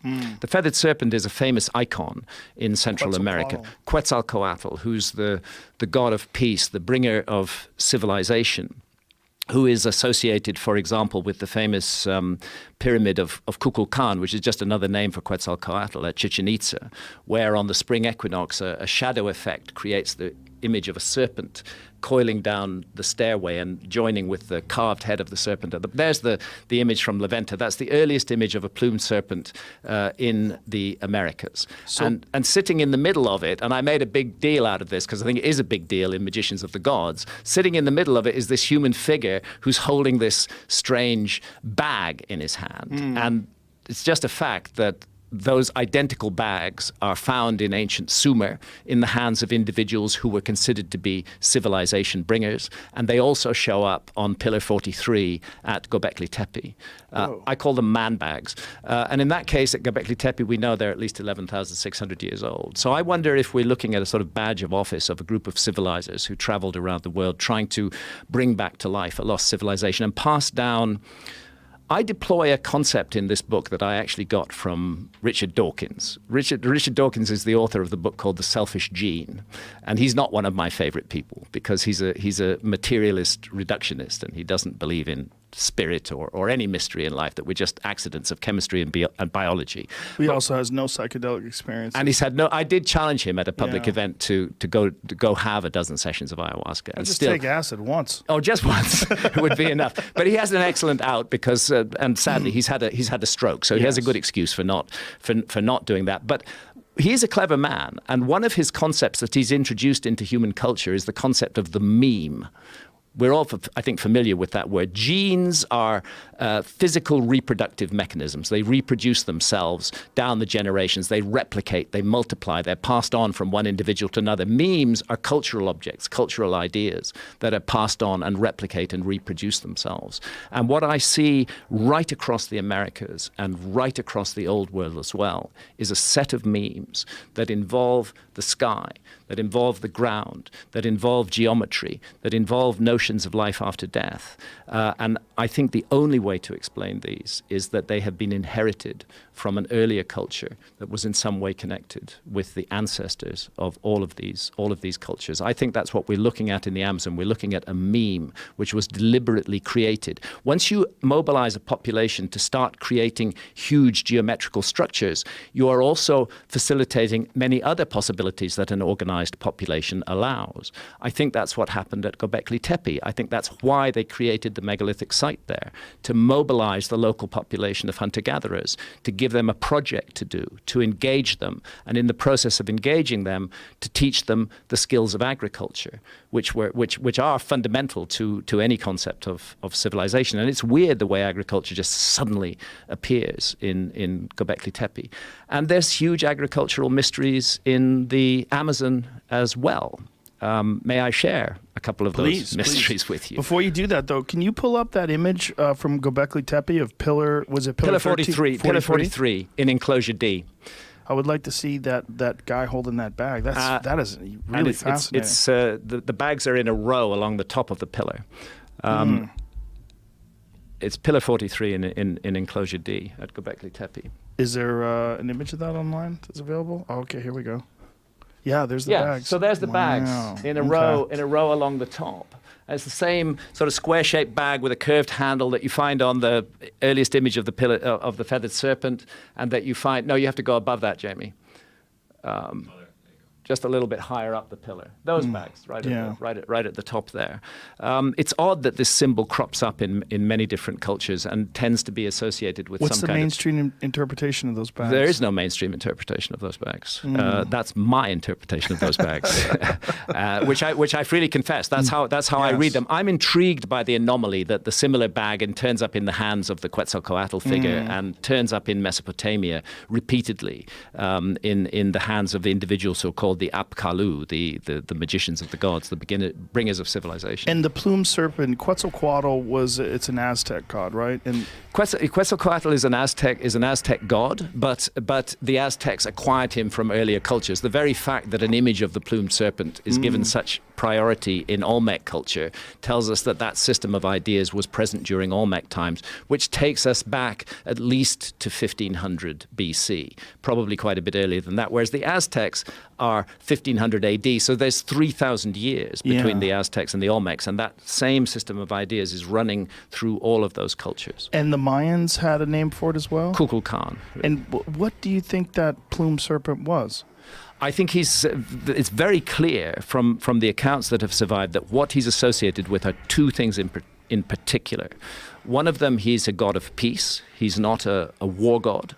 And the other thing that he's primarily about is giving the gifts of civilization. This is what you human beings need to know in order to move on to the next level. That is the function and the role of Quetzalcoatl. And there are very similar, we could refer to them as civilizing heroes, who are found in other cultures and other locations. Osiris in Egypt plays that role as a bringer of civilization. There's hardly a culture in the ancient world that doesn't remember a time far back in remote prehistory when some kind of supernaturals or advanced human beings, and I prefer the latter, that some kind of advanced human beings were involved in a project to disseminate civilization. I mentioned the Tucano in the Amazon, who are big drinkers of ayahuasca. The Tucano have a fascinating origin myth. They say that the origin myth states specifically that their ancestors were brought to the Amazon. They were brought to the Amazon by a group of supernaturals who included the daughter of the sun and an individual called the helmsman who steered the serpent canoe in which this settlement mission in the Amazon was performed. And what these so-called supernaturals did was they brought the ancestors of the Tucano to the Amazon and they showed them the best places to settle, the best places where they might find hunting, the best places where they might create a village, the best places for agriculture. And then they left. But they left them behind one gift, and that gift was ayahuasca. Wow. That's the story of the origin myth of the Tucano. And it sounds to me rather like the other side of the story of that DNA signal in the Amazon, that a group of people were deliberately settled in the Amazon by human beings who they chose to regard as supernaturals. That's what makes sense of it to me. When I interrupted you to talk about Quetzalcoatl, what were you about to say? I can't remember. Oh. I'm in California. I've been smoking lots of dope, you know. We were talking about different things in the Amazon. Should we rewind and figure out what we said? Yeah, the serpent god you were talking about. Before Quetzalcoatl, before that. I have another question. The Olmecs, you were talking about the genetics of these people that live in Native Americans, that they vary widely. But the Olmecs seem to have very similar features, the thick lips, the wide noses. Why do we think that is? Well, this is part of a curious mystery that is not unconnected to the genetic mystery. It's been known by archaeologists for quite a long time that there are anomalous skulls in parts of Brazil, which appear to show very strongly Polynesian or African features, very much like the features that we see on the Olmec heads. And a number of archaeologists who got into trouble with their colleagues for this have used that to argue many years ago, 30, 40 years ago, that the settlement story of the Americas is much more complicated than we've realized. And what the DNA is doing is it's telling us that there was something really weird happened with settlement. You see, what happened with those African or Polynesian-looking skulls was that they were tested for DNA when DNA technology was not as advanced as it is today. And what that DNA showed was that they were more closely related to modern Native Americans than they are to any other people in the world. So the notion that there was some connection with Polynesia or Africa was dismissed. But now that we have very firm evidence of an Australasian genetic signal, Australian Aborigines, Papua New Guinea, Melanesians, with those kind of features, now that we have the genetic evidence that is found in the Amazon, we have to go back to that old evidence and reconsider it. Wow. Yeah, I would love to find out what that is. They've always fascinated me. The Olmecs, it's always been such a strange image, the large heads with the helmets on them, and how...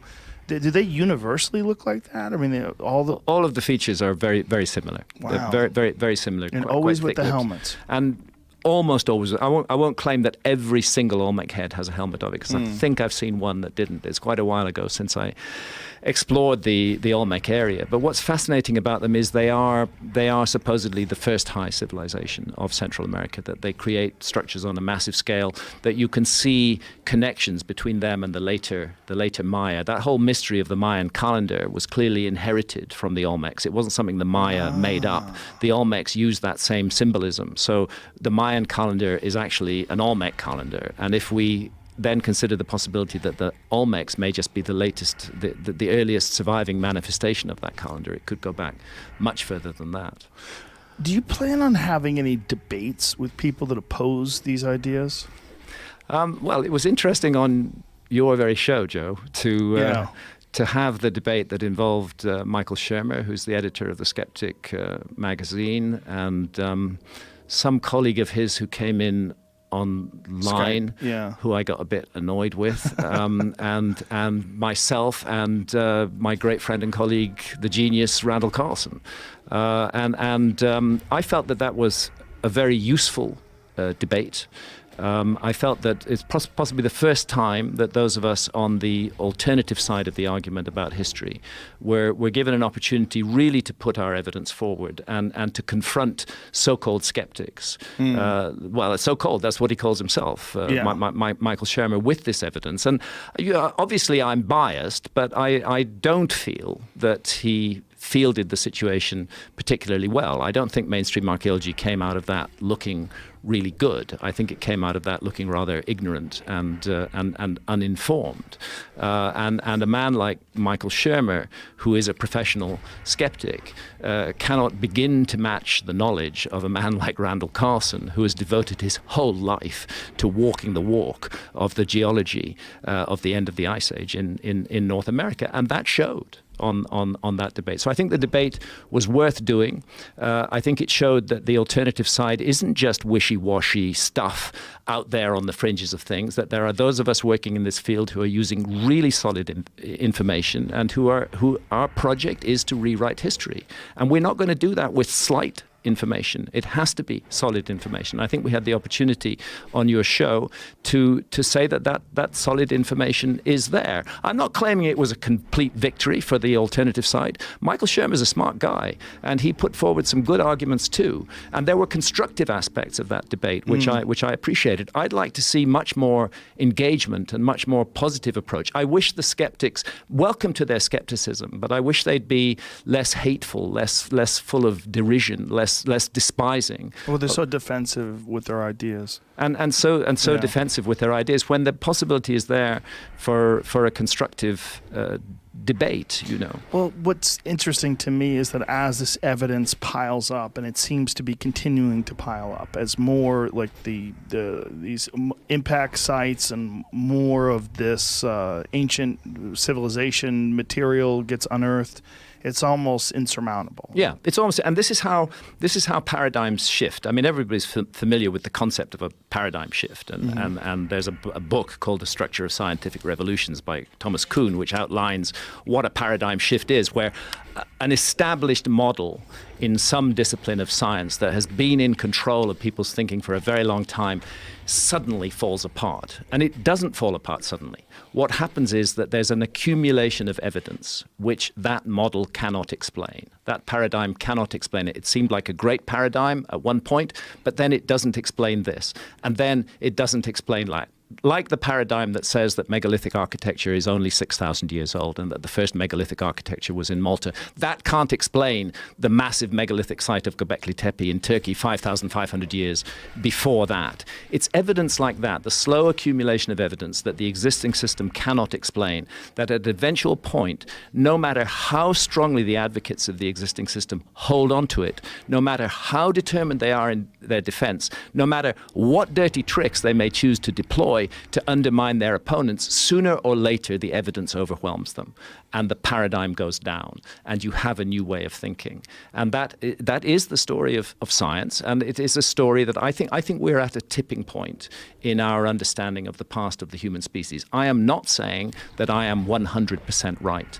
I believe that what I'm doing that's worthwhile is I'm asking questions about the past that haven't been asked enough. I'm putting archaeologists on the spot and demanding that they explain themselves. I don't claim that I'm right. I'm offering an alternative theory, and my objective is to get people to think for themselves, to think about this stuff, and not to accept the voice of authority as the sole medium of truth. That's what I've tried to do. Have you had any archaeologists review any of this work and change their opinions? No. No. I haven't. But what I have found, and I found it interestingly during the research trips for America before, is a younger generation of archaeologists who are in the field. And they are quite different from the older generation of archaeologists who were running the whole scene 25 years ago. Of course. Now we have a very different younger generation, a younger generation that has been exposed to open-minded thinking, that has been exposed to the internet, that itself, as part of the general pattern of the younger generation, is suspicious of authority. I'm meeting young archaeologists on sites. For example, I met a couple of really amazing young minds on a site called Blackwater Draw Arizona, New Mexico, where one of the first Clovis sites, the young archaeologists I met there were incredibly open-minded and really willing to consider extraordinary possibilities about the past, and privately admitted to me that they'd read my books. Well, that's where I get the hope. I get the hope in this young generation that is growing up with the internet, that does understand that there's a lot more out there than just what they're being taught in schools. Yes, yeah. This is where the hope lies, and it lies in every area. And it's why one of the intriguing things that has happened with me, and your show is an important part of this, is that when I go around giving public events, doing a public presentation of my work, the demography of the audience is extremely interesting. And this is true whether I'm giving the talk in Britain, whether I'm giving it in Canada, whether I'm giving it in America. Part of the audience are older people who read me in the 1990s, who got onto my work with Fingerprints of the Gods in 1995, and they've stuck with me, and they've carried on reading my work. But another part of the audience, and a very big part of the audience, consists to a large extent of young people, most of whom are men, but there are women amongst them as well.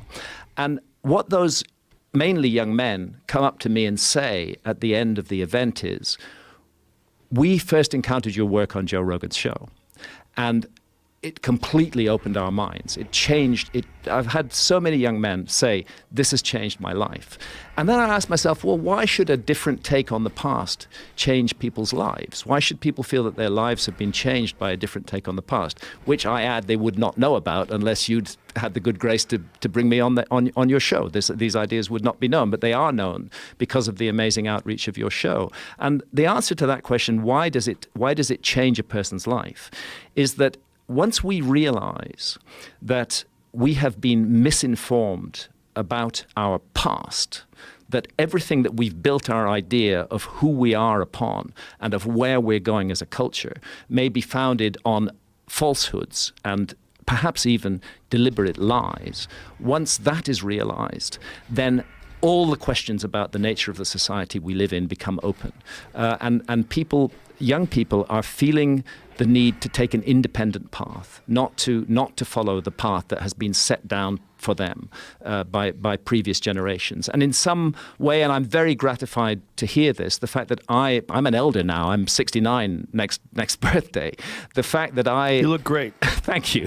The fact that I, as an elder, have consistently pursued an independent path, have been willing to put up with the shit that's been thrown at me over the years, but have stuck to my guns and have continued to add new information to the dossier of information that I put forward. That is, and I'm encouraged to see this, that's found as inspiring by younger people. And what better gift could an old guy hope to leave to the world than a younger generation who feel inspired by that person's work to change the world? Well, I'm very, very thankful that I could introduce people to you, because your first book that I read of you, Fingerprints of the Gods, changed my view of the world.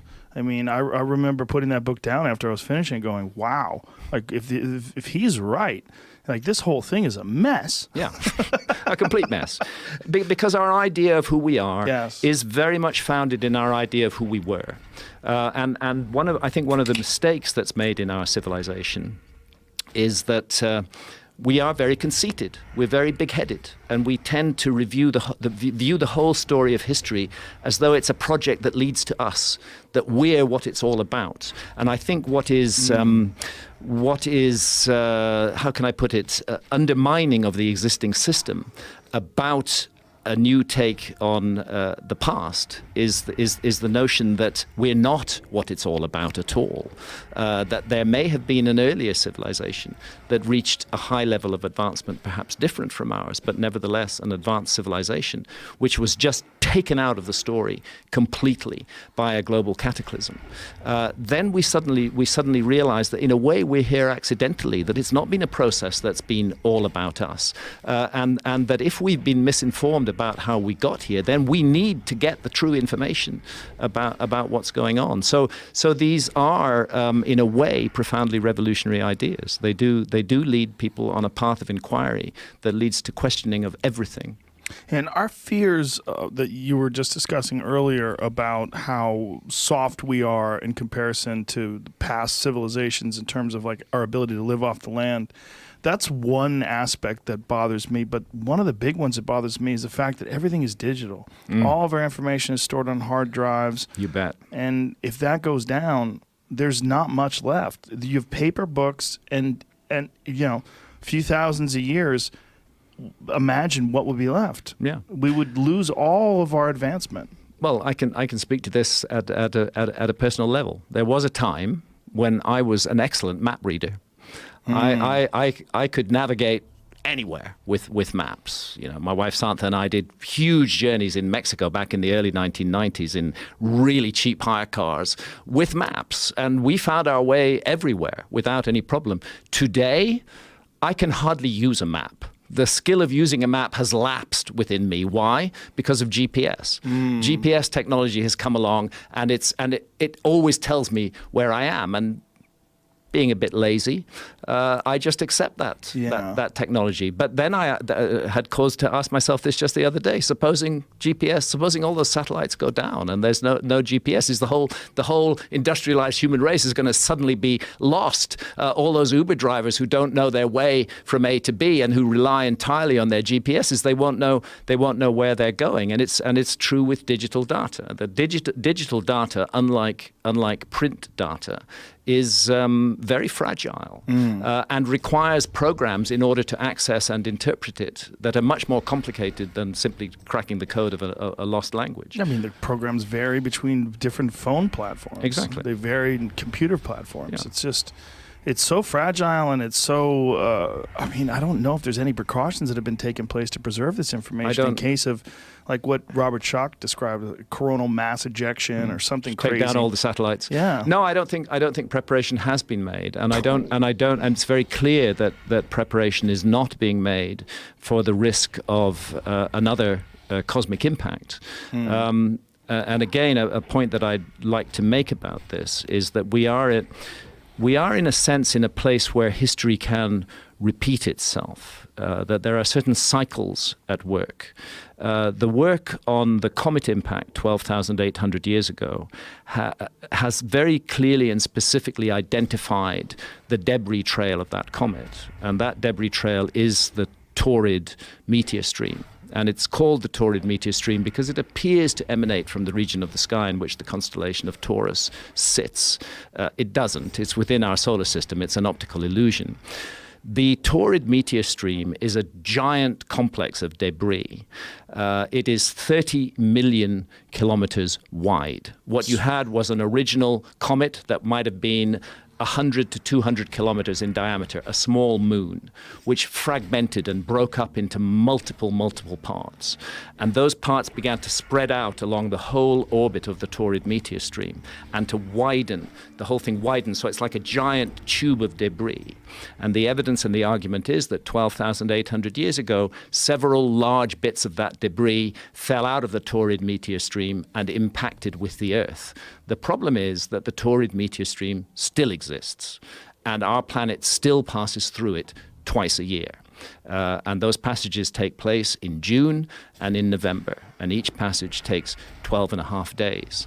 And the same group of scientists who are looking at the evidence for the impacts 12,800 years ago are deeply concerned that we may face future impacts from the Taurid meteor stream, that there are still large objects up there. This is not theory, this is a fact. There's a comet up there called Comet Encke, which is part of the Taurid meteor stream. It's a large fragment of the original giant comet. Comet Encke has a diameter of, 5 or 6 kilometers. There's 19 recognized huge objects within the Taurid meteor stream. Calculations indicate that there may be as much as 200 asteroids within the Taurid meteor stream of a diameter of a kilometer or more, which would have catastrophic effect if they hit the Earth. And responsible astronomers regard the Taurid meteor stream as the greatest collision hazard facing mankind at the present time. And it's not something that we need to fall into despair about, because it's perfectly within the level of our technology to do something about it. What could they do? Well, to give you an example, commercial interests are looking right now, and the technology is there, to mine asteroids. We can go to asteroids if the commercial interest is high enough. We can go to them, we can mine them, we can extract minerals, we can bring them back to the Earth. The same technology would allow you to move asteroids or comet fragments. You don't want to blow them up with a nuke. That would be a really bad idea. That would turn one large object into multiple smaller objects, which could cause equally massive devastation and would be very difficult to predict where that devastation was going to fall. What you want to do is to nudge them and move them out of a dangerous orbit into a less dangerous orbit. And the evidence is in the next 30 years we are going to be passing through dangerous filaments of the Taurid meteor stream. And if we were smart, we would be devoting some resources to protecting our cosmic environment, just as there are many issues that we need to devote resources to. Unfortunately, the one that's most attractive to our politicians at the moment is warfare. We devote limitless resources to technologies of mass destruction. There really is no end to the amount that we're prepared to spend on that in terms of our so-called security. We feel somehow we're making ourselves more secure by having these incredible weapons and spending trillions of dollars on them. But the cosmos doesn't give a fuck about any of that. The cosmos is out there with these giant objects, which have a far greater explosive power than all the nuclear weapons stored on Earth at the present time. The comet Shoemaker-Levy 9, which hit Jupiter in 1994, had a total calculated explosive power of 300 gigatons. If you took the entire nuclear arsenal of the world today and blew it all up at once, it would yield 6.4 gigatons. So these objects are producing catastrophic results on a scale that far beyond anything that we ourselves could do with nuclear weapons. It's time we spent a bit less time and money on weapons of mass destruction and a bit more on looking after this beautiful garden that we call the Earth and that is our home, and it will be the home of our children and our children's children. I'm a grandfather now. I feel passionately about this. We need to look after this planet. It's our responsibility as a human species to do so. And one of the challenges, it's not the only challenge, there are many, many other challenges. One of the challenges is to pay attention to our cosmic environment and to realize that the cosmos can intervene cataclysmically in the human story, and that the Taurid meteor stream in particular may have been a hidden hand in human history, that there may have been other impacts in the last 13,000 years that have affected and changed the course of humanity on this Earth. And the ancients were very good at paying attention to the sky. We ourselves have amazing tech to study the sky, but for some reason we're ignoring this problem of cosmic impacts. And that's incredibly irresponsible because, as I said a moment ago, it is a solvable problem. It is within the limits of our technology. It would require a global cooperative effort to sweep our cosmic environment clean, but it could be done. And a side product of that global cooperation might be a friendlier, more nurturing, more loving, more positive human community. It is very odd that we have this infantile nature, even as grown adults and world leaders, that we do like to ignore imminent danger as long as it hasn't affected us in the past. Yeah. There's no real moment we can point to other than Tunguska in photographic history, modern history, where you could take pictures of things where we had a giant impact. If I can pause you on that very point, the evidence is compelling that the Tunguska event was an object that fell out of the Taurid meteor stream. That happened at the peak of the Beta Taurids in June 1908. It is extremely likely that Tunguska object came from the Taurid meteor stream, because we were passing through the Taurid meteor stream at exactly that time. And what the Tunguska object is estimated to be between 60 and 190 meters in diameter. So it's not a very big object. It's not a kilometer scale object. It's big, but it's not that big. It doesn't even hit the Earth. It's an airburst. It explodes in the sky above, fortunately, an uninhabited area of Siberia. But the devastation is huge. It wasn't even noticed for some years afterwards until scientific teams went in and studied the area and discovered that 80 million trees across 2,000 square kilometers had been completely flattened by that airburst. And to put that in context, 2,000 square kilometers is the size of London. So anybody who knows London is aware that there's a ring road around London called the M25. If that airburst had taken place over central London, everything of London out as far as the M25 would have been gone completely. Is that what it looks like today? pretty close. It says like 100 years later, there's still no trees. Yeah. and if you look above there, you're looking at the black and whites that were taken in the early 1900s. Oh my God! Yeah. Which revealed the extent of this of this damage. So it's just stupid of us not to pay a bit more attention to this, especially when we have the tech to actually do something about it. But we have that nature though when it comes to climate change. There's a curious denial. Yeah. There's a denial of the role of cataclysms in the human story, and Yes. there is even a word for that in science, and it's called uniformitarianism. And this is a particular philosophy of science where the view is that everything as we see it in the world today is how things have always been. So if we don't see cataclysms today and they're not playing a major part in our story today, then there weren't cataclysms and they didn't play a major part in our story in the past. That's why, although it's before the time of human beings, when the evidence that the dinosaurs were made extinct by a comet or an asteroid first came out, Lewis and Walter Alvarez, the father-son team who were behind that science, were ridiculed by their colleagues. And they were told it's absolutely absurd. Of course, no cosmic event could have made the dinosaurs extinct. They spent 10 years taking that ridicule until they found the crater in the Gulf of Mexico. Since then, the whole scientific community has accepted that the course of life on this planet was radically changed by a cosmic impact. And, I like to joke about it, but it was a cosmic impact that was big enough, literally, to turn dinosaurs into chickens. Because that's what's left of the dinosaur line, is, the birds. Yeah. And at the same time, skulking in those primeval forests is this little mammal, and it looks a bit like a shrew, 65 million years ago, going nowhere.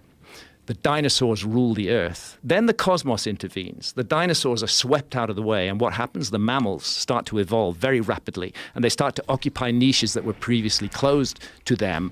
And the bottom line is, we would not be here. The human species would not be here. We would not be having this conversation if the dinosaurs had not been made extinct 65 million years ago.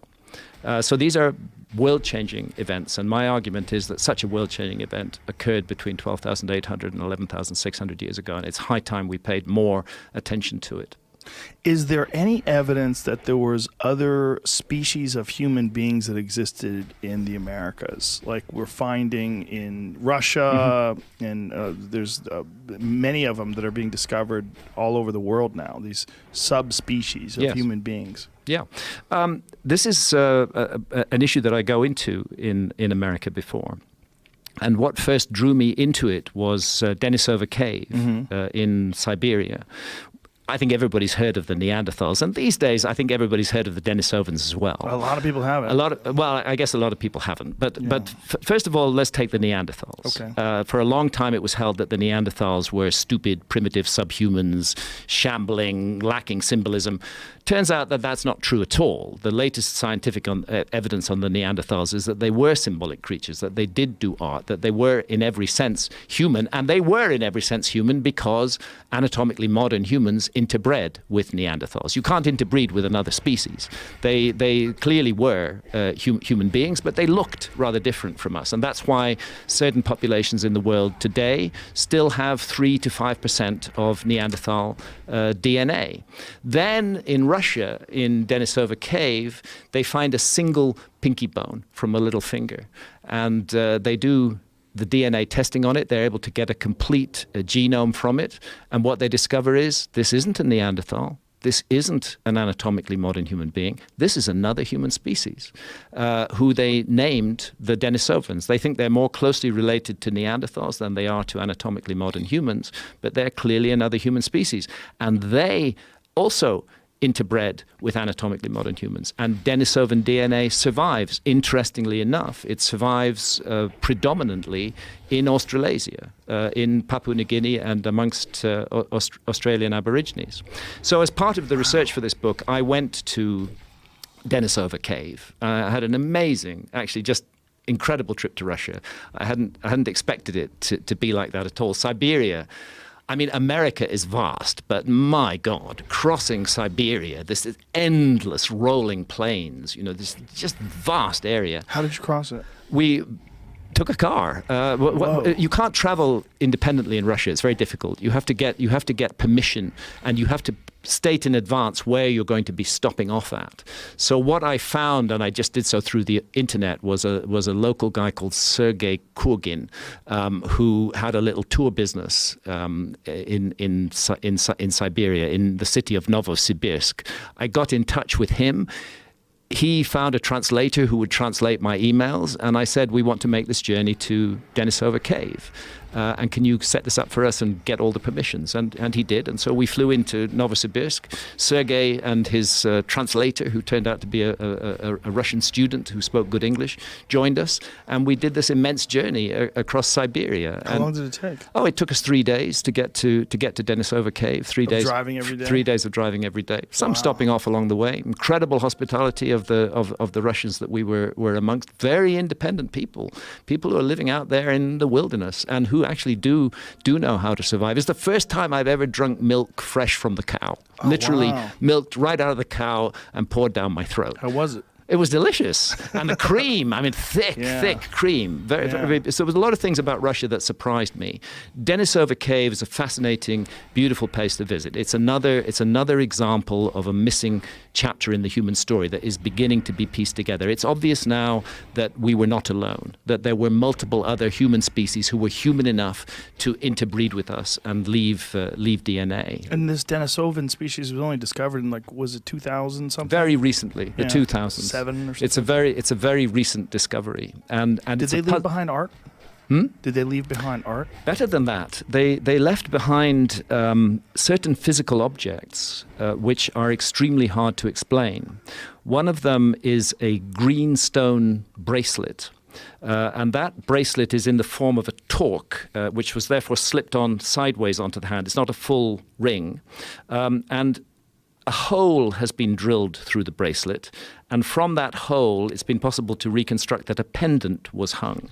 Then the archaeologists, there it is, then the archaeologists started to take a look in detail at the drill marks on that hole.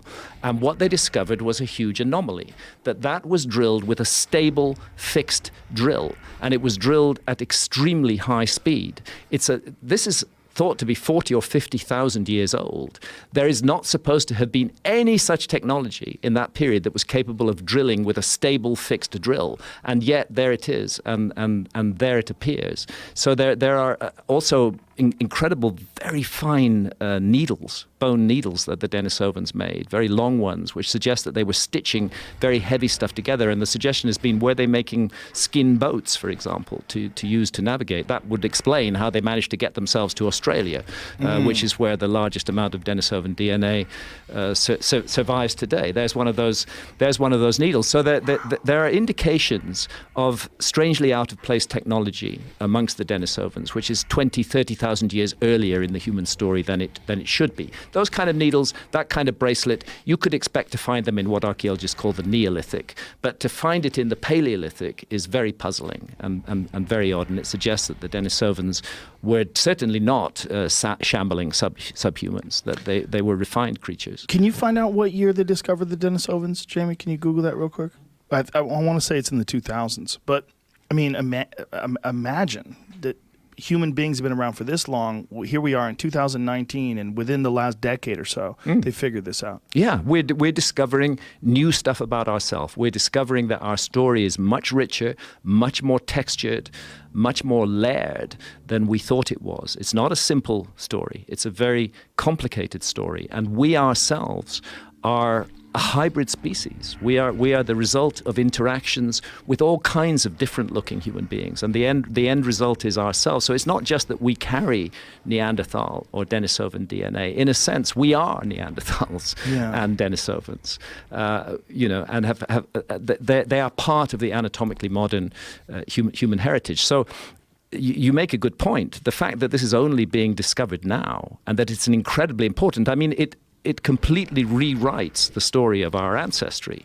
The notion. Says the 1970s. 1970s. Okay, I'm way off. The real work that's been done in Denisova Cave has been done in the 2000s, from 2006, 2007 onwards. Genetic examinations. That's when the major papers have been 2008. Been published. Which have revealed the genome of the Denisovans and revealed the Denisovan connection to anatomically modern humans. The fact that we're only finding this out now, that we told the story of our past and weren't aware of this raises the question, how much else in the story of our past is there that we're not aware of? Let's stop being so arrogant, so sure of ourselves, so confident in our findings. Let's be more tentative.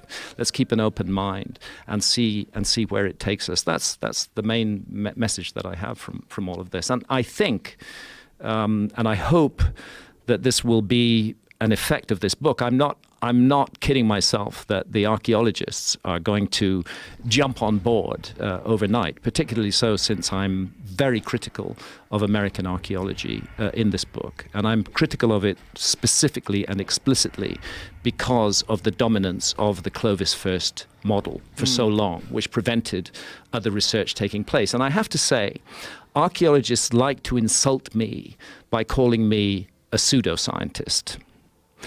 I can't think of anything more pseudoscientific than the Clovis first doctrine, which locked American archaeology for 50 years in a particular framework, which we now know was totally wrong. Nothing good about it at all. A complete mistake. What I'm hoping the book will do in the long run is that it will lead to more attention being focused on the Americas. This is a very neglected area of the world as far as deep and ancient archaeology goes. The recent history of the Americas has been relatively well studied, but the deep and ancient history has not been well studied. And I think America is going to contain revelations for us about our story and about our past. And I'm serious when I suggest that America is the most plausible and the most likely home base for a lost civilization. If you're going to propose a lost civilization, there are certain preconditions. You can't have it on a small island. There's got to be a large landmass with enormous resources and the ability for population to grow and for those resources to be mobilized. And what I suddenly realized, you asked earlier why I started to write this book at all, is what the new evidence is pointing to is that the Americas have been wrongly neglected. That here we have a giant continental landmass with extraordinary resources that has just been ruled out of the story of human civilization. But once we take account of the fact that there was a giant cataclysm over North America 12,800 years ago, and once we start looking, as I do in America before, at the incredible, deep, in-depth similarities between, for example, the religious system of ancient Egypt and the religious system of the Mississippi Valley, then you realize that you're into a global mystery here, and that the answer to that mystery may not at all be in the old world and may very much be in the Americas. See, it's odd. I mentioned Moundville earlier on. It's kind of odd that we should find what is essentially the ancient Egyptian religion manifesting in the symbolism of Moundville, the ascent to Orion, the transit to the Milky Way, the journey along the Milky Way. These are very specific and idiosyncratic ideas. And what makes it doubly odd is Moundville isn't that old. Moundville, as a site, is about 1,000 years old. Ancient Egypt had already been gone completely from the world for at least 600 years before Moundville was created. The end of ancient Egypt, there's Moundville. And what we're looking at in the foreground is Mound B, and we're looking at Mound A in the distance, and a complete circle of mounds. What is odd about it is we find this system of ancient Egyptian ideas in Moundville 500 years after ancient Egypt has gone from the world. The Romans were the end of ancient Egypt. By 400 AD, ancient Egypt is gone. Moundville doesn't even exist then, but 600 years later, it is created and it manifests the entire set of ancient Egyptian ideas. Clearly, it did not get that as a result of direct transmission from ancient Egypt, unless they were time travelers. The only way I think it could have got it is as a result of a legacy passed down from a much earlier civilization that had been influenced and affected many different parts of the world. And the characteristics of that civilization, the shamanistic heart of it, the use of altered states of consciousness, the focus on those, are amongst the reasons that I would suggest that America is the place that we should be looking. And the big mysteries are in the areas that were so devastated at the end of the last ice age, up in the north of North America, the channeled scablands in particular, and then the Mississippi Valley, the whole story of the Mississippi Valley. Yes, Moundville is 1,000 years old, but then you can go back to Poverty Point in Louisiana, which is 2,700 years old. You can go to Watson Brake in Louisiana, which is 5,500 years old. You can go to sites like Conley, which are 8,000 years old. The system keeps on going back and disappearing back into time. And I think the most fruitful new work on exploring the origins of civilization is going to occur counterintuitively in the Americas, the very last place on Earth that archaeologists have ever thought to look. What do mainstream archaeologists, what do they think caused those drill marks in the Denisovan bracelets? They've not really explained it. The Russian archaeologists who published the report on that are themselves mystified by it, and they realize that it's dynamite. It's an explosive discovery. It's an out of place technology, and so they're trying to explain how come fixed stable drilling, which we thought was introduced first in the Neolithic, maybe 8,000 years ago. How come that is now found in a site that's 40 or 50,000 years old? That's how old those bracelets are? Oh yeah, absolutely. Those bracelets are 40,000 years old? They may have been older. There's recent research suggesting that they may go back 65 to 70,000 years. Oh my God. They're extremely ancient, and therefore they're incorporating an out-of-place technology, which doesn't fit with the timeline of history that we've been... I didn't realize how out of place it was. Very, very out of place. Very, very, very odd feature that we have here. So what this says to me is that we as a species, and I guess this is kind of my pet phrase, we are a species with amnesia. It's my favorite phrase of yours. We have forgotten so much more about ourselves than we remember. And what the process of history and archaeology should really be about is a process of remembering. We shouldn't be imposing our ideas of what we should have been on the past. We should allow the past to speak for itself. And when it does so, it speaks eloquently. One of the sites that we visited and explored for America before was Serpent Mound in Ohio. I don't know if you've ever been there, Jamie. No, I've heard of it, though. It is an amazing... Jamie's from Ohio. You ever be there? Yeah, Jamie and I were talking about it earlier. There's Serpent Mound. There's an aerial view of Serpent Mound. Oh, that is crazy. But here's the thing. That's beautiful. You see the head end of Serpent Mound there? So Santa and I went there at the summer solstice in 2017. We were there on June 21st, 2017. And my wife Santa is a photographer, and we acquired a drone for this specific purpose. And she flew the drone up 400 feet above Serpent Mound, and we sat it up there watching the sunset. And what happens on the summer solstice, and you can only see it perfectly with a drone. There's pictures of it in the book here. What happens on the summer solstice? You can see it from ground level, but you get up 400 feet, you really get it. The head of that serpent is pointing directly at a niche in the distant hills through which the sun sets on the summer solstice, on the longest day of the year. So it's a sky-ground alignment, a perfection that is taking place there. It's a beautiful thing to see, to watch that sun majestically sinking down into the horizon and see this awesome figure of the serpent gazing directly at it with its jaws open, almost as though it's about to swallow the sun. And then we remember that there are other sites around the world which are also aligned to key moments of the solar year, aligned to the winter solstice, for example. The Temple of Karnak in Upper Egypt, that kilometer-long axis targets exactly the rising point of the sun on the winter solstice. One of the interesting things about Serpent Mound, and I urge anybody listening to this, go visit Serpent Mound, and especially go there on the summer solstice, because that's the moment, that's the marriage of heaven and earth. That's when sky and ground unite in majesty at that place. But one of the mysteries of Serpent Mound concerns how old is this mound really? How far back does it go? And there have been arguments that there is a group of archaeologists who would like it to be just 1,000 years old, and they attribute it to a culture called the Fourth Ancient Culture. There's another group of archaeologists, in my view, who've done much more thorough work, who attribute it to the Adena culture.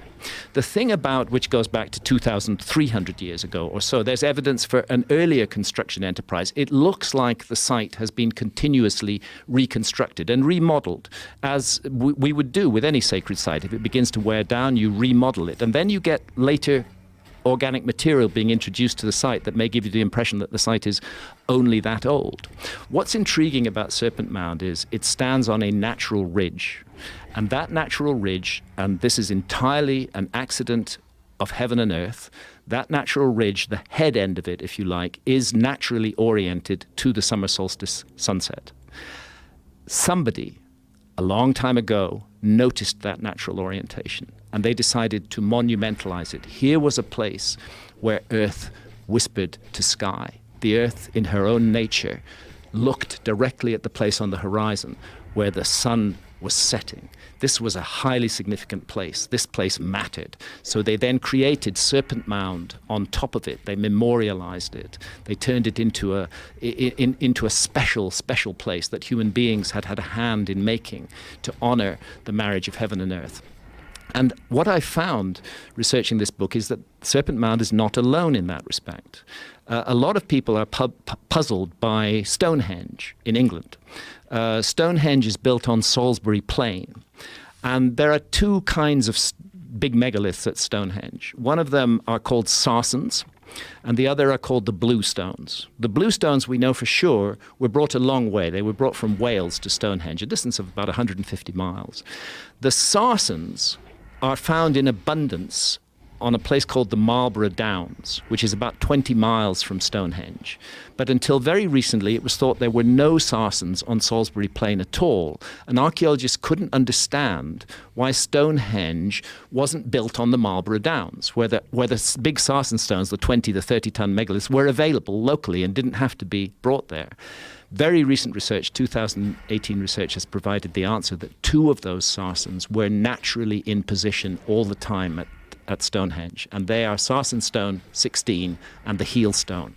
And if you stand behind Sarsen Stone 16 and look at the Heel Stone at dawn on the summer solstice, you see the sun rising in direct alignment with the view. And the Heel Stone is like the sight on the barrel of a rifle targeting the sun, and that was there naturally. Earth was speaking to sky. The ancients saw that. They decided this was sacred. They went to huge lengths to bring the Sarsens, the rest of the Sarsens, from the Marlborough Downs to create the big stone circle at Stonehenge and then to put the blue stones inside it. But initially, what they were celebrating was a natural union of heaven and earth. And that brings us to the notion of as above, so below. That we are connected to the cosmos, that it is part of our heritage. We in modern cities forget the cosmos exists. We have all kinds of tech that can look at astronomy programs. We can all do that, but actually looking at the stars is something that's very difficult for people who live in cities to do. We're cut off from the cosmos. We're cut off from the notion that it is sacred, that it matters to the human creature. And what the ancients seem to have done is to realize how vital that connection is and to memorialize it and to celebrate it and to draw our attention to the intimate connection between ground and sky. Yeah, light pollution sort of fuels our infantile existence in a lot of ways, right? Because it doesn't constantly remind us that we're a part of this great thing. Yeah, light pollution is a huge factor. It's very easy to forget that we live in a universe. Very easy to forget that. Very easy to believe that it's just about these cities that we live in and the intimate concerns of our daily lives. But in fact, we're part of something much, much bigger. And my God, I mean, it's a mystery enough to be born a human being at all. Yes. You know, just to be alive is an extraordinary mystery. Yes. To have the ability to love, to feel emotions, to understand beauty, to be moved by a symphony. All of these things we take for granted, but actually they're deeply mysterious. We don't really know what we are or who we are, and which is one of the reasons I'm so fascinated by Rick Strassman's work. You presented his film DMT, the spirit molecule, and on my upcoming speaking tour I'm going to be doing an event with Rick on the 14th or 15th of May in Sedona. I think it'll be the first time that Rick has spoken publicly for quite a while. Rick has a colleague called Andrew Gallimore who teaches at the University of Okinawa in Japan, and Rick and Andrew have together developed a technology for releasing DMT into human volunteers in a very slow drip that will keep them in the DMT state, if they wish, for hours on end. And the intention is to use this technology to explore and map the DMT realm. When do I sign up? Soon as possible. Where do I go? It's very close. Imperial College, it looks like Imperial College London is going to deploy this technology in further research into DMT, and that research is not going to be purely and simply into the therapeutic potential of a psychedelic, which is very important research to do. It's going to be an investigation into the nature of reality using a psychedelic, the mysterious nature of reality. And it is odd, and you know this from personal experience, that when you get plunged into that DMT realm, it is so different from the realm of our daily world, filled with geometry, filled with these sprightly intelligences, completely internally coherent. How can that be, generated by the brain? Or are we dealing with some other level of reality that we haven't encountered yet? I think that ancient cultures, and in particular my lost civilization, were deeply involved in exploring the mysterious nature of reality and used the plant medicines as part of that process. When it comes to the Serpent Mound, where the head points in the summer solstice, does that take into account the precession of the equinoxes in terms of the position of the summer solstice sun on the horizon is not affected by the precession. Okay. However, it is affected by another factor, which is a slight nod on the axis of the Earth. A nod, but not a wobble? Not a wobble. What is the nod? A nod, and it's called nutation. And the axis of the Earth nods back and forward over a cycle of about 41,000 years. And that does adjust the position of sunrise on the horizon over a very long period of time. And it would, in theory, if this idea can be taken seriously enough, it would, in theory, be possible to use very precise observations using the latest modern tech, not simply being up there in a drone and seeing the general connection between the position of the sun on the horizon and the head of Serpent Mound. It would be possible to refine that and actually say astronomically the precise date on which Serpent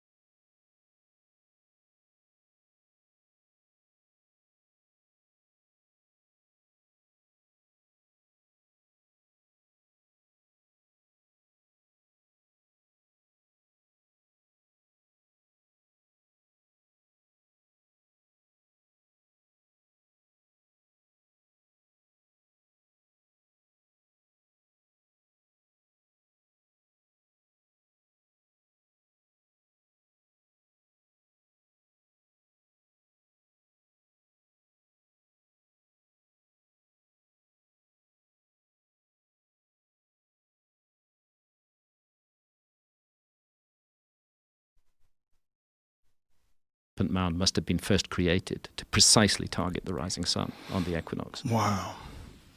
And on that note, we just did 3 hours. Did we? Flew by. I would ask your listeners and viewers, while we're talking about Ohio, don't forget about Newark and High Bank. What are those? These are two incredible, amazing, absolutely stunning, gorgeous geometrical sites. It's sad, but one of them is preserved within a private golf course. Oh, no. However, it's not so sad, because if it hadn't been preserved within a private golf course, it would be gone completely. More than 90% of the Native American earthworks that were documented in the 19th century are gone now. They've been plowed under for agriculture. That's another part of our missing story.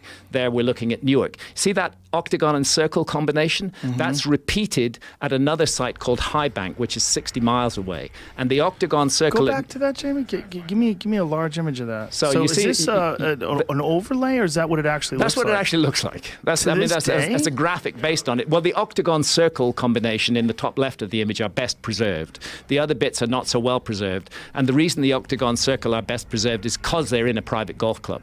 Wow. Where otherwise they would have been plowed under. The interesting thing is that octagon circle combination is 60 miles from High Bank, but there's another octagon circle combination there, and it is oriented at precisely 90 degrees to that one. That speaks of high science in the Mississippi Valley a very, very, very long time ago. There's so much to explore and so much to investigate and so much to inquire into in America. It's just an incredible land, and its mysteries have been hidden from us. And I'm hoping with this book that I have managed to pull the veil back a little bit on those mysteries. And if we're really coming to the end of our... Is it really 3 hours?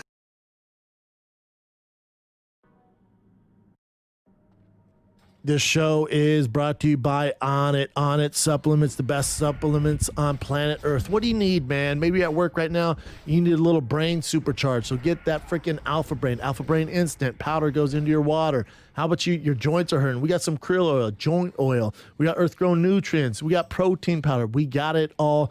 Enter the promo code FIGHTER. That's onnit.com/fighter.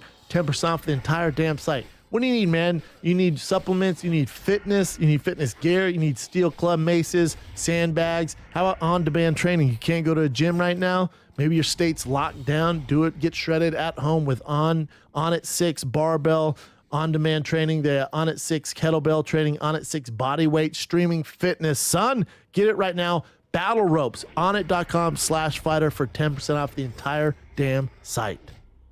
We ready? Yeah. What were you saying, Josh? I was asking, do you think the Lakers are in trouble and that they could lose to the Blazers? And I think absolutely, because Dame is on fire and the Lakers don't have a shooter like that. They don't. They got two guys.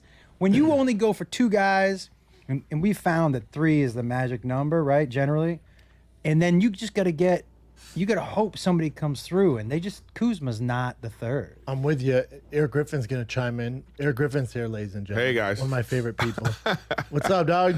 Even though he never returns my text. But, by the way, dude, he looks good, man. You lost a bunch That's of why I saw him yesterday. I'm like, yeah, 25, you know what I mean? I'm trying to, it's just, you know what you realize, the reason why you gain so much weight in regular society is because you eat out a lot. If you're a person that eats out a lot. Yeah. So I was like, eating out, taking my girl, we just eating out all the time. And that's just buttery, bread, all this kind of stuff. The good stuff. So then the COVID hit, and it was like, I was ordering food services where I was cooking the food myself. Next thing you know, I was like, what? Yeah. Portion control and stuff. That's the big one is portion control. Because I usually get these little meals. And then I started with Freshly, but then their delivery people are pieces of shit. You tried HelloFresh? No, I haven't tried that one. Yeah, we did that. No, but here's the problem, man. I live in like a townhouse of things. So like you have to get buzzed in, that kind of stuff. A nightmare. And those people don't give a fuck. Okay? Don't leave it at the You know what I'm saying? front. This shit Don't is leave it out at in the the front. fucking Yeah. sun on the street. You know what I mean? So I call them, I say, yo, I'm out. I told Freshly, I'm out. All right? Because they save money because they get these delivery services, which is just like regular people. And regular people don't give a fuck. They don't even want that job. They're only doing it to make ends meet. This ain't their dream to like deliver freshly, so they already think they better than the job. Deliver it freshly. Yeah. No, they don't want 5-star reviews. Yeah, they don't care. They already think they better than this job. So they're like, I'm not going in. I'm leaving this right here. You know what I mean? So I had to stop. But anyways, those meals, and then when COVID hit, now we got to treat these people like they're heroes. You know what I mean? Yeah. This motherfucker's leaving the shit. It's true. Like they're working on the front line. They're leaving the shit in the middle of the street, and I got to be like this. Thank you for your service. Thank you. Thank you for your service. No. Anyways, so you would get these little meals, and I would eat these little meals, and I'd be like, I'm actually full. So what I was realizing is like I just was overeating and eating too much, and then it's hard to maintain. But anyways, since this, I've lost weight because I've changed my habits. So, but anyways, you gotta be the only people I know in quarantine to lose weight. Usually, you put on the quarantine 20. No, I don't know if that's true. Really? Yeah, like my friends get big. Yeah, because all your friends got like big fridge money. They got 3 fridge money. Yeah. They got like 1 fridge for me. All his friends, his fridge is like this. I don't know about all of them. Some don't have fridges anymore. And the freezers are like this. Some don't have fridges anymore, right, Eric? Well, they got to make ends. They got to save money. But what do you think about the Lakers? Anyway, Lakers. You guys watch the game? Yeah. It was a great game, but I mean, I have faith in LeBron James just because I think that, he's 35, he's got it. I think he's gonna take an assessment of what's going on with the team. I mean, the Blazers. It could be possible that the Blazers never win another game. Just because of how it is. But when you have LeBron, you have that guy. He has to assess like, all right, who on my team who's really ready for playoffs? Are we ready to go? They tried in that first. It still was a close game. Yep. And then now they're gonna be like, okay, I guess he's gonna be like, I guess I gotta. And then remember too, Portland came in hot, the hottest team in the bubble. So they were 8-2. They've been playing meaningful games, right? So they had to play to get into the playoffs. Lakers kind of been coasting, so now they're like, all right, we got to play. And Portland's like, bitch, we've been playing. That's the only reason. But also, what's alarming is Damian Lillard didn't play that hard and still went off. Yeah. So he kind of cruise control at second, third quarter. And then if you watch the bench, they start going like this. It's Dame time. And he pulled up from half court. You're like, God was damn. Crazy. The only reason I give the Blazers a shot is because they've gelled. And we've seen in sports, man, sometimes the hot team is what it takes is to be the hot team. Let me say this. One, I like how the NBA looks. Like on TV, it looks the same. Mm-hmm. Right? I have no problem with it. I have no problem with it either. And they're going to be the one league that's going to actually succeed. Baseball's shitty. Like the baseball, NFL's gonna be a nightmare. By the way, baseball's already shitty. Like, and then you take out watching baseball, dude. Agree. I am. Yeah. I watch baseball. Why? You know why he watches baseball? It's the last sport that the white man is the best athlete. The Dominican Republic are like, well, take it easy. Yeah, we'll go hockey. Yeah, hockey. No, not baseball. Of the major sport, like hockey's still number 4. Okay. Yeah. All right, but I will tell you the reason I like baseball is only honestly. Hold up, you like it right now though, without the fans? No, I like baseball because I take into account it's my favorite sport to go to live. So you haven't been to a hockey game then, huh? Oh yeah, I have. Have but you been to UFC? I've never been to a UFC event. I've never been to a UFC event. Nobody wants to go to some sweaty ass.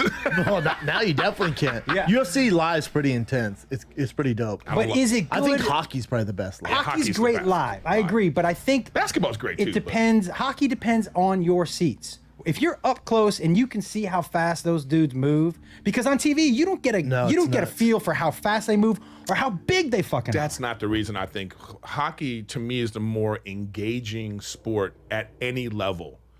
I don't know if you've ever just up in Edmonton when you go play that club, they got the big mall. Yeah. So they'll have high school hockey going on in the middle of the mall.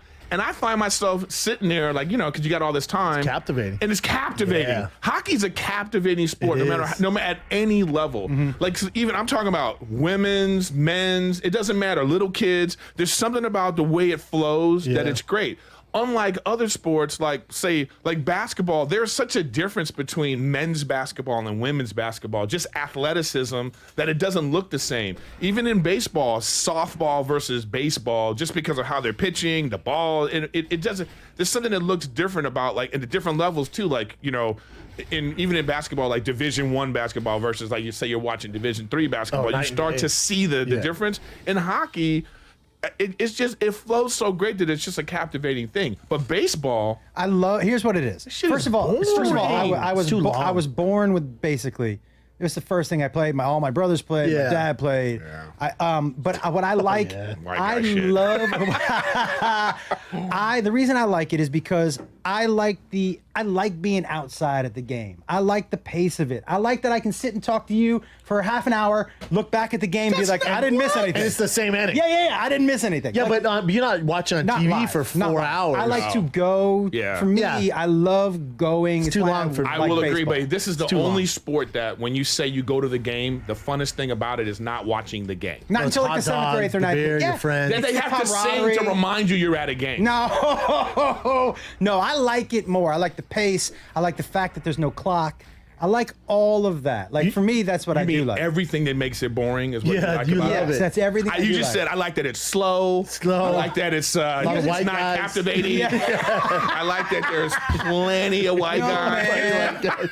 I like basketball. I like football way more on TV. You know what than ratings live. are kicking ass in the quarantine? True. Yeah, Football on TV is way better. What's kicking ass during this quarantine shit in the pandemic is golf. Yeah. Their numbers through the roof. Yeah. Basketball's doing good too, isn't it?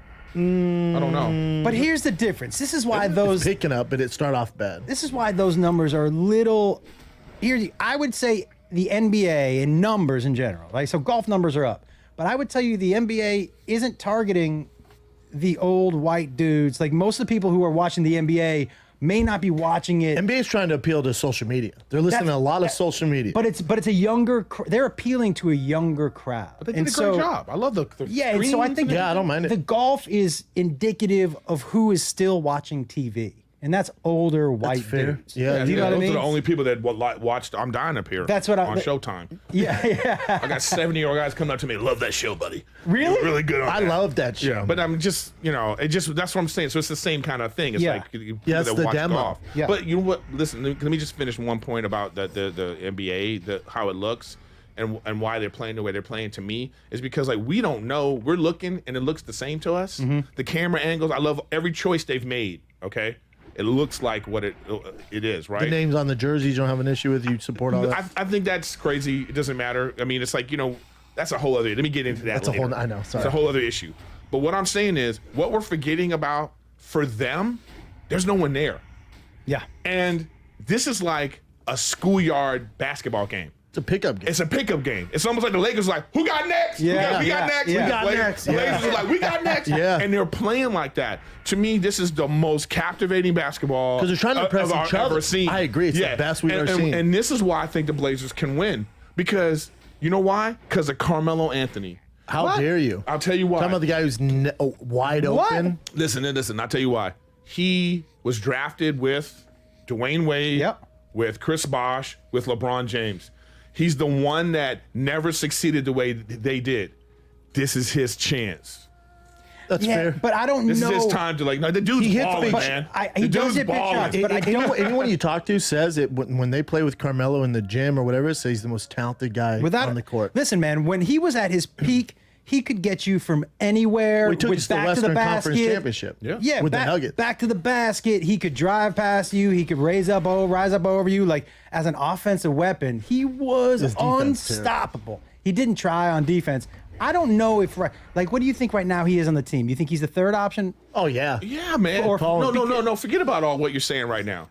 In the fourth quarter, last 5 minutes, he's right there with Lillard and the other guy. Yeah, I don't agree with that, but I think he's good. But I don't think he's as good as Lillard. CJ McCollum. Well, you got to remember they're so worried about Damian Lillard and CJ McCollum that they're going to say, all right, Carmelo beat us. He's usually pretty open. Yeah. Because they're so Damian Lillard pulled from half court. How does Anthony Davis against a team like the Blazers? He has to dominate. He has to Doesn't show up. He's got to be the guy. You see the people that they have on the other. We're talking about the main guys, but Whiteside and they got those three big guys. Portland is big, strong, fast. They got shooters. If you're Anthony Lakers have Davis, no depth. they have no depth, which is a problem. But if you're the Lakers, go out and get Anthony Davis. You need him to dominate these series. You need him to do that. He was dominating for he's doing 8 well in years the of his bubble. career now. He was doing well in the bubble. I'm just though. saying he's been dominating, but that doesn't win championships. It doesn't make the rest of your team better. There's no doubt about that. But if it's just him and LeBron, it's not enough. They both have to show up every It's not game enough. for the They Lakers. need more than that. They shot terrible too. I think so. I think they're trying to get back into it. But the other thing too is like, will they play tomorrow night? The Lakers could even lose that one because it's not like when it was regular format, you have to win that second game, otherwise you're fucked. Because if you lose at home, you're screwed. You go 0-2 and you lose both at home, then you go back to Portland, you're fucked. Now it's like it don't matter. It don't matter except for the screens. Yeah, it don't matter. Like I It's all wonder, the same. like, are they changing like if it's supposed to be your home game or more of your fans on the screens than the other team? I think so. Well, Yeah, then- it's like a Portland like because banner. when you see the fans behind the backboard distracting them, those are all the opposite, like the home team fans. I'm just saying, I just got to say again, I love how it looks, and I love how they're playing and how they're reacting to it. I They're love just playing. hearing them. I like that they I love figured hearing it them. out. I love hearing them. I Well, wish that's we on could. tape delay. I wish we That's- could hear them more. That's on tape play, and they took it down because I LeBron know. James that first game was like, "What the fuck?" Like, yeah, dude. I know. You're Space LeBron Jam James.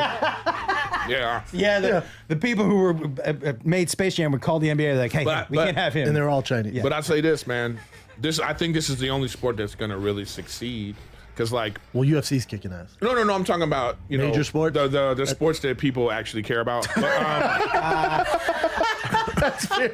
you know what I mean? They do always try to be like, we're one of the 5 major sports. Even Fuck I'm outta like, here.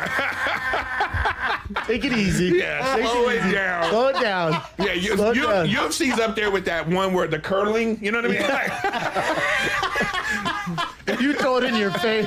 Yeah. No, I don't argue. I don't defend. I'm like, yeah, all right, man. Yeah. but I just think that It's so funny.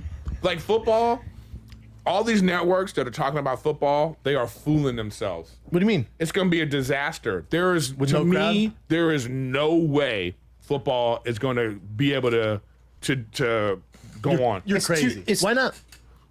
One, there's 53-man roster. Plus trainer. Plus coaches. Everything else. 25. They're not going to be in a bubble. So they're MLB's not in a bubble though. They're I know, fine. and that's not going to last. You don't think they finished the season out? No, I don't think they're going to finish. Because you look at the season. Marlins, right? They had all those cases. Everyone's like, "Oh my god, let's shut down the season." The Marlins like, but called up some other people. Here's the difference, though. The difference with baseball, you're not standing next to anybody. You know, the center fielder's standing out there doing nothing. Just like, It is true. Like if There's one no- offensive lineman has it, well, if Patrick Mahomes gets it, it's gonna be problems. Yeah. Like if the superstars get it, then you got problems. That's what I'm saying, but it just, no, I disagree. I think what he's saying is more important. I think if the left tackle gets it, and then everybody on the line's going to get it. and then on both lines. On probably. both lines, they're talking about wearing like some kind of mask, but that is a Gladiator. full contact sport. That if they're not going to have a bubble, how are they going to do it? Like it's going to decimate the season because the difference between baseball and football is baseball got 60 games. If the Marlins don't play for a week, nobody can make gives it a up. fuck. Yeah. They By can the way, just- if the Marlins don't play at all, nobody gives a cares. No, Fuck. no one cares. yeah. But in football, you're talking about it's a 16-game a season. Every right? game matters. Every game matters. What are they going to do? They're going to reschedule. Like, okay, so the Redskins can't play. Oh, we're not even calling that anymore. Whatever their They're the names should Washington be. football. Washington By football. the way, the worst. Washington football. What's the mascot? Well, here's the thing. They're gonna rename it, but they couldn't because a bunch of fans bought the rights to all the names they thought they were gonna go to. So it's a legal battle now. Because I think they want to do the Washington Red Tails, which were the World War II African American pilots. Dope name, dope logo, but they couldn't do it. Did you hear that there was a group that wanted to call them the Washington Skins? And I was like, That what? might be worse. The Skins? I know. That's what people call them anyways. Yeah, man, but it's clearly an abbreviation. Just like, get rid of the skins just for the God's skins? sakes. Like calling a team the Urs. Yeah. Did you get that one? I know they were leaning towards the Washington Sentinels, which was if the movie with Keanu Reeves, The Replacements. Yeah. It's like, come on, man, get creative over there, Washington. But anyway, my point is I just don't see that, though. I don't see football. I think it's a disaster waiting to happen. And I think they can do it because there's so much money on the line. There's so much money Look on at the college line. football, Eric. College football. How can you have this is why college football is not going to go, in my opinion. No, I love that you don't think it's going to. No. Even Football- though they're planning to have fans and everything. No, it's never going to happen. Because they're not even Hater. because they're not even going to be at school. And now In the SEC days. listen, it's all The SEC is going to school. it's still all hypocrisy. If the college athlete now sees that they're going, hey, we want to play because now they know that it's all about money, then the college athlete now is going to be like, bingo, we want some of that money. Bingo. Yeah. And so that's why Bingo. that's going to be the legal battle right there. And they Correct. should get money. They like, should. fuck them. by the And way- this puts more chips in Yeah. the corner and be like, hold up. Now you want us to play? Now you want us to play, but you want to push the season back and then make it play the other season 2021 back to back, spring and fall, and then just for money. And they've made the NCAA. They've exposed the NCAA as frauds. Oh, they're the biggest corrupt. And then they don't even need them. They don't even need them because it's five. The five major things are like, okay, here's what we're gonna do. Yeah, you guys can do what you want, but this is what we're doing. But it's like, but have you seen the I think it's the Big 10, Big 12, because their chancellor, president, came out and said before anybody, because they thought they're the big dogs with Ohio State, Michigan State, Penn State. They went, we're not playing. We're not going to play. And they're first to go. Everybody else is going to follow us. And the other leagues went, like SEC, ACC went, no, we're playing. And then those teams, like the big boys, Ohio State, Michigan, were like, no, we want to play, motherfucker. You don't speak for us. Yeah. So now they're proposing that Ohio State, Penn State, 5 or 6 teams, they're going to have their own season without that commissioner. They're just going to do it themselves. This episode of The Fire and the Kid with Josh Wolf and Eric Griffin is brought to you by Fight Camp. Are you bored with your workout? Are you looking for a workout that keeps you engaged, learning, exciting? Did you put on that quarantine 20? Be like Eric Griffin, lose 20 pounds. The boy's shredded up now thanks to the freaking pandemic.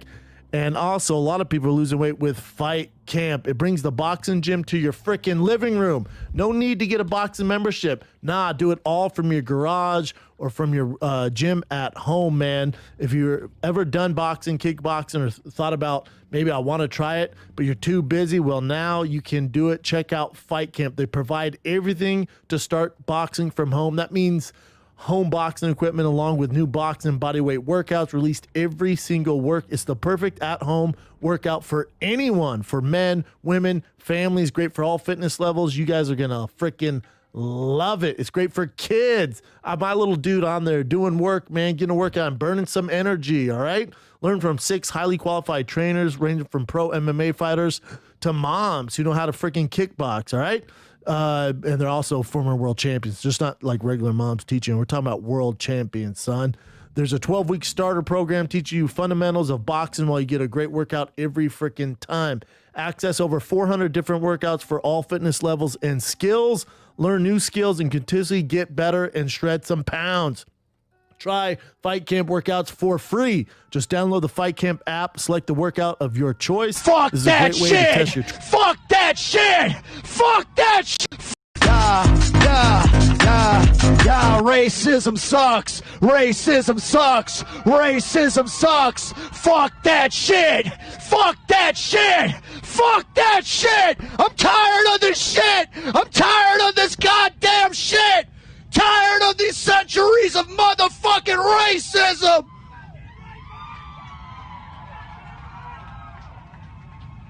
Put it to an end!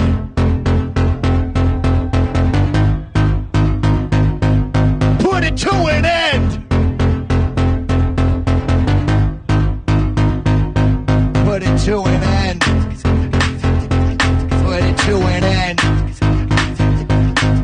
Take your preconceptions that you have up in your damn heart. You take them out of your heart, you put them on the table. Consider that shit. Consider that shit. Let go of that shit. Let go of that shit.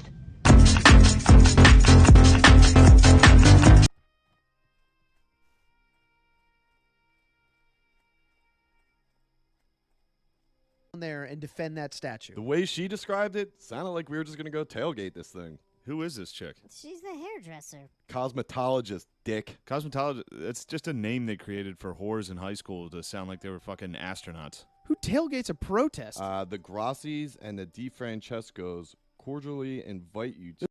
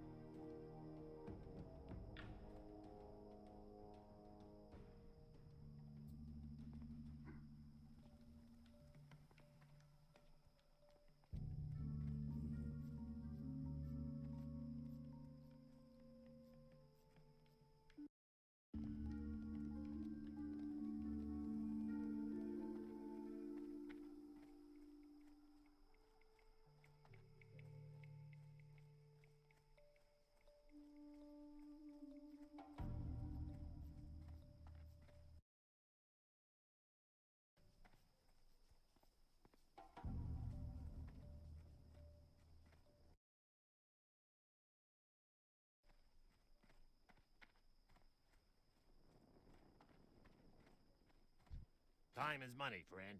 Keep it real. Hey, how you doing? Keep it real.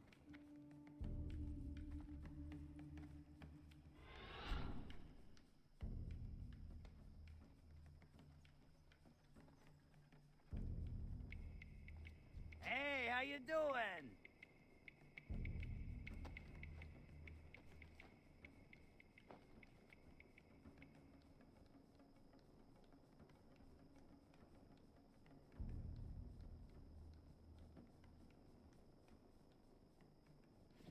Have a good one.